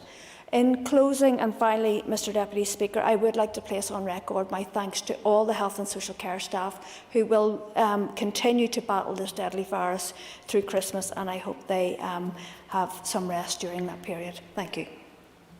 Call Deborah Erskine. Thank you, Mr Principal Deputy Speaker. I rise in this chamber with so many unanswered questions as to the reasons behind how we have got here, why we are debating this regulation on the same day it is now enforceable in Northern Ireland, and how this decision has been reached and what evidence backs up the decision made.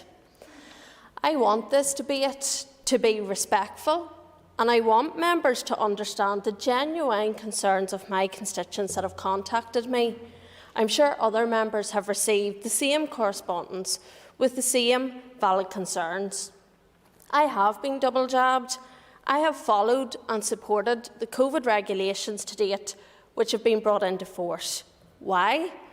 Because I understand the public messaging. I want to protect myself, my family, those around me. But there are fundamental questions with the COVID certification. Importantly, who is going to enforce this?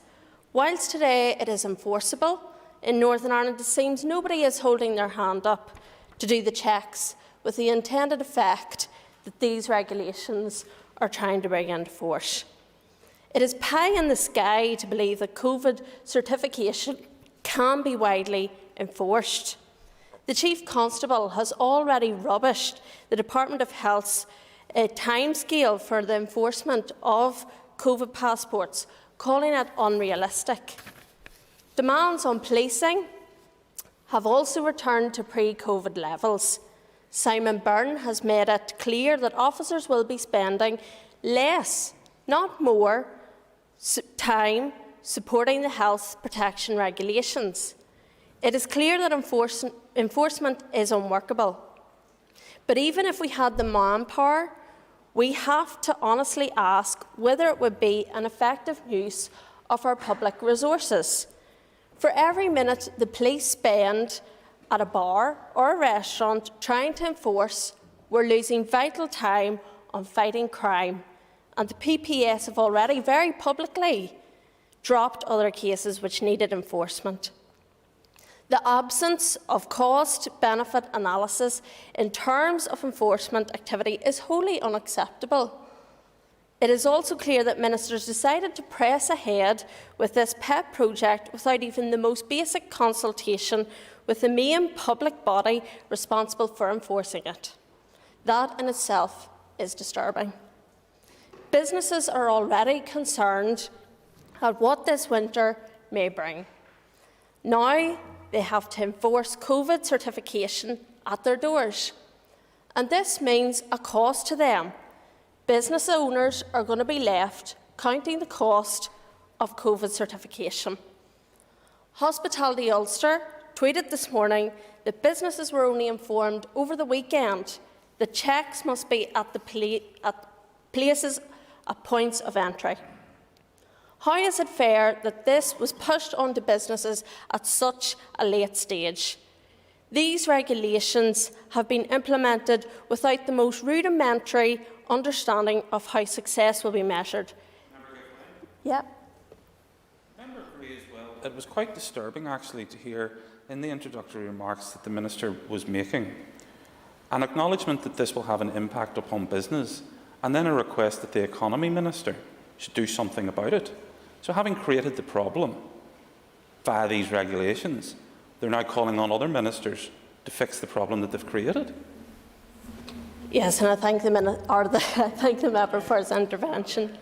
I thank the member for his intervention. And yes, I do think it's unfair to push the problem to another minister. Therefore, I do have key and fundamental questions in relation to this. We don't have any indication from the Health Minister how this will monitor the impact of COVID status certification and what success looks like. Member give way, and I didn't want to interrupt any other members, but it's just in regards to the intervention she took. On the 3rd of December, I received a letter from the First and Deputy First Ministers in regard to COVID vaccine certification, and it states, "We wholly agree that the issue of COVID status certification is a strategic and cross-cutting issue, with impacts far wider reaching than the health service, and our overall aim is taking action remains to reduce pressures on our health service and protect the health of our citizens." And that was in response to my ask from the executive actually working through the executive COVID task force, so that all the implications of bringing forward this regulation was actually brought forward and addressed as a holistic approach by the executive. So whereas the member, and it was the member who made the intervention, seems to indicate that I'm pushing it to someone else now, it's not. It's always been an approach that I have taken in regards to regulations. And that's why I supported the establishment of the Executive COVID Task Force, so that responses, so that consideration to any implications could have a holistic approach across the entirety of the executives of the knock-on impact of any implications that may have there, but also the support that has been necessary in the past.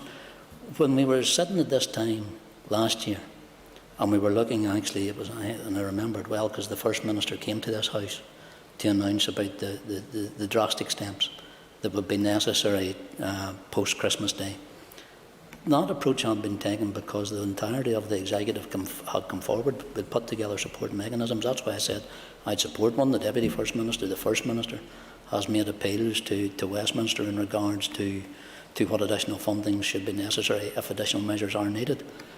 But what I would say to the Economy Minister, and I said to him, I've said it again, I'll support him coming forward with any ask for an implication of a support package that can be brought forward. I know he's returned money recently in the monitoring round for COVID support. Could I just remind the Minister that this is an intervention? Apologies, Deputy Speaker, but I just thought it was so the member may not be aware of all those points and what has happened, so I just wanted to make it clear to the House. I'll continue on, thank you. There's a lot to get through. And I thank the Minister for his intervention, but this is a fundamental key question in terms of publishing the data. I've heard that there's a minimal impact in terms of adding this to the range of measures that we have. And so I have fundamental questions in relation to this. How successful has it been elsewhere? It would have been useful to have that information before us today, but it has not been forthcoming. And by what margin does he envisage hospital admissions reducing or case numbers falling? The Department of Health has provided The Department of Health has provided no modelling on the likely impact of COVID certification. Is this because they haven't done any, or is it because the benefits are minimal? The evidence I have heard, as I have said, are that it is minimal. I've asked the Health Minister to publish the full evidence ahead of today's debate, and unfortunately I have not had sight of everything that I need to make my decision today to support COVID certification. The rush to push the policy through without due process was reckless and irresponsible. Proper scrutiny could have been allowed last week. As recently as last week, the untold problems of this scheme, were already on display. I have concerns for our elderly, disabled, and may I say, some from my own age group who are having difficulty in getting COVID status certification. Within the Health Committee, I raised that I hope the helpline would be adequately staffed over Christmas to deal with the many queries coming through with people who would be out socialising and would need proof of vaccination. There has been mixed messaging from the Department on the rollout of this scheme itself, which is telling. Interestingly, I was told that those who were vaccinated could still show their vaccination cards, and the Minister has outlined that today as proof to gain entry.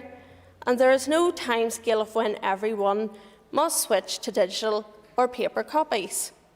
I asked twice for the information on when the interim period, as it was told then, would end.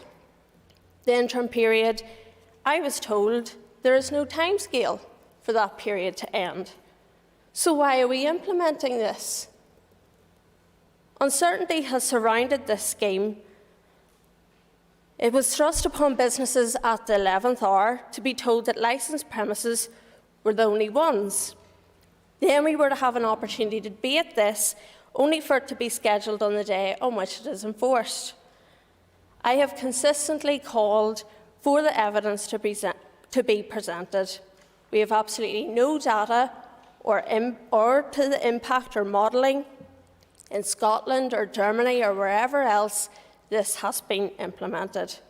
Why is this information not available?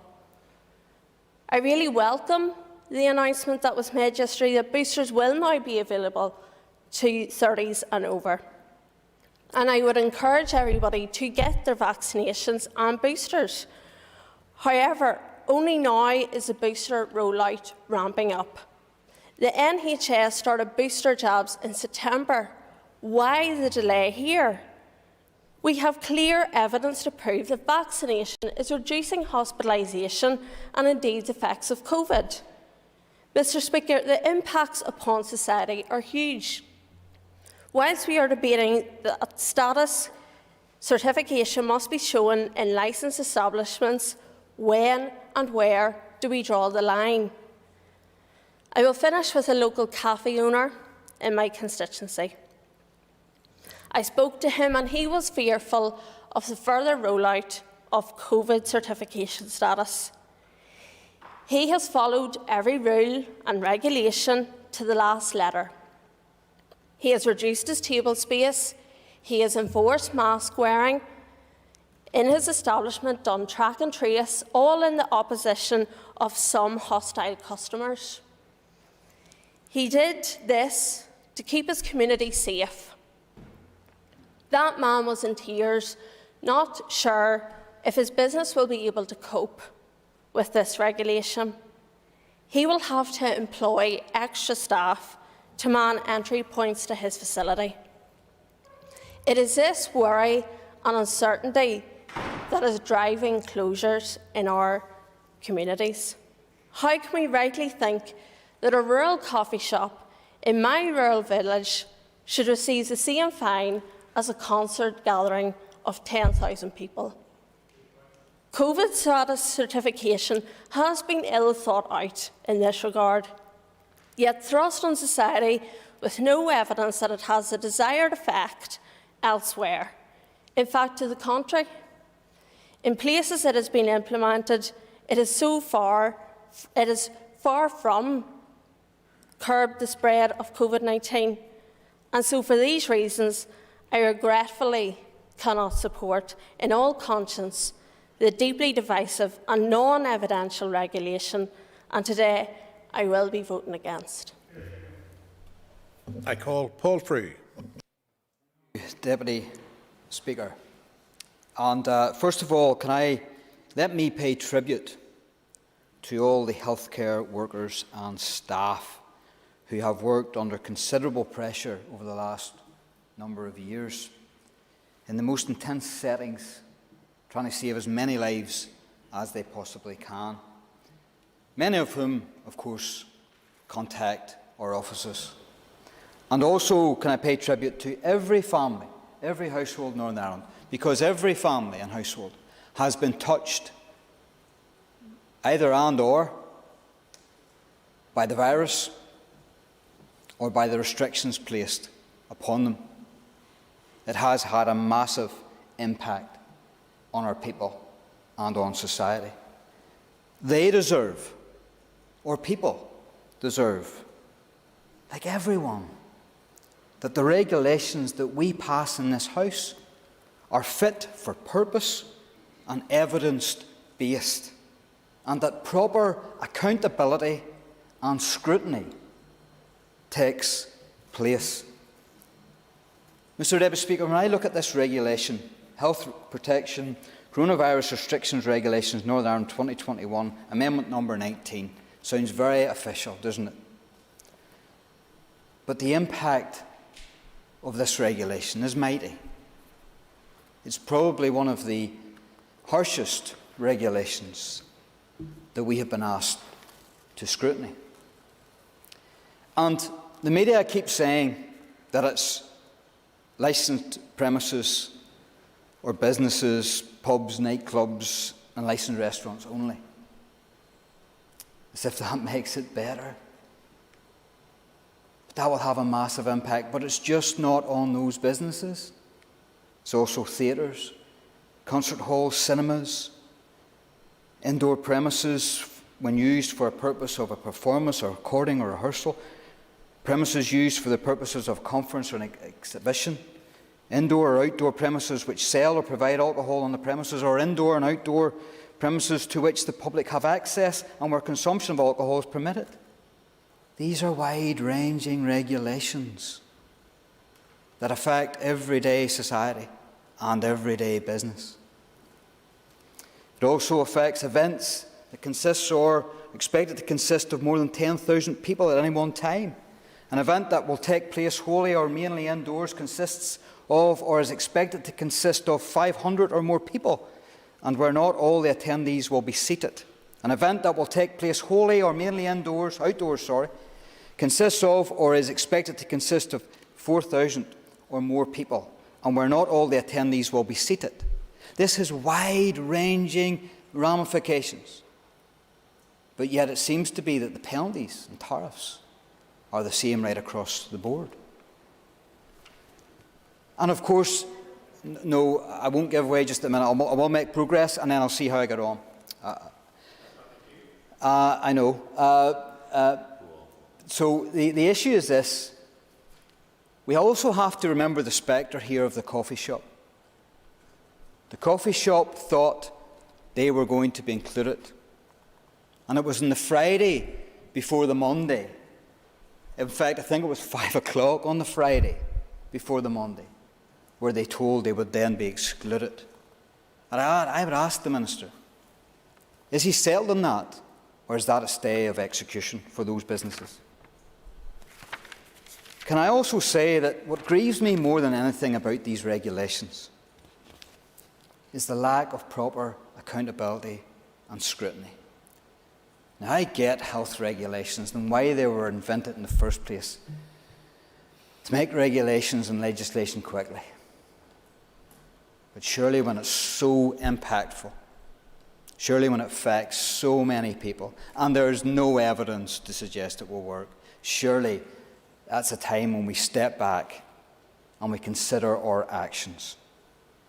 The failure to bring these regulations to the Assembly until now is deeply alarming and sets a dangerous precedent. It is unacceptable that despite crossbench support for an opportunity to debate this policy, the Health Minister couldn't bring these regulations until now, 2 weeks after enactment. Even in Scotland and Wales, an affirmative vote from the legislator was sought prior to introduction. How can Northern Ireland be the only legislator where the Minister can't bring those to the floor in time? And I asked them, no, I won't, I'll be fair, I'll be consistent right across the board, and if I have time after making progress, I will give way. It's not, but I'm mindful of the tone of the debate, and I wish to keep it that way, because we should be respectful. But I asked the Minister at one of the last debates around health regulations that if he was minded to bring in certification, that he would bring it before the House, before enactment. And it is with deep regret that that has not taken place. It wouldn't be sufficient with regard to scrutiny, but at least it would have been something. Where is the scientific evidence for these regulations? The Department has had months now to produce evidence. I think it was April when the Minister changed his mind on certification. I think it was one day, 21st to the 22nd. But nonetheless, he changed his mind. So since April, why has he produced no evidence, Mr. Deputy Speaker? No evidence at all, let alone scientific, that these measures, this regulation will work. Coronavirus regulations are only permitted where they are necessary, proportionate and evidence-based. This threshold has not been made. It has not been met. Since the Executive voted on the 17th of November, the Chief Medical and Scientific Advisers say case numbers have peaked, the R number has come down, and admissions and hospitalisations are on a downward trajectory. For the parties here who cloak themselves as a party of equality, many of the self-proclaimed champions of rights in this Executive were only too willing to rush these regulations through without any equality or human rights impact assessments being produced, let alone published. Vaccine passports may be viewed as a small inconvenience to many, but for so many others, including the elderly and the frail, they will disproportionately affect access to social settings and activities, sometimes the very lifeblood of existence. Add also then dementia sufferers and Alzheimer's. No, I'll be consistent. Imagine dementia sufferers, Alzheimer's sufferers. How will they cope with certification? It is essential that implementation of this policy is paused, and I make the plea tonight in this House that it is paused until these equality concerns are at least addressed in an open and transparent way. We were told that COVID decisions are taken on the basis of economic and societal factors as well as health. What assessment has there been of the economic implications of mandatory COVID certification? The reality is that the regulations carried the threat of the same level of fine for a small corner cafe or a licensed premises, a restaurant, as they do for large multinational companies. Is this fair and proportionate? It's only one question that we needed time to answer, and we don't get that time. And we've seen throughout the world that these measures simply do not work.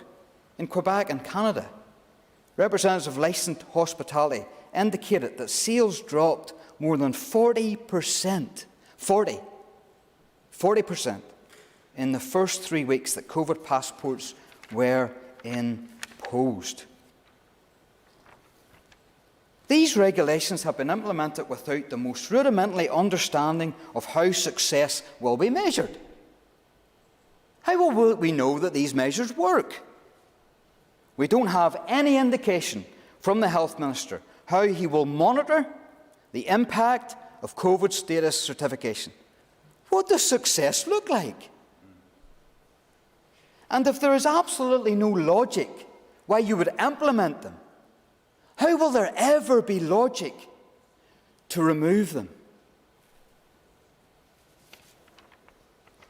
By what margins does he envisage, the Health Minister as this is, that hospital admissions will reduce or case numbers will fall by this measure? If certification doesn't meet these targets, there is no target set, by the way, but if there was targets set, will they then commit to reversing the policy because the measures simply do not work? The Department of Health has provided no modelling on the likely impact of COVID certification. Is this because they haven't done any since April, or is it because the benefits are minimal? And because, Mr. Deputy Speaker, we have had no scrutiny committee has looked at this in depth in this place. We have to look to the COVID status certification in the House of Commons, the Public Administration and Constitutional Affairs Committee, who have done a robust piece of work. Now, it's important to signify the date or put it on record. It was printed on the 10th of June, 2021, several months ago. But remember this, vaccination levels have increased considerably, both in first vaccination, second vaccination, and now booster, which makes it very important. But it's very clear that the only real scrutiny that's taken place on COVID status certification that it simply won't work. And in fact, in this document, it talks about abandoning any plans for COVID status certification. That's very strong words for any scrutiny committee, not least in the House of Commons. It is imperative that MLAs read this document, because it's the only scrutiny that we have. How many have looked upon it, at its conclusions and its recommendations? It's a very powerful document, and it's from June. But the same logic applies now. It's incredible when I read this document that I see the similarities from here and GB. But yet nobody here who would vote for this seems to take cognizance of the evidence within this document. I could go through it. Mr. Deputy Speaker, but I won't, because I know there'll be other people who want to speak. But I refer this document to you, and I ask you, I plead with you, to read it and then step back from these regulations. What I want to illustrate, Mr. Deputy Speaker, in great detail is how it will affect business in Northern Ireland. And Hospitality Ulster, the group that represents so many of our licensed premises and our tourist centres. And it's important that we get their words on record, because they haven't been able to go to a committee in the way that they should around primary legislation, which I believe this should, and that's one of the recommendations, by the way, in the House of Commons report, that this measure of certification should have been primary legislation. That would have afforded all of us, and in the committee, the time and all evidence to be gathered by stakeholders. This is what we do here. We're legislators. But we're not given the time. But here's what Hospitality Ulster had to say on the 29th of November. A concern, due to the lack of information and based on evidence published by the Scottish Government and anecdotal evidence from our counterparts in the Republic of Ireland, which shows a downturn in footfall of between 20 to 40%, plus increased costs and high levels of abuse behaviour against staff. Quoting, "I hope you will agree that it would have been much better to have shared the evidence of the impact of COVID certification." No, I won't. I'll be consistent. "And the measurement of success that will be used to decide when the regulation can be removed," the point I make. Bringing the hospitality businesses with them rather than we know best approach. You see, this we know best approach, it's simply not good enough to say evidence exists and keep repeating it as if it's true. Produce the evidence. Publish the evidence. Let us all see the evidence. It just doesn't exist.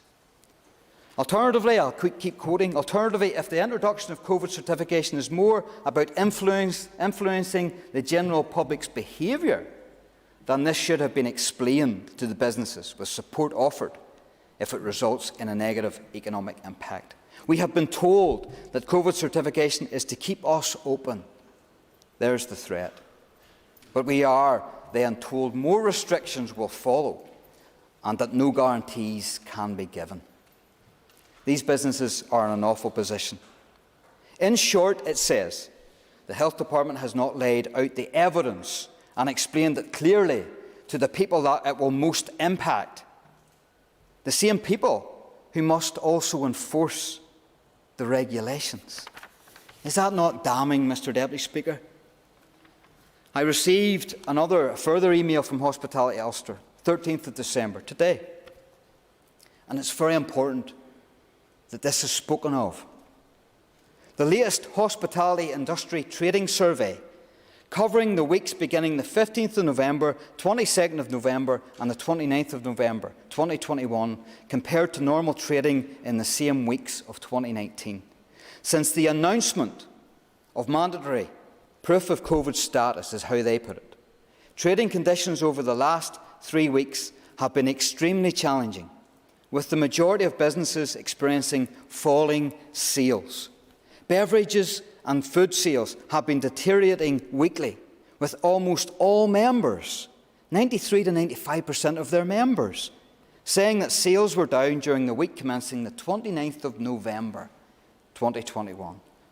The share of business who have experienced a contraction of more than 50% in sales has been increasing over this short period of time. In the week beginning the 29th of November 2021, 1 in 5 members, 21%, said that beverage sales had contracted by more than 50%. 1 in 4, that's 26%, stated that food sales were down more than 50%. And half of those with accommodation, 54%, said that accommodation sales had contracted by more than 50% compared to the same week in 2019. Business owners are seeing sustained contractions of sales forced by a drop in footfall and immediate booking cancellations, and feel like they have been left high and dry after being heaped with the responsibility of COVID passport scheme, is the way they put it. And you know something, it doesn't really matter, to be fair, whether you call it a passport scheme or certification. You see the public out there, they see it as discrimination. Even though penalties for the scheme kick in from today, we are still yet to see the economic impact assessment, which has led to this decision. Where is the realisation from government, from the Department of Health, that the hospitality industry is in trouble? After 2 weeks of developing operational procedures and training of staff for proof of COVID status, on the weekend before penalties began, the legislation gets changed from check as soon as reasonably possible to check at point of entry. Would you believe it? A change that will be unworkable for many businesses that operate a counter-service business model or venues that have several entrances. Even in our own constituency of Northampton, the hotels, one hotel in particular, probably has about 19 entrances. How will they ever cope? Most businesses don't have door staff and cannot afford to employ them, even if they could find them. Where is the collaborative working? Where is the common sense approach? The Executive and MLAs need to understand that repeated additional COVID measures are costing businesses in the hospitality sector, and they are at breaking point. This, coupled with the highly confusing message, is destroying our industry, is how they put it. If hospitality businesses are the sacrificial lamb, if our staff are to go without wages, well, at least we should be honest. If the Assembly votes in favour, and this is their words, if the Assembly votes in favour of proof of COVID status today, I respectfully ask that an amendment to the legislation requiring an immediate economic impact assessment be added, and that financial support is provided to hospitality businesses where needed. Where is the opportunity to amend this legislation? There is none. It's not primary legislation. But not only that, let me add my take to the business's cry. We are in an arena, a business arena, where rising costs are crippling. Rising energy costs, rising inflationary costs. They can't get staff, but yet we burden them with COVID certification. That's not evidence to work anywhere, that hasn't reduced admissions to hospital, that hasn't seen cases drop.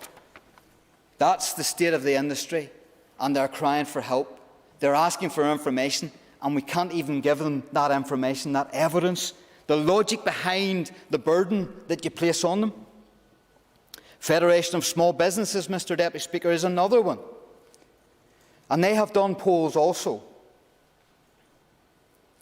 over 85% of their membership in the Federation of Small Business felt that the COVID status certificate should either not be introduced at all, or if it is to be, then it should be applied to relevant public settings, such as trains, buses, hospital waiting areas, as well as private. If the regulations is to be introduced, it must contain a sunset clause. There's a novel approach, so that in the event of instability in the current executive or delays in establishing a new one after the election, businesses won't be left subject to the serious burden that no one is empowered to repeal. No, to be consistent and fair on other members, I won't.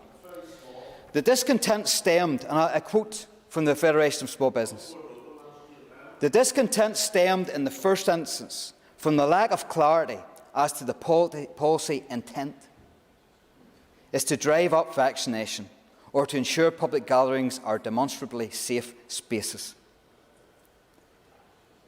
The complete absence of public settings undermined confidence that the policy intent was truly about demonstrating the safety of places where the people congregated, and raised concerns about the lack of equality in the policy, as it is intent on placing the burden solely on the private sector.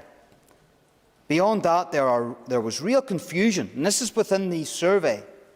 There was real confusion as to the mechanics for checking, as it appeared that existing vaccination record cards carried by hundreds of thousands of people would no longer be acceptable as proof of vaccination, and that an entirely new and complex app-based system would be required.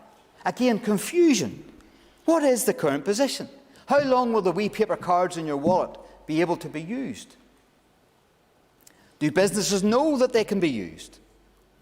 There's already confusion. I'll finish with this quote from the Federation of Businesses with regards to this section. I am writing to urge that the Assembly take time to consider not simply whether this directive can be approved and imposed on customers and businesses, but whether it should be. The forthcoming Assembly debate on this proposal should give opportunity for wider reflection. And if the consensus of those Federation of Small Business members who engaged with our poll is reflective of wider concerns, an opportunity should be taken to change course and avoid doing untold damage to hospitality businesses in every community who finds themselves having to police a public policy of which a great many of their customers will know little, if anything, until the moment they find themselves denied entry to a cafe or a restaurant or a pub. That's the words of the Federation of Small Business. Think how strong. Have you ever seen a time when lobby groups have spoken so sternly, with so much force? I haven't. And surely that shows the measure of the concern out there by businesses. Mr. Deputy Speaker, I'll turn then to a very good report by the Imperial College of London about the vaccine passports linked to COVID-19 vaccine hesitancy in the UK and Israel. A new study by the Imperial College of London has found a link between COVID-19 vaccine hesitancy and the perceived lack of free will over vaccine passports. Call it what you will. The findings taken from surveys of 1,358 people across the UK and Israel, two highly vaccinated countries, and isn't it good that we're highly vaccinated, found that people who feel their sense of autonomy or free will is unmet by government incentives like vaccine passports are less likely to take up the COVID-19 vaccine. Dr. Purritt states if public health incentives like vaccine passports frustrate psychological needs, then they might paradoxically reduce people's willingness to get vaccinated. Domestic vaccine passports, Mr. Deputy Speaker, where people must prove their vaccination status to stay in hotels and attend events, for example, have been introduced across the world to restore freedom of movement within countries and encourage vaccination. However, this new study published in the journal Vaccines highlights that such public health incentives might affect people's vaccination decisions in unintended and undesirable ways. Vaccination, without a doubt, is the most single effective way to reduce deaths and serious illness from COVID-19. And current vaccines have demonstrated high levels of protection against the symptomatic infection. But you don't and shouldn't coerce people. You shouldn't discriminate against people because they have chosen to wait a while, or they have chosen for some other reason not to take the vaccine at this moment in time. They found that, no, I won't. They found that people's willingness to get vaccinated correlated with their sense of autonomy. Participants who felt their need for free will was unmet were particularly unlikely to say that they would take the vaccine. Professor Calvo, Dyson School of Design Engineering, said government should focus on building a caring and trusting relationship with the public rather than applying pressure and external controls. The researchers say that this suggests that even if government pressure causes people to get vaccinated now, they may be less willing to receive a booster dose or a vaccine against new variants in future. Autonomy-frustrating policies like vaccine passports or certification might also have long-term public health implications in terms of trust in the health system. They explain, moreover, failing to meet psychological needs can damage people's well-being, so needs-frustrating policies need add to the already heavy burden of the pandemic on people's mental health. Dr. Port added, for some, vaccine passports act as incentives to get vaccinated so they can move freely in society. Our results suggest that for others, the passport might increase resistance to vaccination or alter the motivation behind their vaccination decisions in ways that might be detrimental to the long-term consequences of public health and trust in government. That is undeniable, Mr. Deputy Speaker, and that's why I cannot support anything that forces, coerces or discriminates against people on a vaccination status. But there are also serious concerns over the lack of guidance for those who are medically exempt from vaccination. These regulations provide for someone to provide evidence through the Northern Ireland COVID certification process for medical exemption. What does that even mean? Unlike other regions of the United Kingdom, there is no indication that such a facility is even close to being operational in Northern Ireland. And even if it was, Mr. Deputy Speaker, why does it have to be through the certification scheme? Surely a letter from your GP, who knows the patient best, should be ample to provide exemption. But the problem is this: some GPs won't give exemption letters out. They don't have the time sometimes because of their strain and their burden. So how will we get round the exemptions for vulnerable people and people who simply cannot take the vaccination? And there are many reasons why people can't medically take the vaccination. One reason being the fact that maybe they have suffered from myocarditis on the first dose. And that's been proven to be the case in some cases. Now, very rare, thankfully. The UK Health Security Agency states as of the 17th of November 2021, there have been 432 reports of myocarditis and 332 reports of pericarditis with Pfizer, 101 reports of myocarditis and 51 reports of pericarditis following the use of Moderna. This, of course, will be underreported. So we know that there's people exempt from taking vaccines. How will those people be supported? They can't be coerced into taking another vaccine. They've already tried it one time. The Minister's press release championed early uptake of the scheme on the 3rd of December, completely ignored the issue of medical exemptions. Was it a blind spot? The Department's online guidance only refers to 3 ways to provide your status: being double vaccinated, having a negative test result, or evidence of an earlier PCR positive test. But let's be clear. You can have a certificate on your phone, you can have it in paper form in your back pocket. But that certificate does not prove one bit that you do not have COVID-19, that you do not have the virus. And we've seen in many cases, in hospitality settings and in others like cruises, whereby vaccinated people spread COVID-19. Certification is no guarantee, it's no safeguard that it will stop the spread of virus, that it will stop transmission, that it will stop hospitalisations. And that's the tragic thing about this debate today. There's no evidence to suggest this will work. None whatsoever. Nobody has provided it. But yet we're going to pursue it. Yet we're going to burden those businesses.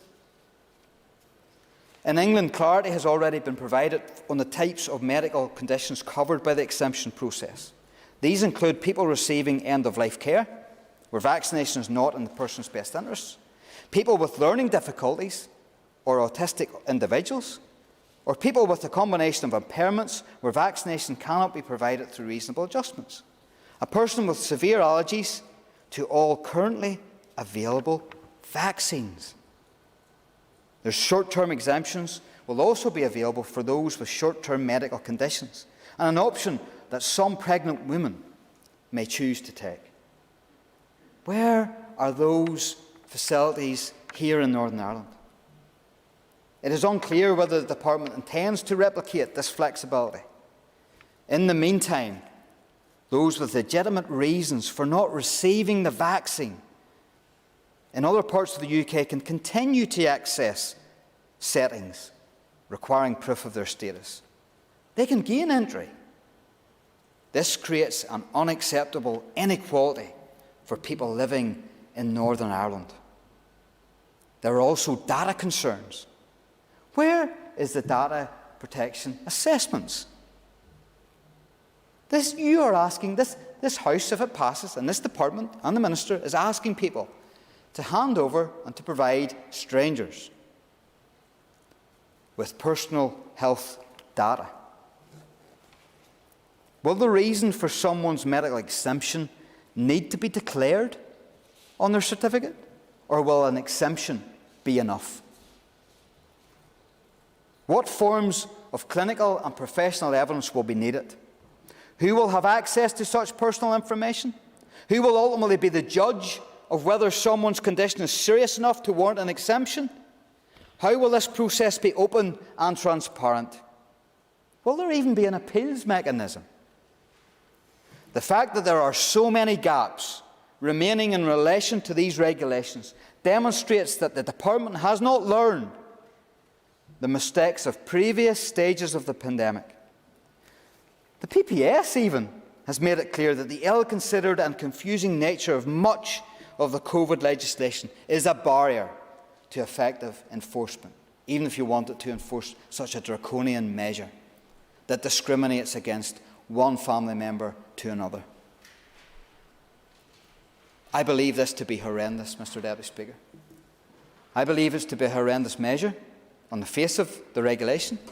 I believe it to be horrendous that we have not had the time to scrutinise properly, that no scrutiny committee has had the time to really get in-depth knowledge and evidence on COVID status certification. And yet we are going to pass this here tonight. This is going to have a massive impact on our people, on households. One family member discriminated against the other. I cannot support that, Mr. Deputy Speaker. I will not support that. I cannot support that. Point of order. A number of occasions now, Mr. Frears referred to vaccine coercion and discrimination. The options that are before us are multiple, one of which is proof of COVID vaccines, but there's a lateral flow in a PCR, so it is not accurate to continually refer to vaccine coercion and discrimination, Mr. Deputy Speaker. Well, that's a point of accuracy rather than a point of order, but nonetheless, thank you. Mr. Deputy Speaker, I think it's a point of debate, actually, and I won't go against your ruling. But if you're treating people differently, it's discrimination. And if you're allowing people who are vaccinated to have a certificate only, but you're forcing people who are not vaccinated to test every other day to gain the same setting, it's discrimination, Mr. Deputy Speaker. It is discrimination. It is treating one family member differently from another. And I cannot support that. I will not support that. My party will not support that. And all I ask is that we pause. We take this back a step and we scrutinise it properly. And we see the evidence. If there is any evidence, let's see it. And let's move forward with regulations that are evidence-based and that will protect people. Not discriminate against them, not hurt business, but protect people from this virus that is killing people. Because this regulation and this measure just doesn't do it, Mr. Speaker. It doesn't cut it. And it will bring widespread hurt and pain to businesses, to business owners, to staff, and to members of our population and members of my constituency. And I will not abide by it, Mr. Speaker. I cannot support it. My name will not be near it. Thank you. Members, before I call the next speaker, I would like to remind members that the Assembly has extended tonight's sitting until 9 p.m. this evening, at which point, if it has not been concluded, this item of business will be postponed until such time as the Business Committee determines. This will have allowed almost 5 hours to debate this motion, and while the Business Committee has agreed that there should be no time limit on contributions, I am confident that there is plenty of time for everyone who wishes to speak to get their views across. So it is in everyone's interest that members' speeches are brief and to the point. The Speaker does hope to call the Minister no later than 8:30 p.m. to allow him to conclude and wind on the debate before putting the question on the motion at 9 p.m. I encourage you all to assist in keeping to this time frame. Thank you. Agus Nish Iram Sir Colin McGrath. I now call Colin McGrath. Thank you very much, Mr. Deputy Speaker, and I thank the last contributor for at least reminding me of why I support time-bound contributions in the Business Committee, and will continue to do so. I want to rewind, Mr. Deputy Speaker, to a year ago when the people of Northern Ireland had been in lockdown for various ways for 9 months. Families were separated, loved ones had died in hospital, with only a doctor or a nurse to hold their hand. Healthcare staff worked day and night without sick leave or holidays to protect life in the face of an invisible and relentless foe. The Assembly was, for the most part, in agreement as to our course of action that would minimise the risk to the public and in turn minimise, insofar as possible, the pressure on our health service. And this was all done while we did not know when a vaccine would be forthcoming. This day last year, there were 483 new cases. And today, I think we have about 1,800 new cases. But, Mr. Deputy Speaker, the tools in our arsenal against COVID-19 are many. However, every one of them is a complement and a support to the other. They range from the individual wearing a face covering on the street, to the citizen washing their hands that one more time, the person maintaining social distancing, taking lateral flow tests before you go out, to the public health officials and messaging, and to the legislation that we pass in this place, which includes these COVID certificates. Each one of these tools works to support the other with a threefold objective of reducing the spread of the virus, easing the pressure on our health service, and saving lives. As soon as the vaccine arrived, our executive went into the most incredible public campaign to raise the importance of getting vaccinated when you were called to do so. The department orchestrated what was, in hindsight, the most effective and efficient vaccination campaign to get vaccine centres set up, to get staff on board, and to ensure people were able to receive their vaccination as quickly and as safely as possible. I want to pay tribute to Dr. Patricia Donnelly and to all of those who have been working on the vaccination programme with that threefold purpose of reducing the spread of the virus, easing the pressure on our health service, and saving lives. So where are we now? Why have some members of the public been more reluctant to get their vaccination and still some that refuse to do so? Well, I wonder, was the public confidence affected when a DUP councillor announced in December 2020 that he would not be getting the vaccine because he believed it contained stem cells of aborted babies? The same councillor would go on to say that the pandemic was the wrath of God as a result of abortion and same-sex marriage. How much damage did that do to messaging? Or perhaps in June, when a DUP MP said that our pandemic response was being driven by medical opinion for far too long, and would go on to say that we've had a period when terror was almost imbibed in people to try and keep them in line. Or perhaps the public confidence was affected in June when a DUP MP rushed on stage with Van Morrison to engage in one of the most dangerous and destructive verbal assaults on our health minister that we've ever witnessed. So while most of us in this place and our councillors and other elected representatives were pleading with the public for everyone to do their bit in the fight against COVID and for cool heads to prevail, meanwhile DUP representatives were running off on solo runs, undermining the health minister and the public health message at every turn and facing absolutely no disciplinary action as a result. Disgracefully, it is time some members of the DUP who have fuelled the fire of conspiracy theories... Point of order. Point of order. Mr. Speaker, I appreciate your direction as to whether or not this debate is about the DUP or whether the debate is about COVID registration and certification. Well, I think there's been quite a bit of that both ways across the chamber, so it kind of goes with what this place is, a political assembly. Thank you very much, Mr. Speaker. The point that I'm raising to you is it any wonder that we have been receiving in our constituency offices people saying, what's the point in following the restrictions? It's the double standards that I'm talking about, and they have been most eloquently displayed by one political party in this chamber over others. Now, as I've said, Mr. Deputy Speaker, there are many tools in our arsenal against COVID-19. These tools do not operate as standalone items, but they have an impact on each other. This brings us to the specific matter that we are talking about, COVID certificates, here today. Back on the 27th of September, the Infrastructure Minister, Nicola Mallon, made a proposal to the Executive for the introduction of a mandatory system of COVID certification for hospitality and entertainment venues to support businesses and reduce the pressure on our health service. The proposal was rejected at the time by the UUP, the DUP and Sinn Féin. But we said at the time that COVID certificates were needed. We said that COVID certificates would help our rate of vaccination, which would in turn ease the pressure on our health service and thus save lives. We were right then, and we are right today to be supporting their introduction. Now, let me say from the outset, I know that many people have a reluctance about these certificates. There is a reluctance that we're going to implement them, and then in January we may be facing further restrictions. However, had we implemented these certificates back in September, when the SDLP made the proposal, who knows what the situation would be that we're facing today.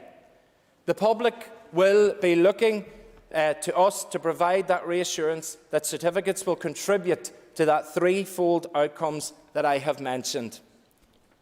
So show us the evidence then that that's what the DUP are saying to us. Show us the equality and the impact assessment. Well, it's all on the Department of Health's website. We have documentation of an empirical study which showed that COVID-19 certification has led to increased vaccinations 20 days prior to its implementation and a lasting effect for 40 days after. In France, which had a lower uptake of vaccinations initially, then had 1.7 million doses prior to certification and 770,000 doses after. There was a higher uptake for those aged under 20 and those in the 20 to 29 category. That assessment provides solid evidence that certification can increase vaccine uptake. So what's the problem? The Department have also published their scientific evidence on their website. We have documentation where SAGE were telling us in April of this year that COVID certification will have the following benefits. It will reduce virus transmission. It reduces the risk of serious illness and death and increase the likelihood that higher risk settings can continue to operate. The evidence states that there is also likely to be a secondary benefit in relation to vaccine uptake. So what's the problem? Mr Deputy Speaker, the British Society for Immunology go as far as to tell us that if you're fully vaccinated, your chance of being infected with COVID-19 is approximately halved. Further, if you do get it infected, you are half as likely to pass it on. Therefore, vaccination can reduce transmission overall by 75%. And finally, we have the equality screening, disability duties and human rights assessment, which is published on the Department's website. And this comprehensive document outlines precisely the impact of certification of those identified within Section 75. The document has found that there is no singular group within Section 75 that is unable to receive the vaccine and therefore is unable to avail of the vaccine certification. Every action taken from the outbreak of the pandemic has been to mitigate and minimise the risks presented as much as possible. This certification process does just that. It minimises the risk that's posed. So again, what's the problem? This legislation has been underpinned by the most expert health, scientific and legal advice, not YouTube and unverified accounts or struck-off medics. So again, what's the problem when we've got the experts? You know, at this stage, I am at a loss as to what precisely the problem is with the DUP and this policy. Why is it that they have supported every regulation which has come before this House until today? Is there a problem that they just can't sell this latest regulation to their voter base? Is the party opposite opposing this legislation today because they feel they are standing up for people's rights?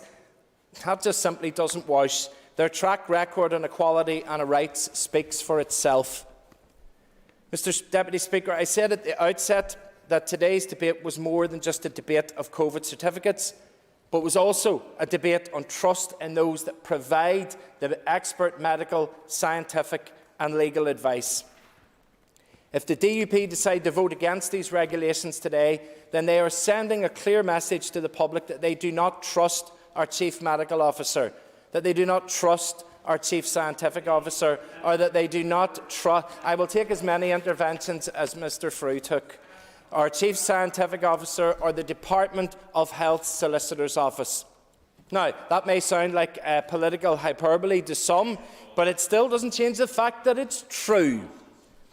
Mr Deputy Speaker, none of us are entirely comfortable with the implementation of COVID certificates, just as none of us were comfortable with the introduction of lockdown, or the introduction of face coverings, or social distancing, and the rest of it.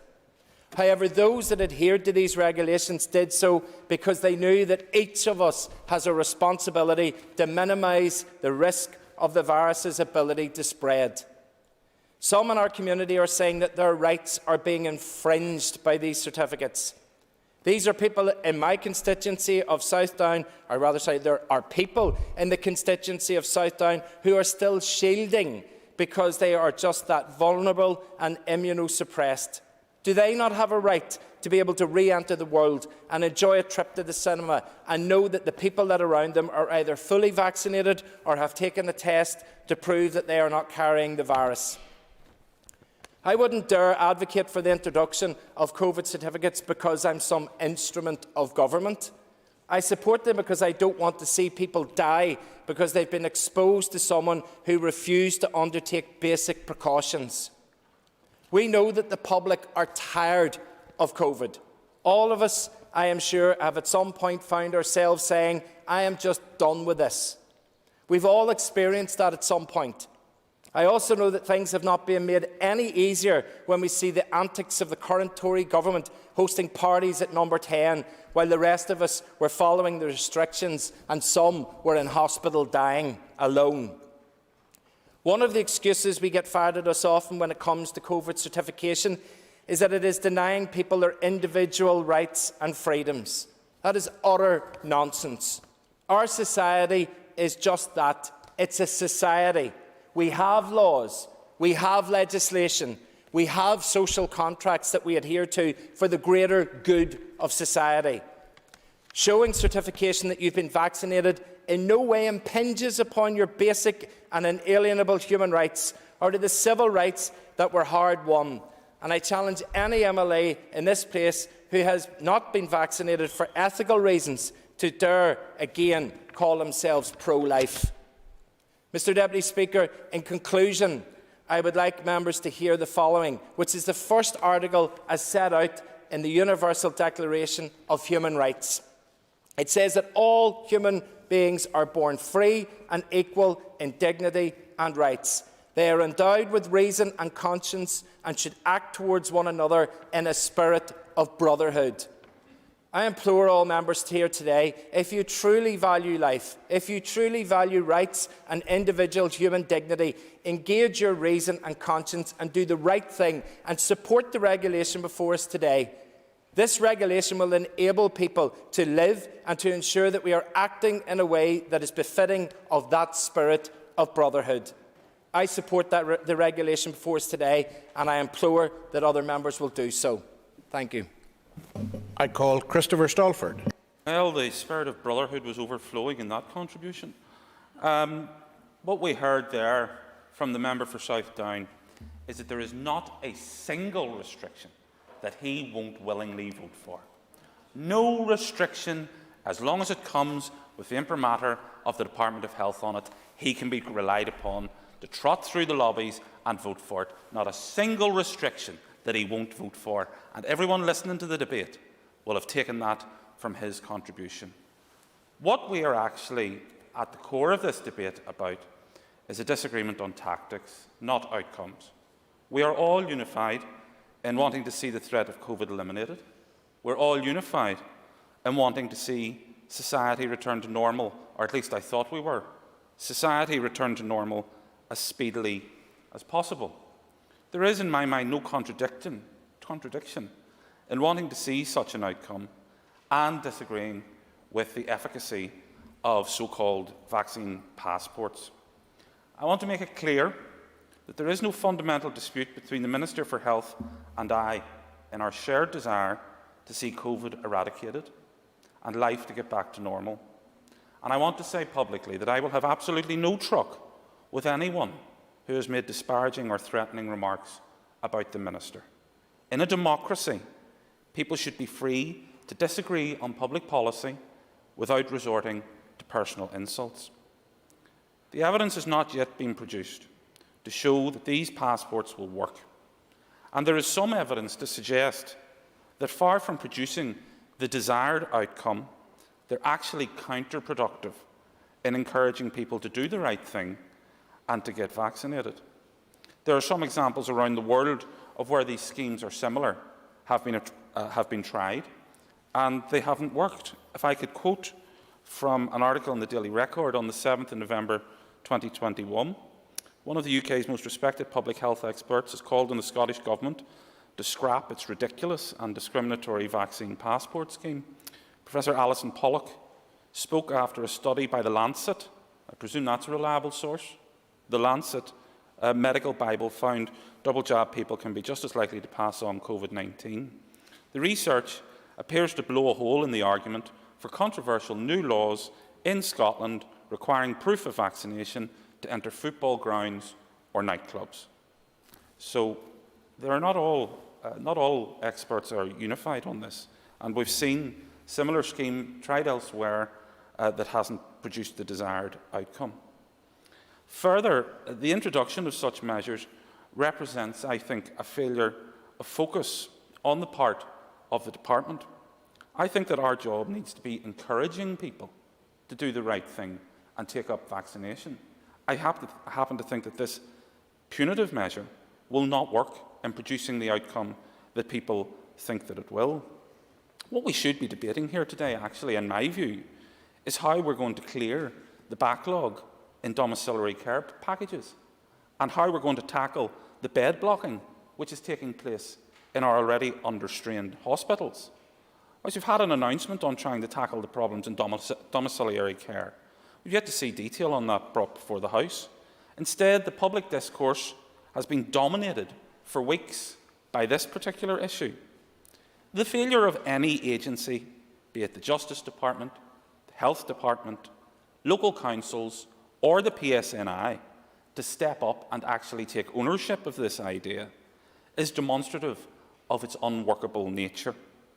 Those arguing for it know that they want it passed, but they also know that they want someone else to enforce it for them. What is that if it's not an empty and hollow gesture? How will the passage of a scheme that nobody wants to enforce make the public safer? Who is going to enforce it? Because I haven't had an answer to that question. I don't know if other members have. Are we proposing that local government officers should be conducting raids on premises to see if these regulations have been breached?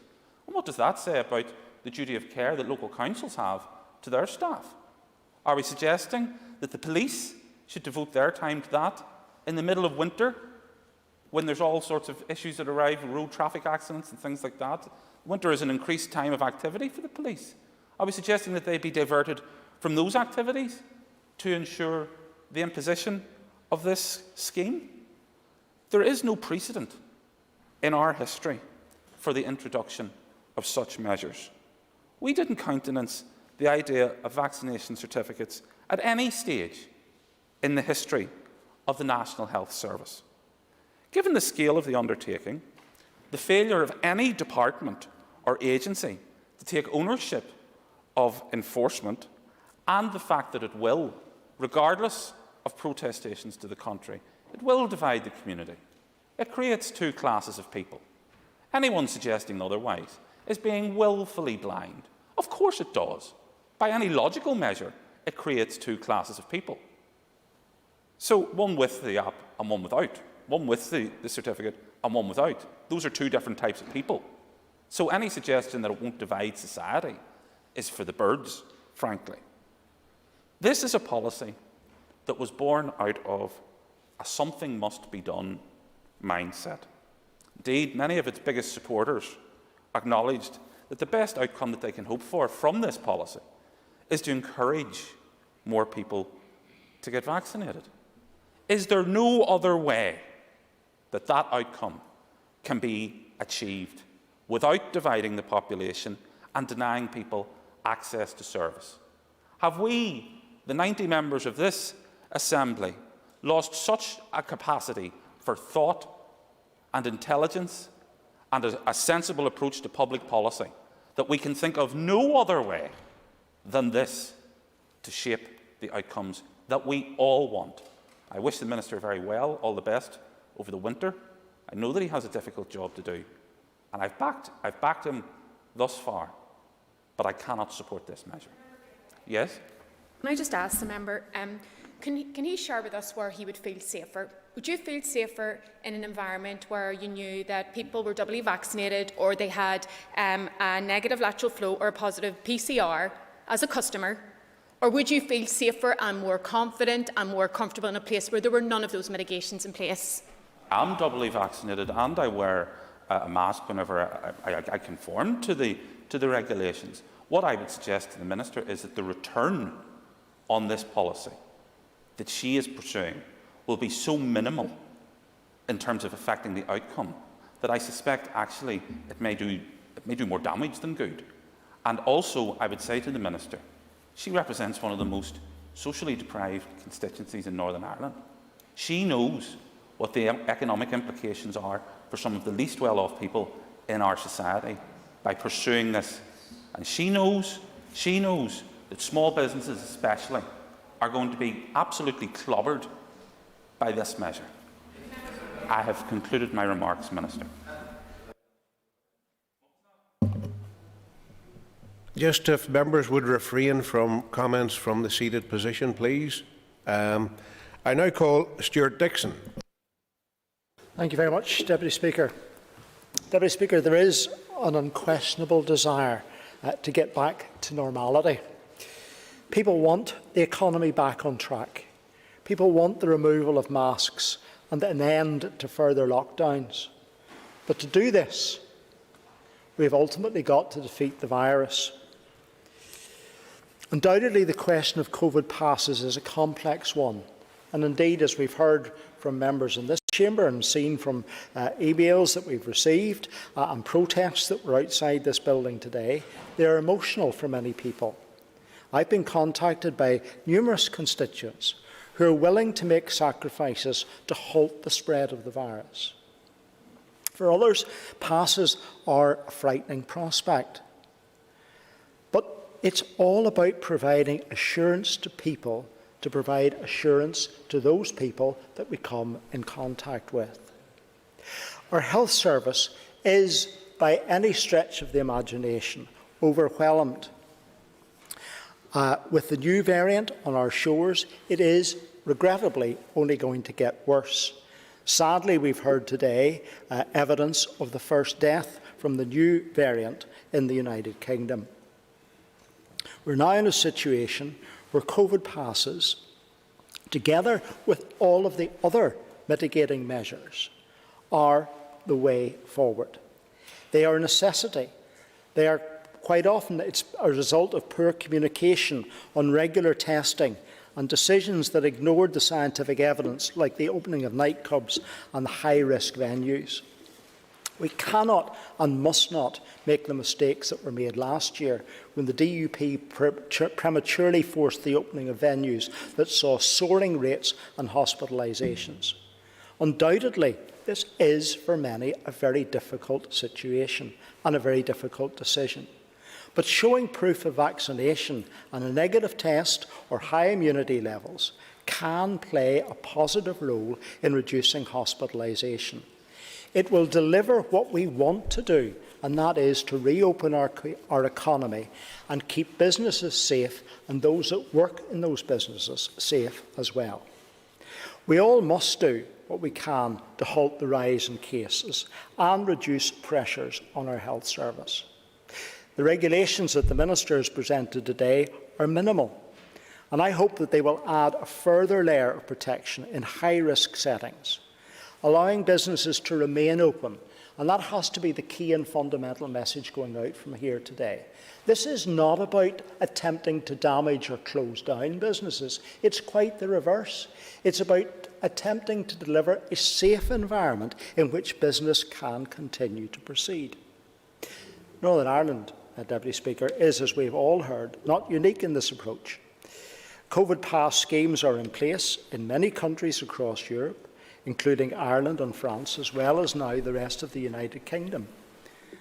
Nonetheless, I do understand that some people have concerns, and of course those who refuse to get vaccinated have their reasons. These regulations ensure that proof can be provided in place of a vaccine for the medically exempt people. But for those who refuse vaccine on other grounds or conspiracy theories, then we have to act to mitigate their concerns. Getting a COVID pass is a reasonable and proportionate demonstration that people have behaved responsibly, either getting through vaccination or through testing. While one of the positive spin-offs of COVID passes is an increase uptake, there is still work to be done to combat vaccine hesitancy, misinformation and access to people in hard-to-reach communities. And I make a plea to the Minister. What he's proposing today is just a small part of a much bigger issue that needs to be dealt with, and that is how we use our public messaging to get across to everyone that we are truly all in this together. And if you can get vaccinated, you should get vaccinated. The quick rollout of the vaccination can be explained from the past SARS virus, which meant that vaccination was already underway. Likewise, blood clot fears, a genuine and understandable concern about a side effect. It's extremely rare out of 50 million doses of AstraZeneca. More than this, the risk of clotting is much lower than the contraceptive pill and significantly less than the risk of blood clots after the coronavirus infection. Hand washing, masks, social distancing and tracing have all been essential throughout this pandemic. All we're attempting to do today is to add one more piece in the wall of arming us against this virus. We are often affected by human error and by human behaviour. We know transmission occurs before symptoms are apparent, and many people could quite simply be unknowingly spreading the virus. Implementing COVID passes is high risk in high-risk, non-essential settings like bars and licensed restaurants creates an environment where favourable measures can be used to create optimal protection. Protection for the business, to keep it going, and protection for workers. In situations where masks are down and people are moving about. That's the type of environment that we have to work in the current circumstances. I don't believe there's anyone in this chamber would wish or relish a further lockdown. However, if we are to navigate the Omicron variant while maintaining an open economy and a functioning health service, we need to use all the tools at our disposal. None of us want to move to Plan B or Plan C. Deputy Speaker, from a very personal perspective, I wear my mask and carry my COVID pass to protect others, the stranger in the shop, on the train and in those places where we are required by these regulations. As a cancer survivor, it's important to me to provide that security to others. My plea is that they will do the same for me. I went through chemotherapy and surgery. I am vulnerable and remain vulnerable post that activity. I look to others around me to protect me in the same way as I look around to try and protect others. So I wish that we will all work to protect one another. Deputy Speaker, this is not coercive legislation. This is humanitarian legislation. It's about ensuring that after years and months of hardship, businesses can remain open, that we can protect our loved ones and ourselves. No one, of course, can be forced to get the vaccination. But as we've seen across the globe, COVID passes provide a carrot-and-stick approach. I don't believe that they are negative. I believe that they are part of the armoury that we can deploy to help protect each other, one another. That's what I want to do for every single member in this chamber. I want us all to protect one another. I truly believe we are all in this together. Thank you, Deputy Speaker. Thank Mr Dixon for that very personal testimony and wish him well, as I'm sure everyone else in the chamber does. I now call Mr Weir. Mr Deputy Speaker, can I join Probs at the start of this debate with others who have thanked those in frontline staff throughout the pandemic, either health workers, social care workers, and I know from personal experience over the last few months the dedicated work that those professionals are doing. And I think all of us, whatever our views on the particular subject that is before us today, would join in sending out that unified voice of support to those people. I welcome the opportunity to be able to speak in this debate. Again, without labouring the point that others have made, it is somewhat disappointing that we are left to some extent with these regulations as being effectively a fait accompli. I know, and having been in government, that at times government departments sometimes need to move quickly, and that is particularly true in dealing with the pandemic. However, it is the case that in Wales, in Scotland and in Westminster, that before regulations took effect, that there was the opportunity for the respective assemblies and parliaments to be able to give their direct views. And it is disappointing that, in effect, we are doing this a couple of weeks after the initial proposals were brought forward, and indeed before they take. I think the Minister is looking to intervene. I'll give way. Thank you, given way, because I know this issue has been raised a number of times, and the member will know me well enough from having served in the executive with me. When this paper actually went forward, and there's another minister in the House could accent to this, one of the requests in my paper to my executive colleagues was that this matter should be debated and brought to the House as expediently as it could. And that's what we have done, and that's what I had hoped to do.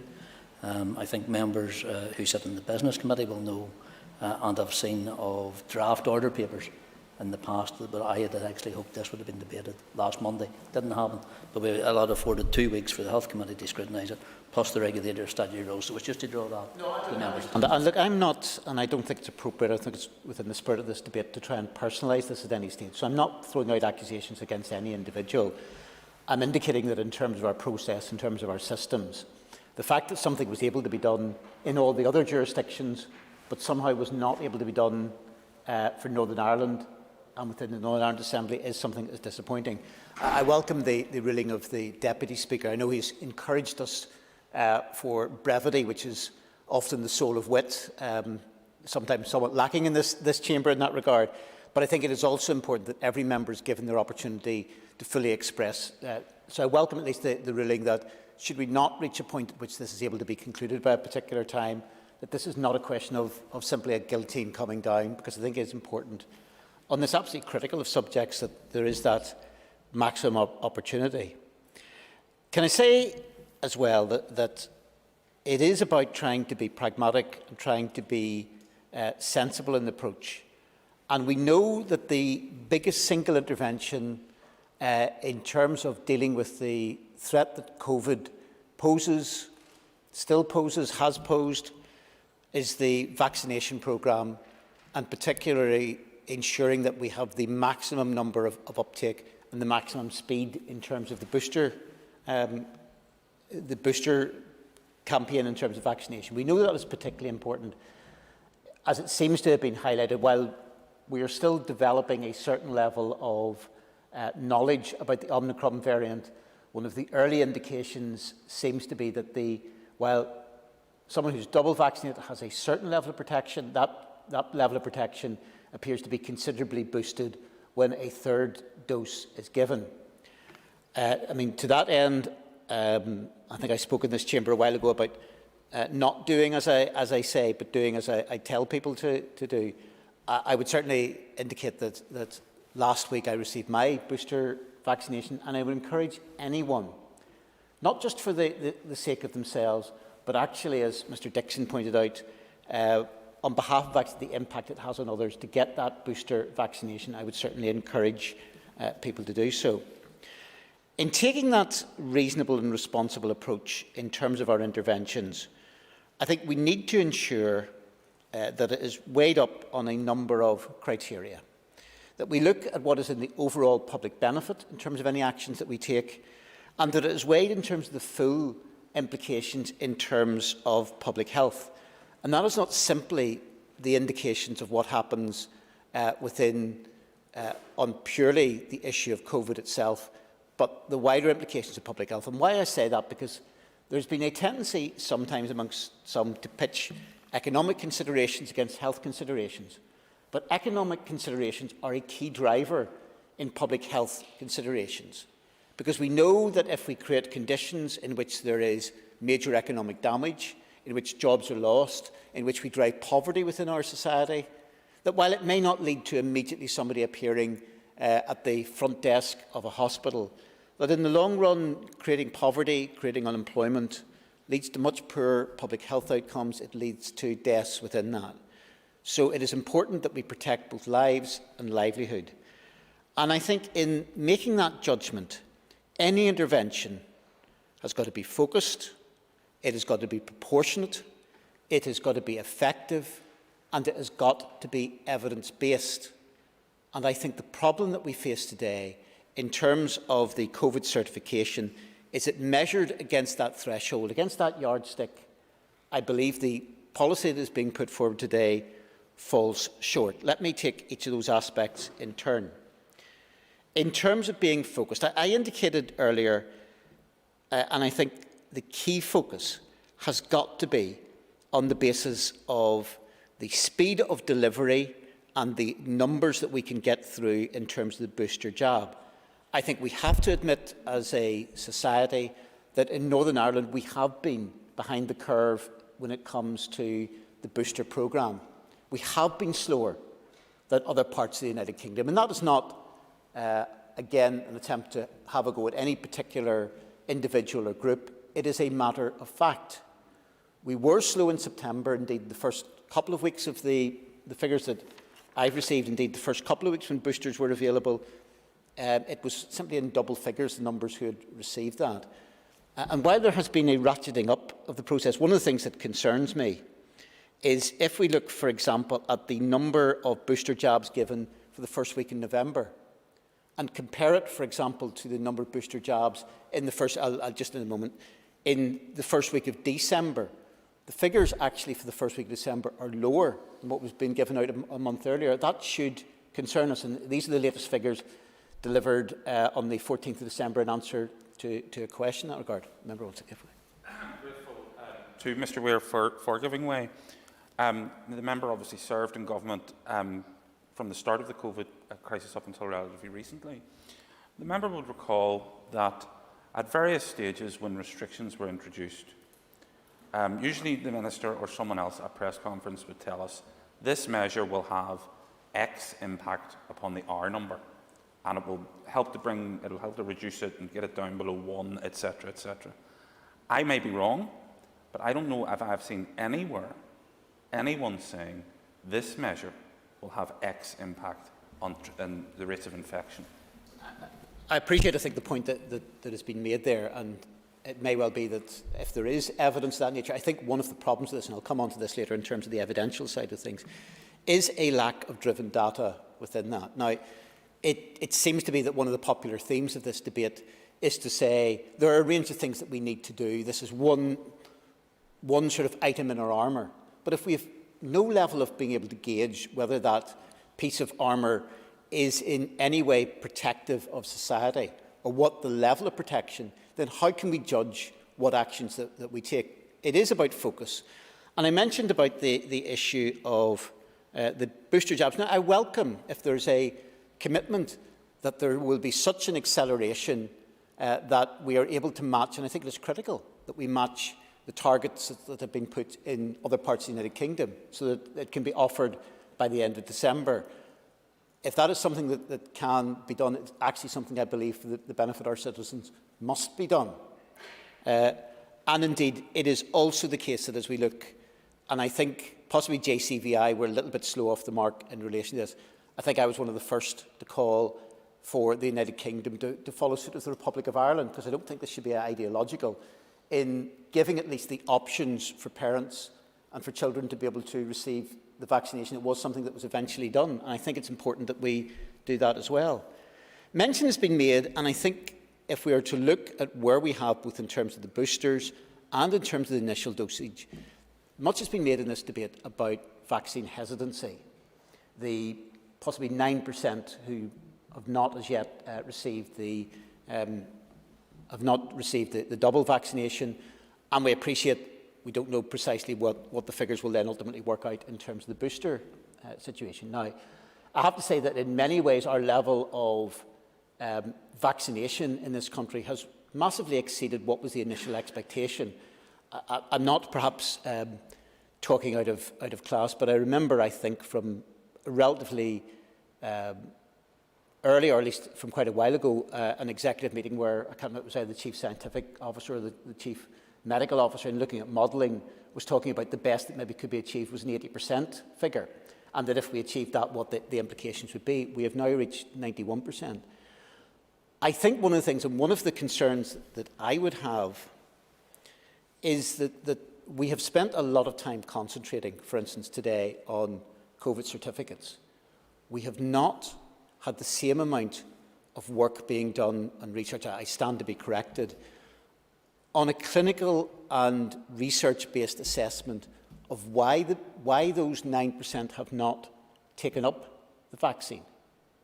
Now, we can all make the point scoring across the chamber and blame one statement or another in terms of communication, but have we really drilled down into that 9 or 10% to actually see how we can actually boost that up? We know. I'll give way. Yes, I'll give way to that. Just more a point of interest. At Health Committee, we were advised that the department has done some attitudinal surveys around whether people have taken it or not. So I think that work has been done, and that was then to feed into further future communications. Thank you. It is perhaps, maybe this comes back to the point of, I can't remember who had initially raised this about perhaps I think it was maybe the member herself raised the issue at times about a lack of communications. If there's work of that nature being done, and detailed work of that nature being done, it doesn't appear to have been shared within the wider system. There isn't a level of knowledge. We know, as I said, that 9 or 10% of people have not received the vaccination. Now, my guess is that in many of those cases, that is particularly amongst younger people, a belief that really this will have very little direct impact on them, that it's an issue of really not bothering themselves to get it. We know that there is a small minority who take, for a range of reasons, a particular objection, and whether it's on the basis of believing certain conspiracy theories or because of belief in a particular point of principles, we know that there's a very small percentage who simply will refuse to take the vaccine. But the question, therefore, is that if we have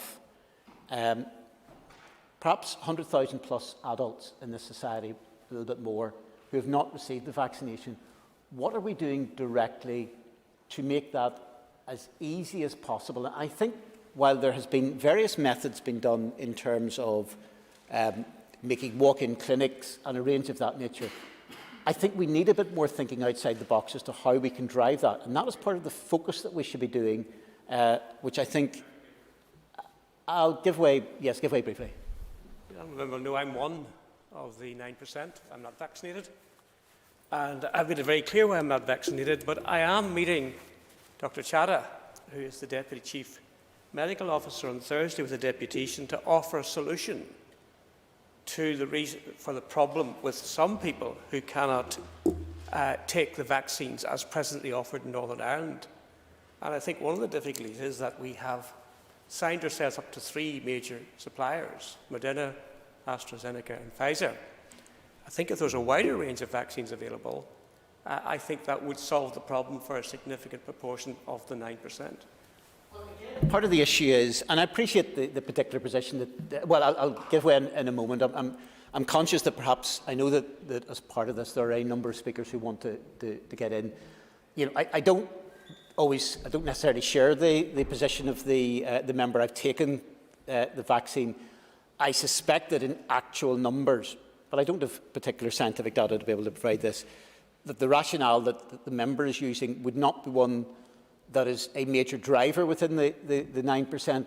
But the point is that until we actually have that much more scoped out work, and until we start applying the lessons of that, then we cannot say actions that we take. And I think the Minister was looking to, oh no, he's withdrawn the particular point that he wanted to make. The second bit of focus, or the third bit of focus, I think that we need within this, there is a constant and understandable focus on, if we talk about it, if you like, in terms of hospitalisation, the demand side, it is keeping the numbers down, preventing people getting into hospital, and that is fair enough in and of itself. But I think it is also crucial that we do not also miss the other part of the equation, which is the supply of availability, because COVID in and of itself, it is both the impact in terms of the public health, in terms of the deaths that rise out of COVID, but also the other complication clearly with hospitalisation is in terms of the use of hospital beds, it is then denying other people from other conditions to come in. But I think there is a crucial action that, again, while there has been some work done on it, I think we do need to ratchet up in terms of focus on how we increase the supply of beds within our hospital system, how we look at a more flexible sort of workforce planning to ensure that we have the staff to be able to do that. But also critically, there's been a major problem throughout this in terms of slow discharge of patients, and therefore we need to ensure that action is taken in terms of the social care side of things. So those are the issues which I think are the critical issues in terms of focus. Mention has been made, I think, earlier on, that in terms of certification, that whatever the implication, it is one that may well be minimal. And I think that in terms of focus, we need to focus in on where we can get the biggest level of delivery. Again, the issue of proportionality. In terms of impact, it seems there is an understandable concern that at times been produced by the hospitality sector that every time there's a need for action to be taken, it is the hospitality sector that is at the front of the queue. And there is no doubt that from a proportionate point of view, given the lack of information over what the impact would be, either on the R number or indeed on the number of cases, that there's a disproportionate level of impact that is going to be there in terms of the hospitality sector. That will lead to additional costs. It will lead to perhaps having to try to find people who can service this at the front of desk or the front of door, whether it's 19 doors or one door. that will create a level of burden that is both financial and indeed may create simple practical difficulties. But also we know, and it's undoubtedly the case, and whether it is the information coming from international experience or indeed what has been said here, we know that there is clear evidence which shows that there will be a clear loss of trade and indeed that double whammy of both additional costs and lost income. We've seen that in terms of the figures that have been quoted from Quebec, where there has been that 40% reduction, and the fact that there's been a relatively unified voice from both Hospitality Ulster, who have given that information, and from the FSB. I don't intend to repeat the detail of that. Mr. Frew has already read that into the record. But I question in terms of proportionality that if we are to look at what the impact is in terms of wider society, where is the economic cost-benefit analysis? If that has been produced, then let it be published to show what the impact of that is compared to what the potential benefits are. And also then, I suppose, the issue of efficacy and evidence. There is a lack of direct evidence as to what the impact of this will be.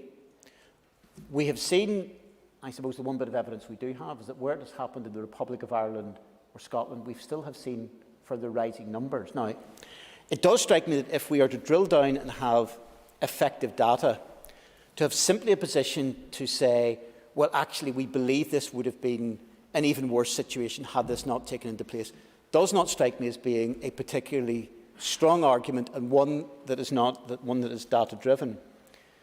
It is undoubtedly the case that in terms of that level of efficacy, it is certainly the case that logically, this will lead to some additional people being vaccinated. I don't dispute that. But it is also the case that there is potential downsides even from the vaccination programme and the spread of the disease. What are those? Well, I think firstly, we know that for some people, and we've seen the report that was quoted earlier on, I think by the Imperial College, by Mr. Frew, on vaccine hesitancy, that there is it can also create a level of reaction amongst some of those who have not been vaccinated to be stubbornly opposed. And there's no reason to believe that that would not be something that would be shared in Northern Ireland, where thrownness is quite often a virtue that seems to be sort of well credited in Northern Ireland.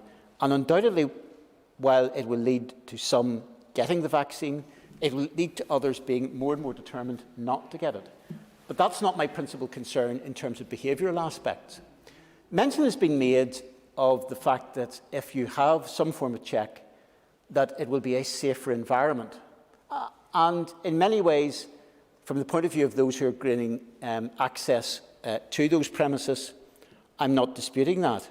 My concern is that it will be seen by many who are entering either a licensed premises, cinema, theatre, nightclub, as the golden ticket, that once they enter, because of those processes, they are effectively insulated from COVID. And sadly, we know that is not the case. There is a danger that where it has been brought in, that it breeds a sense of complacency amongst those who will go in to those establishments, and that indeed it creates a feeling of, from a behavioural point of view, of a certain amount of carte blanche once people are in. So I think there is a level of danger within that. So, Mr. Deputy Speaker, Mr. Speaker, in conclusion, it is critical at this critical time, particularly with the additional risk that is going to be there from the Omicron variant, and we don't know precisely how that will play out. I think it is critical that where we can build consensus, that we should do so. I think that it's got to be on the basis, it's not on the basis of division, in what is potentially ineffective interventions which on an evidential basis appear to be unproven, but it is on concentrating all our efforts where we can on the key interventions which will make the difference in terms of the booster numbers, in terms of the actions that we can take within our hospital system. That, I believe, is the real advantage, and that is why I believe that we do need to take a pause today, and ensure indeed that we use that opportunity to ensure that we have evidence and that can be put, and we can actually therefore move ahead on the basis of what actually makes effective intervention, because that is something I'm sure, irrespective of our difference of our views, that we all share. Thank you very much. Thank you. I call Pat Cadney. Thank you. And 1976, I was 22, and I left the rural security of Moira in the country to buy a little bar in Belfast called the Liverpool Bar. I'm going to speak a little minute just on the bars. I'll not be long, but I just want to do a couple of minutes on that in order to look at the problems where I see my family telling me now, and my friends that find themselves still working within that business. But I bought a little bar. It was down in the docks. It was called the Liverpool Bar, and it was at the bottom of Donegal Quay, where it touches on to Corporation Square, on the shadow, if you like, of the Harbour Commissioner's office. But there used to be two boats there that sailed, one from Belfast, one from Liverpool, and they crossed in the Irish Sea. One was called the Ulster Prince, and the other was called the Ulster Queen. But that very first day that I went to Belfast, I witnessed something that shocked me, because on the shore, families were coming down. It was my first night in the Liverpool, and they were saying cheerio to their loved ones. And those loved ones were young ones that were leaving Northern Ireland in order to go on that £20 passage, Mr. Speaker, that I'm sure you were aware of here, to go to Australia. They got the boat to Liverpool, a train to Southampton, and they set off. But when they were saying cheerio on the docks, they never thought they would ever see their loved ones again. So they were 100% convinced that they were saying goodbye. And then I want to move from there to when I moved where my parents were up at the kitchen. And Belfast then, and I'm telling these stories simply to remind us that we had hard times and we've come through real hard times. But Belfast then was surrounded, as you remember, there were two gates into that blockage which blocked it. Some people called it the Ring of Steel. There was one on High Street which was open 24 hours a day, 7 days a week, and there was one at Castle Street opposite the City Hall that closed up at 6 o'clock. People were searched in order to try to come into it. But there were only two people that lived in that square mile. One was the caretaker and his wife of the Masonic Lodge in Corn Market, and the other two were my mother and father above the kitchen bar. So in all of that businesses that went on, that were the only two that lived there. But they carried on their businesses. They tried their best in order to keep their doors open. We all remember those signs when those awful tragedies happened, regardless now, it's for another debate, but business as usual. They tried to pick up out of that rubble or pick up after that shooting which took a loved one, and they tried to reopen and they tried to get going again. So it's in the context of that I made a smaller speech as I could today in order to try and congest that, to see what we're going through. And I know the pandemic is a world pandemic, and we're suffering here great in it. And Minister, I also want to thank the front of house, the hospital staff, the doctors, the nurses, the porters, all that are there that are doing a great job. But I also want to thank all those people that find themselves in businesses that are going to be asked in order to try and do all these checks. And I ask all of them to send out a message, especially to those young people that are at the front of house, that not to be given, there's no need to give them abuse. They're doing whatever is passed out through here today, and they're doing their best. And I do know of pubs where they have been abused, and I know of pubs, and I can quote them to you, where there has been damage done to windows and doors, and all sorts of abuse given to them. However, despite all of what I've already said there, I always believed that if my doors were open and customers were able to come in, then I had a chance of trying to make some money. We have asked a lot of our business owners over the last 2 years. Many have struggled to make ends meet and kept their businesses afloat. I fully believe in doing all we can to keep the public safe and also trying our best to keep businesses open and functioning. We have heard from the Minister about the terrible impact that this current surge and this new COVID variant will have on our health service if left unchecked. We cannot just sit by while more and more people get sick. That is not to say that the vaccine certificate will be able to reverse the surge by itself. No one who has advocated for the certification has said this was the case. It's just one tool, as we've heard already mentioned in this House today, that must... Absolutely. Thank the member for giving way. The member at the start of his remarks rightly highlighted the pressures that are there on businesses. And I think part of the issue in terms of weighing up, call it sort of the costs that are going to be there, the damage that's potentially done to businesses, and he's talked about the extent to which businesses have had to try and soldier through over the last number of months.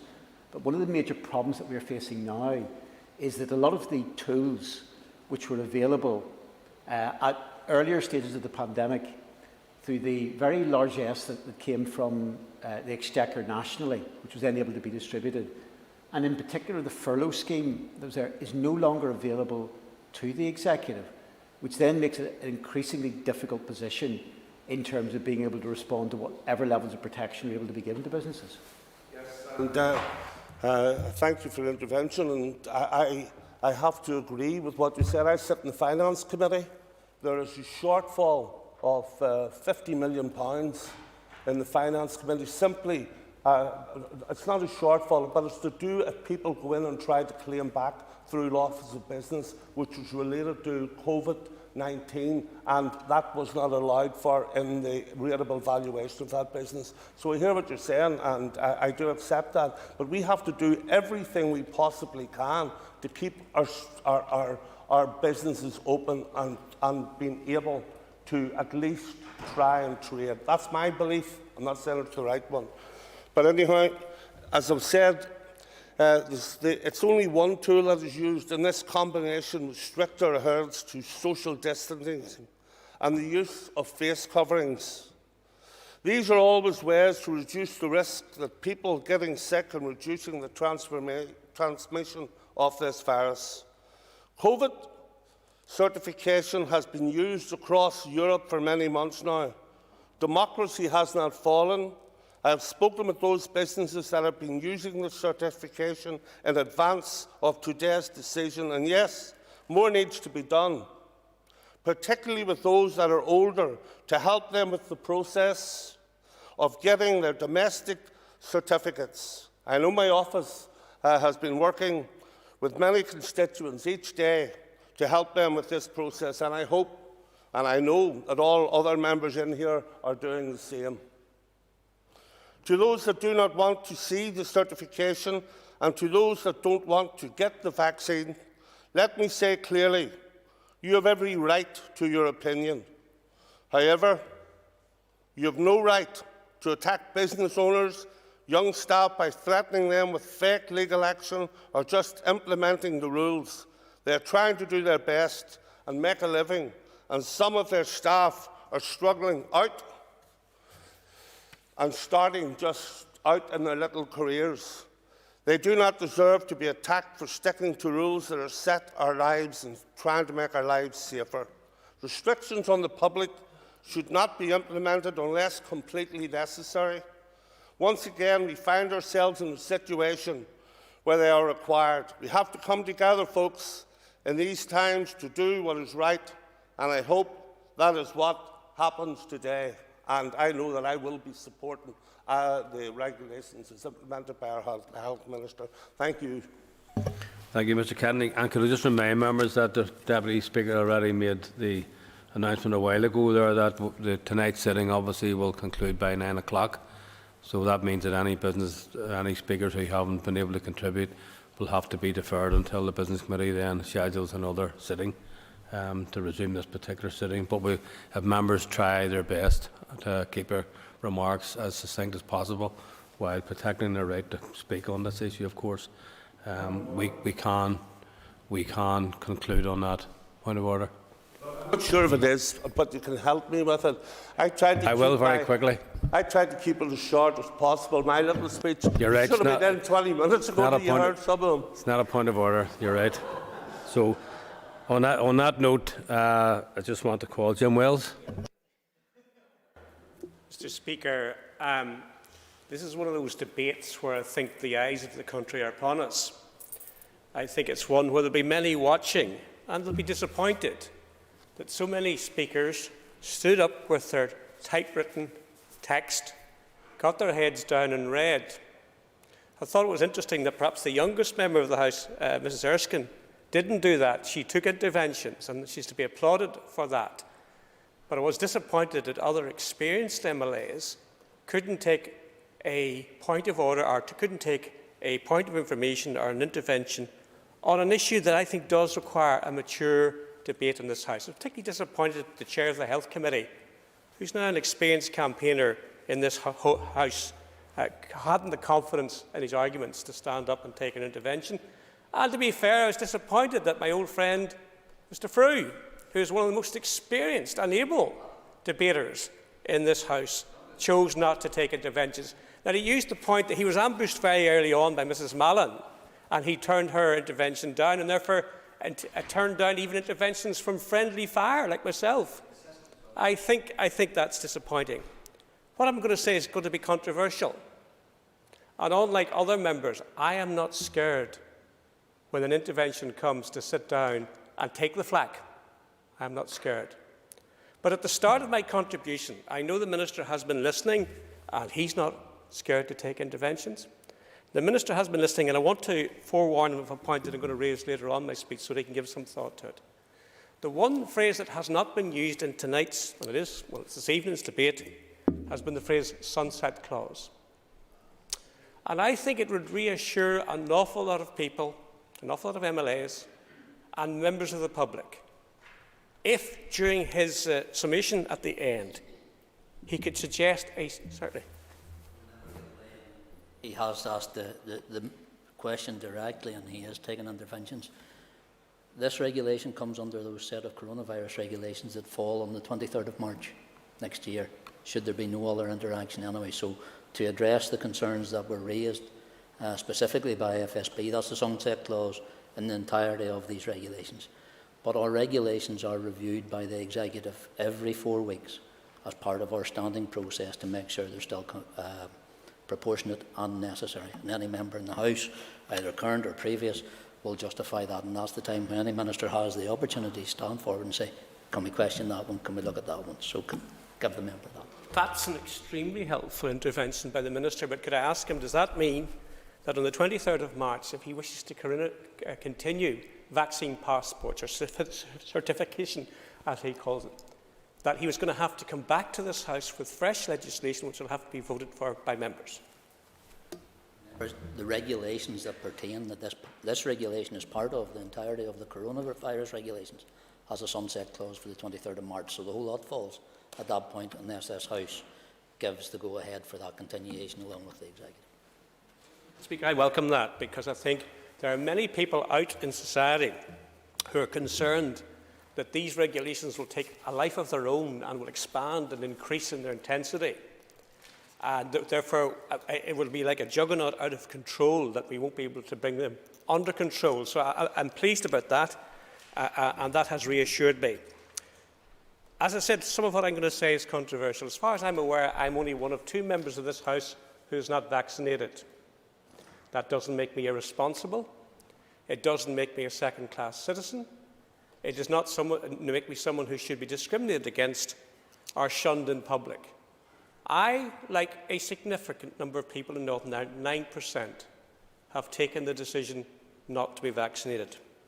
Now, my decision on that is simply this, is that the 3 vaccines that are available in Northern Ireland at the moment, all of them have been tested on the cell lines of aborted fetus.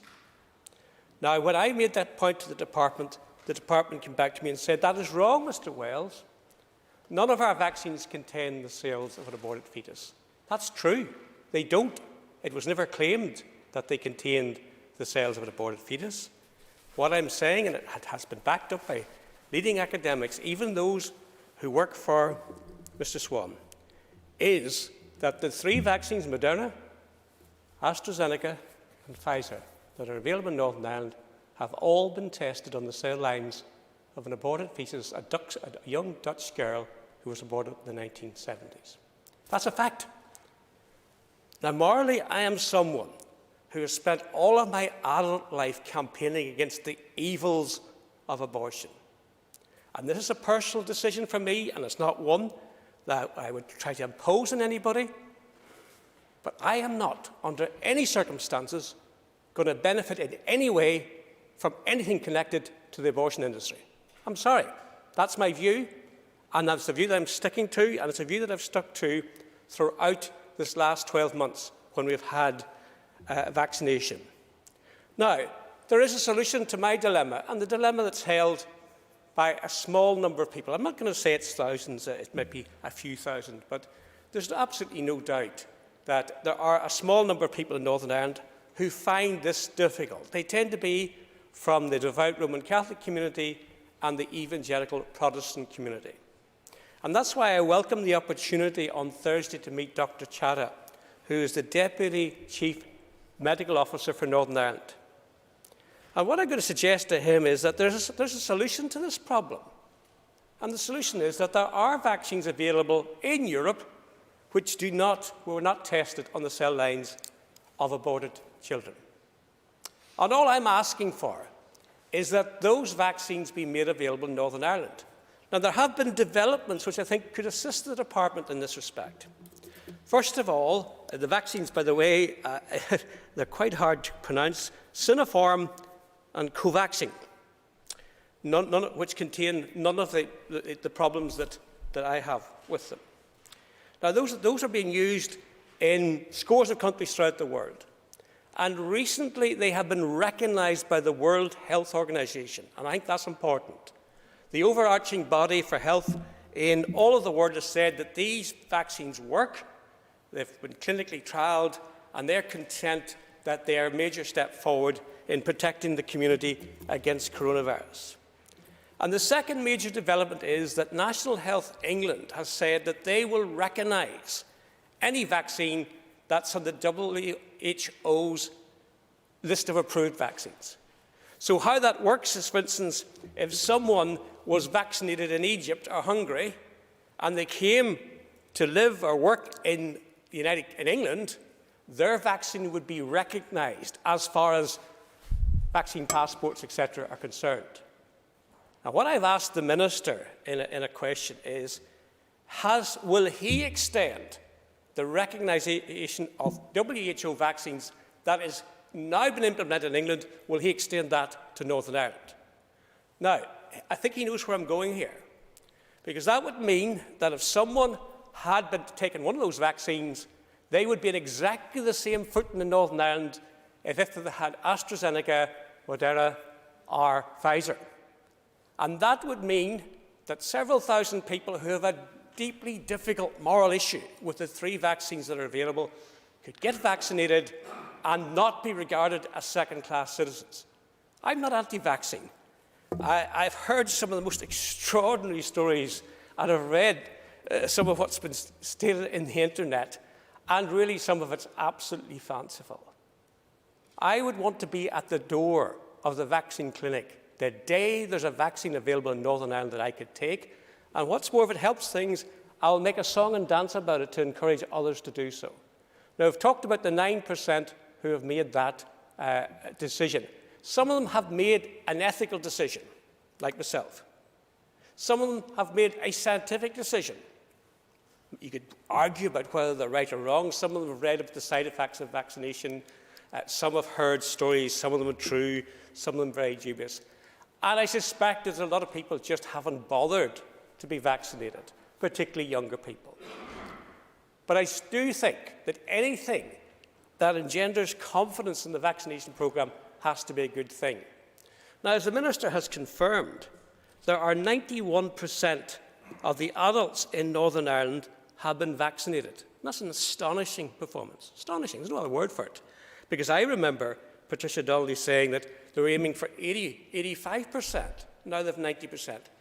Though I have to say, at the time that vaccination was brought in, we were told that an 85% rate would effectively bring herd immunity and wipe out coronavirus.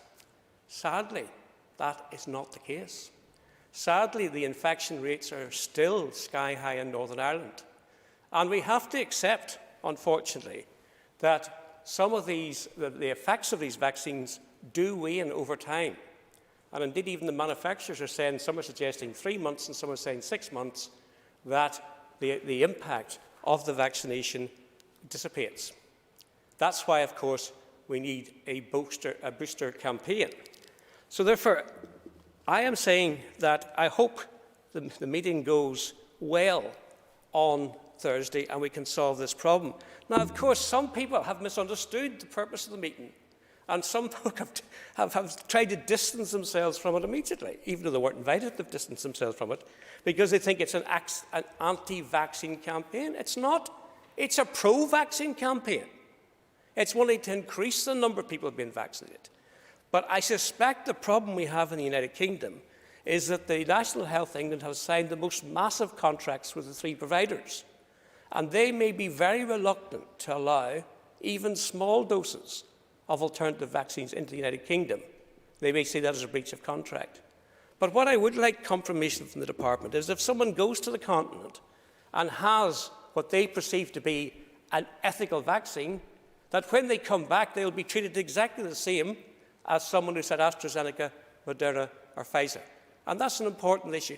I would be minded, if needs be, to pop on a plane somewhere and get a vaccine just to get this issue off my back.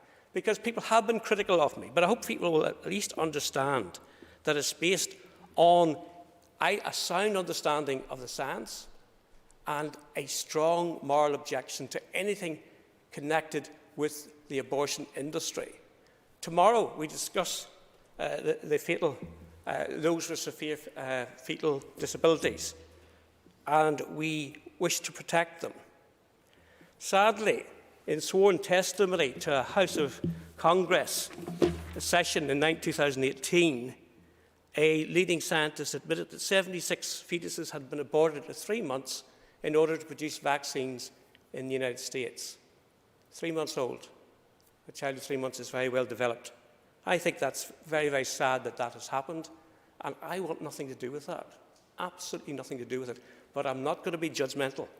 I'm not going to criticise anybody who has looked at the facts and has said that morally they feel that they can have a vaccine. That's a decision that has to be for everyone to make their own judgment upon. And I'm not going to judge. And I have many people, party members in this chamber, who've taken a different view. And they are perfectly entitled to that view, and I'm not going to criticise them. Though some of them have said they didn't know the facts before they took the vaccine. So therefore, this is not a sort of a shining of one's halo and being holier than thou. That is totally wrong. It's a deeply personal decision. But it is worth saying that when I dared to go on the radio in July, and I didn't put a press release out, I didn't try and broadcast the fact, a certain radio journalist, who I'll not name, but he's on at 9 o'clock on Radio Ulster and is paid a fabulous salary. That individual casually asked me, had I been vaccinated, and I said no, and explained why. And from that, it's been amazing. The number of people throughout Northern Ireland, even today, there's two have emailed me saying, that was where I stand, and I was scared to say it because I thought no one else had the same view as me. That you're standing for my point of view, and they want to be with me in that queue for that vaccine when it becomes available, and the sooner the better. So I'll not labour the point, Mr. Speaker, but I would say, Mr. Speaker, that you are now in power, as you were in your seat, your throne, as it were, that we really, when it comes to a deeply moral and difficult and complex issue like this, the days of standing up and reading tightly typed script onto the record and handing it to your local paper, those days are over. We're here now, a minimum of 2 years each, in my case, 27 years, and I think it's time we learn to stand up and have a rational debate, to take points and argue what is, I believe, a very complex issue.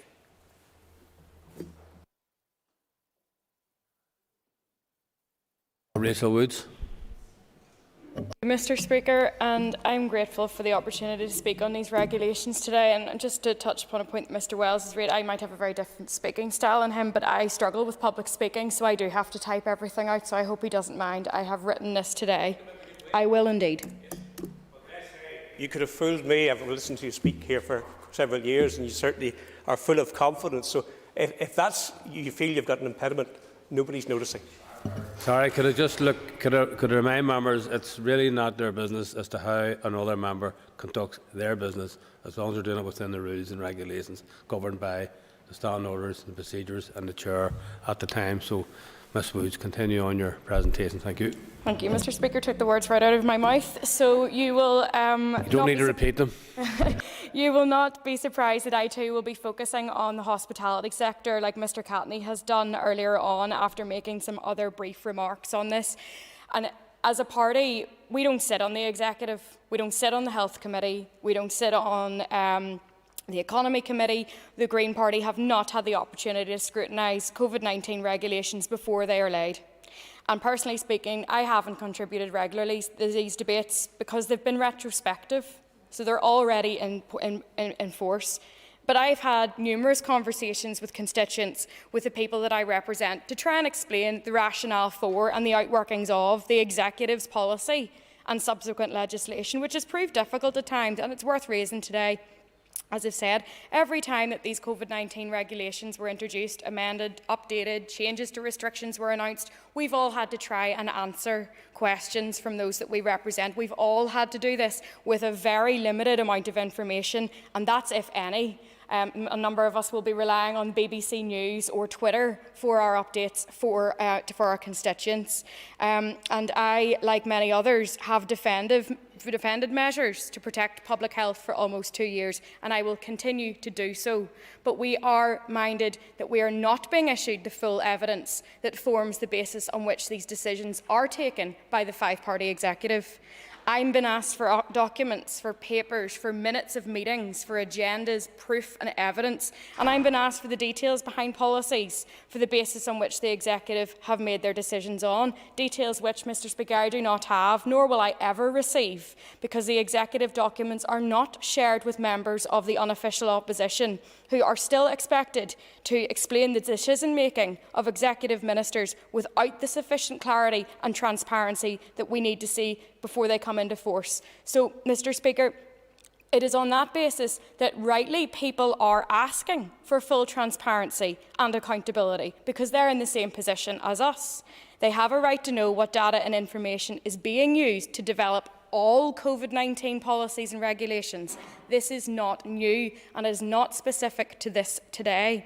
We have all asked for information and effective and clear communication from the very start of this pandemic, and I do so again tonight. And I want to say to the Minister of Health, these comments are not made for you, they are made for the Executive as a whole. This is collective responsibility. There are a number of ministers in the Executive that all need to get on the same page. So people do have a right to ask, and they have asked, what are the projections for transmission? What are the quantifiable effects of each restriction or measure on the R rate? What set of criteria were used to determine when COVID status should be adopted and what sectors they apply to?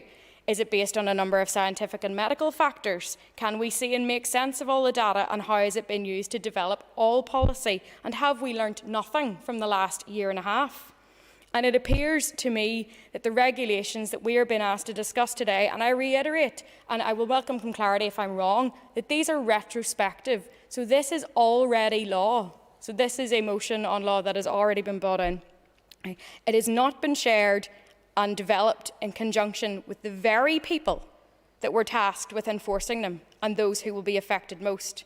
I got an email a few weeks ago from a hotelier in North Down asking for a copy of the regulations to help him develop policy for their workplace and for guidance. I couldn't deliver on that because they hadn't been laid.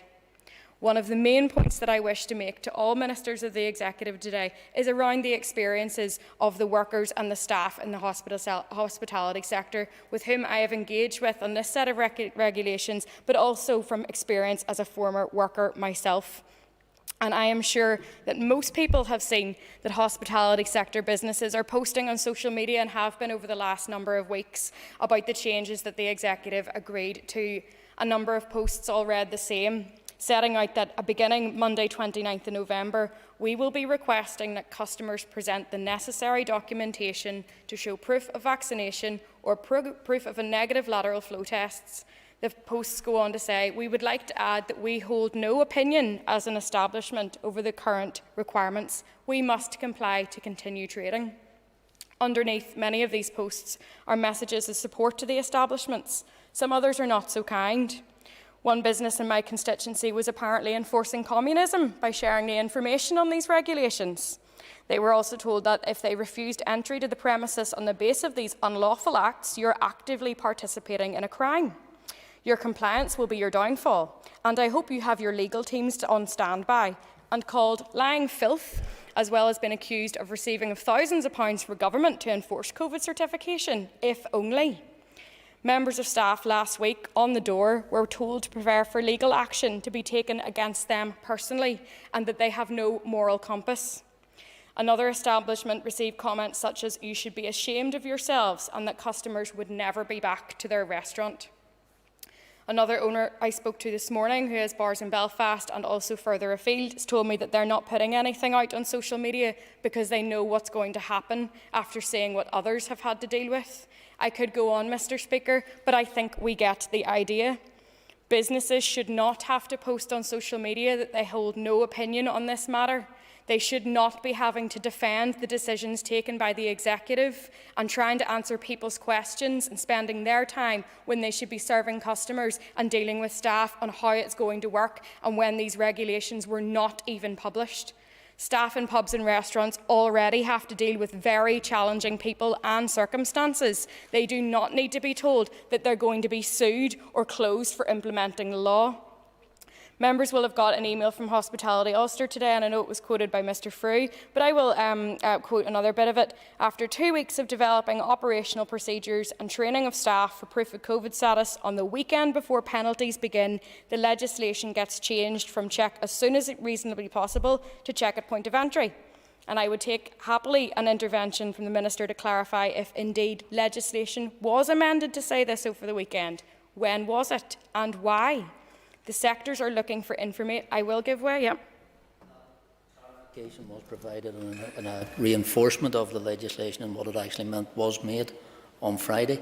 There was actually sectoral engagement on the Friday morning with both the hospitality industry and PSNI and officials in regards to what they sought for the reinforcement, so it could provide clarity to also those who had to implement the regulations, but also those who had to enforce it as well. So that was the engagement there. It was actually a request from the sectoral engagement that is led by the Executive's Office, Executive COVID Task Force, that was an ask that was made to provide additional clarity. And if there's anything further, I'll provide the member with writing in regards to that specific question, because I know she did ask it when I was making my contribution, and I apologise for not getting back to her at that point. Thank the Minister for his intervention. I'd certainly welcome that. It was the regulations applying to premises which are licensed but also takeaways. There's a number of them across my constituency, but especially in our cities, that will serve alcohol but are primarily a takeaway area, and it's just a point of confusion that has been brought up to me today. So the mixed messaging and lack of consistency from a number of ministers has meant that it is the staff that are bearing the brunt of people's anger and frustration and are being drawn into ethical debates online. One member of staff in a pub in my constituency said, "It is unfair to ask hospitality to take the front line on this issue after all that's happened in the last 2 years without having, they need to be a bit more vocal on the fact that this is not our fault or decision. There seems to be this idea that we're getting money to do it too, and I think there's going to be aggressive people to deal with." Now, some more I've spoken to over the weekend and today have said that their experience so far in trying to implement these regulations before they came into enforce today, their experience has been quite receptive, which is welcome.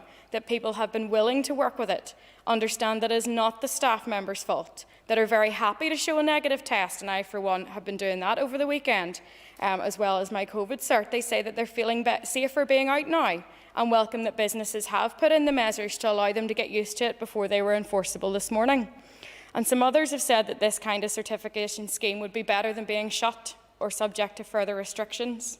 They have said that yes, it is extra work at the front door, but this is way better than being closed or being in the position, and I quote, of having to sell your home, as that was the position I was in last year. They have asked why not make everybody do a lateral flow test. So the experiences have been varied. But, Mr. Speaker, we are in a situation, and why, where executive decisions regarding COVID regulations are resulting in those in the hospitality sector having to develop protocols to deal with abusive customers, to advise staff when it's appropriate to call the police for assistance. Why is there an expectation that they will have to deal with aggressive behaviour? It's not okay. How is a licensed premises, like a small bar or club with one staff member or volunteer on a shift, supposed to check at a point of entry? Do they have to stand outside, run in, serve a drink and then back out again? And where is the support for the sector, for the staff that have to implement this, for the businesses that could lose income for these regulations? But the staff in hospitality and others are generally not allowed to carry their personal mobile phone with them. That's part of workplace policy. So where's the scanners coming from? And I do welcome the comments made by the Health Minister and completely support a minute. If there was a scheme of support, that should be forthcoming. And I would absolutely urge every Executive Minister to make that possible. But for me right now, and for those businesses I've spoken to, there is nothing coming from the Executive as far as I'm aware.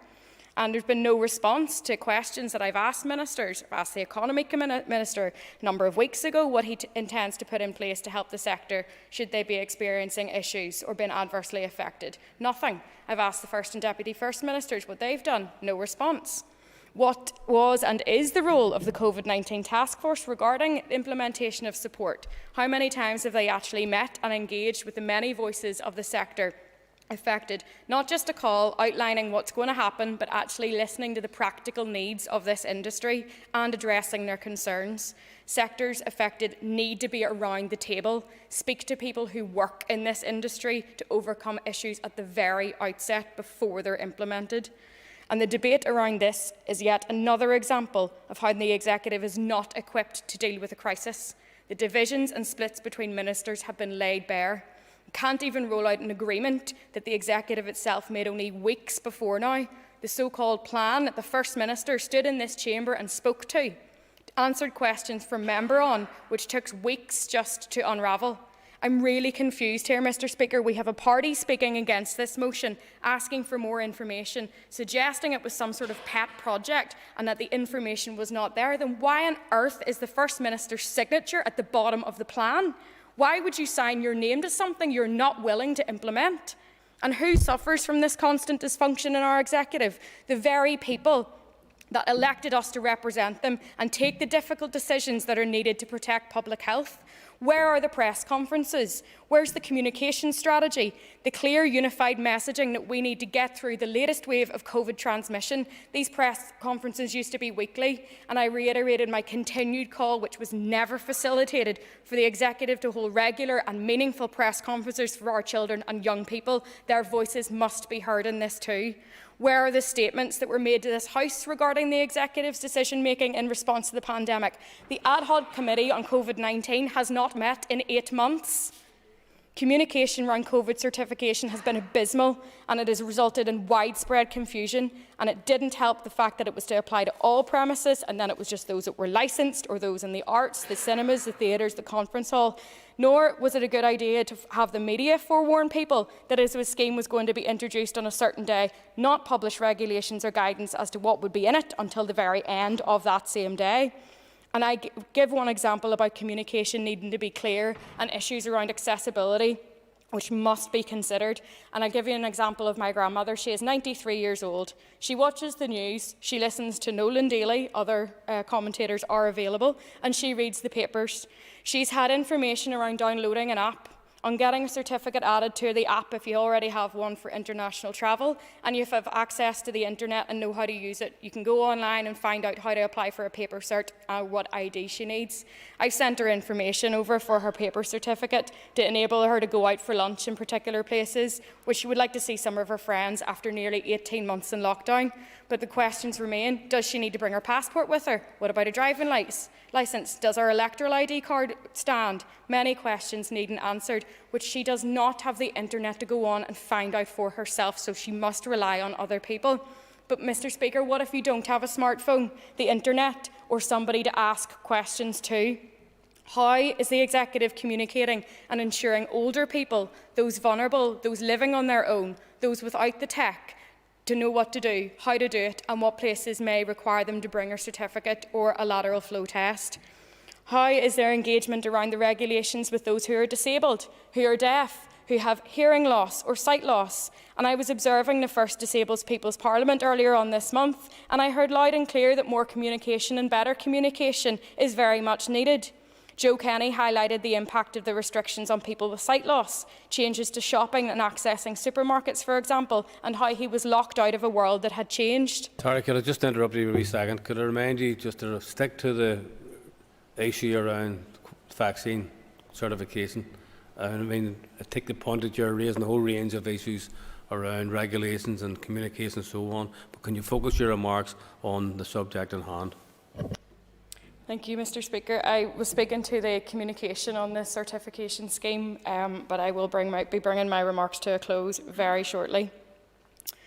I was raising about Diane Marks, who has sight loss, and she specifically outlined the difficulties in accessing information independently, and this was to do with the vaccination and the COVID certificate getting downloaded, and she described her partner's experience of doing it as pulling teeth.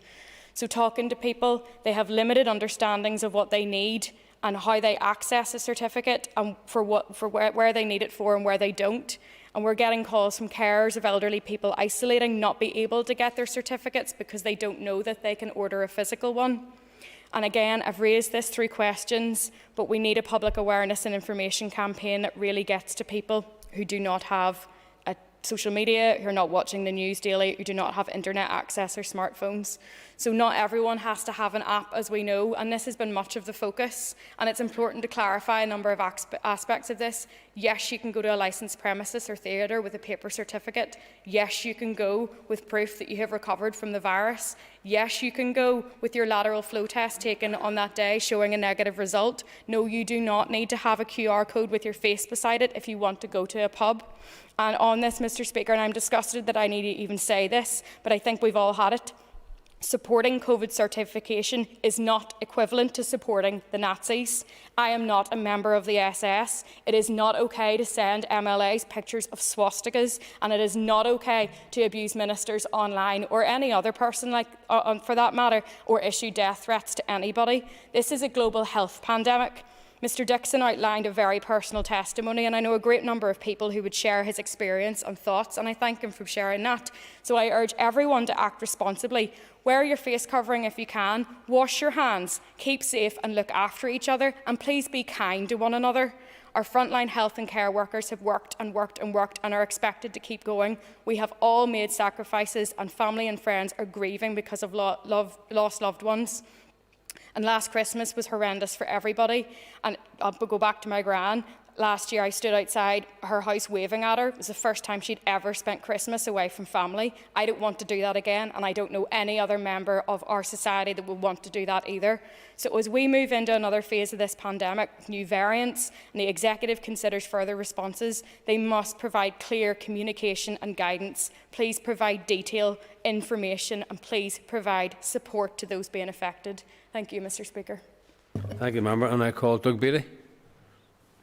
Thank you, Mr. Speaker. I shall be mercifully brief because we all know why the Minister has brought forward these regulations. It's because we are in the middle of a global pandemic that has killed over 5 million people. We all know what we're trying to achieve here. What we're trying to achieve is to safeguard the health of our people here in Northern Ireland. But that said, I know also, Mr. Speaker, that we are divided. We are divided in this chamber We are divided within some political parties. We are divided within society. And of course, even down to families, we are divided. So there's no point vilifying or mocking somebody just because they don't support COVID certifications, because it won't change anything. In the same way, it's no point vilifying or mocking those who do support COVID certification.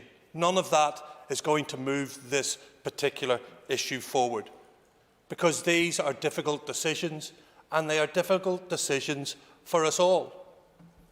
I want to thank Robin Swan for his steadfastness, for his moral courage.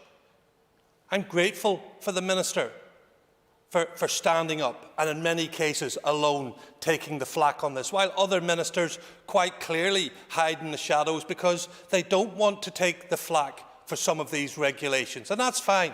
I know the Minister is up for the task. But we really do need to use everything at our disposal, in order to tackle COVID-19. And nothing stands alone, Mr. Speaker. They all work together, whether it's face masks, hand washing, hand sanitizer, lateral flow test, PCR, distancing, vaccinations, 1, 2, booster, proof of vaccinations, COVID status certification. Nobody is being forced to take a vaccine. Absolutely nobody. They have choice, and that is right. So what is the problem? Is the problem just showing proof? I was at the Balmoral show earlier this year in the summer. It was wonderful. I queued up. I showed that I had my vaccinations, and I was let in. Nobody complained. People queued up to go to the Northern Ireland match. They knew they had to show their proof of vaccination. Some of them didn't, of course. They weren't asked, but they knew they had to. There was no complaints. Same with Ulster Rugby. Same with Irish Rugby. Same with those who go to concerts, who show their ticket to get into a concert, and then they show their proof of vaccination. There's absolutely no issue here. People who are, luckily, at that age where people want to check to see if they're the right age to get into a pub have to show proof of age. No issue. People who are disabled, who need disabled tags for their car, have to show proof. I really do not see what the issue is in showing some form of certification or proof that you do not have COVID. If having COVID certification saves lives, saves our people getting sick, allows the freedoms that they enjoy today, then I will be supporting them. And of course I'm going to support them, and I will be supporting our Minister. And there is at times a degree of trust that we have to give. And I do trust our Chief Medical Officer, and I do trust our Chief Scientific Officer, whose advice we ask, because we have empowered them by putting them in a place to advise us. So I don't look at Twitter and I don't look at Facebook to give me what I know when I look and talk to experts. And we can all give comments from various sources, and at times we give that comment without context. But we have to understand that Northern Ireland doesn't sit in splendid isolation. We are part of a world, we are part of a United Kingdom, we're part of an island. And therefore we have to understand that what happens elsewhere outside of our own borders are going to affect us. If you want to go to watch Manchester United play in England, guess what? You'll need some form of certification. If you go to Glasgow and you want to watch Glasgow Rangers or Celtic, you're going to need some form of certification. I went to France a while back to the 100th anniversary of the Ulster Tower. I needed certification to get on the plane. I needed certification at the other side. I needed certification to get into the event at the Ulster Tower in Thiepval. I needed certification in every single pub and cafe that I went to in France. Not a single issue. Didn't miss a heartbeat. It was simple. And all of the people just got on with it. I also went, I have to say, very luckily to New York and to Washington. And likewise, Mr Speaker, while I was there, I had to show certification in everything that I did. And again, the people just got on with it. There was not an issue. And some of those people, I have to say, Mr Speaker, who are looking to go on their holiday in Spain in the summer of next year, will have to have certification. So we're part of a global world here where we want to make sure that our people have freedoms. I view the certification in a different way. I think it's helping us keep our economy open. It doesn't sit in isolation, and I've said that. It's linked into everything else. But if they all come together, if all of our people look at this and say what we're trying to do is inherently good, not inherently bad, and they just work with us, then we will keep our economy open, Mr Speaker. Nobody wants to force this. Nobody wants to do this. We are doing this because we think it's the right thing to do for our people. And of course, I will be supporting it. Of course, I will support my own staff who get the abusive emails and phone calls, who do get the SWAT stickers, who do get the Star of Davids sent to them, who do get mad emails, absolutely mad emails. But I'll not mock people if they don't want to get a vaccine. I will not mock people if they don't want to get certification. I will use the power of persuasion.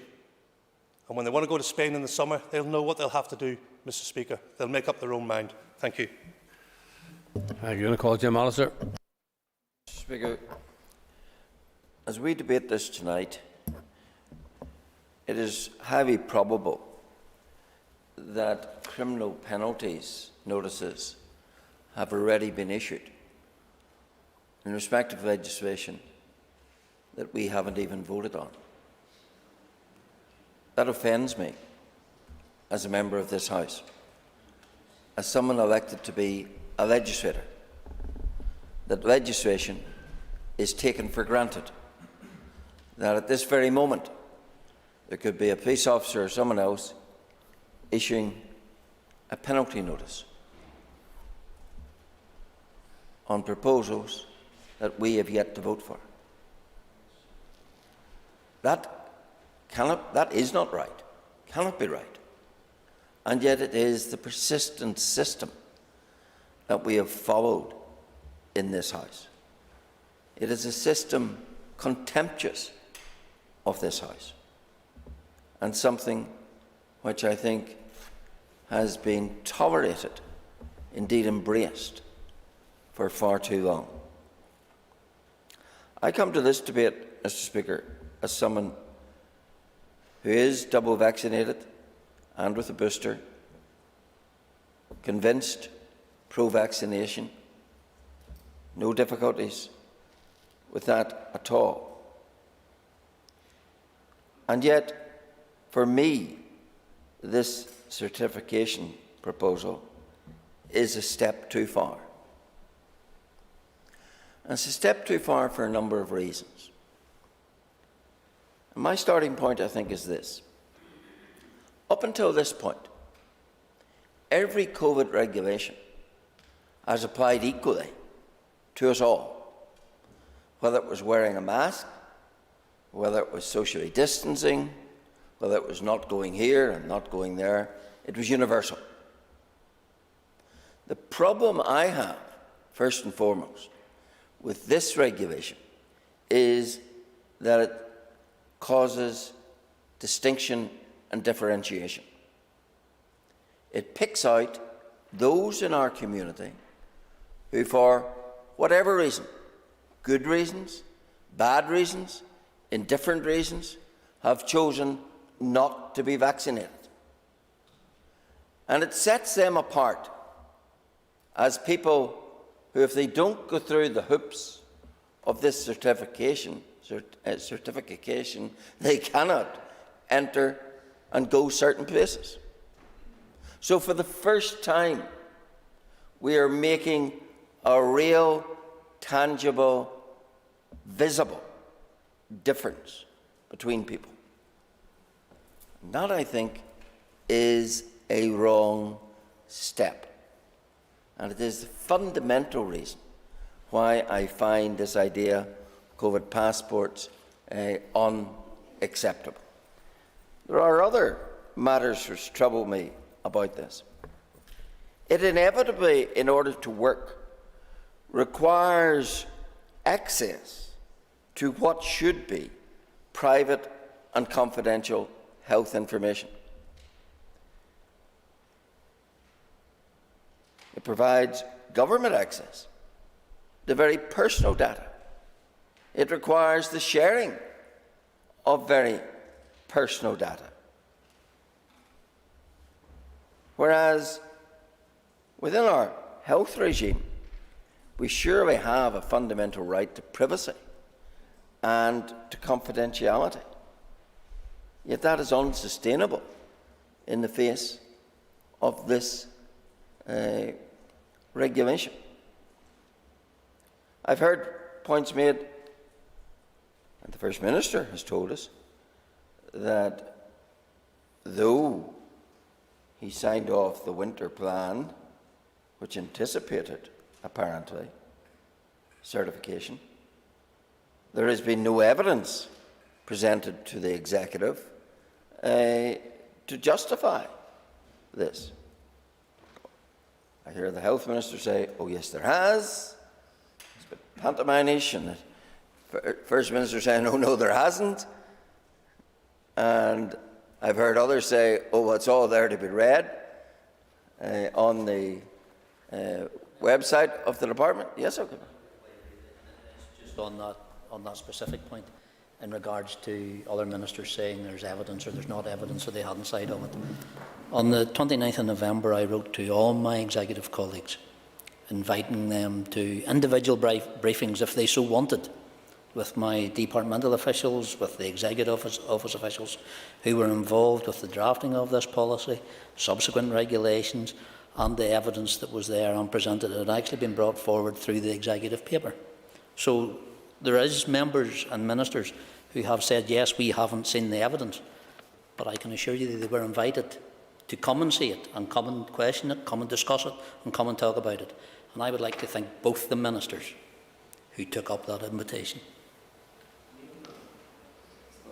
I do have to say, I would have expected that if an executive was making a decision, they wouldn't have had to go looking, they would have been presented with the evidence. Now, if that wasn't so, then maybe the First Minister has a point, but it still doesn't explain why one would sign off a winter plan anticipating such a thing. So I think there is a bit of ambiguity maybe about that issue. But for me, the key question in respect of all this was asked by Mrs. Erskine when she posed the very pertinent question. You're bringing this regulation in. What's the criteria by which you're going to judge its success or its failure? What does it have to show? Does it have to show a reduction in the R rate? Does it have to show a reduction in hospital admissions? Does it have to show a reduction in death? What is the benchmark for the success or failure of this regulation? And I think when the Minister comes to answer, he needs to tell us how this regulation is going to be judged. What are the criteria by which we will decide if it is working or not? In a month's time, when the Executive review it, by what criteria will they judge it? I think that is the critical and best question that needs to be answered here tonight. We can look at Scotland, and the suggestive evidence is it hasn't made any difference to a positive way. One can say the same maybe about the Republic of Ireland. And if that is right, then what is it about this regulation that causes the Minister to think, oh, to be different here? But I'm not so interested in what the Minister thinks will happen. I'm more interested in knowing by what standard will the Minister judge the success or otherwise of the proposition. I think that leads on, and it's a point that's been touched by many people, to the critical question of who's going to enforce this. We've had passed the parcel from this executive on enforcing face masks. Now, who's going to enforce this? And the burden on business is indescribably high. You're running a small hospitality business with maybe a couple of entry points. Suddenly, you need 2 extra staff for whatever hours you're open to do the checking. That hasn't been in your business plan. That hasn't been taken into account when you're deciding the viability of opening that business, but suddenly that is the burden and the reality. So I do think that the disproportionate burden on business is something that, frankly, I don't think has been properly gamed out in this, and is a gaping hole in, amongst some other flaws, in this proposal. But perhaps, yes? That it is not good enough. Having imposed such additional burdens upon business, it is not good enough for members to stand up in this debate and say, oh, and if the Economy Minister comes along with a plan to ease the burdens that we've imposed, I'm happy to vote for it. That's just not good enough. Well, it's not just about the Economy Minister coming along with a plan, it's about the Economy Minister and the Finance Minister finding the money for that plan, which is very often the greater and stumbling block in all these things. But meantime, there are businesses bleeding over this financially, and will bleed over this financially, both by the negative impact of people staying away, and both by the fact of having to equip themselves with staff to carry out the checks. So I think it is a matter of very considerable concern, quite rightly, for business. That then brings me to question the worth of the passport or certification process. So we take a practical example. Someone goes into the centre of town. They're not vaccinated. They haven't taken the test. They can't produce a certificate. They can't go in to a hospitality venue. But they can turn their heel and get on a Translink or glider bus. They can travel to the City Hospital or the Royal Victoria Hospital and go in and start a shift of work. Now, where is the logic of a system that says you can work in the health service, you can travel on packed or public transport, you don't have to have anything, but if you want to go into hospitality, that's a no-no. Where is the logic in that? And think of the hospitality. In earlier intervention, the Minister told me that employees in hospitality don't have to meet the certification. So the customer base has to get in, pass the certification. But once in, they could be served by individuals who are neither vaccinated, nor carrying a test, nor carrying a passport.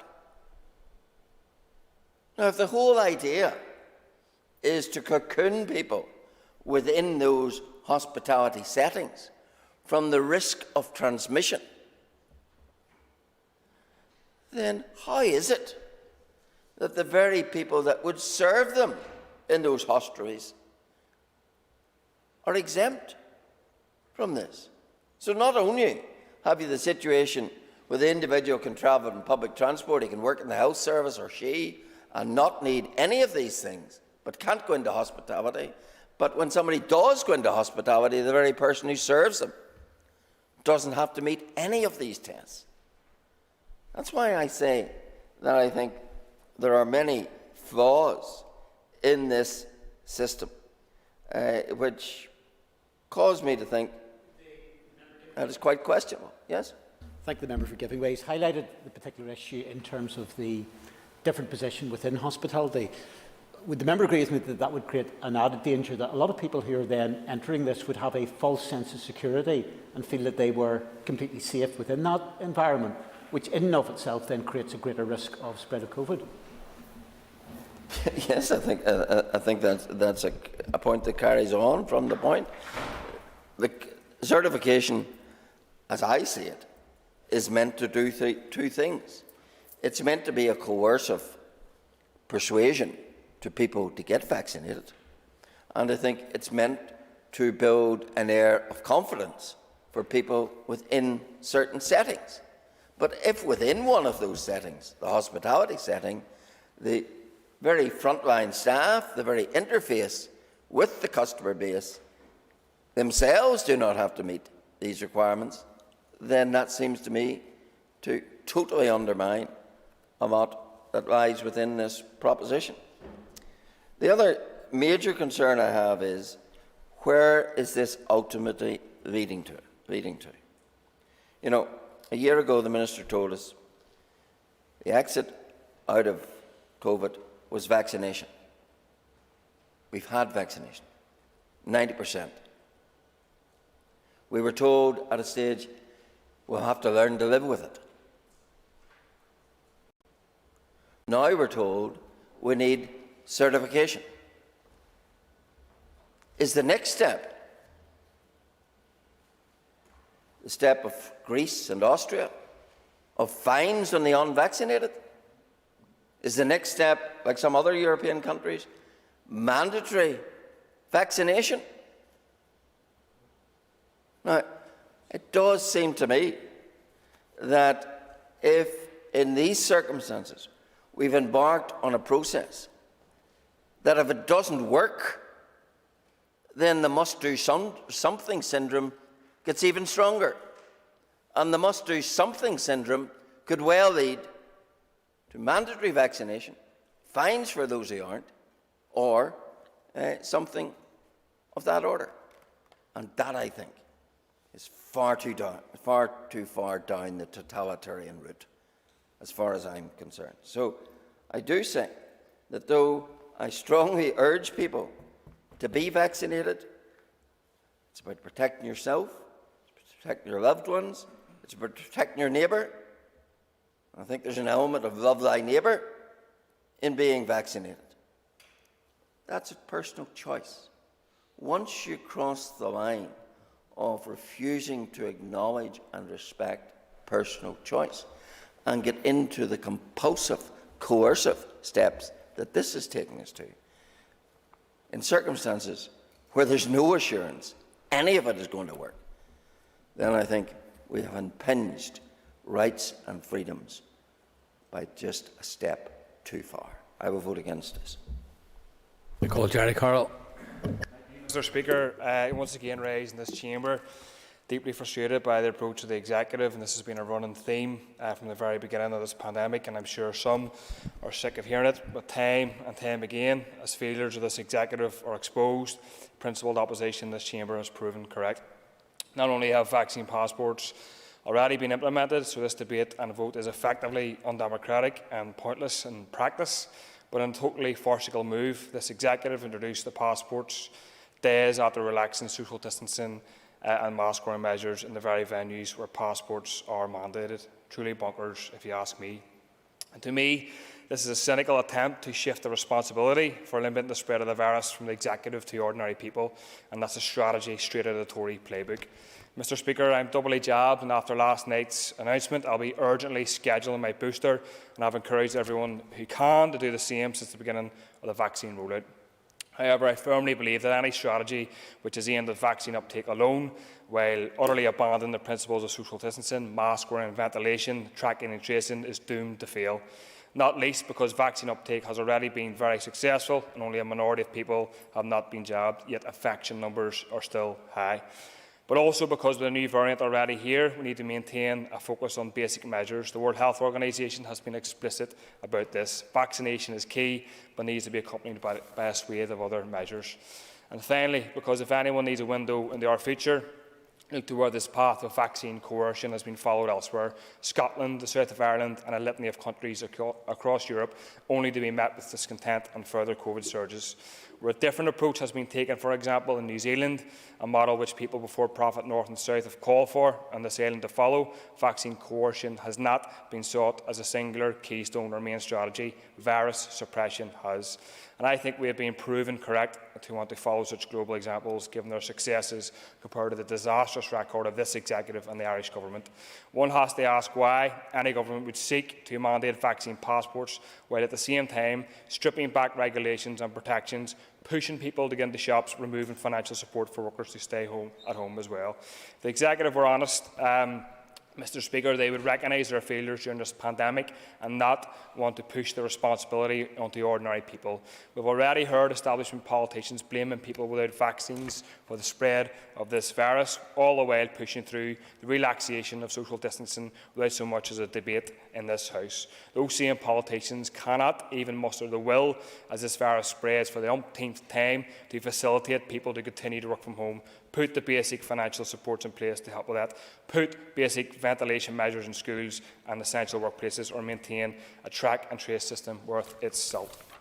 These are the measures which will suppress this virus and keep vulnerable people safe. And this can be done in a way which doesn't push small businesses to the edge, which doesn't sink the economy. And again, we have seen this done more successfully in other parts of the world, but have not learned the lessons here. Mr. Speaker, as a socialist opposition in this chamber, and indeed in Dáil Éireann, people before profit have been consistent in challenging the reckless approach of governments north and south. We have not gone along with their Tory tail-end strategy. We will not give cover to this hypocrisy today, nor will we give an inch to anyone, Mr. Speaker, in the DUP, who are probably most culpable in this executive for its reckless approach in terms of ignoring medical advice over the past 2 years, whose vaccine and mask scepticism has no place in this chamber, and some of whom are opportunistically appealing to the right-wing element of certain anti-vax sentiments with their smoke and mirrors petition of concern stunts and other activities.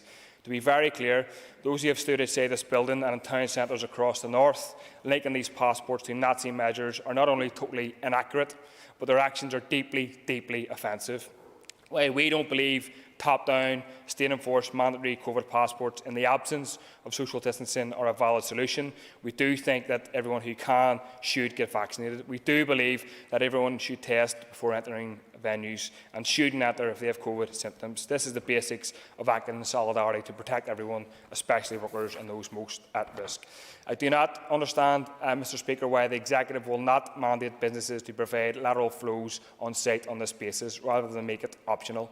CAJ have rightly raised concerns about how this is exclusionary for those who don't have a home address, any form of ID or access to a smartphone. One measure to alleviate this would be guaranteeing every person has access to a lateral flow on site, but the executive won't enforce this, and I urge the Minister to come back and explain why that's the case. Also, myself and others have asked 2 successive health committees why this vaccine certificate policy was not fully equality screened, and I'm yet to hear an adequate answer. And will the Minister please address that concern, because it's a valid one held by human rights and anti-racist organisations who, for example, have concerns about how BME community members might be further marginalised by this policy. Finally, Mr. Speaker, I'm making a fresh appeal to the executive: do not embark on a strategy of business as usual and asking people to live with this virus while using those without vaccines as a scapegoat for the spread of this virus, especially as Omicron numbers rise. Instead, this executive should do its job based upon the best medical advice, protect communities and workers by financially facilitating working from home, by introducing ventilation measures, by getting back to the basics of distancing and mask wearing, doing better to educate and encourage those who have fears of vaccines rather than coercing them, and mandating venues to provide lateral flows on site. The vaccine passport scheme, in the absence of any of that, is a shameless attempt, in my view, to shift blame from this executive's door to the public, who did so much during this virus, the first phase of it, and on the whole have done their bit to protect others. Thank you. Thank you. Can I just remind, because we have 2 speakers to conclude before the Minister, we need to allow the Minister appropriate time to conclude the debate. So could I just ask the final 2 speakers, without putting them on under any pressure at all, but if they could bear that in mind. We might get finished by 9 o'clock this evening. Unlikely at this moment in time, but we never know. And I call Roy Beggs. Thank you, Mr Speaker.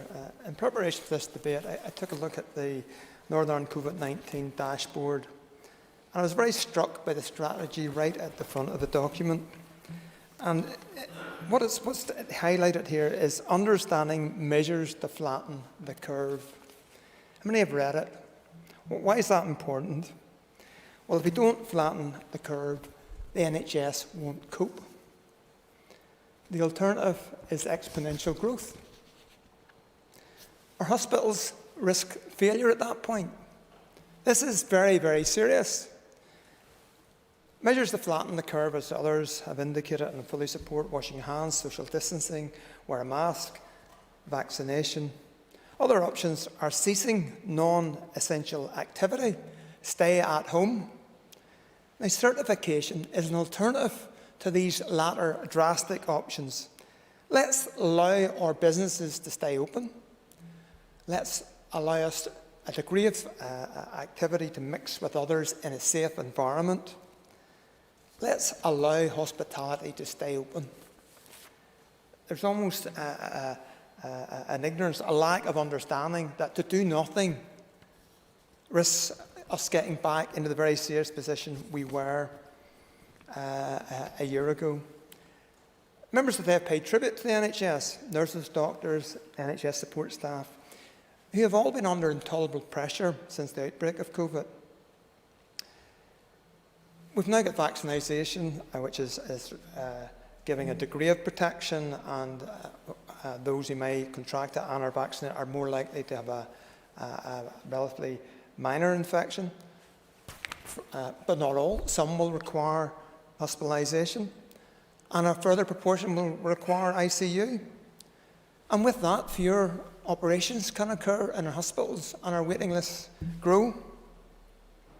Ambulance attendance times will increase if we have exponential growth. And with those increased call times, delays in meeting patients, delays will mount at our ED units. This is very, very serious. This isn't just an academic debate. Look what happened last January.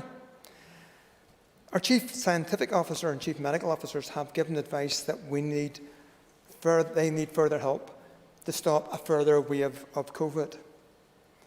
And let's remember that over the past year, the SAGE modellers have actually been fairly accurate. They've told governments in the UK and regional governments when they need to take action. And you saw that it has generally worked. It has brought it under control. Let's look what happened a few weeks ago at the Elk Disco in Tunbridge. Some 200 young people were infected on a single evening, and they then took that home to each of their families, perhaps even mixing at schools. Undoubtedly, staff will also have been put at risk, and no business can survive their staff when they become infected and have to take time off work. We must avoid exponential growth. We must ensure we can have a degree of normality. Again, let's remember last November. It was stop, go, and then stop again. Many argued that we didn't need restrictions, and that was the worst scenario for businesses. They stocked up, and then they were shut down again. It's important that we work together with business, with mitigation, and that all executive colleagues play their part. Why are we having this debate when, frankly, there's little alternative, as I see it? We should be having a debate about what support are we going to give those businesses who are going to be adversely affected. Christmas is a risk factor. We all traditionally meet with our friends and with our colleagues at festive events, and then we go home and we mix with our family members. Look what happened last year. There was that exponential growth after Christmas. The further risk factor we have this year is Omicron, which we are all still learning about. It appears that it transmits very, very easily. That infection is not as serious in most people, but you can expect large numbers, and with large numbers you can expect a large number eventually to end up in hospital. So it's important that this is all managed. Common sense, as I would see it, would give a degree of understanding of the risks that we all face and why the modellers are indicating to our health ministers that action is needed to be taken. So what are we to do? Are we to ignore professional, medical and scientific advice? Or do we find a reason for doing nothing? I'm not saying what we're proposing here is perfect. If it needs changed, I'm sure the Health Minister, under the regulations, can quickly adapt. That's had to happen before. But it's not good enough to do nothing. Some propose we're ignoring the sage advice. Some propose ignoring decisions that have already been taken in England, in Scotland, in Wales and in the Republic of Ireland. Their experts have recognised that some form of certification is required to give a degree of protection and to prevent the alternative, which is lockdown. I don't want to go there. I don't think it's good for our community, for anyone. Let's take mitigation. Let's fight this disease and have a degree of normality. It's important that we act together as a community, and it's equally important that this executive should be acting in a coordinated manner, not only in bringing in sensible measures, providing compensation, and providing a degree of enforcement.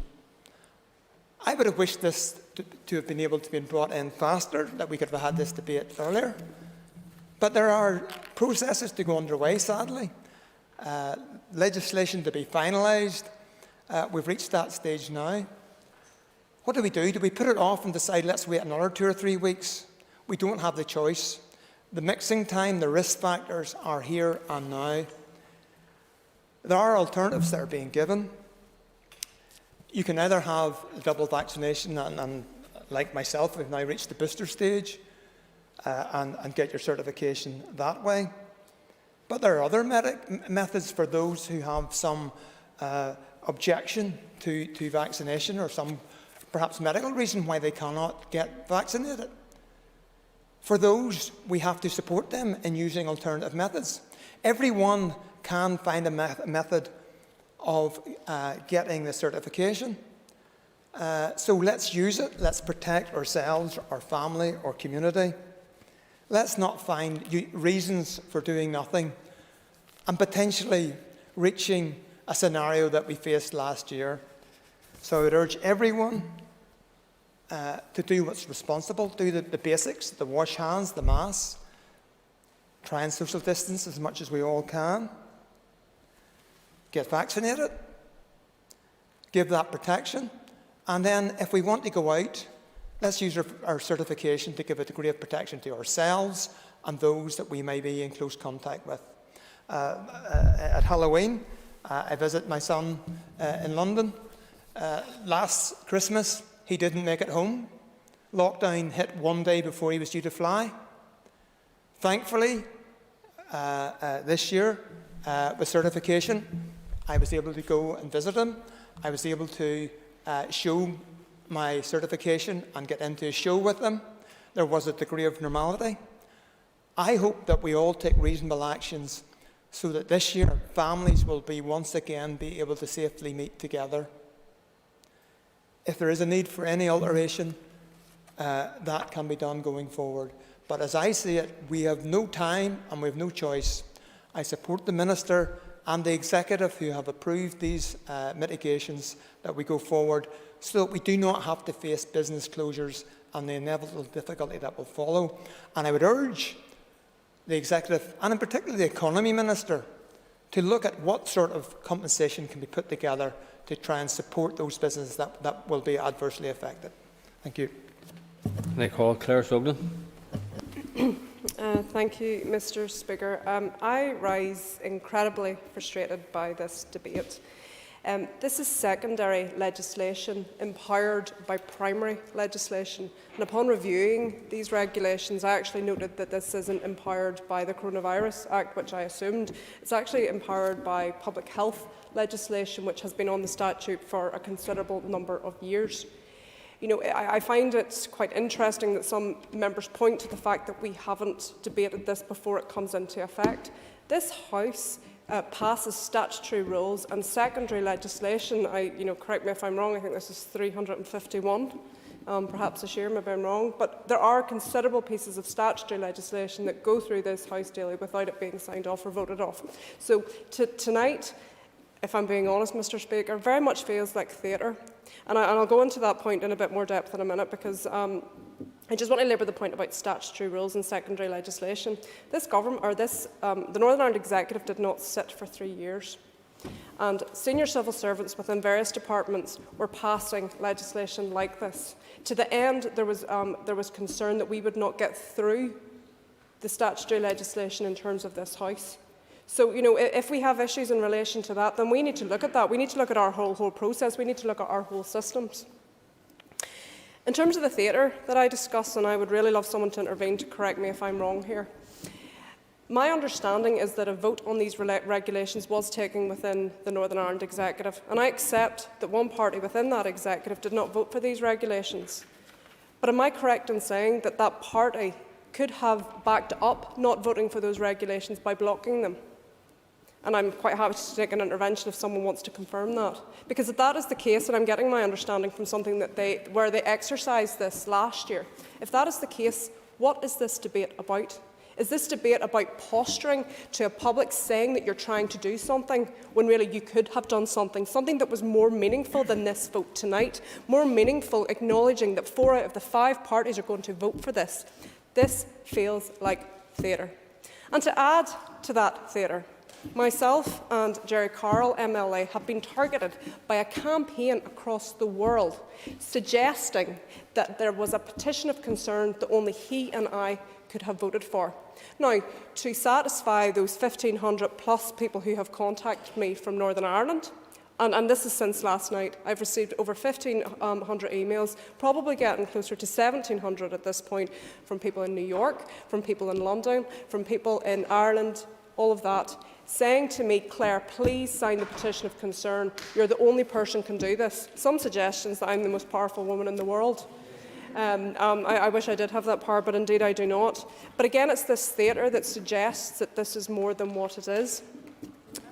Yeah, please.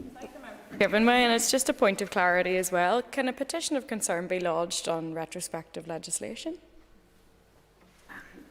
My understanding is that it can, but again, to satisfy the 1,500, 1,700 people that have contacted me, I have spoken to members who have allegedly signed this petition of concern. They don't know anything about it, and they, in fact, weren't even contacted because they had already signed it. I had contacted the business office to see if the petition of concern had been laid there. It hadn't. No one had heard of it. Sorry, could the member return to the matter at hand, not a petition of concern? We're not dealing with a petition of concern this evening. Sorry, Mr. Wells, please resume your seat. So I'm inviting you to return to the topic at hand. We're running out of time. Thank you. Thank you, Mr. Speaker, and I do appreciate what you're trying to do, but the point of me raising this petition of concern is that I am being coerced as a member of this House to vote for these regulations on the basis that I'm the most powerful person within this House, and that is simply not true. For my own integrity, to put on record, I do not have that power. And let's make it clear for the record, let's make it clear for all of those people who have contacted me in relation to these regulations. 30 members will not pass this vote. It will be a minimum of 45, which means, again, this is theatre, because anyone suggesting otherwise are suggesting something that is not true. Can I go? Give way on the petition of concern on the vaccine passport issue. Quite simply, a petition of concern can only be tabled if it has at least 30 members signed. The reality was, by Saturday night, it became very apparent that the maximum that could be obtained was 29.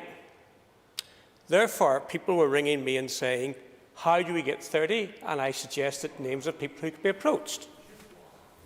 Sorry, before you respond, I just want to make a point. We're not debating a petition of concern. There is no petition of concern. It is not on the agenda. Every member in the House has been offended and abused virtually and all the rest of that. We all know that. We all understand that. It's totally condemned. So please stick to the matter of debate. Thank you, Mr. Speaker. But I suppose I want to just make the point that in terms of what's happening here today, in terms of the vote that we will take subsequent to the Minister speaking, is it's not possible to overturn these regulations. Indeed, it's not even a standard thing. That's not to say we shouldn't debate. That's not to say that we shouldn't have a conversation and vote on this. But typically, this is a rubber stamp. So I suppose what I'm trying to say is that a lot of the contributions that I have heard are being disingenuous, Mr. Speaker, and I think more could have been done practically to actually stop these regulations rather than what's happening in this debate tonight. And I do think that's an important point to put on record, and I do think it's an important point in terms of other members when considering how they will vote, that what is this really about? And I would certainly ask anyone listening to this debate from outside this chamber to reflect on that as well. I suppose I rise accepting these regulations. And I make the point in saying these regulations because I have pored over the legislation. I have read what they say. So I am not voting tonight on what people assume are in these regulations. I'm not voting tonight on what could potentially happen in terms of these regulations. One of the points that I've heard members talk about is the thin end of the wedge, the slippery slope to something further. And I suppose ultimately what people are concerned about is mandatory vaccinations. But that is not what's in these regulations. It is not mandatory vaccination. Indeed, I would be keen to understand if we were voting on mandatory vaccinations, would that require primary legislation rather than the regulations that are in place? So, if tonight we were voting on mandatory vaccinations, I wouldn't support it. And I can wholeheartedly say that to everyone who has contacted me about that. But that is not what this is. And again, as members of this House, we are debating on a very specific piece of legislation, a very specific regulation. I've read through it. This is not mandatory vaccination.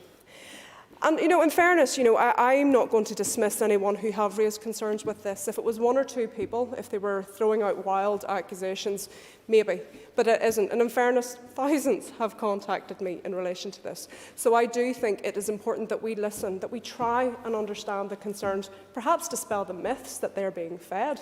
Because, the other point, and Ms Woods made such a diligent effort to describe what is happening here, ultimately, where we are in society is a result of shockingly poor communication from the Northern Ireland Executive. It's why people are contacting me about assumptions on this. It is why people are concerned about mandatory vaccinations. The number of people I've spoken to in the last week, and I've described to them what this actually is, eventually say, well, actually, that's not too bad. So I do think that we have to be very mindful of what we are voting on, not what's assumed, not what's a slippery slope, because, and I'm sure the Minister will assure us, if he does go down the path of mandatory vaccinations, he will not take that responsibility on his own. He will take that to the Northern Ireland Executive, I would imagine. And even if he does bring it to the House, it's at that point we vote or don't vote on that. And I do want to address all the concerns in relation to many people who have contacted me, because I personally feel that I can, I suppose, address them, and I say that in a limited way because I'm not fully versed in the way that some people are. But coercive vaccinations, are we creating a society where we are almost discouraging people from going out, from having social interactions because of these vaccinations? And I don't think so. And again, I come back to this point about this is not mandatory vaccination. There are other mechanisms within these regulations where you can demonstrate your COVID status. And I think that's really important. When the Minister originally announced that he would be doing this, I was the first to say, here, hold on a minute. But then in fairness to him, he brought out other measures. So it means that people are not being forced to get the vaccination. We don't live in a society where vaccinations is mandatory, and I think that's right.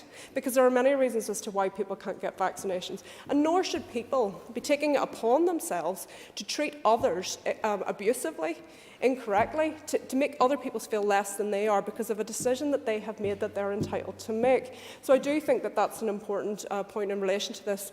Yes, the Minister and others are trying to encourage a rollout of the vaccination process, and in fairness, it's been very successful, over 90%, I believe. But we should not be undermining those who have chosen not to for various reasons. In terms of, I've heard a lot in relation to discrimination, and I'm not legally trained, but my understanding of discrimination, particularly in Northern Ireland, is very specific in relation to the law. And discrimination, as I understand it, this is not it. And unless someone wants to describe this to me as having a gender discrimination, as having a sexual orientation discrimination, perhaps even a disability discrimination. So what people are really talking about is prejudice. And if that's the case, then we do need to look at that. And that, I think, again, comes back to good communication more than anything else. I do accept that there will be an impact on business. But again, I think we have to look at how this works in practice rather than what we assume to happen. So in terms of, I attended the Christmas market a couple of weeks ago, and they were enforcing our COVID certification, and it simply was a flash. It was a system put in place as outlined within the regulations. And my understanding, and I'm sure the Minister will talk to this, is that it is nothing more than that. It is demonstrating that businesses are going as far as reasonably expected in order to prove that the people within their establishment, their premises or their events is unlikely to have COVID or likely to pass it on. And I think that's really important, and people have talked about the additional people that have to be put in place.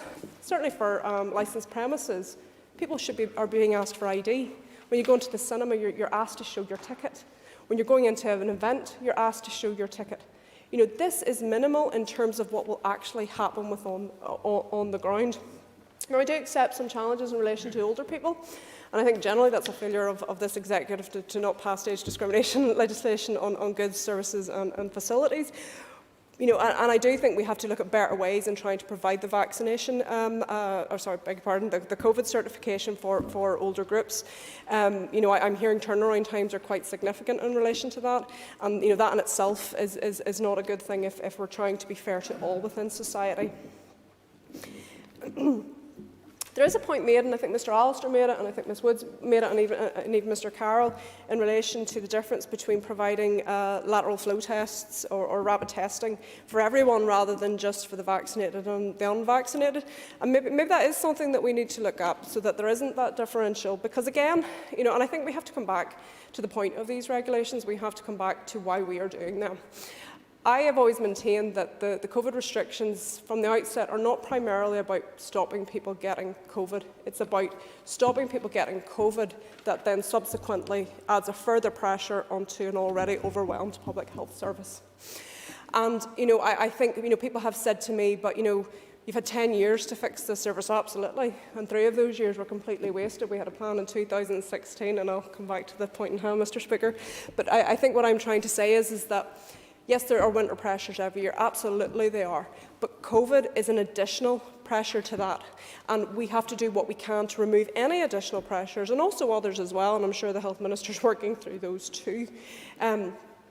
But, I think, a lot of this does have to come down to personal responsibility. And someone says, well, sure, you could flash a fake COVID cert at the door, but that's an offence in these regulations.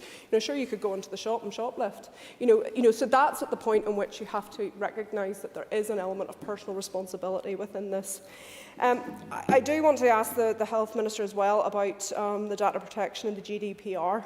I do take points even in relation to saying that you're having to flash your medical status in some way, and I am curious to know how the Health Minister has looked at that and had those considerations. But again, I suppose it's the proportionality of what people are actually being asked to do, the risk in terms of the information that they're disclosing, or perhaps even not disclosing.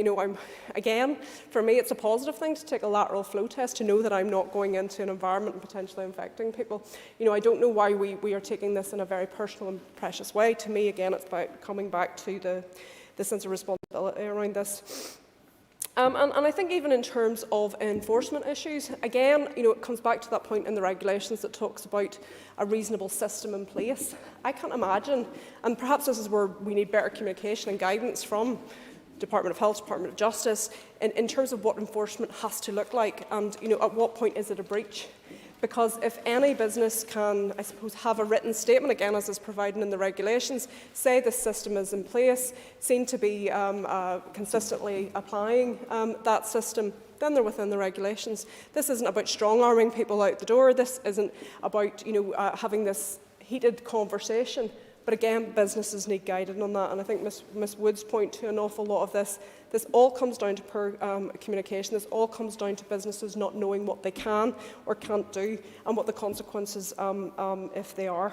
And I suppose really just to kind of wrap up in terms of my general comments on this is that people are asking for the evidence, and if it's there, show us it. If it's there, make it clear to people.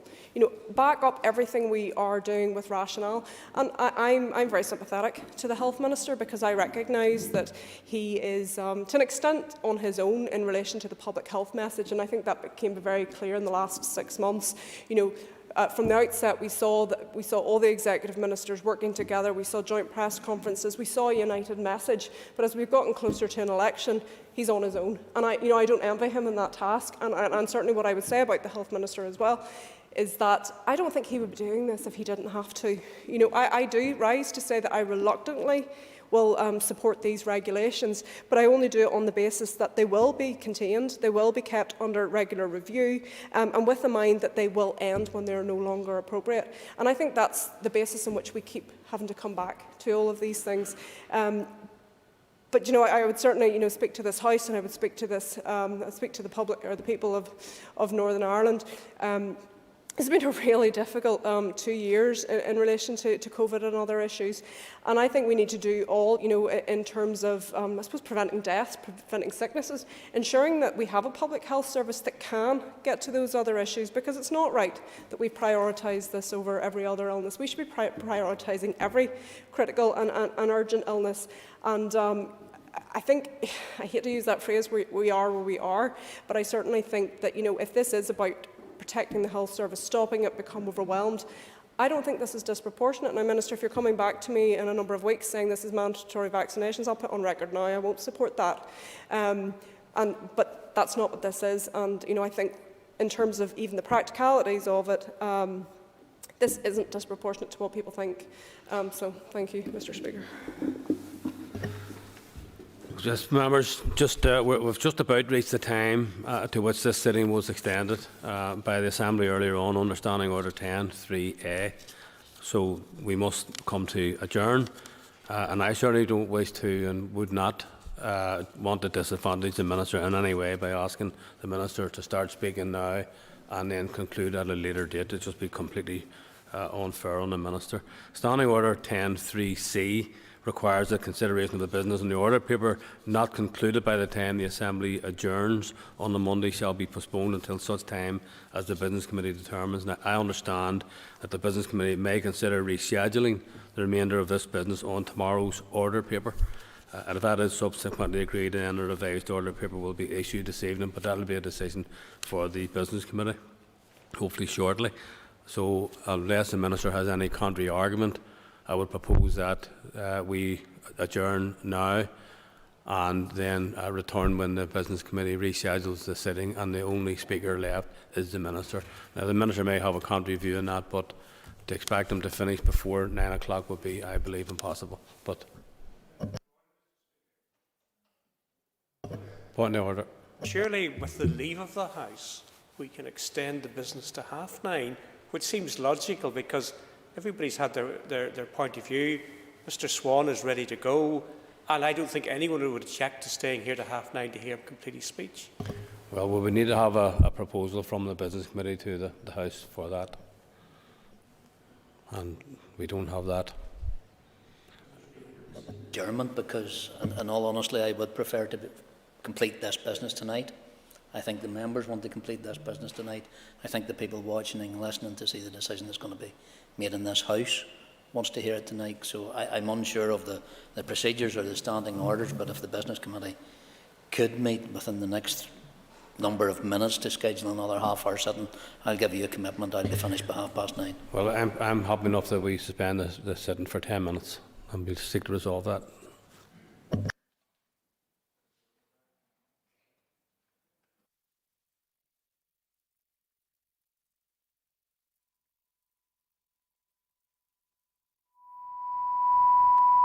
This is the Northern Ireland Assembly Plenary, Programme Sound. This is the Northern Ireland Assembly Plenary, Programme Sound. This is the Northern Ireland Assembly Plenary Programme Sound. This is the Northern Ireland Assembly Plenary Programme Sound. This is the Northern Ireland Assembly Plenary Programme Sound. This is the Northern Ireland Assembly Plenary Programme Sound. This is the Northern Ireland Assembly Plenary Programme Sound. This is the Northern Ireland Assembly Plenary Programme Sound. This is the Northern Ireland Assembly Plenary Programme Sound. This is the Northern Ireland Assembly Plenary Programme Sound. This is the Northern Ireland Assembly Plenary Programme Sound. This is the Northern Ireland Assembly Plenary Programme Sound. This is the Northern Ireland Assembly Plenary Programme Sound. This is the Northern Ireland Assembly Plenary Programme Sound. This is the Northern Ireland Assembly Plenary Programme Sound.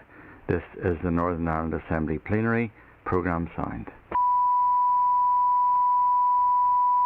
This is the Northern Ireland Assembly Plenary Programme Sound. This is the Northern Ireland Assembly Plenary Programme Sound. This is the Northern Ireland Assembly Plenary Programme Sound. This is the Northern Ireland Assembly Plenary Programme Sound. This is the Northern Ireland Assembly Plenary Programme Sound. This is the Northern Ireland Assembly Plenary Programme Sound.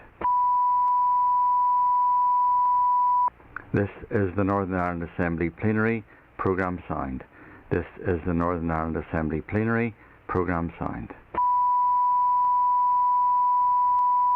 This is the Northern Ireland Assembly Plenary Programme Sound. This is the Northern Ireland Assembly Plenary Programme Sound.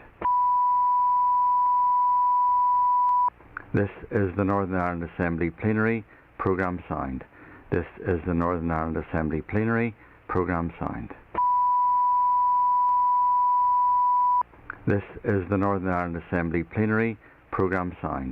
This is the Northern Ireland Assembly Plenary Programme Sound. This is the Northern Ireland Assembly Plenary Programme Sound. This is the Northern Ireland Assembly Plenary Programme Sound. This is the Northern Ireland Assembly Plenary Programme Sound. This is the Northern Ireland Assembly Plenary Programme Sound. This is the Northern Ireland Assembly Plenary Programme Sound.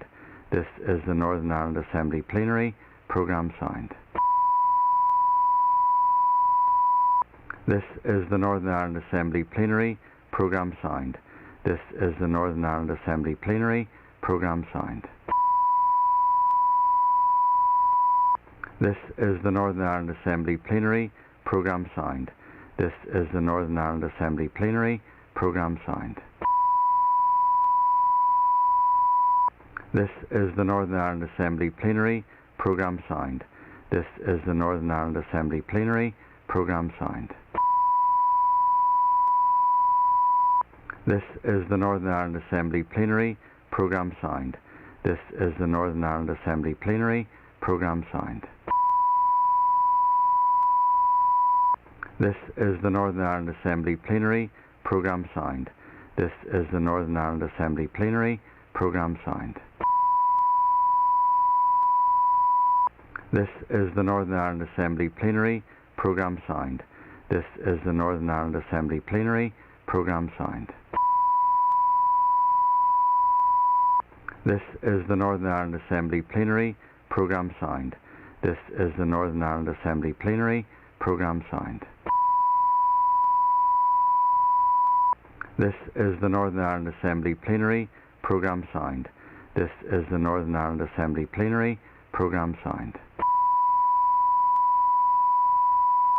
This is the Northern Ireland Assembly Plenary Programme Sound. This is the Northern Ireland Assembly Plenary Programme Sound. This is the Northern Ireland Assembly Plenary Programme Sound. This is the Northern Ireland Assembly Plenary Programme Sound. This is the Northern Ireland Assembly Plenary. Programme signed. This is the Northern Ireland Assembly Plenary. Programme signed.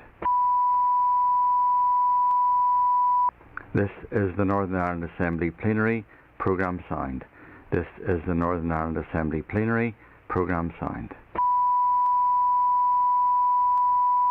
This is the Northern Ireland Assembly Plenary. Programme signed. This is the Northern Ireland Assembly Plenary. Programme signed. This is the Northern Ireland Assembly Plenary. Programme signed. This is the Northern Ireland Assembly Plenary. Programme signed.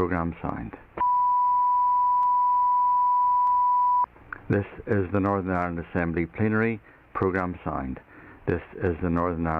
Plenary. Programme signed. This is the Northern Ireland Assembly Plenary. Programme signed. This is the Northern Ireland Assembly Plenary. Programme signed. This is the Northern Ireland Assembly Plenary. Programme signed. This is the Northern Ireland Assembly Plenary. Programme signed. This is the Northern Ireland Assembly Plenary. Programme signed. This is the Northern Ireland Assembly Plenary. Programme signed. This is the Northern Ireland Assembly Plenary. Programme signed. This is the Northern Ireland Assembly Plenary. Programme signed. This is the Northern Ireland Assembly Plenary. Programme signed. This is the Northern Ireland Assembly Plenary. Programme signed. This is the Northern Ireland Assembly Plenary. Programme signed. This is the Northern Ireland Assembly Plenary. Programme signed. This is the Northern Ireland Assembly Plenary. Programme signed.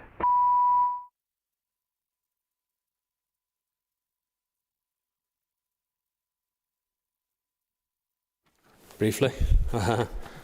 I've taken advice, and there is a strong procedural advice given that we have already extended the meeting and we're now running out of time, that we run the risk of a legal challenge. And on such an important issue as this we have under debate tonight, I'm not prepared to take a risk of having a Minister of the Department or this Assembly hauled into the courts for basically breaking our own rules and regulations. So on that basis, members, the next item on the order paper is the adjournment. The question is that the Assembly do now adjourn. Assembly is adjourned. Thank you.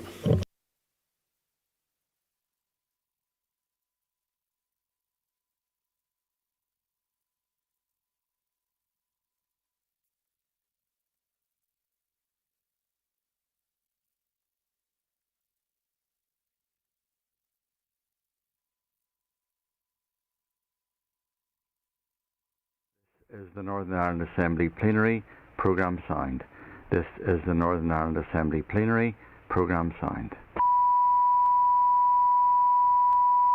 This is the Northern Ireland Assembly Plenary. Programme signed. This is the Northern Ireland Assembly Plenary. Programme signed. This is the Northern Ireland Assembly Plenary. Programme signed. This is the Northern Ireland Assembly Plenary. Programme signed. This is the Northern Ireland Assembly Plenary.